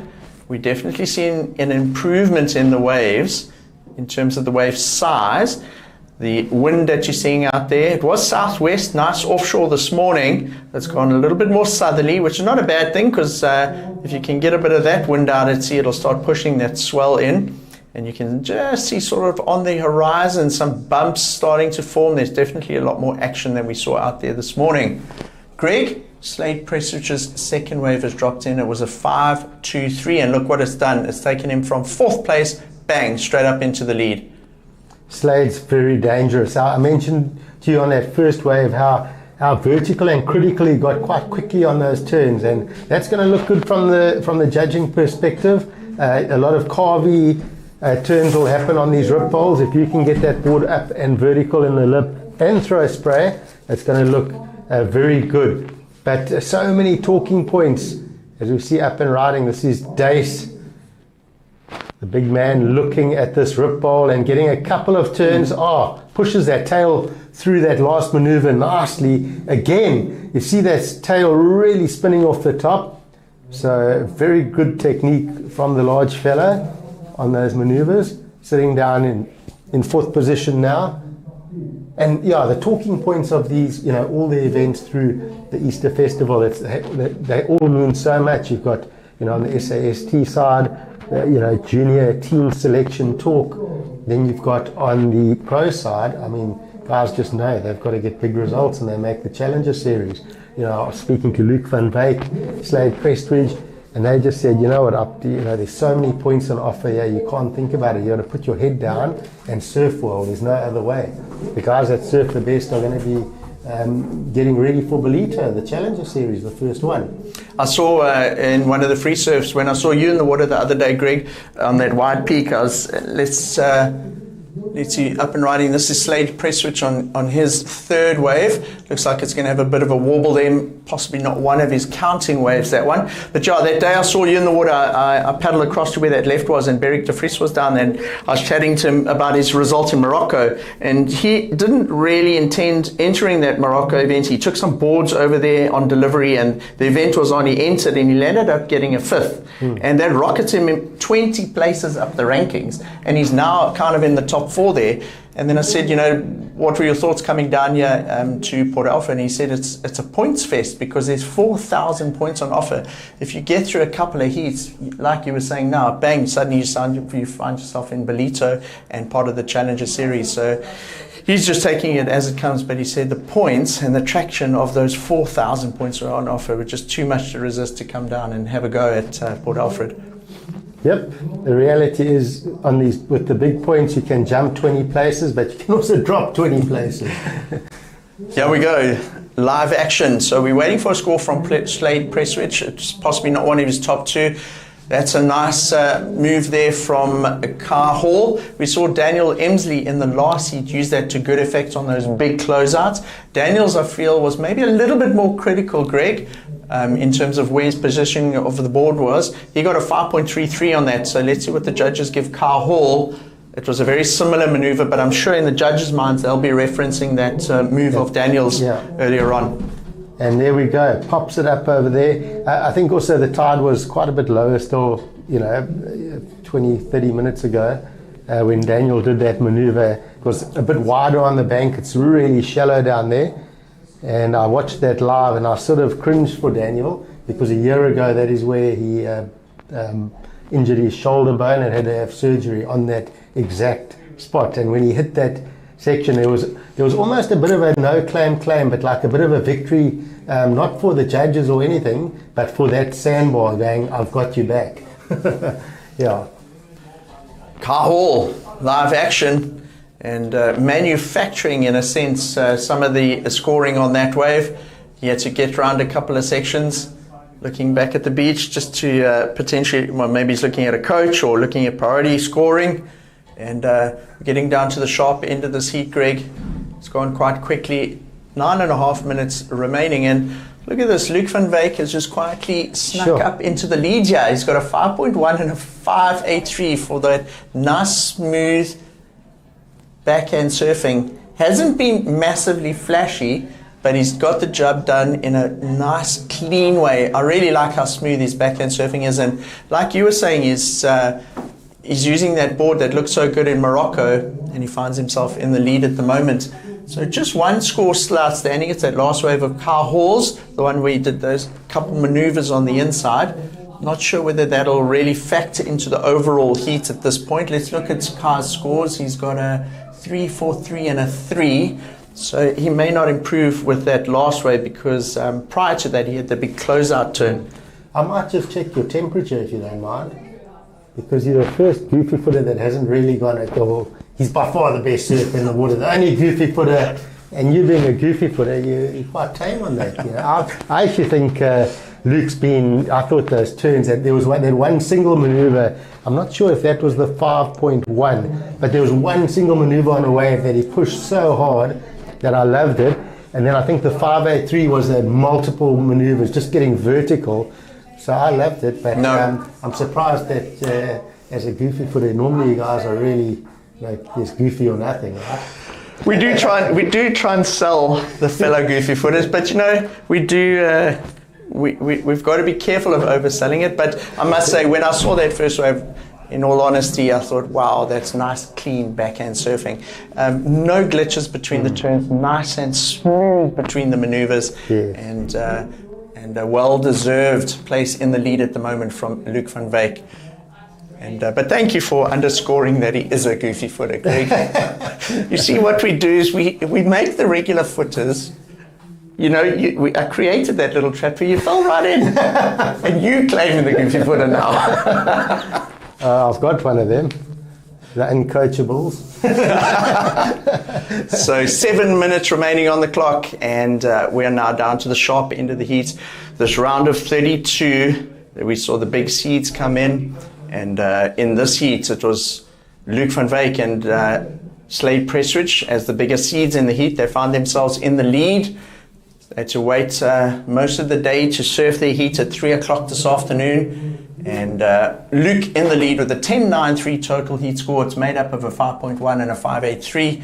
Slade Prestwich in second at the moment. Slade scores are made up of a 4 and a 5.23. So if Slade's going to create a bit of distance between himself and Rory Dace and Car Hall, he'll have to improve on that 4, Greg. Now, look at this, quite interesting. Luke van Wyk is out at the back, confident. He's got priority. So you reckon he might just be sitting there waiting for a set to try and improve, Greg? And then second priority is Car Hall. Third priority, Rory Dace. And then you've got Slade Prestwich in 4th. What would you do if you were Luke van Wyk out in the lead? You've got 6 minutes to go, Greg. And you're in the lead, you have priority.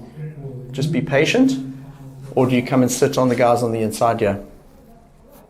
I think you've got to be patient and make sure you utilize the next good wave. It's too long to hold people off. It's not going to work.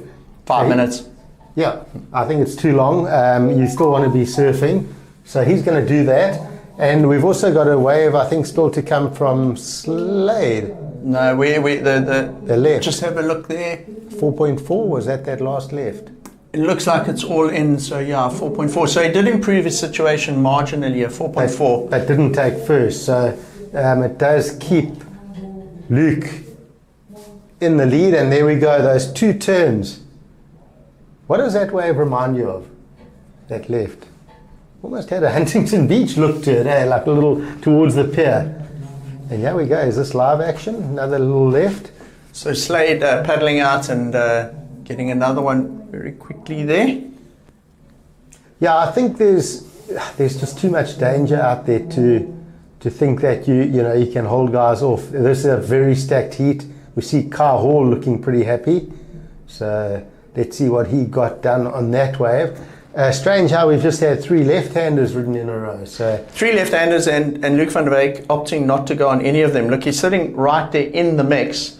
And we didn't see the wide shot, but I think he probably let all of them go because his scores have come off right, Greg. And I think that his backhand at the moment is pretty deadly. So looking at the screen, we did see a few words there spoken. Luke van Wyk, Slade Prestwich. This will be interesting because they are 1 and 2. Is it time when they start saying, okay, you take, like when we have a chance. So Luke van Wyk can sit on Rory Dace and Slade can sit on Car Hall, because they got the higher priority. So maybe they'll start looking at that as they wind down to the heats, just to solidify their first and second place positions. Interesting you say that, because I saw Luke van Wyk take it. He's got something in his ear there to keep the water out. He took it out as he was talking to Slade. And do you think they're just going to hold that down and try and squeeze out the rest of this heat? Although 3.5 minutes, Greg, it's quite a long time to put the pressure on. And in the background there, have a look at this. It looks like there is some sets approaching.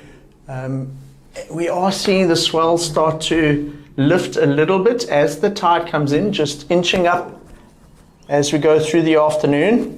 Sure. And this is one of the bigger sets we've seen come through for the day so far. As the tide improves, as the tide comes in here at Port Alfred, we're seeing a lot more movement. So Luke van Wyk's going to have to use his priority here, Greg.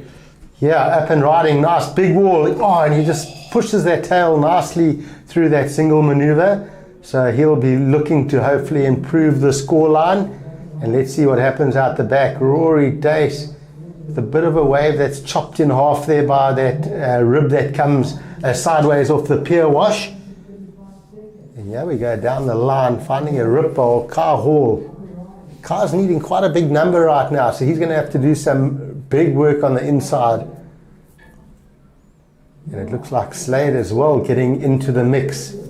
So all our surfers finding a wave here in the last 3 minutes. So even if Luke van Wyk and Slade Prestwich had a little chat there and did put a bit of pressure on the other two, they kind of had to go on those waves. Luke certainly couldn't allow any of the others to have gone on that set.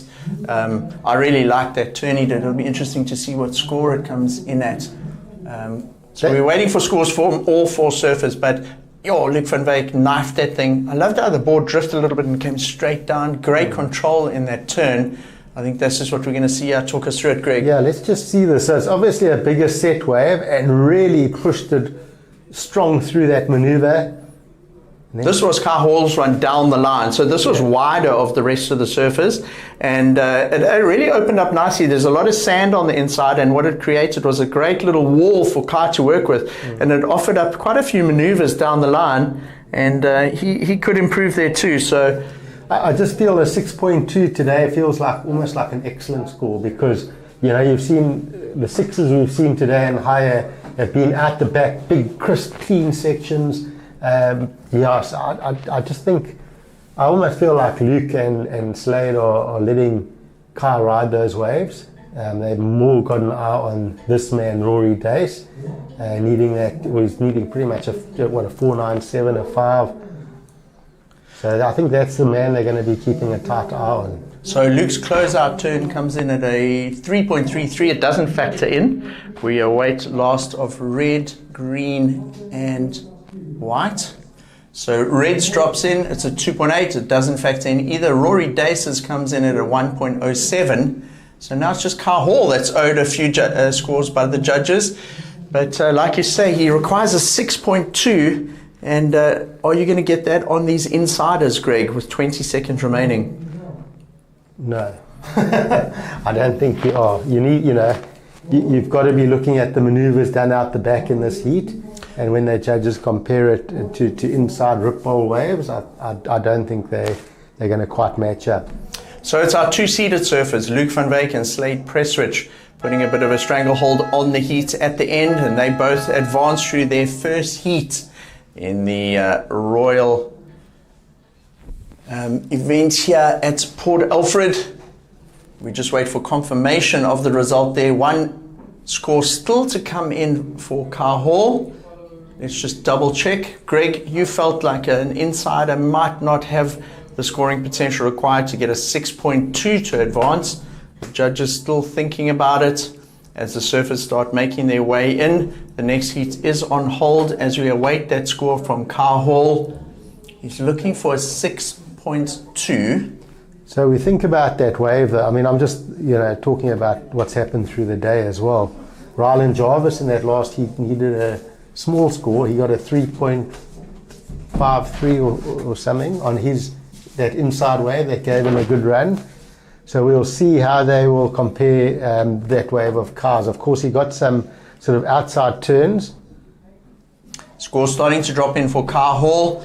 Looks like it's going to be a nice score, potentially not enough though for to snatch that second. He may move up ahead of Rory Dace though with this score. Let's see. Two waves coming in for last of Kai Hall as the current heat is on hold. So that previous one, a 4.57 for Kai Hall, and the last one, a 3.03. It doesn't change the situation. So the results of that heat, Kai Hall in fourth, Rory Dace in second, in third, Slade Prestwich in second, and Luke van Wyk taking the win. Stay tuned, it's the Royal St Andrews Hotel Rip Curl Cup, and we'll be right back with heat 7 of the men's round of 32.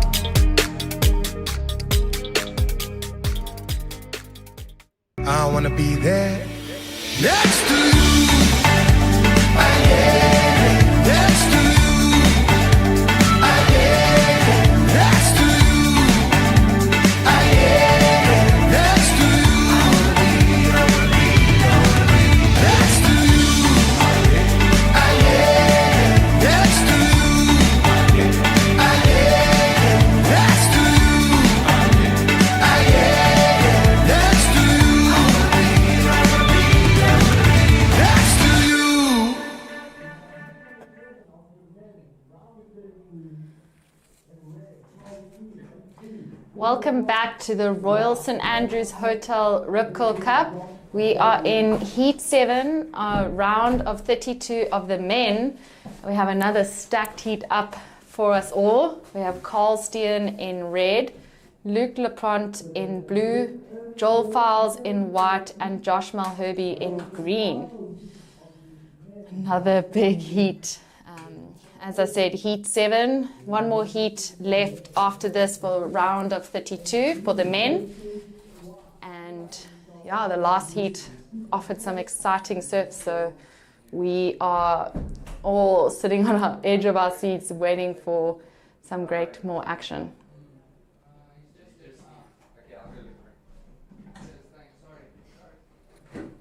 Yeah. This is drinking this.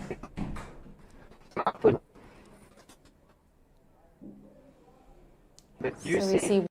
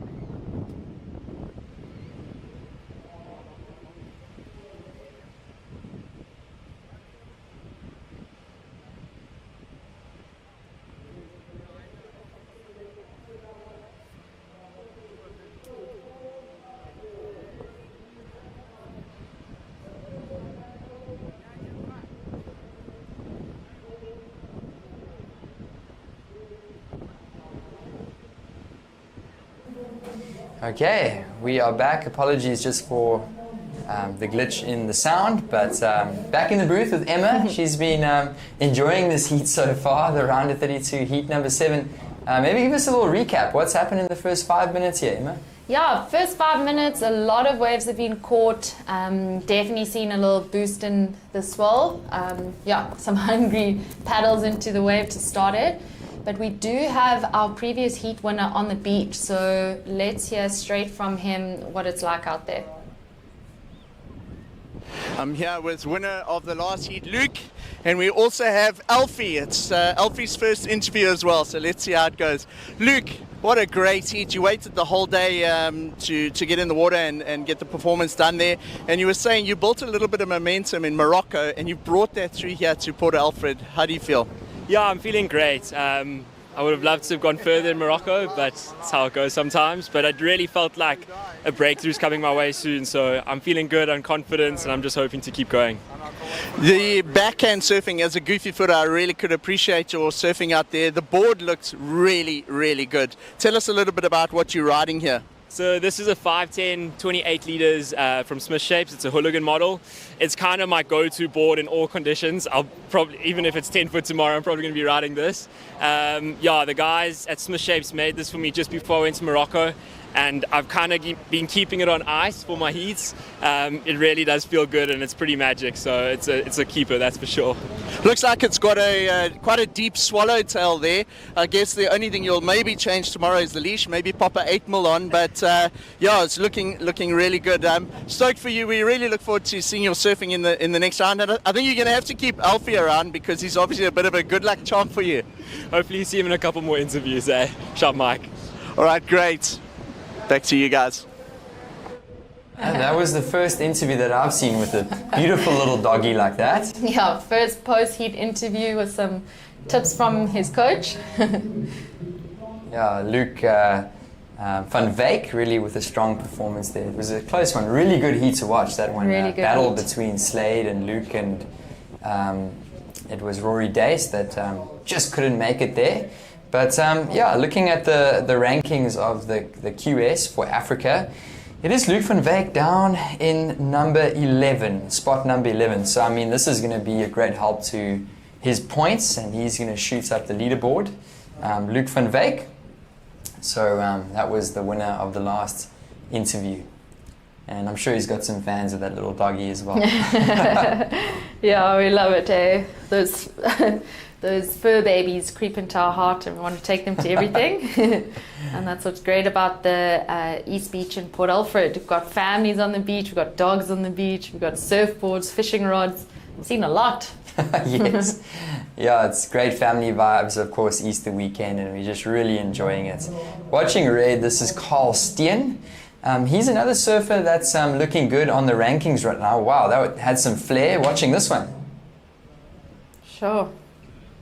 Carl is looking really in control and just solid. And like you say, I think he's kind of just under that 4th spot. He's number 5 at the moment, so extremely important event for him. Yeah, I mean, he just needs to get a good result here, and he's going to catapult. And he'll be on the Challenger Series if he can do good here. Watching a replay here, Carl Steen, like we said, important event. The first one, little foam climb, I really enjoyed that turn. Look at the spray, Emma. That was tons of spray, literally just showing how much power he has. And really just, he's got such a great style. He's just not overdoing it, but he's surfing with such, just control and critical surfing too.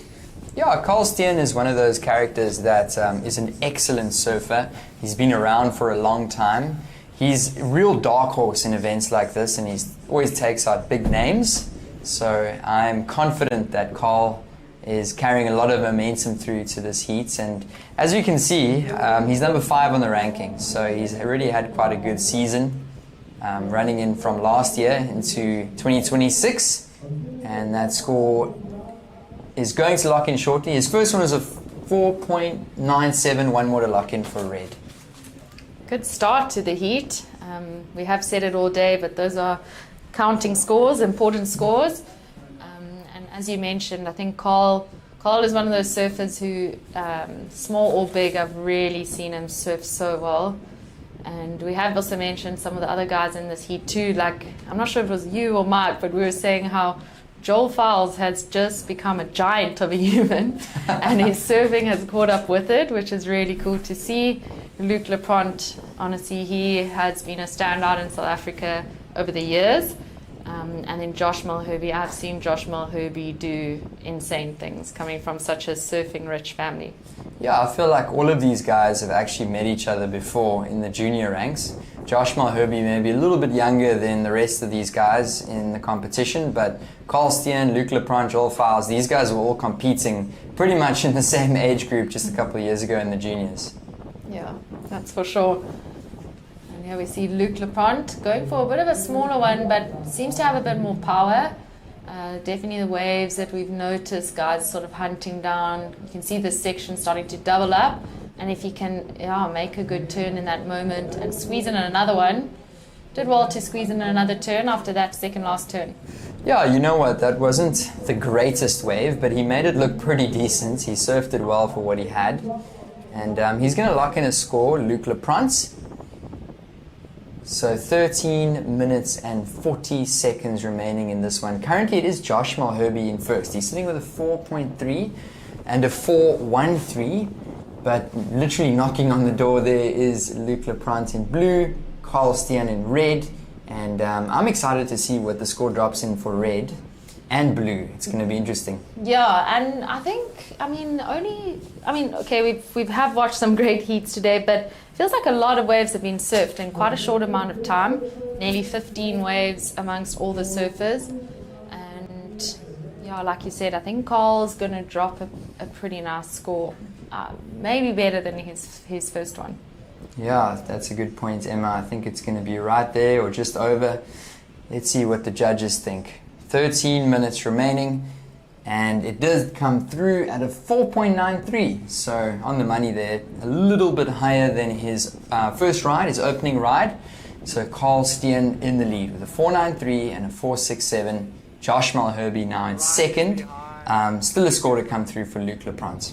Yeah, and I know for us, watching the screen like we see Luke now, waves look good, it looks pretty straightforward, pretty easy, but Connor did mention that it's a lot trickier than it looks, so Luke doing well to find that moment on the wave, and then he does finish it. So Luke choosing to stay busy in this heat.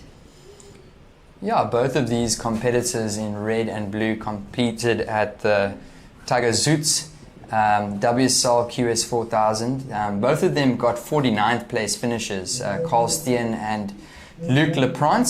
So they're looking to rebound in this event. Of course, they've made it to the round of 32. But yeah, awesome opportunity for red and for blue. As surfer in the blue is also just outside of the top 10. That is Luc Leprand, and he's sitting on number 13 on the list. So if he can make it through this round, he is going to jump up significantly. And then, of course, Carl Steen, he's right on the brink of actually qualifying for the Challenger Series. So this is an important heat. Yeah, and we always see it on the, the CT2, especially when we had the cut. You have surfers going into an event where that event is literally going to make or break their CT dream or career.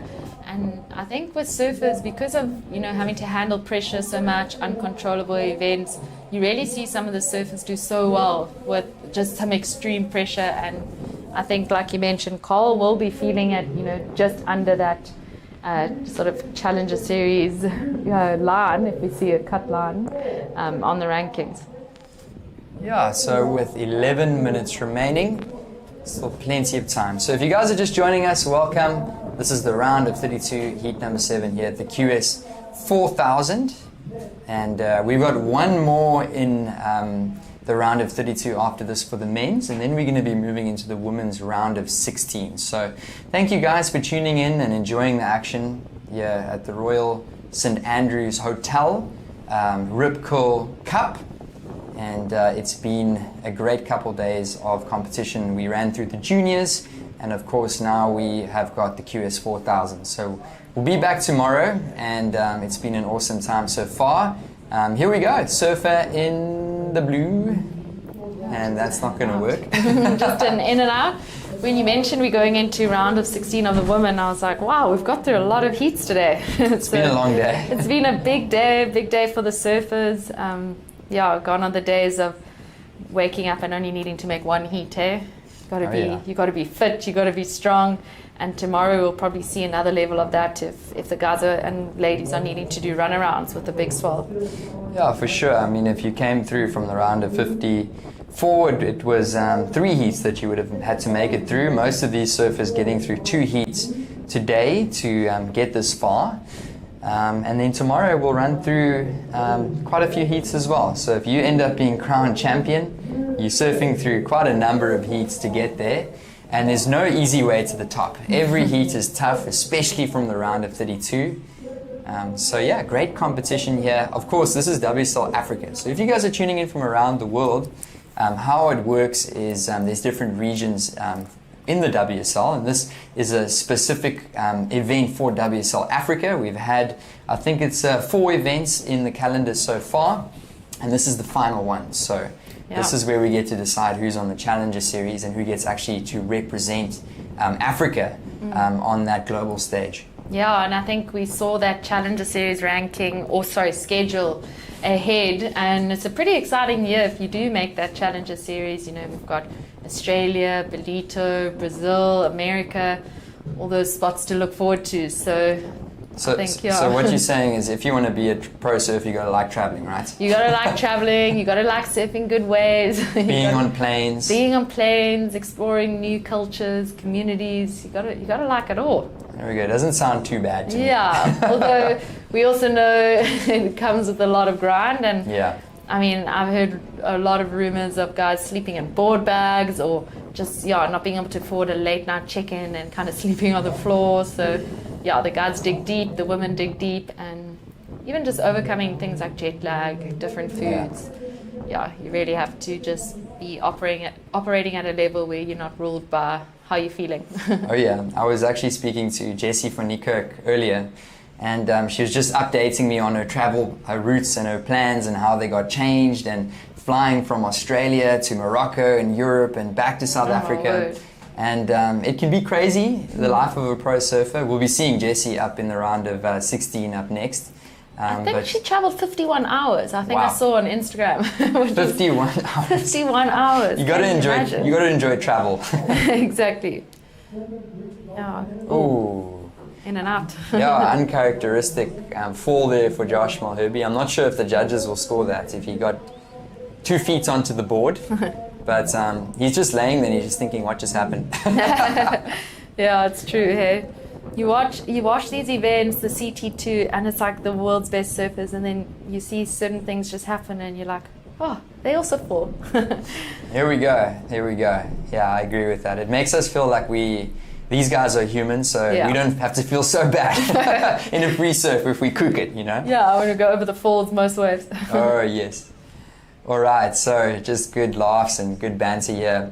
6.5 minutes to go in this one, the round of 32, heat 7. Thanks, guys, for enjoying the action with us, and glad that you guys are tuning in and watching this event with us, the QS4000. Just a quick recap here. Carl Steen is in the lead. The Durbanite surfer, he's sitting with a 4.93 and a 4.67.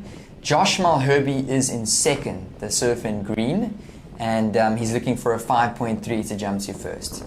Luke Leprance, literally nipping at his heels, looking for a 4.56. We know Luke can get that score pretty easily if he gets the right wave. And then he's been a little quiet in this one so far, Joel Fowles. He was a junior surfer that we saw at pretty much every junior event as under 14, under 16. Haven't seen him around much the last couple of years, but it definitely looks like he's been surfing. But trying to get back into this heat, he's looking for a 7.56. Big score needed from Joel, and obviously we know these guys can all put on a show and get excellent scores, but I think when you have 25-minute heats, 5 minutes left, you probably are feeling like, oh my gosh, where did those 20 minutes go? So he really is actually needing to replace both the scores he's sitting with. Yeah, and it was a tricky one because in the last heat, I'm sure you'll remember, Emma, there were quite a few waves and some bigger ones as well, like lefts that were running into the channel, and in this heat a little bit slower. So I mean, this is surfing. You might just get one really slow one, and unfortunately the guys have been waiting for a while. But we got 5 minutes, so you never know. 5 minutes, it's a lot of time in a heat. Maybe in real life that goes quite quickly, but in a heat it feels like you're in another world. There's Luke Leprance in picture. So he's looking to get onto that Challenger Series. Of course, the Leprance family well known in South African surfing, Louise and Leah Leprance, his two younger sisters. Louise was competing last year on the Challenger Series, so now big brother Luke is trying to represent and get onto the Challenger as well. He was pretty close last year, Luke Leprance. Yeah, he was. A couple spots away, so that dream is definitely still there for Surfer in the Blue. Yeah, you can definitely see the whole Lepron family. Their surfing has just gone to another level, and there's just like a professionalism and confidence in their competing. And that probably is a combination of also just being a surf family. You can imagine the conversation is mostly surfing. Plans are often changed for the surfing. Oh yeah. He might take a big paddle at this, Emma. He's up and riding and looking for a score. Nice opening turn. Gets another one. Let's see if he can get a third. He's working hard. See him pumping that board. Can he get one more? Yes, he can. Did well to get down into that little double up section and get the board up. Great sort of re-entry on his backhand. Seemed pretty happy with it too. Yeah, what Luke is really, he's getting waves that aren't easy, and he's really making the most of his waves. So opening snap, a little flat, that one quite nice, and then really working this section hard. I mean, it wasn't easy on him, and then found the finish, got that board up vertically. It would have been really easy for him to go into that and not have enough speed and actually bail on that final one, but he carried that speed really nicely and got that board just up vertically and ended up riding out. Yeah, I agree with you, Johan. That was well surfed. I mean, when you bouncing through a section to get to the closeout turn, and then you need to almost like regain the speed you lost, and then to go straight down, straight up again. That is some good surfing on a tricky wave. Oh yeah, so important score to lock in for Blue, and that is Luke Leprance. So those scores will start coming in very soon. 2 minutes and 20 seconds. Joel Files up and riding. Manages to stay in the pocket, but a bit of frustration. He's been waiting a really long time, and I think that wave is just not what he had in mind. We do see some sets coming through, but they are quite wide, sort of closing out across our screen. I guess we have chatted about a completely different tide at the moment, and a new swell coming in. Yeah, it's an interesting mix. The tide is pushed, but at the same time the swell is starting to push as well. So if you can catch the right one, you can really get a nice one, but it's still a little tricky just with this pushing tide and the swell slowly but surely starting to fill in. Judges are going to really just watch the replay on that last one for Blue, and they're going to take their time to really make sure they make the right decision. It's hard to be a judge. It's easy to read scores. It is. Also, you can just get caught up in the froth of a moment when you see one great section, but judges needing to compare it to a wave that scored previously in the heat. As we see Joel, managed to get a bit of a spin in there too. Yeah. But not much else on the way. Yeah, nifty little turn for Joel Files, but he is looking for quite a big number, so he's going to need something a little more significant than that. Yeah. And watching Surf in the Green, he's been a bit quiet. Josh Mulherby, he's going to throw his hat into the ring. 45 seconds to go. Young Josh Mulherby working this one. He's currently in second, and he wants to take it out of grasp for Luke Leprance. Leprance the danger man right now in the heat, and Josh Mulherby wants to say, sorry Luke, and he's going to lock in another score. So at the moment, it's red in the lead, and it really is the last score of green and the last score of blue. Who comes out on top? Will it be enough for blue? Will green improve his situation? 10 seconds to go. Yeah, man, it's so tricky. I think Luke is waiting for a wave that must be close. The judges are spending time, re-looking at it, making sure that they've all seen every single thing it had to offer. And then Josh also, he kind of managed to get a wave that was a bit softer, but all the way to the pier, and we haven't seen a left run that far, but it didn't quite have those critical power moments. Yeah, so that is the completion of the heat. There's Carl Steen. It does look like he's going to take the win. So we'll get those official results to you guys between Green, there's Josh Malherbe in picture, and Luc Leprant. We've got 2 scores coming in, one for Green, another one for Red.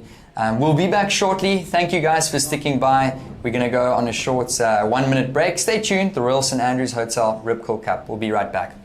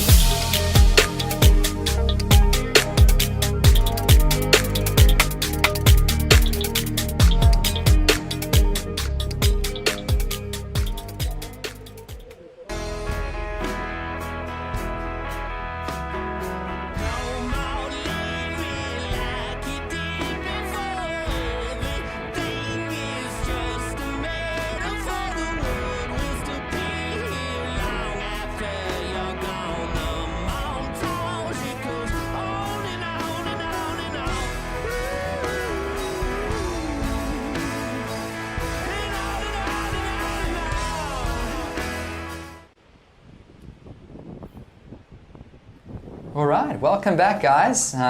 You watched some beautiful views there across the Port Alfred Marina. We are at East Beach in Port Alfred on the beautiful Sunshine Coast. This is the round of 32, heat number 8, the last one of the round. And introducing these surfers, in the red, we've got Beric de Vries. In the blue, Logan Tilsley. White, Levi Epinitas. And in the green, Cooper Smith. I'm being joined in the commentary booth by Emma Smith, and we are super excited to take you through the heats. We are super excited, and we saw Beric got underway straight away. Great turn through the tail. Not much else on offer for that wave, but that was some good surfing. Yeah, I mean, Beric had a good result in Morocco, came off a quarterfinal, and he had quite a few turns that gave him some good scores that looked like that. Watching White Epinitas, he's another young surfer that's really consistent. He's got a good backhand and looking for a strong finish. Epinitas working this one. And yeah, I think this is going to line up to be a good heat, the last one of the round. Great heat. Feels like another stacked heat. As we've said, all the heats stacked, especially in this round of 32. And we're going to see it more and more as we, go ahead. Yeah, so Beric de Vries currently sitting on number 3 on the rankings. So chatted with Beric, he needs to make it through a couple heats here, and he is on the Challenger Series. He's looking strong here. Yeah, Beric took a little bit of a break from competition. He broke his femur, and then he had a little bit, I think it was a knee injury. So Beric spoke to him yesterday. He's feeling confident. He's in a good mind space, a good head space, and he's sitting on number 3, so he might just stand a good chance to qualify here. Green, Cooper Smith. Yeah, I think I was chatting to Connor Slifen too, and I think there's something that can be quite amazing and powerful about having an injury and just being forced to totally reset, rehab, and almost realign your body again. And Beric last year felt like a big rehab year for him, and this year, we've just really seen like a change in his approach to competing and confidence in not only himself but also his like actual physical body on a wave. You can imagine the fear when you've broken something like your leg. When you go into some turns and you land them, you're almost like, oh no, not again. Oh yeah. Watching this blue, Logan Tilsley. So, I mean, for a lot of people that are watching, they might not have heard the name Logan Tilsley. He's won a couple big events in South Africa. He's still a junior under 16 surfer, but he's also got a potent backhand, has Logan Tilsley. So this is going to be a really cool heat to watch. We've got Levi Epinitas with the backhand, That's his strength. And Logan Tilsley, another surfer that's really good on the back end. Then we've got Beric de Vries, who's a regular foot surfer, but he's got those calves on lock and those tail blows that he does. And then, of course, Cooper Smith, another young, talented surfer. So, a really good one. We're waiting for scores to lock in.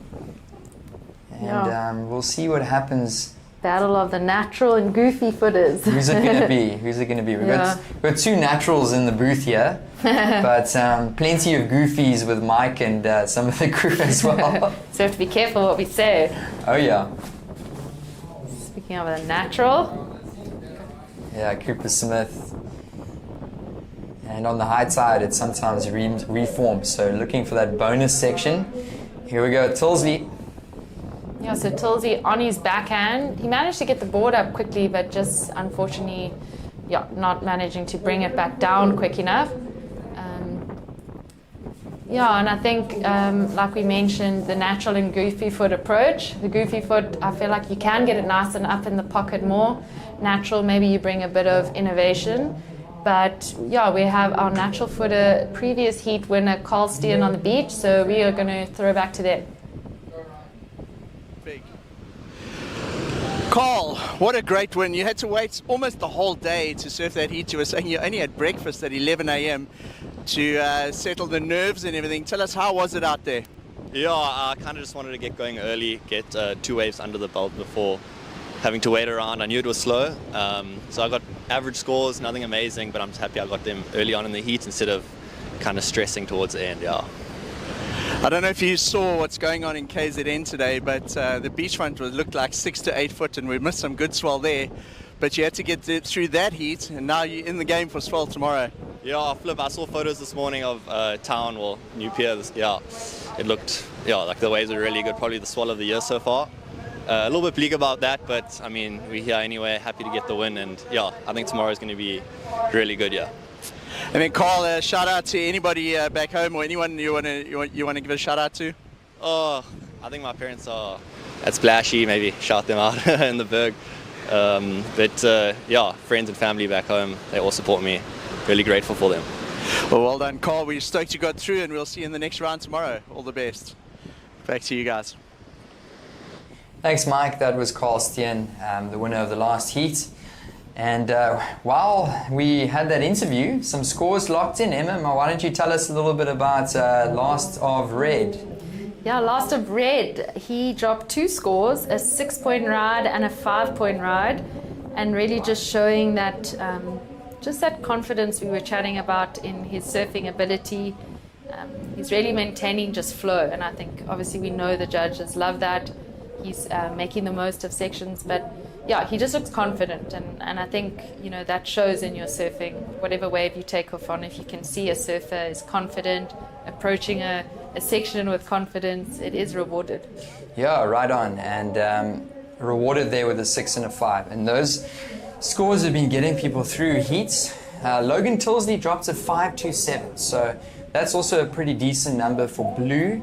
The first score for whites, Levi Panitos, was a 4.17, and a couple smaller ones for green. Cooper Smith, a 2.17 and a 1.83. But Beric de Vries, he was probably watching Aiden Masenkamp's heat a couple hours ago, and he really wanted to just get a good start to this one, which he has done. He can build, he's got a good foundation, and now he's going to look to improve upon that 5-point ride. And as we said, if he makes a couple heats, he's on the Challenger. Yeah, with basically 16 minutes remaining, to be sitting in the lead like that, it's going to be exciting for us, I think, because we're going to see him maybe take some more risk, go for some bigger maneuvers, and we see Cooper throwing a lot of spray on that turn and just slowing it down, hoping to get to a bit of a power section. Yeah, just that standard roundhouse section we've seen all day, and then he manages to hit it off the top quite nicely too. Yeah, so gets a good finish there. Yeah, that wave sort of was small towards the end, so not too big of a wave. I don't think it's going to be huge, but he's going to definitely improve. Will Cooper Smith, and as I say that, he gets a 3 for that one. So 3-point ride for last the green. So Cooper Smith now into 3rd. So it's still red, Beric de Vries in 1st with a 6-point ride and a 5. point ride. And then it's blue Logan Tilsley, who's got a 5.27. Logan's only looking for a 5.74 to jump up into the lead. Here's the last replay from green. So this was the 3-pointed. So tell us, Emma, what do you think halted this one from going up higher than 3 points? Yeah, I think that first turn, it was great. He managed to project the board out, but wasn't obviously with a lot of power. There wasn't a huge amount of spray thrown, but that was the moment for me on the wave. And then the rest of the wave just went a bit tired and sleepy, and it was a lot of roundhouse, repetitive maneuvers. And then, unfortunately, because of that, his end section was just a bit of a smaller closeout turn. Yeah, so he builds, but he's going to want to try and look to get something a little bit bigger than that, especially with red and blue locking in scores in the 5 to 6 point range. So 15 minutes remaining in this one, the round of 32 heat. Number 8, as mentioned, it's the last one in the round. And then we're going to be moving into the round of 16 for the women up next. So make sure to stick around for that. Beric de Vries, he's looking for something from the beach commentator. Bit of an update. So it's great to be talking with you guys on the web, and Emma and I have just been enjoying the surfing today. Of course, really high level of surfing and watching Beric de Vries, Emma. Slashes it off the top, and yeah, I think he knows he needs to replace a 5-point ride. So he's doing his best to sort of keep his speed, but you can see he's looking down the line. He wants that moment where he manages to turn it back into the pocket. Another one, quite a long wave too, and quick little closeout turn. That wave, I think, was a little bit weaker than it maybe looks to us. Yeah. When Beric gets a good section, he really belts it. Unfortunately, that wave just didn't really give him much of an opportunity to really hit it hard. But you know what? He's got another score on the board. I'm not sure if that's going to go into his top 2, but it's all about the flow, you know? Flow of good waves, finishing your waves off. Yeah. And he's carrying that momentum. Yeah, and keeping busy. He is sitting up in the lead, and I mean, I think he either going to stay on the crew and stay on the pack, or he's just going to start surfing his own heat and trying to replace that 5.0. Yeah. So the lineup definitely still a little bit jumbled up. There's not one clear, distinctive peak. So priority right now is with White, Levi, Panitos. But if you're sitting in third priority down the beach and you're Cooper Smith, a good wave could just randomly come to you. So just to give you guys a bit more context of the lineup here at East Beach in Port Alfred, it is a rivermouth wave, and there's 2 beautiful jetties or concrete piers that go out, and there's a lot of sand build up. So we've got a nice amount of sand out there deposited from the river. We are dealing with a little bit of a higher tide right now, so that's why it's a bit more shifty. There's normally a clear, distinctive peak on the low tide, which is what we saw earlier, Emma. But a little bit more jumbly out there. Still some great potential in these waves, but that's why you see 2 clear packs of surfers surfing down the beach or surfing closer to the pier. Yes, definitely. And like you mentioned with that sand, we definitely have a great bank out at East Beach and in front of our eyes. So it is looking hopeful when that swell does pull in that it will handle that. Might be a couple of closeouts, but yeah, to have good sand and to have a good bank, I think it is going to help. For sure. I was chatting earlier to Dan Emsley, and I asked him about the swell, and he was reckoning that when it gets really big, it becomes really difficult to surf. So it's going to be super interesting to see, what ends up happening tomorrow morning at sunrise.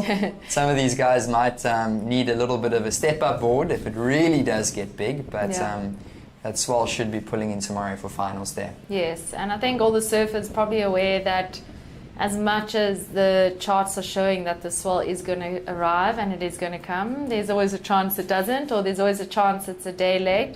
So almost just trying to, keep the focus on today, the heat they're surfing, because I found myself this morning only thinking about the massive swell coming tomorrow.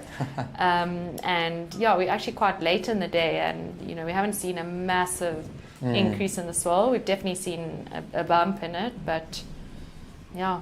Still expectant. We'll have to see. It could change overnight, but nonetheless, we've got some really fun conditions, and there's been some good scores throughout the day. Yeah, so far the highlights definitely been that heat earlier. Was the first one in the round of 32 of Aidan Mason Camp. He ended up getting 2 scores that were pretty much touching on the excellent range. So that will be a talking point in the post-show, but hopefully we can still see some really awesome surfing, and that could also be a talking point. So 10.5 to go, and Beric de Vries is still in the lead. Logan Tilsley is looking for a 5.74, and I feel like he can easily get that if he gets the right wave. Easily, and I mean, Levi too, he's only had one wave, a 4.17. We know there's more. He's got that backhand. Logan's got that backhand. I think everyone except Eric is looking for a backup wave. Yeah, so in picture there you can see our surfers that are all spread out. Cooper Smith to the left and Levi Epinitos to the right. So these surfers all trying to line up and trying to chase the good waves with just under 10 minutes remaining in this one. Yeah, and with that, obviously the combination of the tide, this morning there were a couple shots we saw of the lineup where you could see the rocks sticking out in the corner, which meant they were sitting right on that pier. But these last few heats, they're definitely drifting across towards the middle of the beach. It's become a bit of like a fadey pool next to the pier. And I can see that most surfers are kind of sticking to that sort of heat strategy. Yeah, well, that's what makes surfing tricky. It's all about changing your strategy, being willing to just, on the drop of a dime, change what you're doing and to make a plan to make it through a heat in the last couple seconds. So these guys are really good at just adapting to the conditions. If you have one game plan and you feel like you're going to stick to one game plan, it doesn't always work. Sometimes it does, but a lot of times it doesn't. Smaller insider here, but Beric de Vries up and riding. Yeah, and I think Beric, just staying alert in the heat, staying alert like we're chatting about with heat strategy. He did drop a 4.73 on that previous wave, so it doesn't go into his top 2. But when you see a surfer, sitting in the lead with 2 pretty good scores and taking off maybe on a smaller one, you might think that they are hoping to boost or do something crazy. See Levi, his second wave of the heat, so he's waited a long time for this, and unfortunately the wave is quite flat. Yeah, the way that these guys carry their speed through those flat sections is really good. It's true, and they do it like looking in control. I think it's quite easy to just want to start flapping your board up and down and bouncing, which doesn't look so great. Yeah, they make it look really easy, and just to all the viewers, these guys are professionals. They aim to do this as a career and to make money doing this as a career. And that's why it really isn't as easy as it looks. I mean, the waves don't look very intimidating right now, but the way that these guys are carrying their speed through the sections really does make them stand out from your average surfer. I know I would be bogging it out there for sure.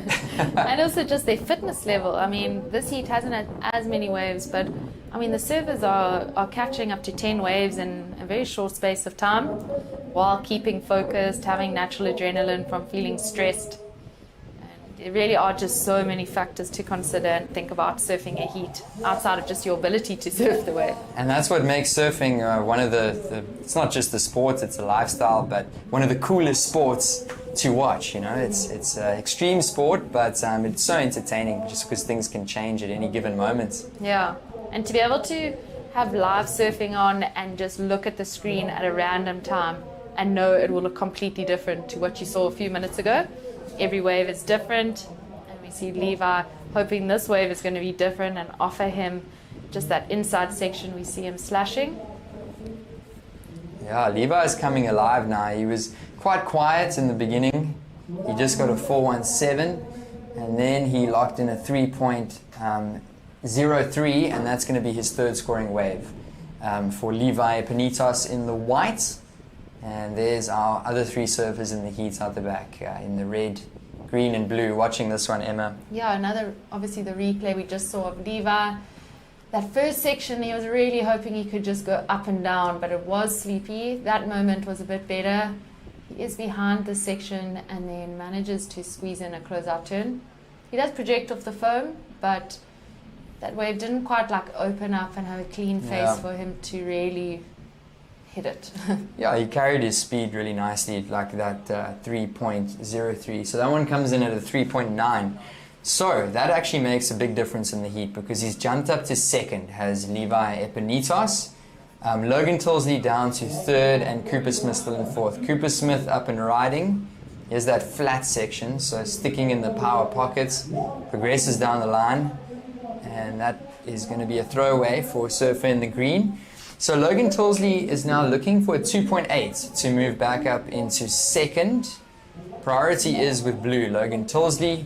Second priority with red, Beric de Vries, and then Levi Epinitas up to third priority. But it's very close at the moment between second and third, so he's not going to be feeling at peace just yet. Yeah, I think he can at least feel peace with the fact that he's got the second highest wave of the heat, so he knows, you know, he's right up there with our heat winner, but he is needing another wave. But he's got priority, so he's in a good position. Could be worse, he could be in fourth priority, but he is in priority. But as you say, you never quite feel very peaceful in the ocean.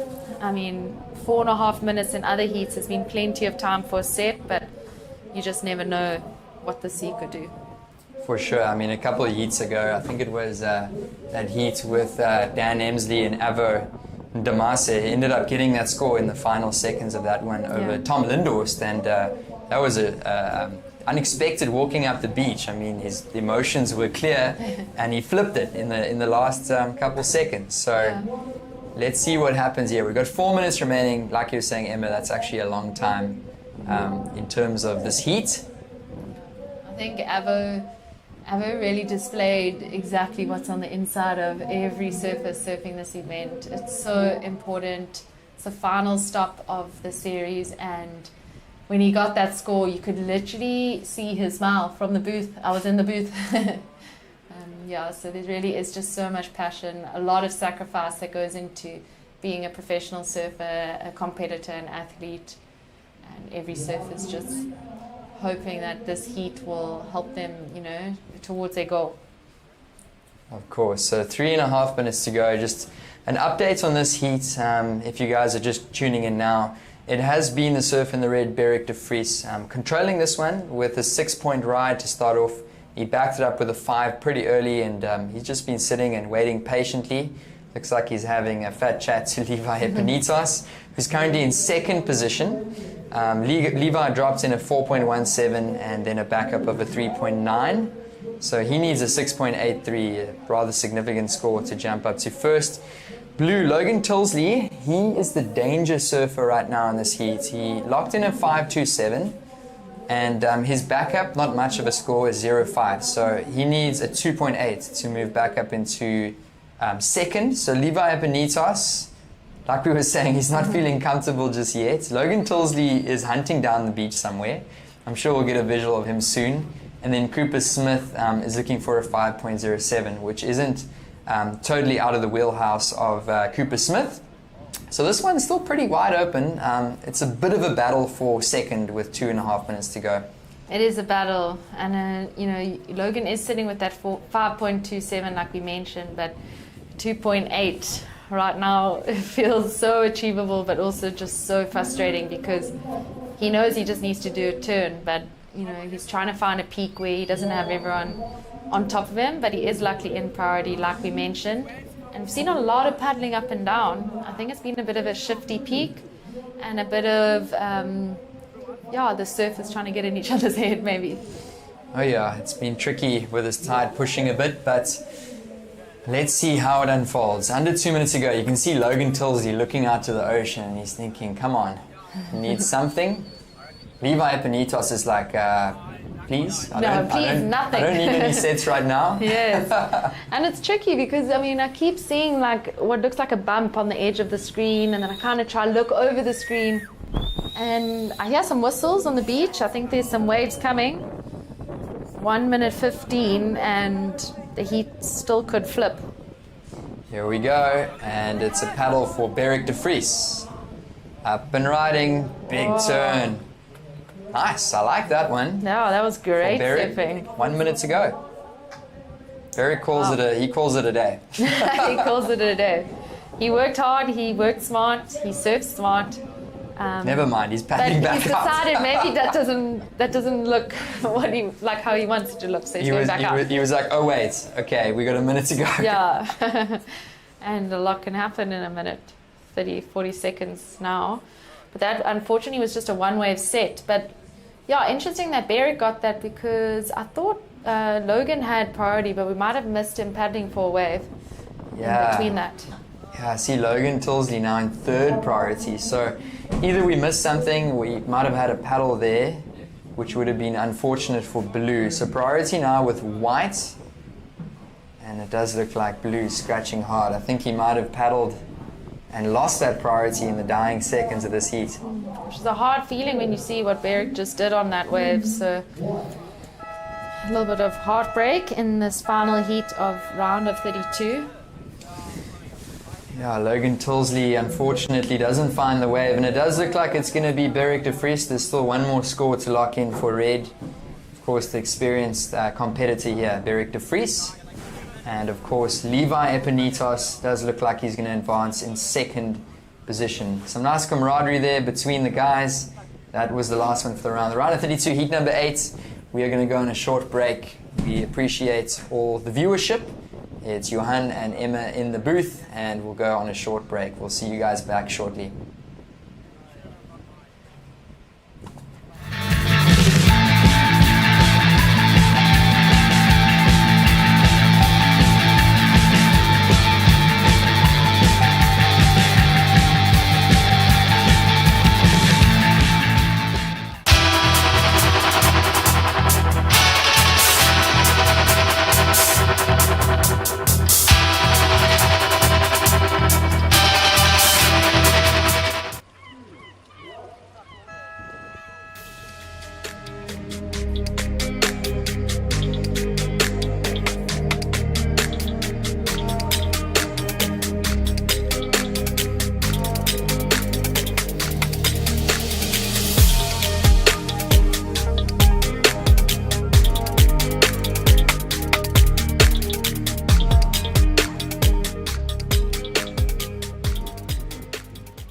I wanna be there next to you.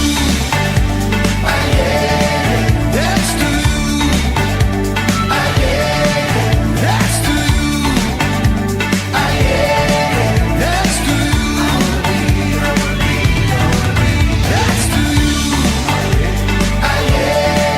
Next to you.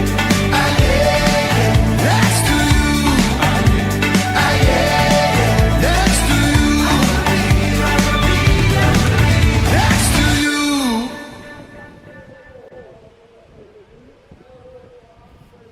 Okay, welcome back to competition here at the Royal St Andrews Hotel Rip Curl Cup.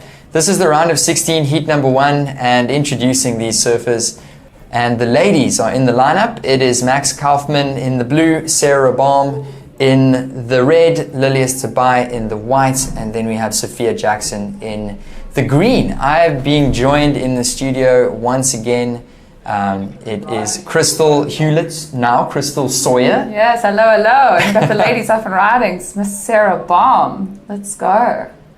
Nice opening turn. She's trying to find an inside connection. Let's see what she does. Lovely. Yeah, nice first wave for Sarah, getting things going. Yeah, Sarah was also in here as a guest earlier today, and she's had some good results so far in studio. Here we go. Say hi to everybody back home. Crystal Sawyer. Yeah. And yeah, we're just enjoying the action down here. Sarah Baum, as we were saying, up and riding now, Sophia Jackson. So Sarah has had a couple wins already on the QS this season. She had a quarterfinal finish in Newcastle at the Challenger Series, and she's number 1 on the rankings, is Sarah. So Crystal, I'm not sure if you competed a little bit with Sarah a few years ago, but really strong competitor. Yeah, very strong. I never got the opportunity to compete against her. She was a couple years ahead of me, but wow, like I've always just been inspired by her surfing, and she's just been a massive inspiration to me growing up. I mean, just what a phenomenal surfer, sure, like just the power and the flow in her surfing. I guess also those Durban roots, I mean, sure, I mean, it comes in her surfing where it's just, yeah, she showcases, yeah, great power. Yeah, and it takes a lot to compete at this level. Of course, Crystal, you've competed at that really high level on the longboard WSL World Tour. So tell us, like, what mindset have you got to have to compete and to really achieve on that high level? Sure, I mean, it's one thing competing locally and then going overseas. I think especially for a South African, I feel like, oh, here's Olivia's. It's a nice little wave. Yeah, here she goes. Turn. She's looking for a nice finish. Lilias Tabai, another talented surfer looking to get onto that challenge. Oh, a flurry of waves. Yeah, this is awesome. I see the tide is allowing the swell to kind of come into the bay a little bit better. So, yeah, this is exciting stuff for the ladies. I'm glad to see the waves are showing up for them. Ooh, look at this. Yeah, here we go. Some Sarah Bomb. Nice first turn. Awesome. Very dynamic. Great for these waves as well. Yeah, so you were saying the mindset is important. I mean, look at Sarah Baum. She caught a good one to start off with. She made sure she was on a good set wave for her second score as well.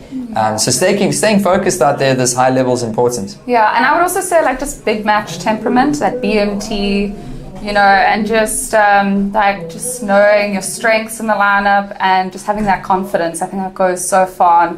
And that's why I said, like, also having that experience overseas and competing on that level of contests and just being able to push yourself. And that's why it's been so great seeing a lot of young surfers competing in the open division. I think it's so good for surfing, especially in South Africa, and you know, just growing the sport and just the women's division in general. So yeah, it's great to see.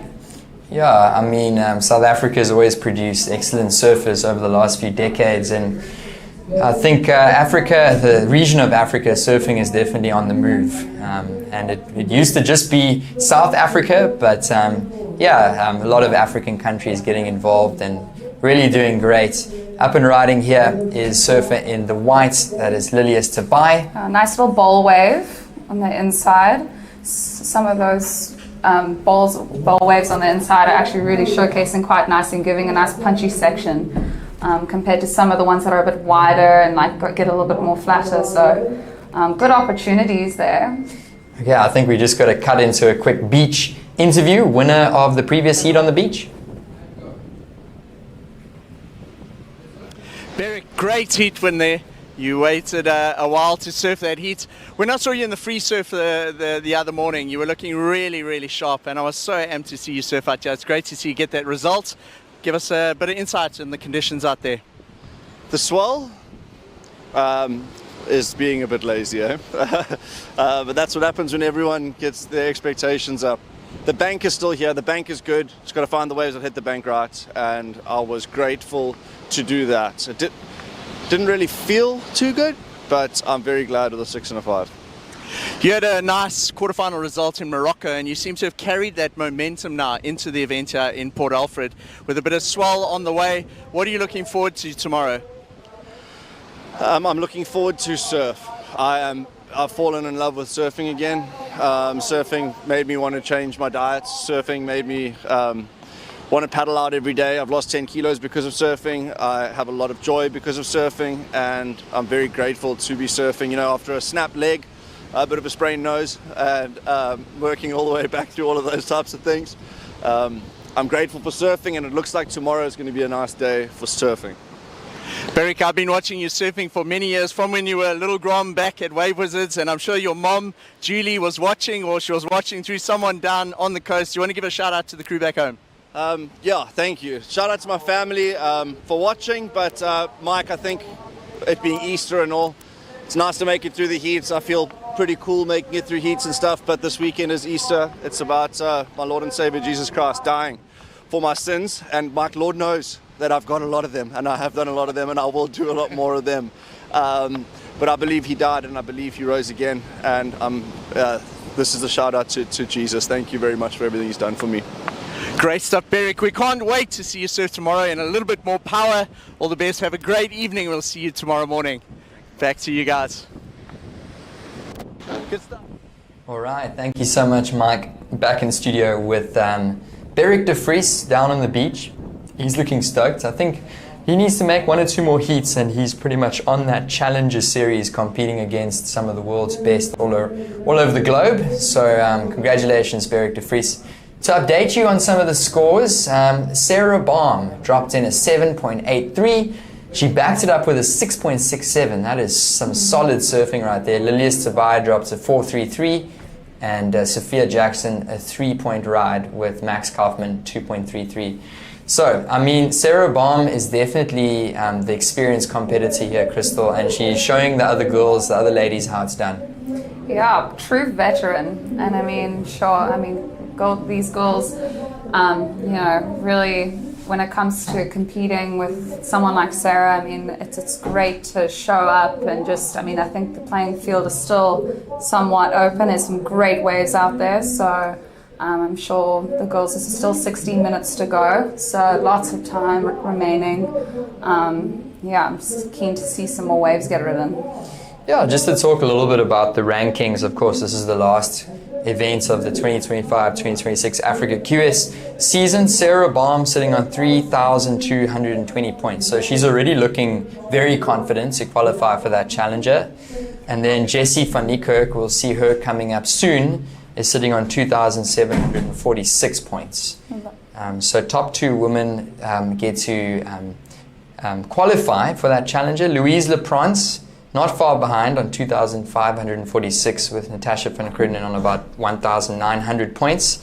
Lilias Tobias down in number 7 with 1,060 points. So this is also a very important heat for Lilias Tobias if she wants to stand a chance to qualify for that Challenger Series.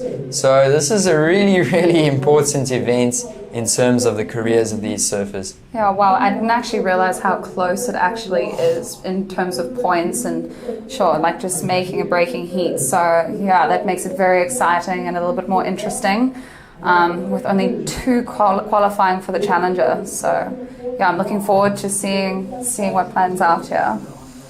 Yeah, so Sarah Baum in a very, very good position at the moment here at East Beach in Port Alfred. Lilias Tobias second, looking for a big score, 9.5 to move up to first. Sophia Jackson looking for a pretty decent ride of a 6.33. And surfer in the blue, Max Kaufman, looking for a 7.0. So the scores all really spread out. We've gone from a heat total of 14.5 and for first, and in second a 9.33. So to progress at any point in this heat, these surfers are going to need something significant to get something going in terms of a change on the leaderboard. But with 14 minutes to go, you never know what can happen. Yeah, we're not even quite halfway through the heat. We're almost touching that line. But again, one person can lead half of the heat, and then the next half, it could totally just change around. So it's not over until the hooter goes. All right, it looks like we might get some action. Priority is with blue, Max. Second priority with red. Quick action. Unfortunate there. So she utilizes her priority, and it's going to be a throwaway score. There's a beautiful view of the beach, and how beautiful is Port Alfred? Oh, it's the best. It's just paradise. It reminds me a little bit of St. Francis Bay. Yeah, no, just a touch. This is true. I find that there's a little bit more of a tropical side to it. I think we're getting a little bit more close to Transkei. I love the vegetation, but the beaches and the coastline are just, it's just exquisite. It's just so beautiful, untouched. And I really enjoyed just the wildlife and wild side of it.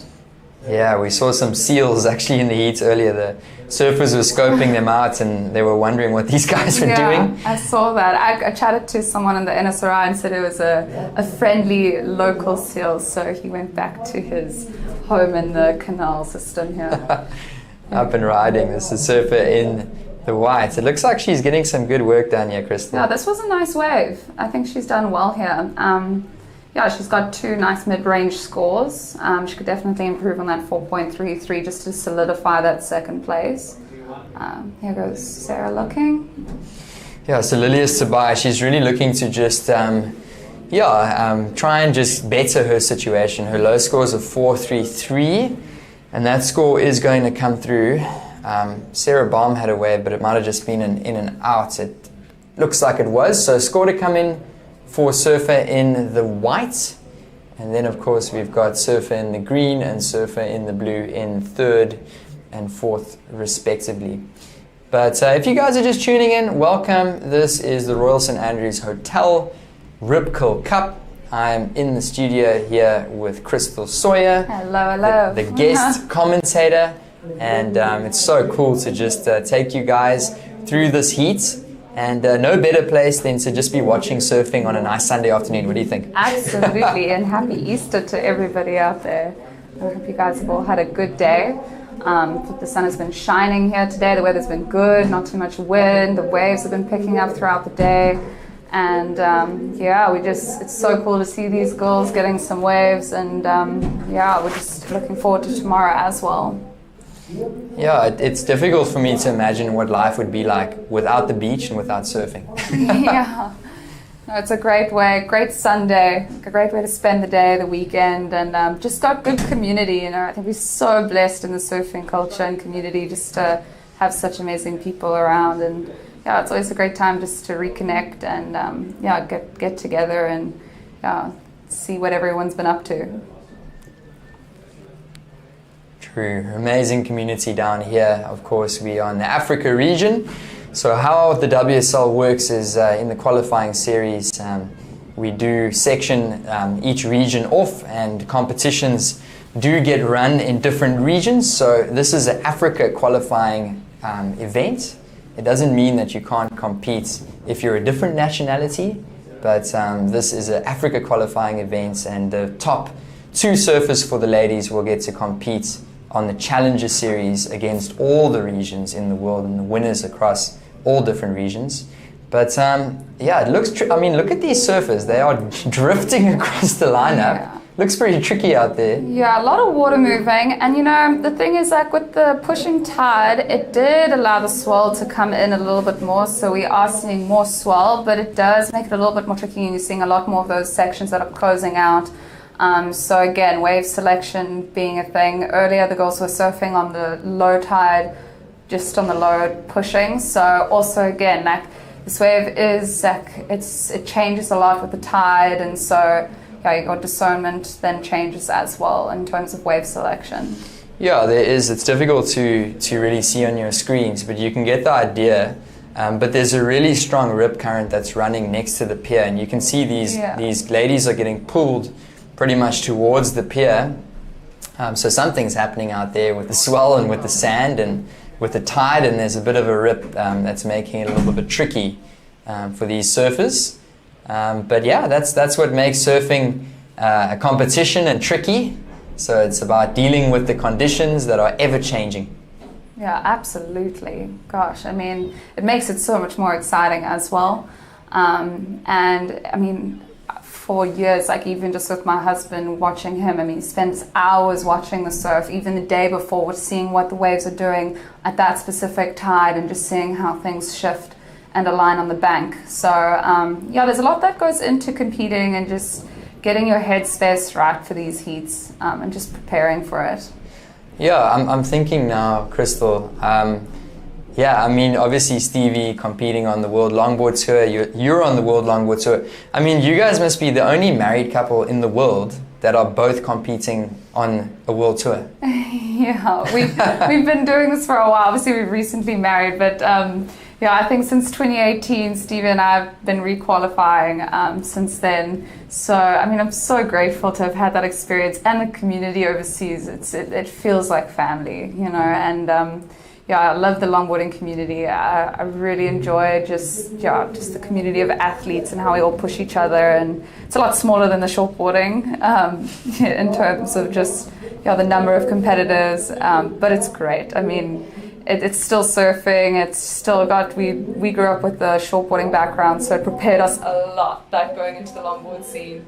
Yeah, surfing is great. We're super blessed. Oh, that's so cool. So with 7.5 minutes remaining, that score for last of White came through. It was a 4.17, so it does not go into her top two, so situation's unchanged. It's red in first, Sarah Baum, and Lilias Tobai in second, still looking for a 9.5. Sophia Jackson's in third, she's looking for a 6.33, and surfer in the blue, Max Kaufman, looking for a 7-point ride. So Crystal, it's a little bit quiet out there in the ocean. It looks like the ladies just trying to really find their spot out there to catch waves. That rip is kind of playing a little bit of wreaking havoc out there in the lineup. So conditions are changing, but so far we've seen some great scores in this heat, and super excited for finals day. Yes, I must say, like, even just seeing the waves that have been ridden, Lilia's had that one that was kind of in the bowl and gave some opportunities. So maybe right now it's not just about size and getting the set waves, but kind of just being selective on like what's kind of pushing onto the bank, especially with all this water. But yeah, still 6 minutes, and I still feel there's going to be some opportunities for these ladies. So yeah, we'll see how things turn around, or what progresses from here. All right, so if you were in the shoes right now, well, surfers don't wear shoes, but if you were in the booties right now of Max Kaufman in fourth position, what would be going through your head? What would your strategy be right now with 6 minutes remaining if you were blue? Well, yeah, Max is in fourth priority, so I would be sitting on the bank, probably on the inside, not sitting too far out. I'd be sitting away from the ladies. I'd be getting busy, and if you have one opportunity to get a really nice turn in, I think there's scoring potential in that. I think there's opportunities there just to have one good maneuver. So it might not be a long running wave, but there's definitely, there's definitely swell. There's definitely waves out there. So it's just looking for that and just getting into the right position. Yeah, I mean, she's sitting with a 2.33. She needs a 7, so either there's two things that she could do here. She could go and try and get a 4 and then back it up with another 4, or she could go for broke and try and get a 7 on one wave. So 5 minutes to go, there's still that opportunity for blue to go down the beach and chase a little wave and try and get a score and really fight into the heat, or she can try and get one big set wave and really hammer it. So let's see how it unfolds and what she plans to do. Yeah. That's 5 minutes to go, not much time. Yeah, the swell's coming in, the sets are, it's just breaking a little bit too fast. So I think, I'm just hoping these girls get a little bit more opportunity to find what they're looking for. But I think there's still time, and again, I would just keep busy, if that is the case, if you're needing a big score. Yeah, there's nothing worse than needing a big score and letting the clock wind down. It just puts even more pressure on. Surfers in the green and the blue sitting under priority, and they are the younger surfers in the group. So just for context, Sarah Baum has been around for a long time, and she's been competing on the Challenger Series at a very high level. Lilias Tobai, also a young surfer, but Sophia Jackson and Max Kaufman, they are still junior surfers, so surfing in the under 16s and under 18s. So, I mean, like you were saying, Crystal, this is just a great opportunity for them to learn. They don't really have any points on the rankings to qualify for that Challenger Series, or they might be far down the rankings, so they might just see this as an opportunity to get some experience and to come back in a couple of years and try and qualify. No, absolutely. I mean, the experience is so valuable, especially when you're going up against someone like Sarah, who's such a veteran and a great competitor. It's nice also just to match that, again, that BMT, big match temperament, and just kind of match where those kind of veterans or those great competitors are at, and it'll just grow your surfing. There's Sophia, and a little bit on the inside. Yeah, not too great of a wave. She tried to find something down the line. But yeah, she was at the point where she needed to try and do something on a smaller wave. So ended up going, it was probably still a wise choice to do so, but I don't think that that's going to help her situation, trying to improve upon her low number. Lilius Tabai now up and riding. The wider wave.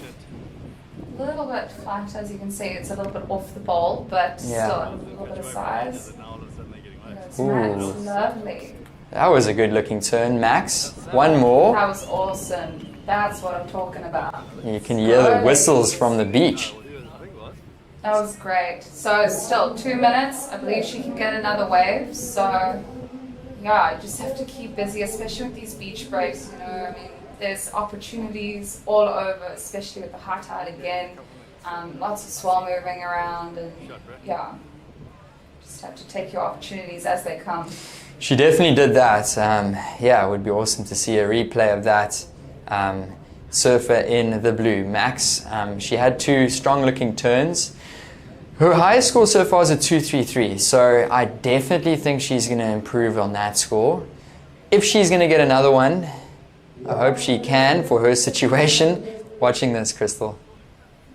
Oh, she got one out the back as well. Through some nice spray. Yeah, I like the control as well. Here we go. Here she goes again. Max Kaufman up and riding, carves it in the pockets. She had confidence from that last wave. Unfortunately, that one just fizzles out. 1 minute to go, but important wave to drop for blue. Yeah, I love that she kept busy. That was well played. Wow, look at this one out the back. So big set, steam rolling through the lineup. I feel like must have been the biggest set all day. Yeah, I think that could have been. I mean, sure. This was definitely picking up. I mean, we've seen, especially on the pier, with NSRI just looking out, especially with the boats coming through the mouth here, and earlier having some of the surfers just taking off in front of the pier. But yeah, you could definitely tell the swell was picking up. Yeah, that was a bigger set, overhead set. One of the first ones for the day. Look at this wave for Sophia Jackson. Let's see if she can get around. Ooh, unfortunately goes down. So, Surfer in the blue is still waiting for a score to drop in her 5th scoring wave. That's Max Kaufman. Will it be enough to push her up to 2nd? I think Surfer in the red, Sarah Baum, is in a convincing position on top. But score to come in for blue, Max Kaufman. So Lilius Tabai also waiting patiently. And that's all she wrote for the round of 16, heat number 1. That score does come in. Oh, it's under at a 4.47. So advancing through that one was Surfer in the red and Surfer in the white. So congratulations to Sarah Baum and Lilius Tabai. So it's been so cool hanging out here in the studio with Crystal Sawyer. Any last words? I think I'm on the next one with Emma. Oh. Yeah, so you guys will still hear from me. Well then, sorry, it's time for me to leave the booth. We're going to a quick break and we'll see you guys shortly. I wanna be there next to you. Next to you. Next to you. Next to you.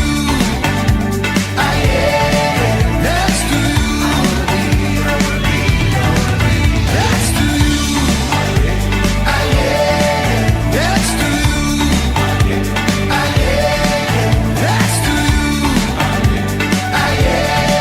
Next to you. Next to you.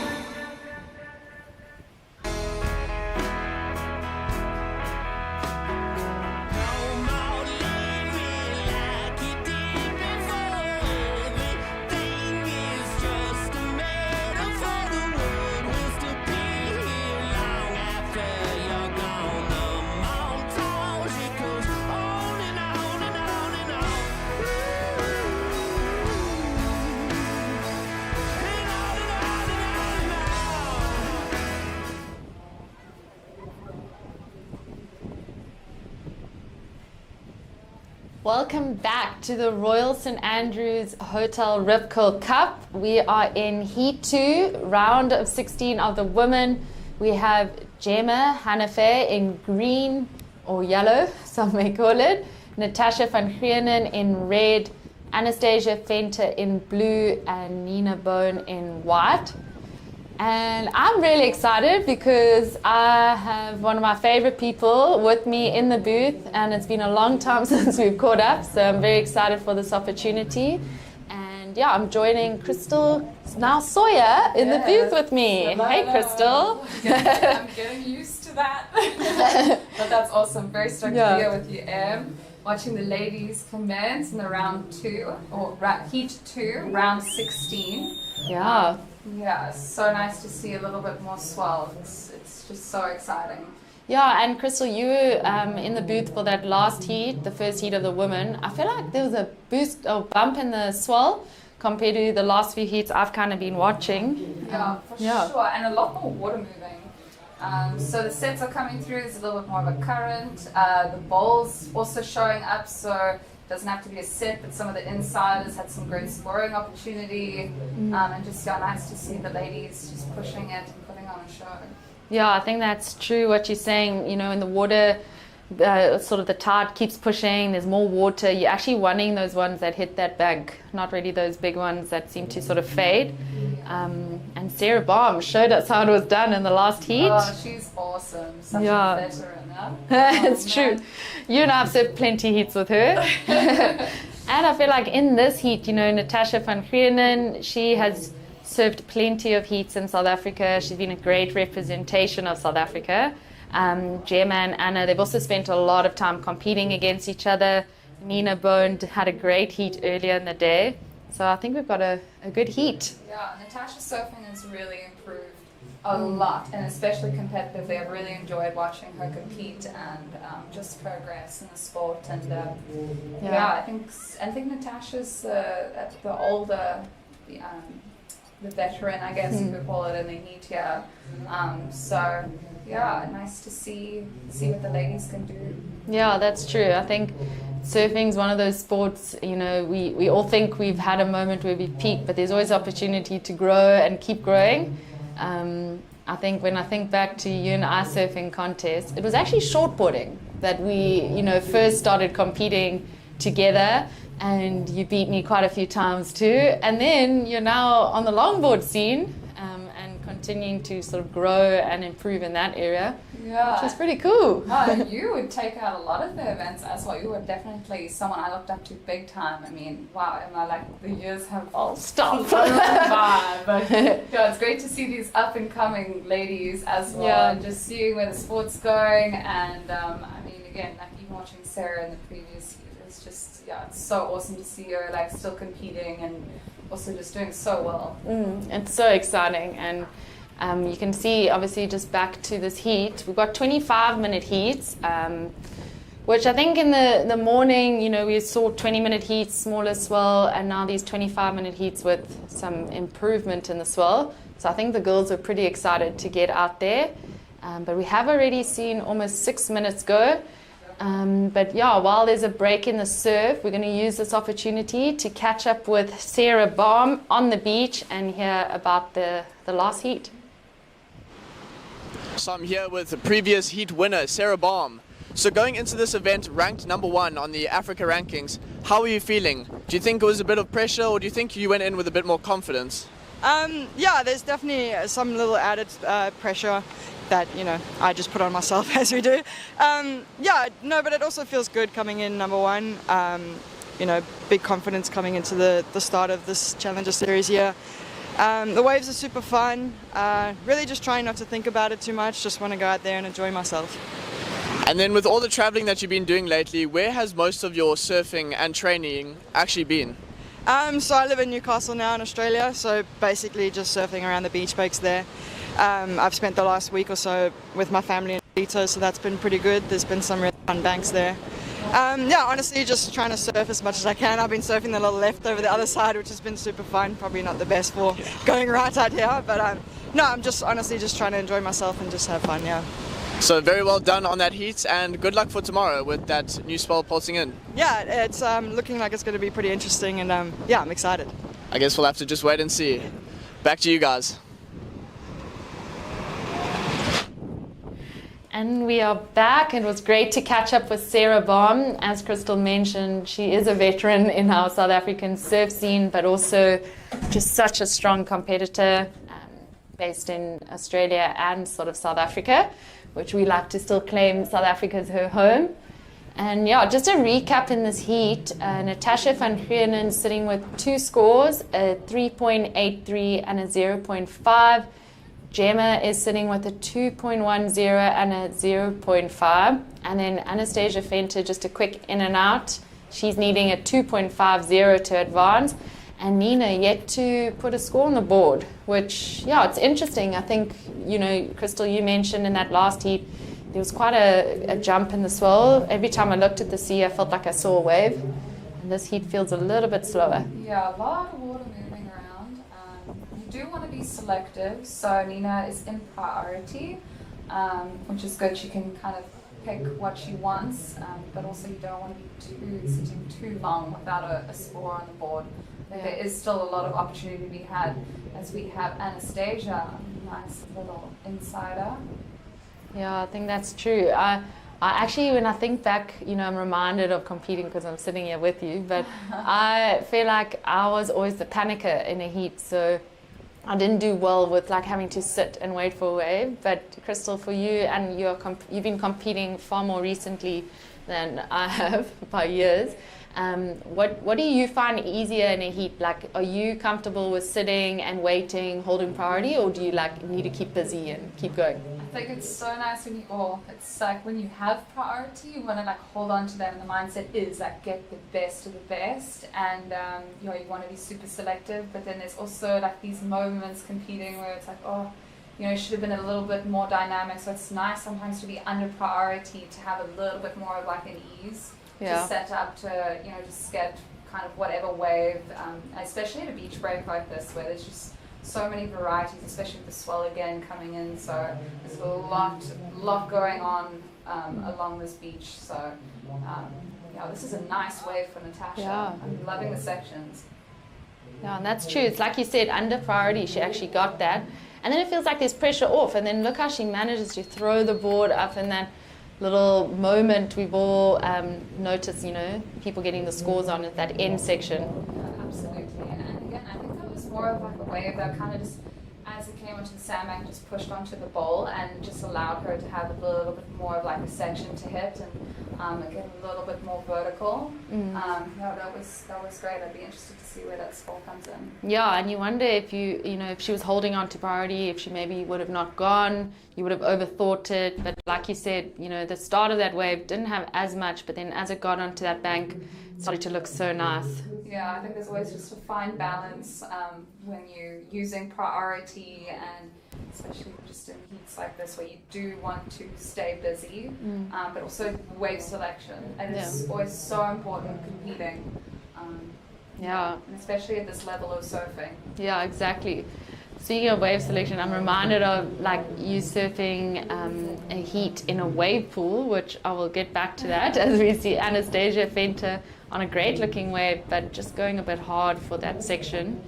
That's like another whole headspace to be in, because, you know, when you're in the ocean with uncontrollables like today, you know, you're being quite selective on the waves, but then to get into a wave pool and each wave is perfect, but it's like another level of pressure too. Yeah, well, have you surfed wave pool? No, never. Not yet. Yeah.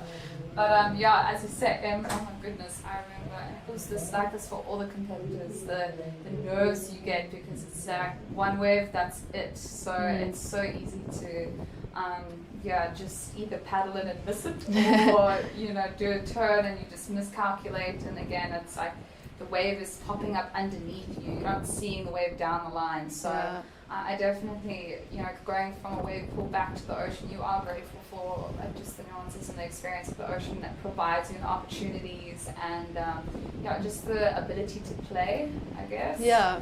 But yeah, both have its perks, and I guess it's downfalls, if you want to call it.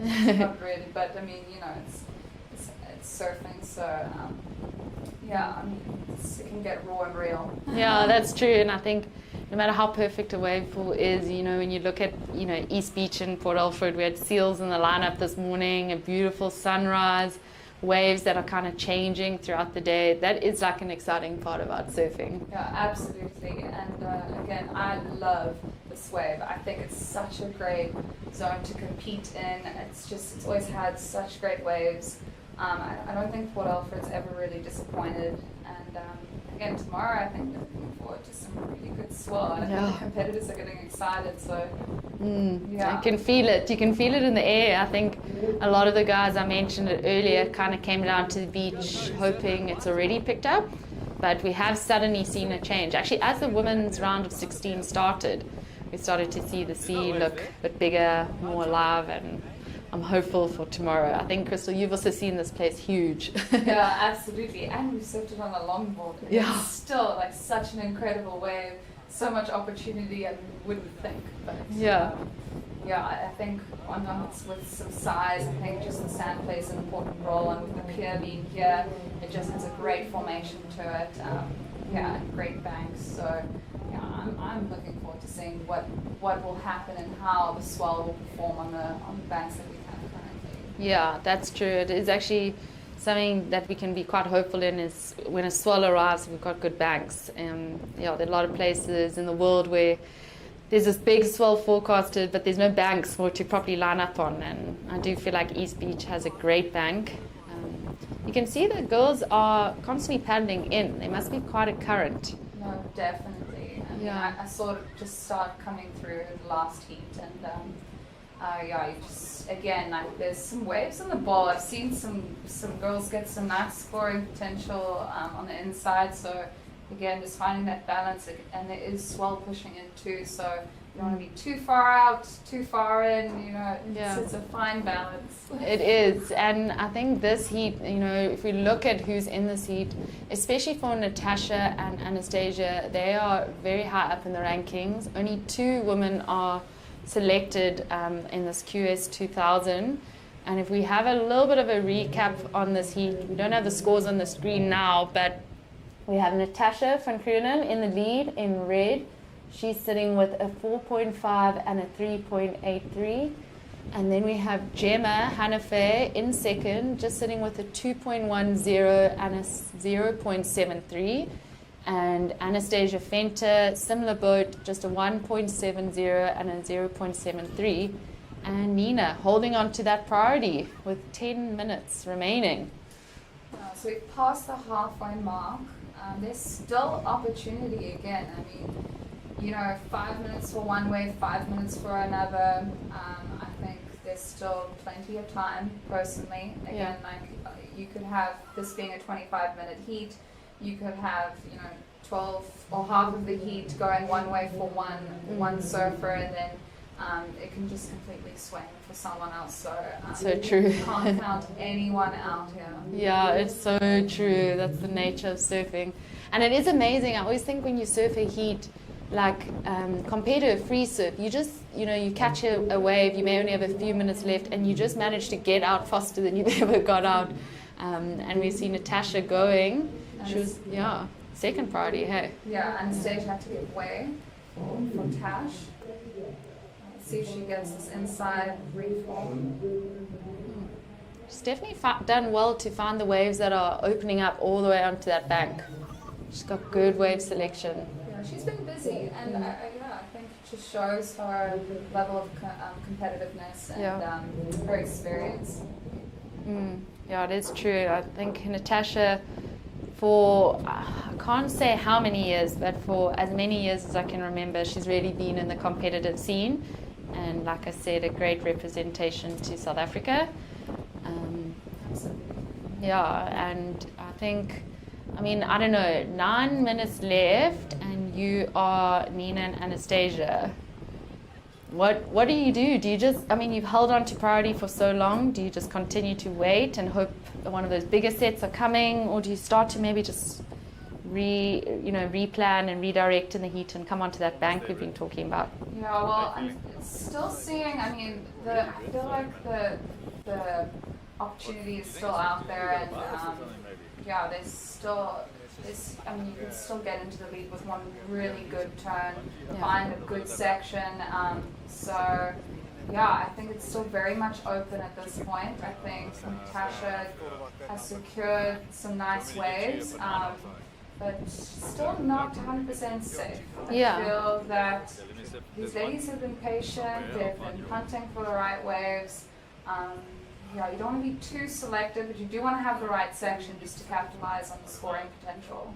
Yeah, and I think just looking at those, scores, besides Natasha's 4.5, we haven't seen any massive scores. We did see Nina Byrne taking off on her first wave of the heat. We might have missed the first section, but she manages to try connect it. But yeah, just unfortunately missed some water pushing up that face of the wave. It's tough. I mean, it just, again, there's so much water moving around. Yeah, you can see it, hey? You can just see the ocean. The ocean is alive and moving. I mean, it's offshore, but it's just, there's a lot, also at the period, there's just a lot of water on top of one another and waves doubling up. So, yeah, it's just so interesting to see how certain waves unfold. And again, that's also time out the water, just watching and just getting the experience of what's going on, and also just being dynamic with the tides. I mean, watching it even the day before, seeing what the tide is going to do. At a specific time, and like knowing when the heat's going to run. Yeah, that's very true. Because I think just even an hour and a half ago, if you came down, for your heat and were preparing for it, it's pretty different from then, And I did mention in the booth earlier, but when I chatted to Daniel MZ before his heat, it was about an hour and a half before his heat, and he was like, I'm not going to watch it too closely because of how much can change. Yeah, that's clever. Yeah. We see Gemma, she's obviously really wanting to drop that 0.73 and hoping she gets a little end section there, but yeah, that wave just fading out, a lot of water like we've mentioned. But Crystal, I've been trying to figure out all day, I just haven't had a gap to find out. Has J-Bear picked up? I've been watching it on the cam, actually. Nice. It's always a good indication of the swell to come. I'll even look at Black News Berg. See, like, is it coming? Is it still really coming? Yes. Because this morning it was significantly smaller than what we're seeing right now. Okay. But Jada has picked up Emma. Nice. Yeah, that helps. I think, especially when, I've been responsible for ramming up the swell all day, so I just started thinking we need to check our indicators and if it's actually started coming through. Yeah, so. absolutely. And it's nice to just check down the line, down the coastline, and just see. Obviously, the swell's traveling, so again, Cape Town, J Bay, great indicators to see, kind of what swell is pulling through here. Yeah. That southwest swell. Yeah, that is true. That's always been like a big memory growing up. You'll hear about a swell coming, and then you're checking in with your friends in Cape Town, and they're like, yeah, it's firing. And then okay, we're in for it, it's coming. Yeah, go to bed nervous. Can't wait for winter swells as well. We have such an incredible coastline. We're so blessed in South Africa. So much talent as well. It's so nice to see everyone here at the beach and get to hang out and catch up. Just see where everyone's at. Yeah, exactly. And speaking of swells, I think Mike mentioned it this morning that our sort of Eastern Cape stretch and like a majority of South Africa, we haven't had a big swell since I think last year October. So if the swell does hit, there's going to be a lot of excitement, and Anastasia looks like she's on a wave that has some potential. This looks like a nice wave. Yeah. Still quite slow and sleepy with the tide, but great turn. Nice finishing maneuver. I like that. Yeah, especially since it does get a little bit tight on the end, she was still able to have a little bit of nice speed and momentum just to finish that off. And I think. Yeah, and great control. Absolutely. Yeah, those are definitely things that have stood out today. Is that closeout turn, doing it with just control and speed. Yeah, the judges, just going back to the judging criteria, they are rewarding that. Absolutely. I've seen that even in the men's side where just speed throughout, carrying through maneuvers, coming out of maneuvers, and just finishing maneuvers is so important. when it comes to scoring potential. Definitely. And just being aware of it. The surfers are all very aware of the judging criteria. And I mean, we're already down to 3.5 minutes. Not much has changed. I feel like we are still looking at a pretty similar heat that we were looking at in the beginning. Yeah. Anastasia's been a little bit busy. We have Nina finding a left. Yeah, left. We've seen an odd left today, hey? Yeah, I must say it's always so interesting. Yeah, I feel like a lot of the competitive areas, like where we go and compete, is just it's predominantly a right. It's always nice to see a left. I always feel like they sneak through here and there. And, yes. Yeah, I think Port Alfred, again being a beach break, I mean, yeah, so much opportunity. Yeah, it is true. I mean, even this morning, it was quite obvious they were mostly rights, but you see the goofy footers finding a left always. And some good close out, punchy sections. Again, like one maneuver can change a lot in a heat, and you can get a really nice number if you just really capitalize on that section. Yeah, I mean, that is a good point. Even Anastasia Fenter needing a 4.51, that is at one turn if she, finds a wave that presents a powerful critical section and if she takes the risk. Absolutely. Yeah. So yeah, down to the wire, 2 minutes to go. Yeah, it's still very much open, and I'm interested to see. Yeah. We have Nina coming through on the inside. You can see that end section, some of them it really does just lose a bit of power, which is frustrating when you've been waiting and trying to generate speed. Up and riding, it's Gemma. You like the nice wave? Yeah, this wave's definitely opening up for her on the inside. Lovely turn. Oh, beautifully done. Nice. Well, this is getting busy. Yeah. Coming down to the wire, and things are definitely moving here. Yeah, now heat winner or heat leader on another wave. Nice turn. Now, I think there's definitely some advantage to the goofy footers on this wave. Yeah. And you think like being a lot more right-hand dominant, like I've just been very surprised with the goofy footers. And just the way that they've shown up in heats, and I think there might be something in that maybe. Yeah. I totally agree with you. I think I don't know, something about seeing a goofy footer just go literally down and up right in the pocket on a wave like Port Alfred, a wave like J-Bear on their backhand. They can get that board like way more vertical. Yeah, absolutely. Also just the bottom turn, like in those flat sections, coming around the foam, and I think just they can get that sweet spot. Definitely. It's Anastasia. Yeah, so Anastasia, like you mentioned, keeping busy at the end of this heat. I think she's realized, with so little time, very low scores being scored, maybe waiting isn't the game, and just to keep busy. Well, these girls have been busy now this last little bit, but I'm actually impressed. This is going to be interesting. Yeah, and 10 seconds left, and we're pretty much waiting from scores from Natasha, Anastasia, and Gemma. So this next heat, heat 3 of round of 16 of the women, will be on hold while we wait for those scores to sort of trickle through. Yeah, I don't know. Do you think there could be a little change in maybe second place? I think it could be very close. Yeah. I think Anastasia, she's got that 3.8. She just dropped to 2.2.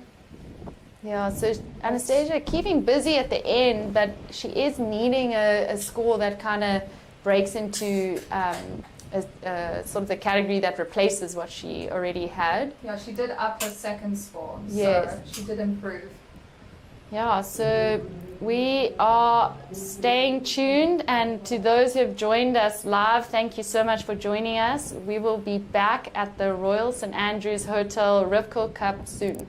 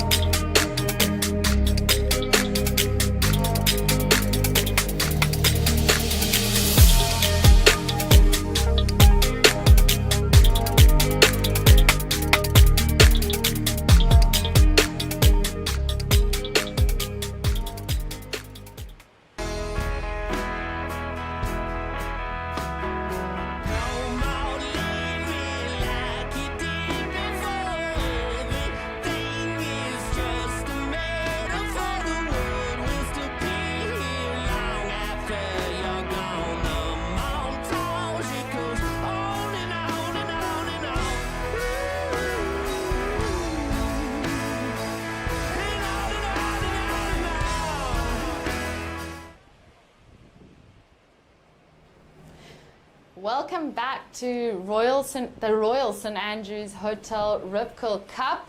We had a very exciting last heat, slow to start, but a lot of changes at the end of it. In the end, Natasha van Viernen out in the front with Anastasia Venter in second and Gemma Hannefe dropping to third and Nina Bone in fourth. So we are in heat, I think it is heat 3 of the ladies, round of 16. And yeah, I have Mark joining me in the booth again. It's good to have him back. I booted him earlier for my friend Crystal, but happy to have you back. Thank you, Emma. It's great to be here. And we've got 2 more heats left of the day. Ladies round. And round of 16 really stacked. Yeah, very stacked heat. We have Louise Leprant, our wild card we were chatting about earlier, very experienced surfer in South Africa. Gabriella Herbst in blue, Camilla Her in white, and Tajia in green. So some of these surfers have already surfed against each other today. And so I'm excited for this heat. 25-minute heats. So 15 minutes of surfing left. We've got Louise Leprant and Gabby Herbst, and there's Camilla Hoyer.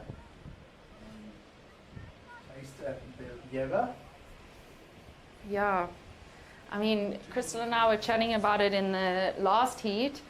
You know, we saw like a great increase in the swell about 2 heats ago, but the ocean is looking very full, and we did see the ladies kind of struggling to find waves that were connecting onto the bank, paddling in quite a lot, and almost changing their strategy from waiting for those sets to going for some quick inside waves. Mark, what did you see from the beach?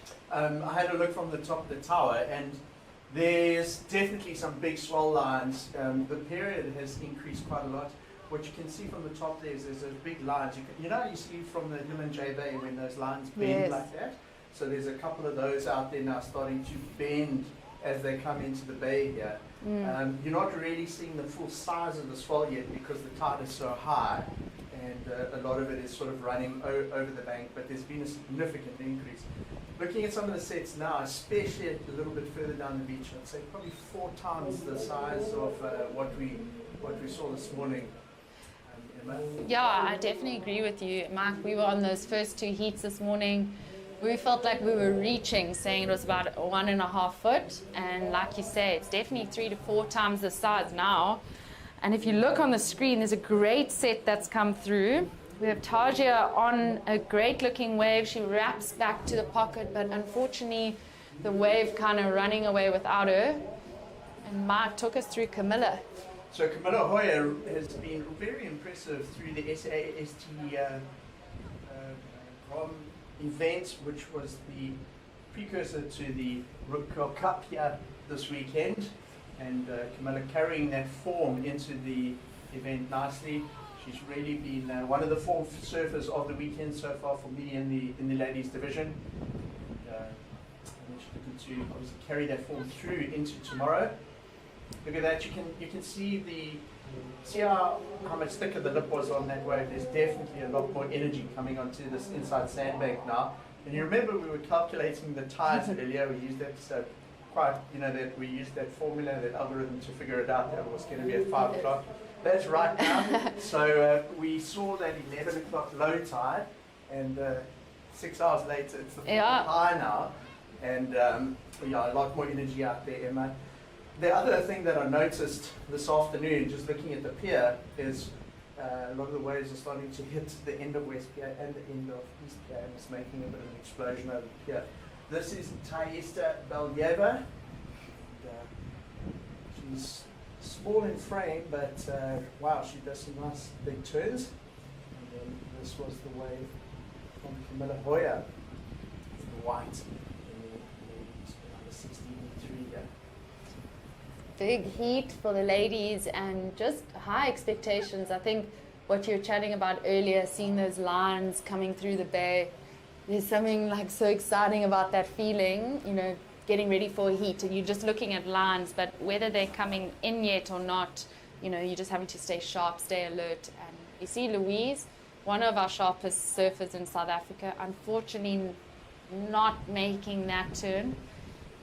While she recovers, we will take the opportunity to send it down to the beach and catch up with Natasha van Groenen, our previous heat winner. Welcome guys, down to the beach. We are here with the winner of the previous heat, the women's round of 16, Natasha van Groenen.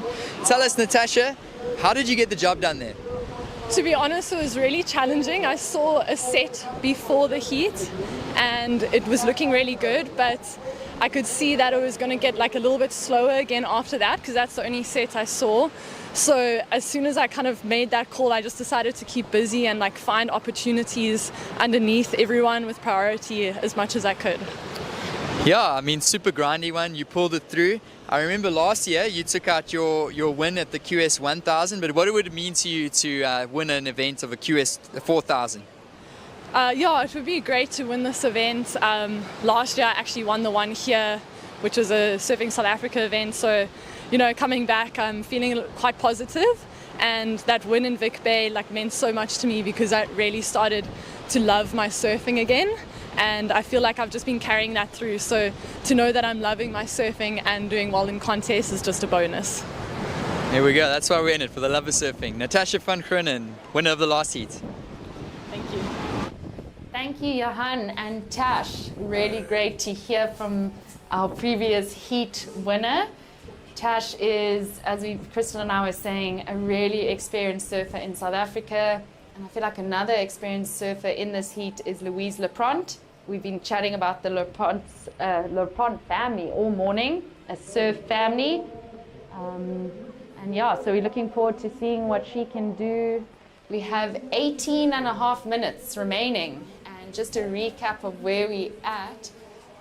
Tizer is in green in the first. She is sitting with a 3.5, just one wave ridden. Camilla is sitting with a 2.33. Louise is sitting with a 1.0, needing a 1.34. And Gabriella also needing a 1.91. So not much has happened in the heat so far. And Mike, I think you know firsthand pretty much all these girls. You've seen them competing, you've seen them surfing in Durban, in Swells too. I think we can expect a lot. Yeah, the only surf I'm not familiar with is Taisha, the surfer in the green singlet. But Camilla Hoyer has been spending a lot of time in Durban. She rides the safari surfboard, so she goes up and spends a bit of time with Spider, developing boards up there, and then riding the bowls in Durban. If I'm not mistaken, her brother goes to school in the Midlands, I think in my class. So we often see her and her family up in KZN. Louise Lepront is no stranger to competitive surfing. She actually surfs for ESA now, the Itaquini Surf Riders. Her and her family live down in Scottsboro, but they're always on the Durban beachfront in these waves. And then young Gabby Herbst is from the New Pier and Dairy Beach in Durban. She's grown up surfing there and she knows the waves well. This is Louise Lepront. I would say probably, besides Sarah Baum in the sort of KZN area, Louise is establishing herself as the most experienced young woman surfing in the country at the moment. Definitely. Louise has been a standout the last few years, even as an actual junior. She was really knocking out some big names, some older names, and showing everyone how to do it. And we've mentioned it today, but I think coming from a surf family, it's really helpful to have a family that are just so committed to, just adopting the surf lifestyle, making it a part of how you live and pushing each other. It's always helpful to have a brother and sister that compete too. It really just pushes the limits. And yeah, Mike, while we have a bit of a break in the lineup, I know what a good feeling it is to dream about the swell that could potentially be coming. But obviously, Mike, you are pretty well known for charging yourself. And I think everyone who has competed today, it has been a bit smaller and it's been a bit of a different approach to maybe what they thought it would be. How would you advise some preparation changes, you know, going into some swell, and potentially it not coming through, because we all know we could get skunked. So, having a look at the forecast for what's coming up the coast, tomorrow, if compared to today, is there's going to be a lot more wind. So that southwesterly wind is going to be very, very strong tomorrow. The pulse that we're starting to see filter in now, this is only the very start of it. It's expected to get a lot bigger, and I think we're going to see waves in the region of 8 to 10 foot here tomorrow, and it's tracking at about 4 meters at 15 seconds, which is a very powerful swell. Yeah. The peak of the swell actually only comes through this region later on tomorrow evening, between say 6 and about 9 p.m. So the later heats, and when we're in the finals tomorrow, are going to see the bulk of the energy. But it certainly is quite a strong pulse. Fortunately, no rain or anything with it, just a lot of wind, but it will be challenging out there. And then if you look at the lineup that we've been watching today, the playing field is going to get a lot bigger. The surfers are going to be potentially surfing from the West Beach Pier all the way down to potentially 200 meters down the beach. So I think it's going to be dramatically different tomorrow. But you know what? That makes for it's tough surfing, but it makes for exciting competition. It makes for great viewing, and that kind of drama is often it makes an event that people talk about afterwards. Yeah, we like the drama. We want the drama, but obviously the positive drama, like it comes with big waves. And yeah, we just see Gabriella trying to just get to that inside section we've been chatting about, where there's some power. And we see Camilla up and riding behind her, and that wave, bit of an in and out. But yeah, I think if we're getting a lot of wind coming with that swell tomorrow, surfers that would have an advantage would be Eastern Cape surfers, I personally think. But Louise Lapront is someone who, yeah, just defies what I've said, and you know, is able to really adapt to all conditions. And unfortunately, she just falls on that closeout turn. But if we do look at the heat, we're about halfway through, and Louise Lapront is sitting in first. She is sitting with a 6.5, which is a really great score. You know, in conditions like this, where there are waves on offer, but that high tide is kind of killing it a little bit. She's going to want to replace that 2.5. And then, yeah, we've got Camilla and Taja kind of sitting in positions where they're both needing to either get a backup or completely replace one of their waves. And then Gabriella Herbst also in a similar position where she's only needing a 1.81. So yeah, all three surfers needing to get two waves, if we're being honest. Yeah, Louise Lapront has definitely established a commanding lead here with that 6.5. And none of the other surfers anything at this stage even close to that. So if she can improve on that 2.57, she could potentially put someone like Camilla Hoyer in a combination situation. Yeah, and I mean Camilla, we did see earlier in the day dropping a high 6.2. We know that Camilla, you know, like all the girls in this heat, but when they get an opportunity to really put the board on the rail and, you know, just display spray and throw spray and have like a power moment, you know, that they can get those scores too. Just see surfers trying to keep busy. Taja going for this wave. It's one that seems to open up a little bit, but going a little sleepy on the inside. And she's going to keep wrapping it back to the power section of the wave, hoping for this end maneuver. And yeah, I think she is able to continue connecting it into the inside, but not massive power moments on that wave. So she's very light-footed, and you see how she really skated through that inside section. The little board really looking almost like a skateboard, yeah, where she whips it from side to side, but it's perhaps just lacking a little bit of power on those outside maneuvers. Yeah, and Mike, I know you mentioned it earlier, but you did have a look at her board and at her quiver. You mentioned she's on epoxy. Everyone was kind of eyeing out the board she's on, black looking power number. So yeah, it'll be interesting to see what happens as the time ticks down. But we do see a set. If you look at the screen, right across the screen, we see one of the bigger looking sets of the day. But unfortunately, looks like it's closing out unless someone's able to get on the edge there, which Camilla is. But yeah, just stuck behind in the beginning of the heat. But we have seen quite a few waves on the left of the East Beach contest side. We've seen some big sets coming through that side, almost 4 times the size of this morning. So surfers are trying to stay in the contest area, but they are definitely aware of those waves that are hitting that second bank. And yeah, I mean, this heat feels like it's going quite quickly. 10 minutes remaining, and who is it going to be? But we are dealing with a beautiful afternoon in Port Alfred. We have seen a lot today. We've seen seals, we've seen dogs in interviews, we've seen people ripping, and we see Gabriella on a really good looking wave now.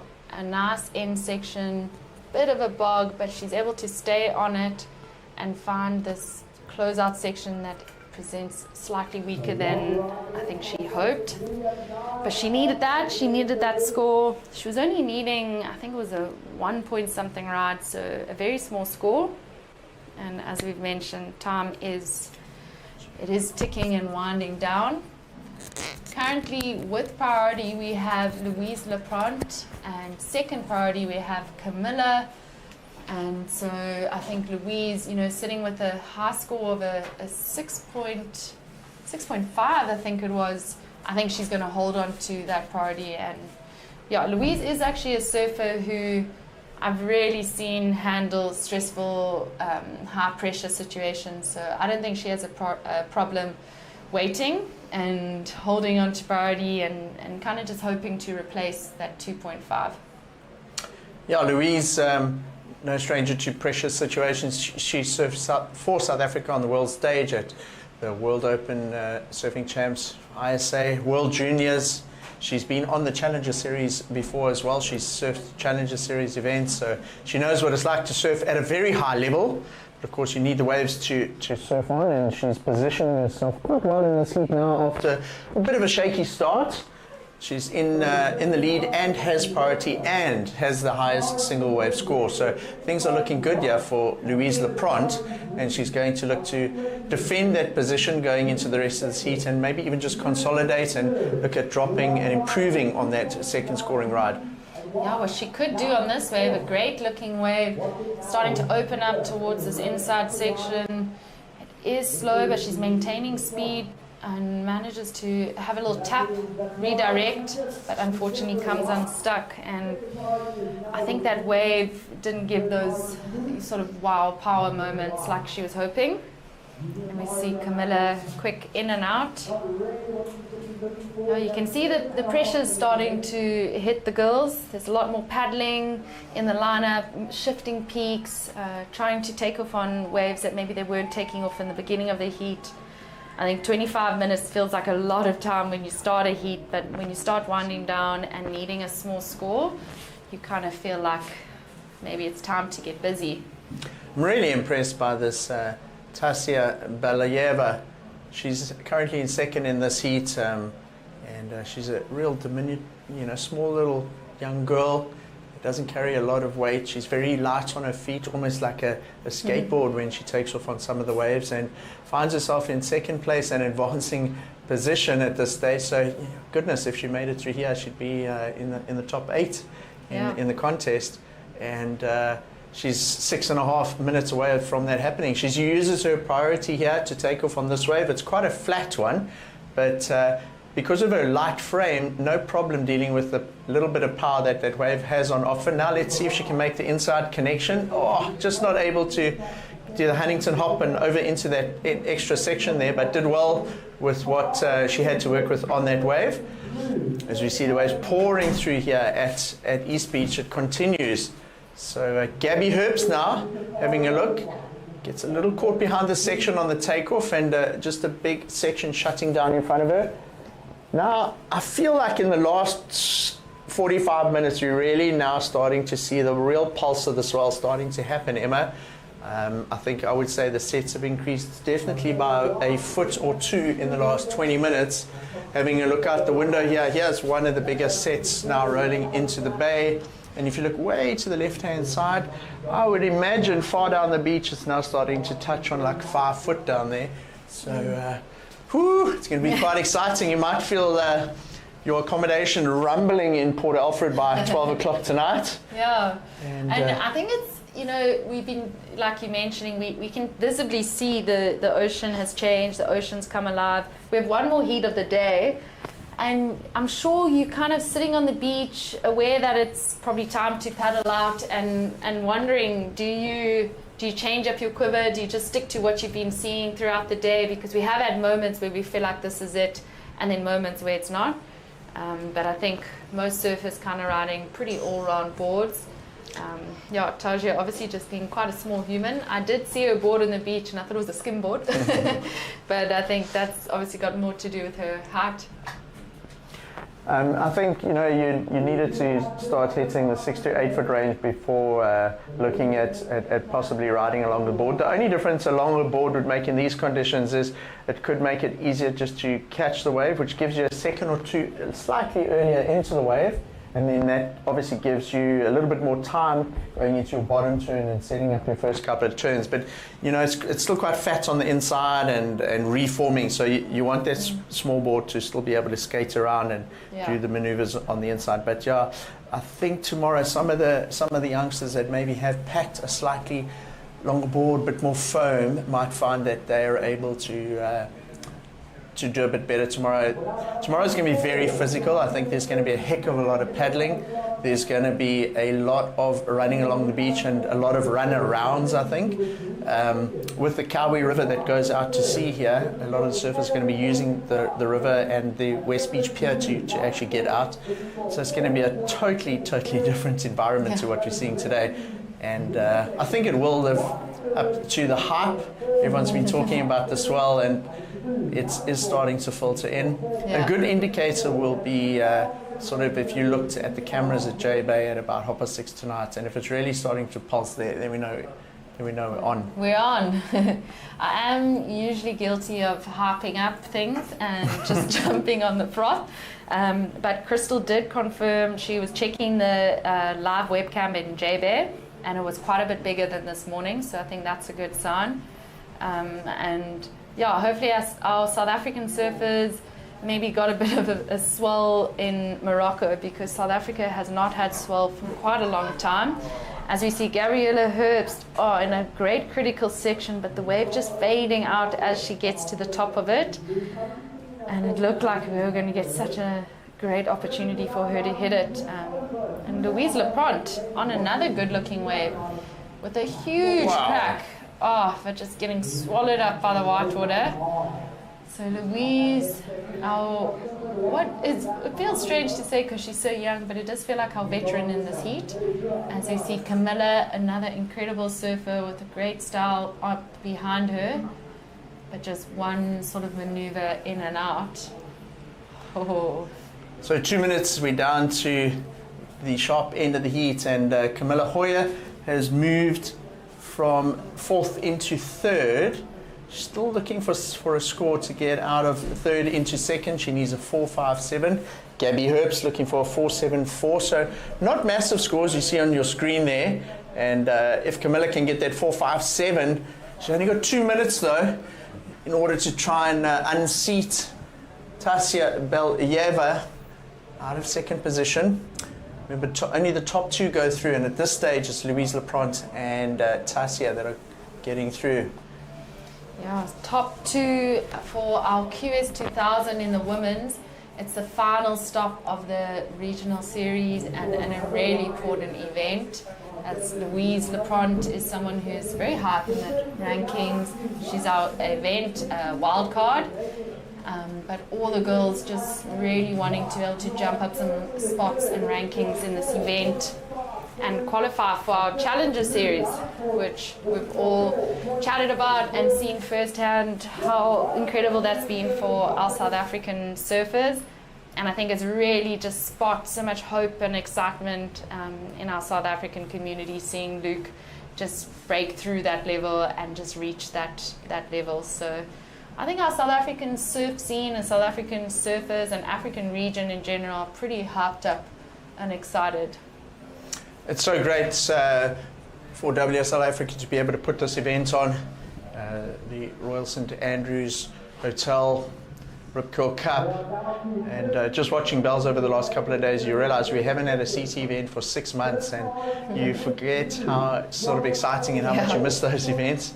And it's been great to follow that up straight into an event like this, the QS 2000 for ladies. So we're down to 15 seconds here, and it looks like the heat just may stay as it is, because I don't see Camilla Hoyer paddling or Gabby Herbst. So a big result here for Tasha Believa, Emma. Yeah, massive result for Tasha. And, you know, second heat of the day, probably one of the younger competitors today. And just surfing a smart heat. She, you know, didn't get necessarily the biggest, best waves of the heat, but she surfed what she did well. She maintained her speed and, you know, managed to complete her waves too. So that was an exciting heat 3 of the women's round of 16, and we are straight into heat 4, the final heat of the women's in the round of 16. And it is another stacked heat. I feel like I'm saying that about all the heats, but that's the nature of this round of competition. In the red, we have Jessie van Niekerk. We have Zoe Stain in the blue. We see Jessie paddling into what looks like a pretty great looking wave, but with only one moment that she does maximize and hit. And in the white, we have Taylor Emsley and Lila in the green. So both Taylor and Lila surfed earlier today, and Zoe and Jessie surfing for the first time today. But stay tuned at the Royal St Andrews Hotel Rip Curl Cup. We will be right back.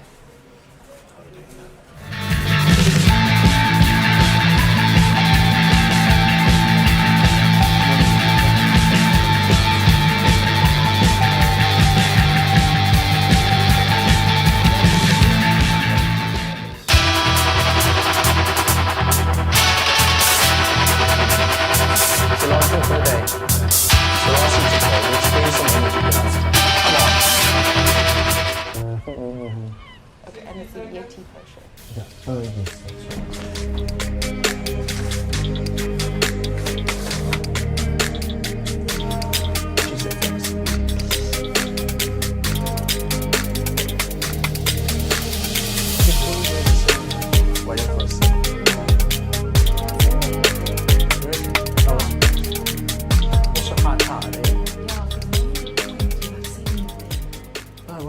I wanna be there next to you.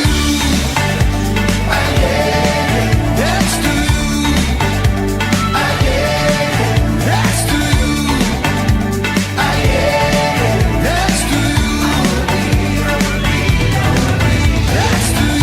Next to So welcome back to the final heat of the Royal St Andrews Hotel Rip Curl Cup.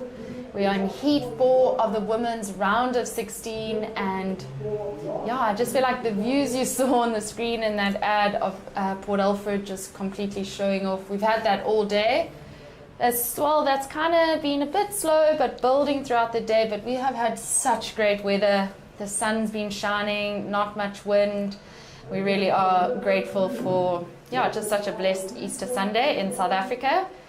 And as mentioned earlier, in this heat we have Jessie van Niekerk in the red, Zoe Stain in the blue, Lila in the green and Taylor in the white.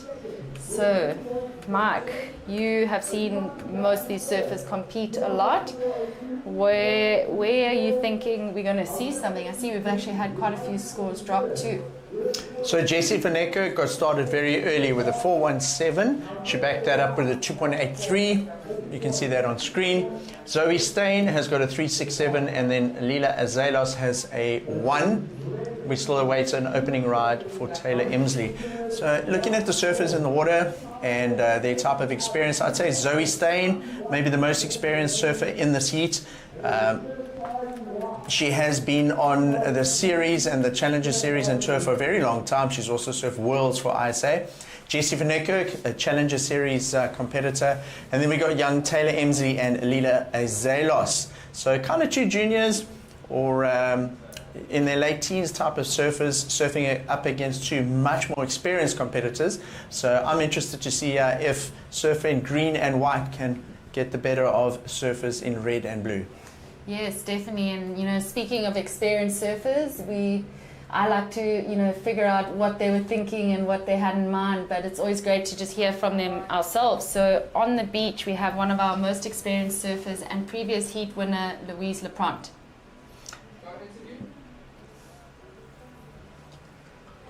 That's quite a big sense.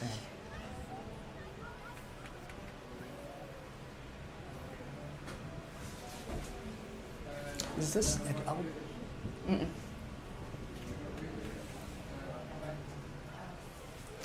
Yeah, and so while we wait to hear from Louise Lepront, we can have a bit of a catch-up on this heat. We have just under 20 minutes remaining in Heat 4, round of 16.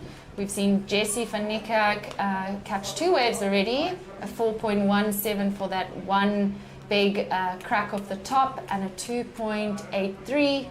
We see Zoe Steyn sitting with a 3.67 and Lila with just a 1.0 and Taylor waiting to open up her account.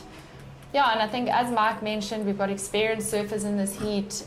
Taylor and Lila probably the younger ones of the heat, but I did chat to Lila after her heat and she said that she's from Valido, she loves big waves and she's really amped for it to get big. So I think she's hoping to just get through this heat so that tomorrow she can, charge in the big expected swell we are all expecting. Yeah, and I mean with 19 minutes left, it's a lot of time. We did see, in the previous heat that the high tide was sort of affecting the power and scoring potential and moments of the heat, but we have seen some big sets coming through. And as Mark mentioned, almost 4 times the size of this morning.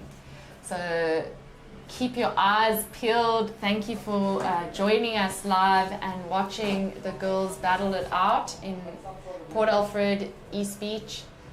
And I think they are going to have a really fun last heat of the day as we see some lines trickling in. So lovely lighting as the afternoon sun sets on Easter Sunday here in South Africa. We're on the east coast facing east in the town of Port Alfred.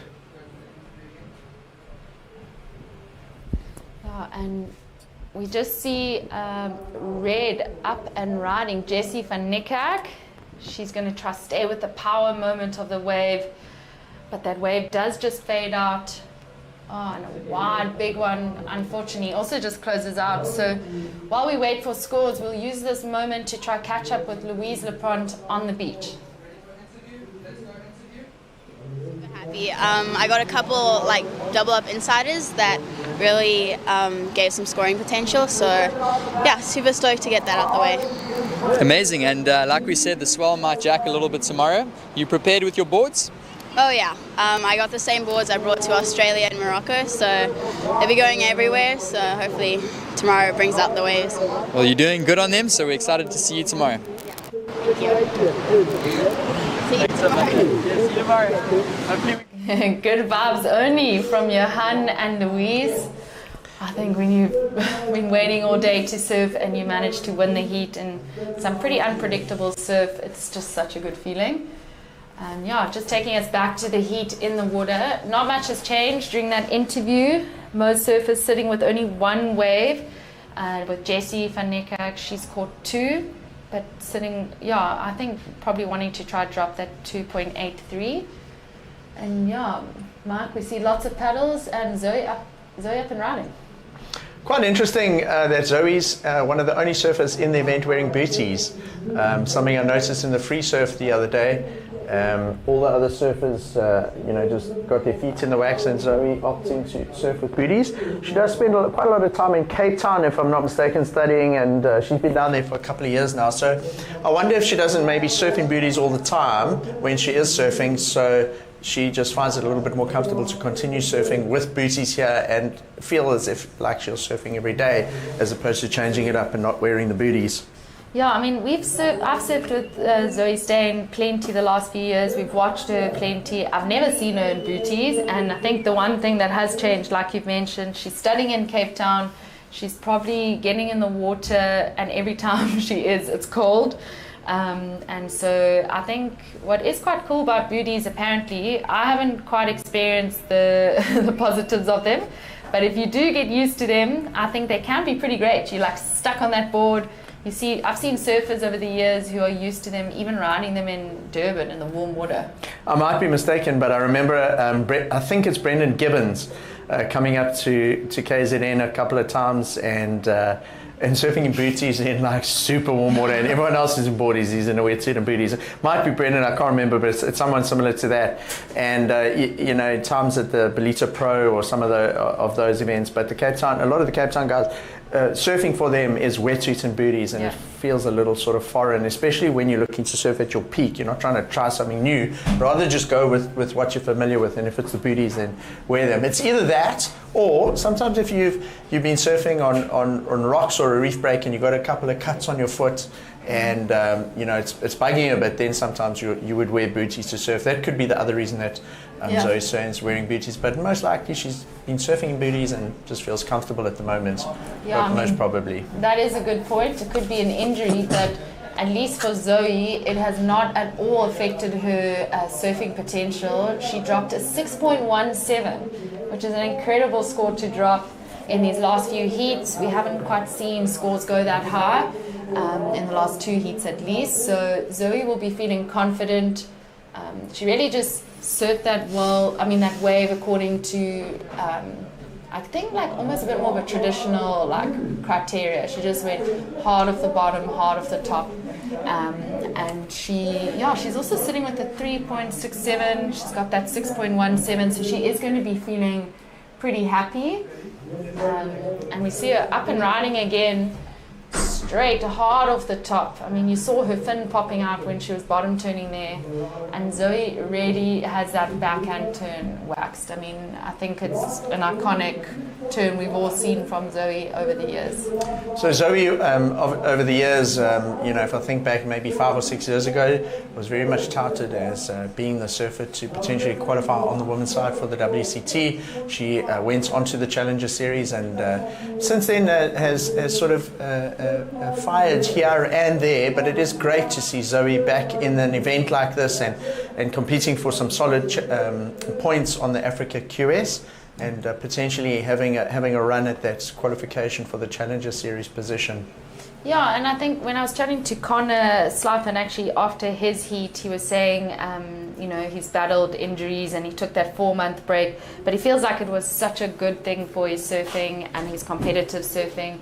He said the biggest thing he realized was that he actually wasn't having fun surfing, and taking a break made him realize how lucky he was to surf. And I think with Zoe, her surfing ability is just so good, and maybe having focus on studies and on other things and not so consumed by the competitive space, you can see like mentally she looks like she's kind of never left.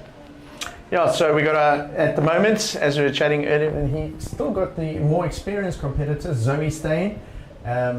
I must be honest, what is the age difference between Zoe and Jessie? They are older than the other two surfers. Yes, but the older, more experienced competitor is still in the lead here. So we haven't seen Taylor Emsley or Lena Azalos really get anything in order to attack the positions held by Zoe Stein and Jessie van Niekerk at this stage. And so we got our two more experienced ladies in the advancing positions at this stage. Taylor Emsley, by her standards, also a strong surfer. She surfs at Nahoon Reef, no stranger to powerful waves, and she's got a great bottom turn to top turn combination, but she just hasn't found anything this heat to be able to showcase and unleash those kind of maneuvers. Lila Zalos, like you said, is from the powerful north coast of KZN, and also more than capable, but you know what, you've got to find the right wave, and both of those young ladies haven't quite managed to click into gear this heat yet. Lila's got the 317 and the 1, and Taylor just with the 043 after almost 15 minutes, Emma. Yeah, I think Taylor will be wanting to really just get something on the board. She has really great foundational surfing, as you mentioned, powerful surfer. I really have enjoyed watching her surf, and I think it can be quite frustrating when you know you're not needing much and the ocean is just not quite giving you what you thought it would. But as we mentioned, you know, Zoe and Jessie they're young, they're both young, but they're the veterans in this heat and have had a lot of experience surfing in Port Alfred too.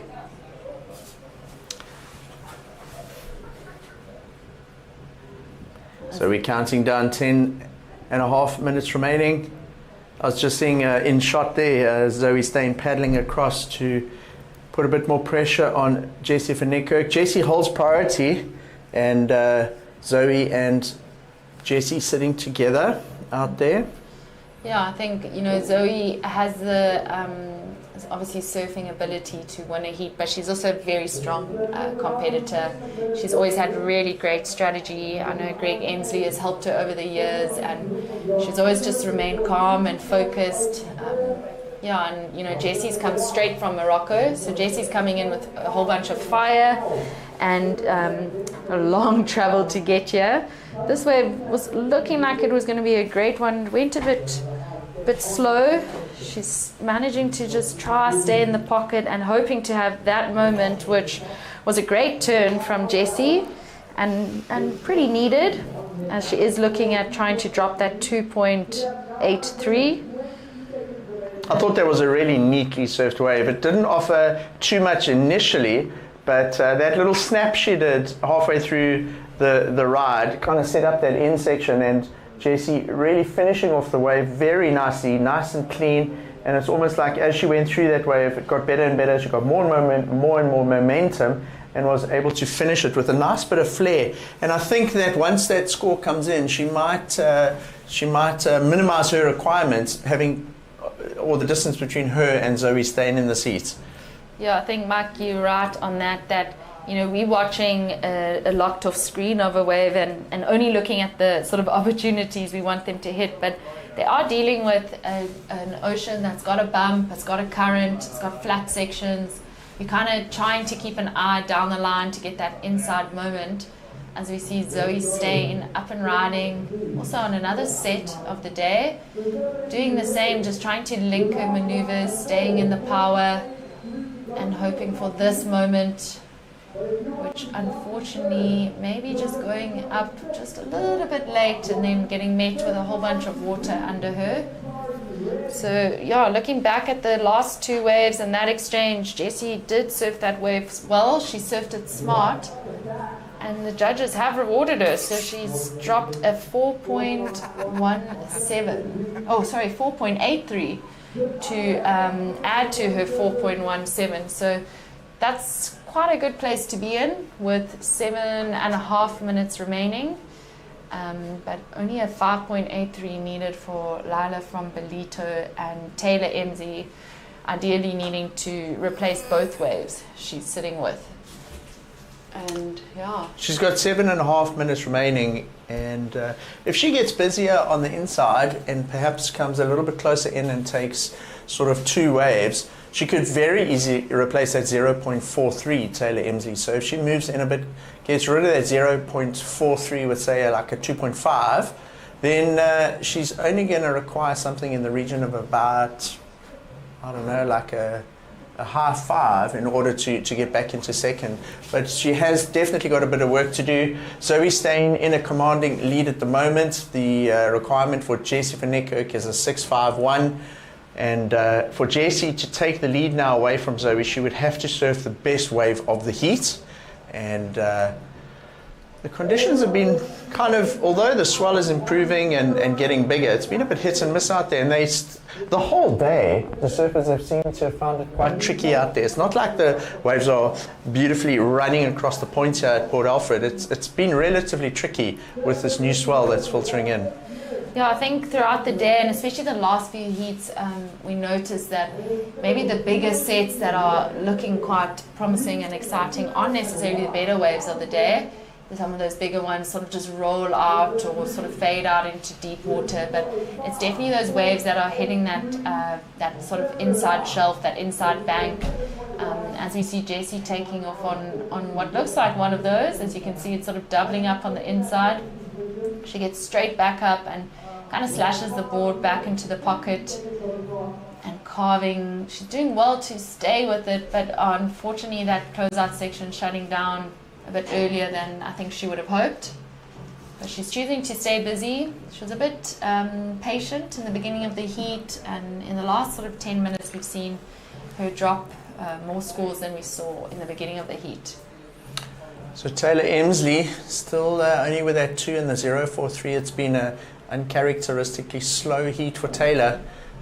If you think in the last 25 minutes, we've definitely seen a few, waves come through, and Taylor just not able to get onto those.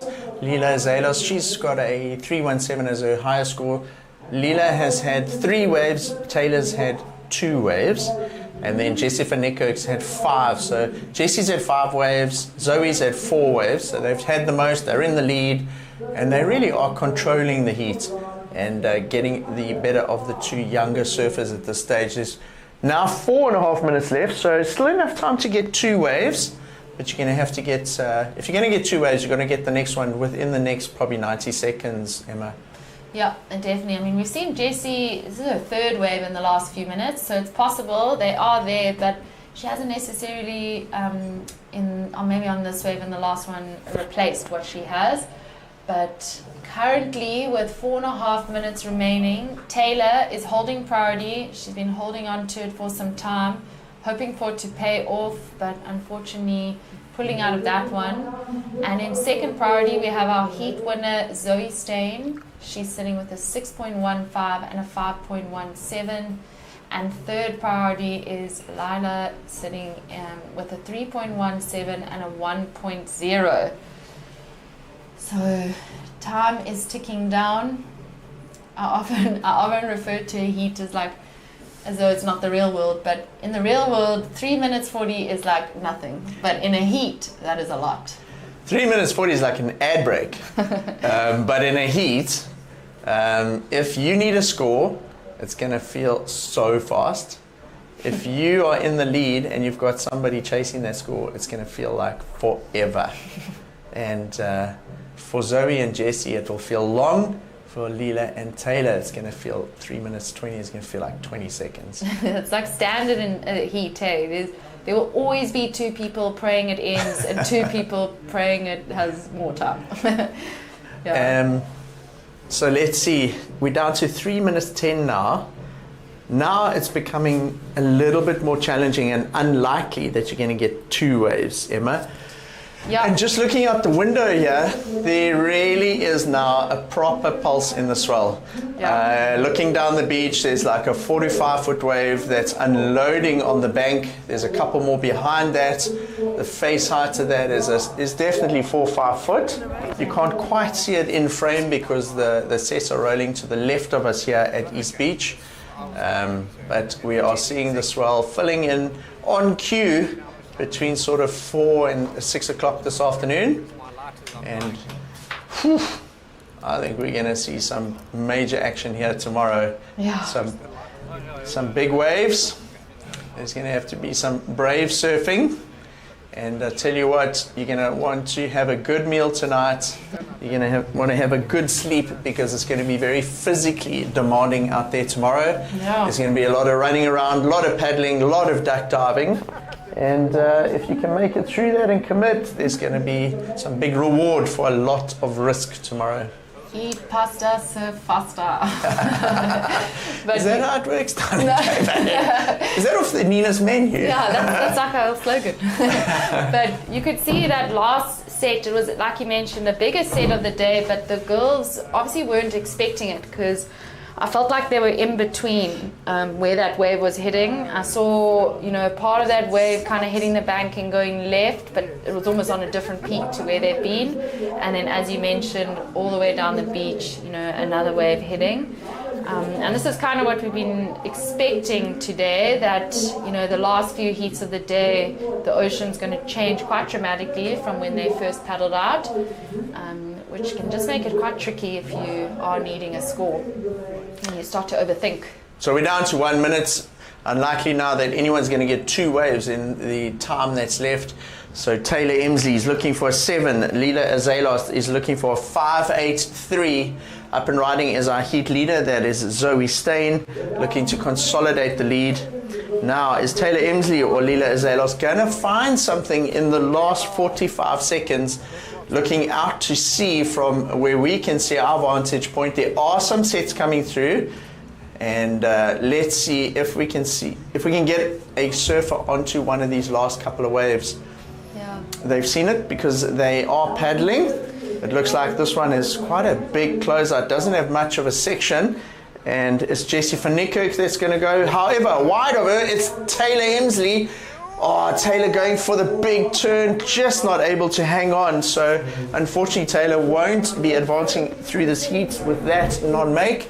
And with 10 seconds remaining, it looks like the positioning will stand as it is, Emma. Yes, so counting down, literally 3 seconds remaining, and our 2 experienced surfers, Zoe Stain and Jessie van Niekerk, advancing through. But the action may be over, the last heat of the day, but please stick around and join us for the Yeti post show. We can't wait to talk you through all the moments that we've seen today, moments you may have missed, and what to expect leading into tomorrow, finals day at the Royal St Andrews Hotel Rip Curl Cup. Thanks, Emma. Thank you.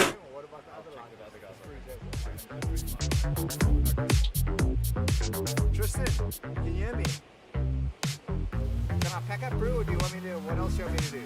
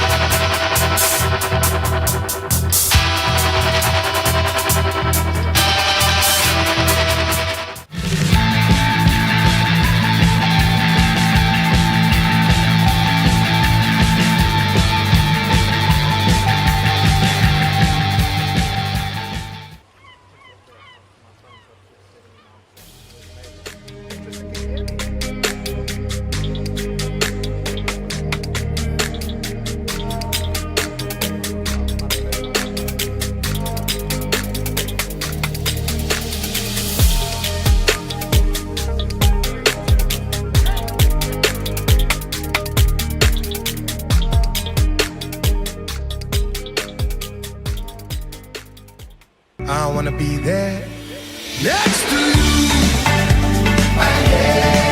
Next to you. Next to you. Next to you. Next to you. Next to you. Next to you.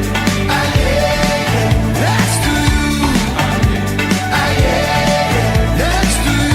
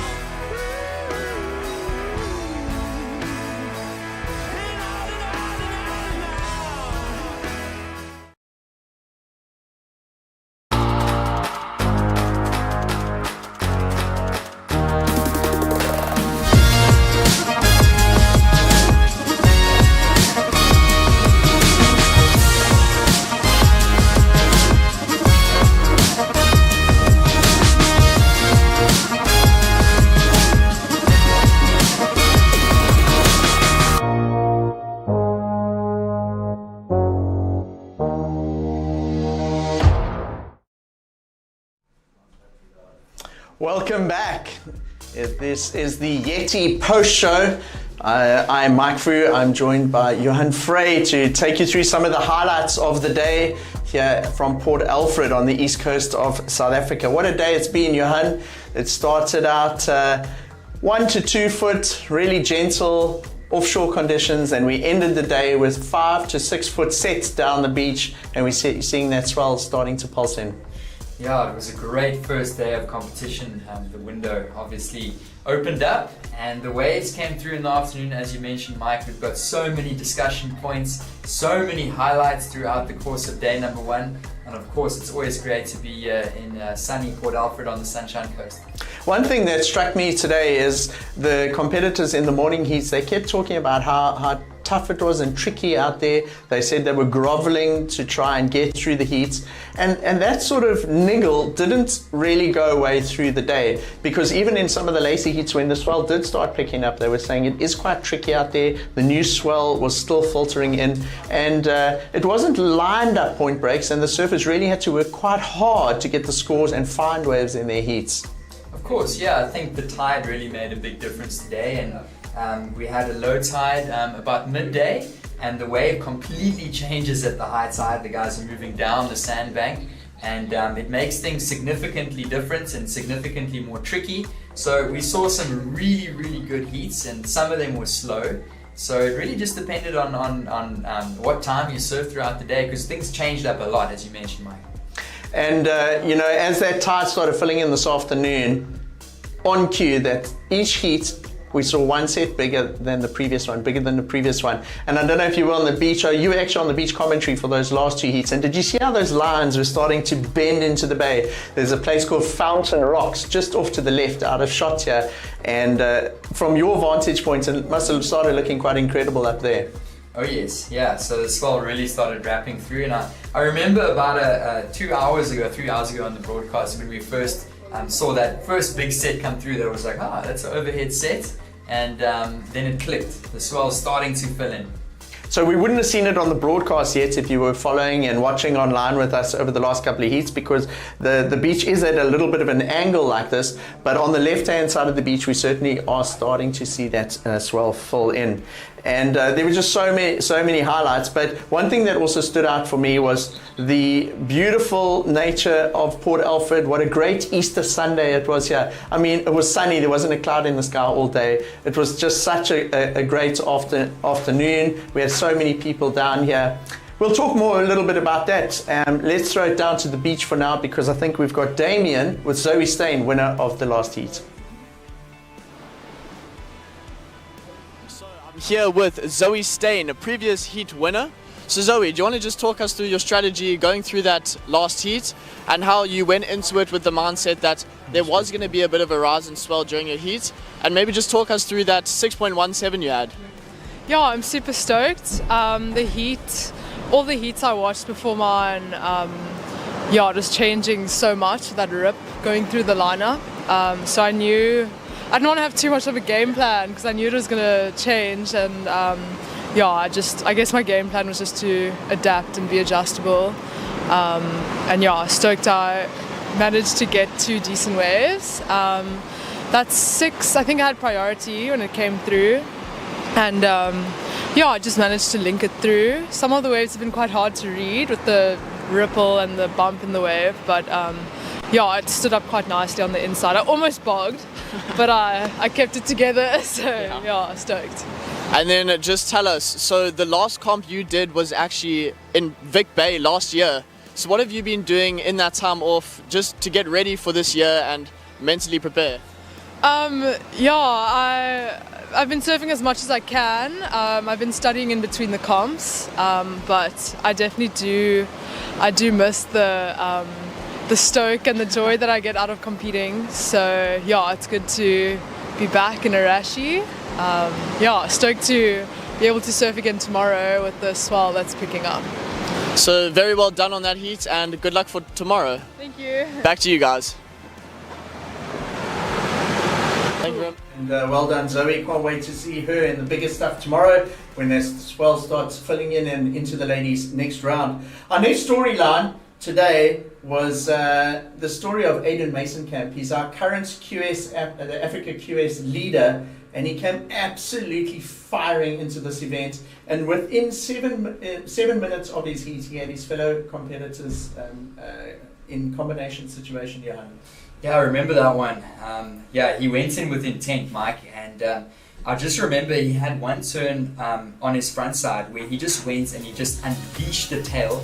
Just watching some of these replays up and riding here, and I think this was the wave. I think he got 7 or 7.5. It was one of those, and then the other one I think was about 7.83, higher up the pecking order. So literally just touching upon that excellent range. But what I loved about Aiden, consistency. That was the turn that I was talking about. That was the money turn. He looked so sharp throughout the heat.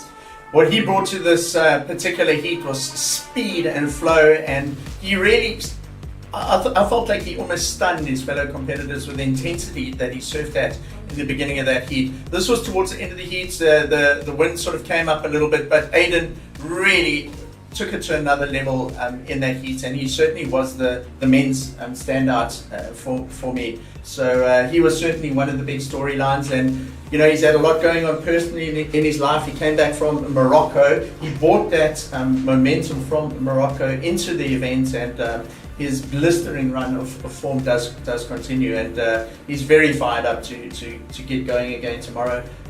He had quite an emotional post-heat interview. He's here with a very close friend. You know, his mom passed away a little while ago, so he's just got so much that's firing him up, you know.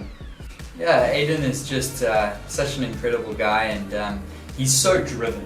He's so focused on his surfing, and yeah, his performance today just reminded me of a Challenger Series performance and a win at a Challenger Series. That with a performance like that, you would have taken out some of the names on that Challenger Series, and that's exactly where he'll be later this year. Looking at the ladies' side of the draw, there was a lady that did pretty much exactly that on the ladies' side as well, and that was Sarah Baum. Sarah Baum absolutely dominated her heat and got some of the highest scores in the ladies' division. Johan, look at the speed and flow that she brought to surfing. She came back to South Africa from Australia 3 weeks ago. She's been up in Durban. She's down here with her whole family. And she's going to be going to Cape Town after this event, spending a little bit more time in South Africa. But goodness me, she's been training hard, and it shows in the performance in this heat coming into this. Yeah, Sarah, I think she just really connected the dots. She was on the right waves, and this was right as the tide started to fill in, but the swell started to really fill in that specific heat. And Sarah really just took advantage of the conditions. Her experience really paid off because she was on the good waves, and it clearly showed. Her heat total was a high 13 point something, so she had a couple of really good scores, and yeah, looking so confident. She's already got a couple of wins under her belt in 2025 and 2026 season, and I think she's in for a good year.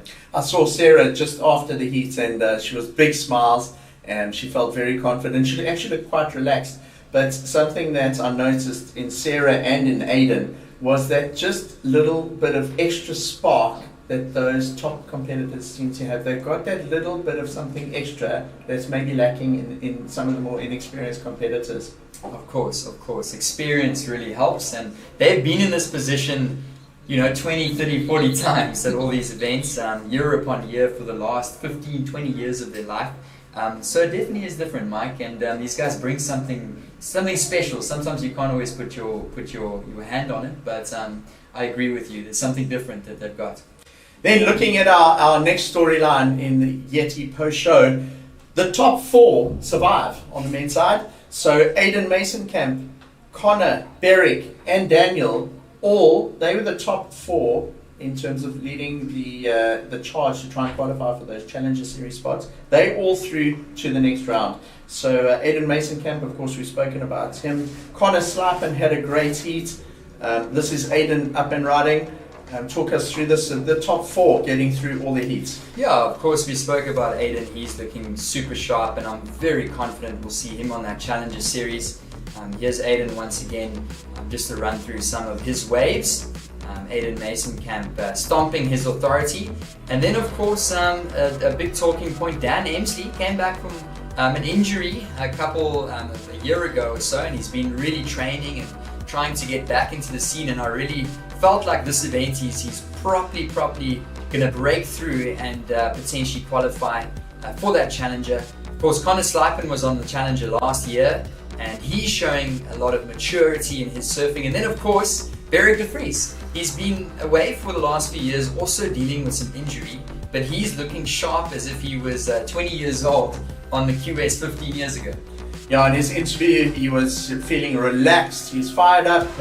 Mentally, he's in a good place, and it's great to see Beric at this level of competition again, fighting for a spot. We might see Beric again qualifying and seeing him in Belito if he carries on this series of form, and it was really great to see Beric there. So the top 4 survive, and they are through to the next round. So it's strong. They are getting chased down by 2 other surfers who are quite close at this point, and that's Carl Steen and Slade Prestwich. They sort of just behind those top 4. Looking ahead to tomorrow, it's going to be chalk and cheese out there, because today started with 2-foot conditions, gentle offshore wind, nice sunrise. I think tonight the floors of our houses are going to be rattling as this swell and this big front comes through. First of all, we're going to get the wind. That's going to be followed by a 4.5 meter swell at 15 seconds. What are your thoughts on that, Johan? Wow, you know what? We've all been here and seen a big swell at Port Alfred. I mean, with the river mouth flowing and with the channel flowing next to the rocks and those waves that break far out ahead of the concrete pier, they're going to be taking off deep. It's going to be tricky out there. I mean, a few years ago, I think it was in 2017 or 2018, they were using jet ski assist to get back out because it gets so big and gnarly in Port Alfred. So we've been asking the guys, like, have you got your step up? Are you ready to go? I think the surfers have been predicting this. I think that they are ready, but it is going to be entertaining to see how things unfold. Johan, you live in Jeffreys Bay. Have you had any early indicators, anything on the WhatsApp groups to give us an indication of how the swell is looking 3 hours that side? Are they seeing a bump in swell down there yet? I mean, everybody's saying that it's going to come. I definitely think there's been somewhat of a swell. I don't think it's hit quite yet. But I'm pretty sure that something is going to develop overnight. But we'll have to come tomorrow morning and see what the conditions look like down here. We could be talking quite a big thing in the Yeti Post Show tomorrow afternoon after this whole thing rolls through. But expect some big waves. There's going to be a lot of wind tomorrow. We can see that big front already starting. Fortunately, no rain, but certainly exciting conditions and challenging. It's going to be a very physical day 2 here at the Rip Curl Cup. Looking at our next talking points, we've got the daily top 5. It's the best, or the top 5 moments of the day. I think we've got some of those queued up. It's Aiden Mason, Camp, Teva Boschkoa, Sarah Baum, Luc van Wyk, and Beric de Vries. And those are some of the top performances. So we've spoken about Aiden. Teva Boschkoa was really precise in his heat, very fast surfing. In his heat interview, he broke down one of the boards that he's riding and looking sharp on that equipment. Give me your thoughts on Sarah Baum and Luc van Wyk. How did they look through the event? Yeah, so as we were speaking about Sarah Baum, she's just got so much maturity in surfing, and she's been in this situation 100 times before, and she's got that different type of confidence, and she's done this so many times. So yeah, I mean, it's difficult to break the stride of somebody that's feeling good and on the right waves, and that's exactly what she did in her heat. She was on the good ones, and it was difficult to see her fail in a situation like that. The caliber of surfer that Sarah Baum is, I mean, she just made the quarterfinal at Newcastle in the Challenger Series, so really operating at such a high level. I think Luc van Wyk, he really had a good heat. It was very tight with Slade Prestwich, a pressure heat. There was a lot of waves in that heat. But his backhand is looking really mature and really good. And he ended up really just surfing well. Maybe he had some extra support from his doggy on the beach. But he made it work, and he's looking confident in the next round. In his post-heat interview, he actually said that he's been struggling for form for a couple of years. And he went to Morocco. He sort of took the risk and went to Morocco. And he said he found that form. Something clicked for him in Morocco, and he decided to come straight to this event. He felt he had that form and the mindset. He was in that flow state, and it showed in his heat. And he got a really dominant win, as did Beric de Vries, who spoken about as well. So some great moments today, and some guys that are really in that flow state, and I can't wait to see them in those waves tomorrow. Looking ahead to tomorrow, we're going to have a 6:30 a.m. call for a potential 7 a.m. start. That'll be here. Looking at that picture there, that is the east, or that's rather west pier. And I think tomorrow morning we could see some white water going over the end of that pier. So next call, 6:30 a.m. for 7 a.m. start. And that'll be the Royal St Andrews Hotel Ripcord Cup. This has been the Yeti post show. Johan, it's been a great day. Thank you for all the work that you and your team have put in. And thank you to everybody behind the scenes, especially guys like Tristan and the camera crew. Those guys have been here since 5 o'clock this morning. We appreciate all their work, and I hope that everybody online has enjoyed the show. Tune in tomorrow, because I think we're going to see some exciting stuff. It's going to be a dramatic day of surfing. So this is us signing out, and we'll see you tomorrow morning.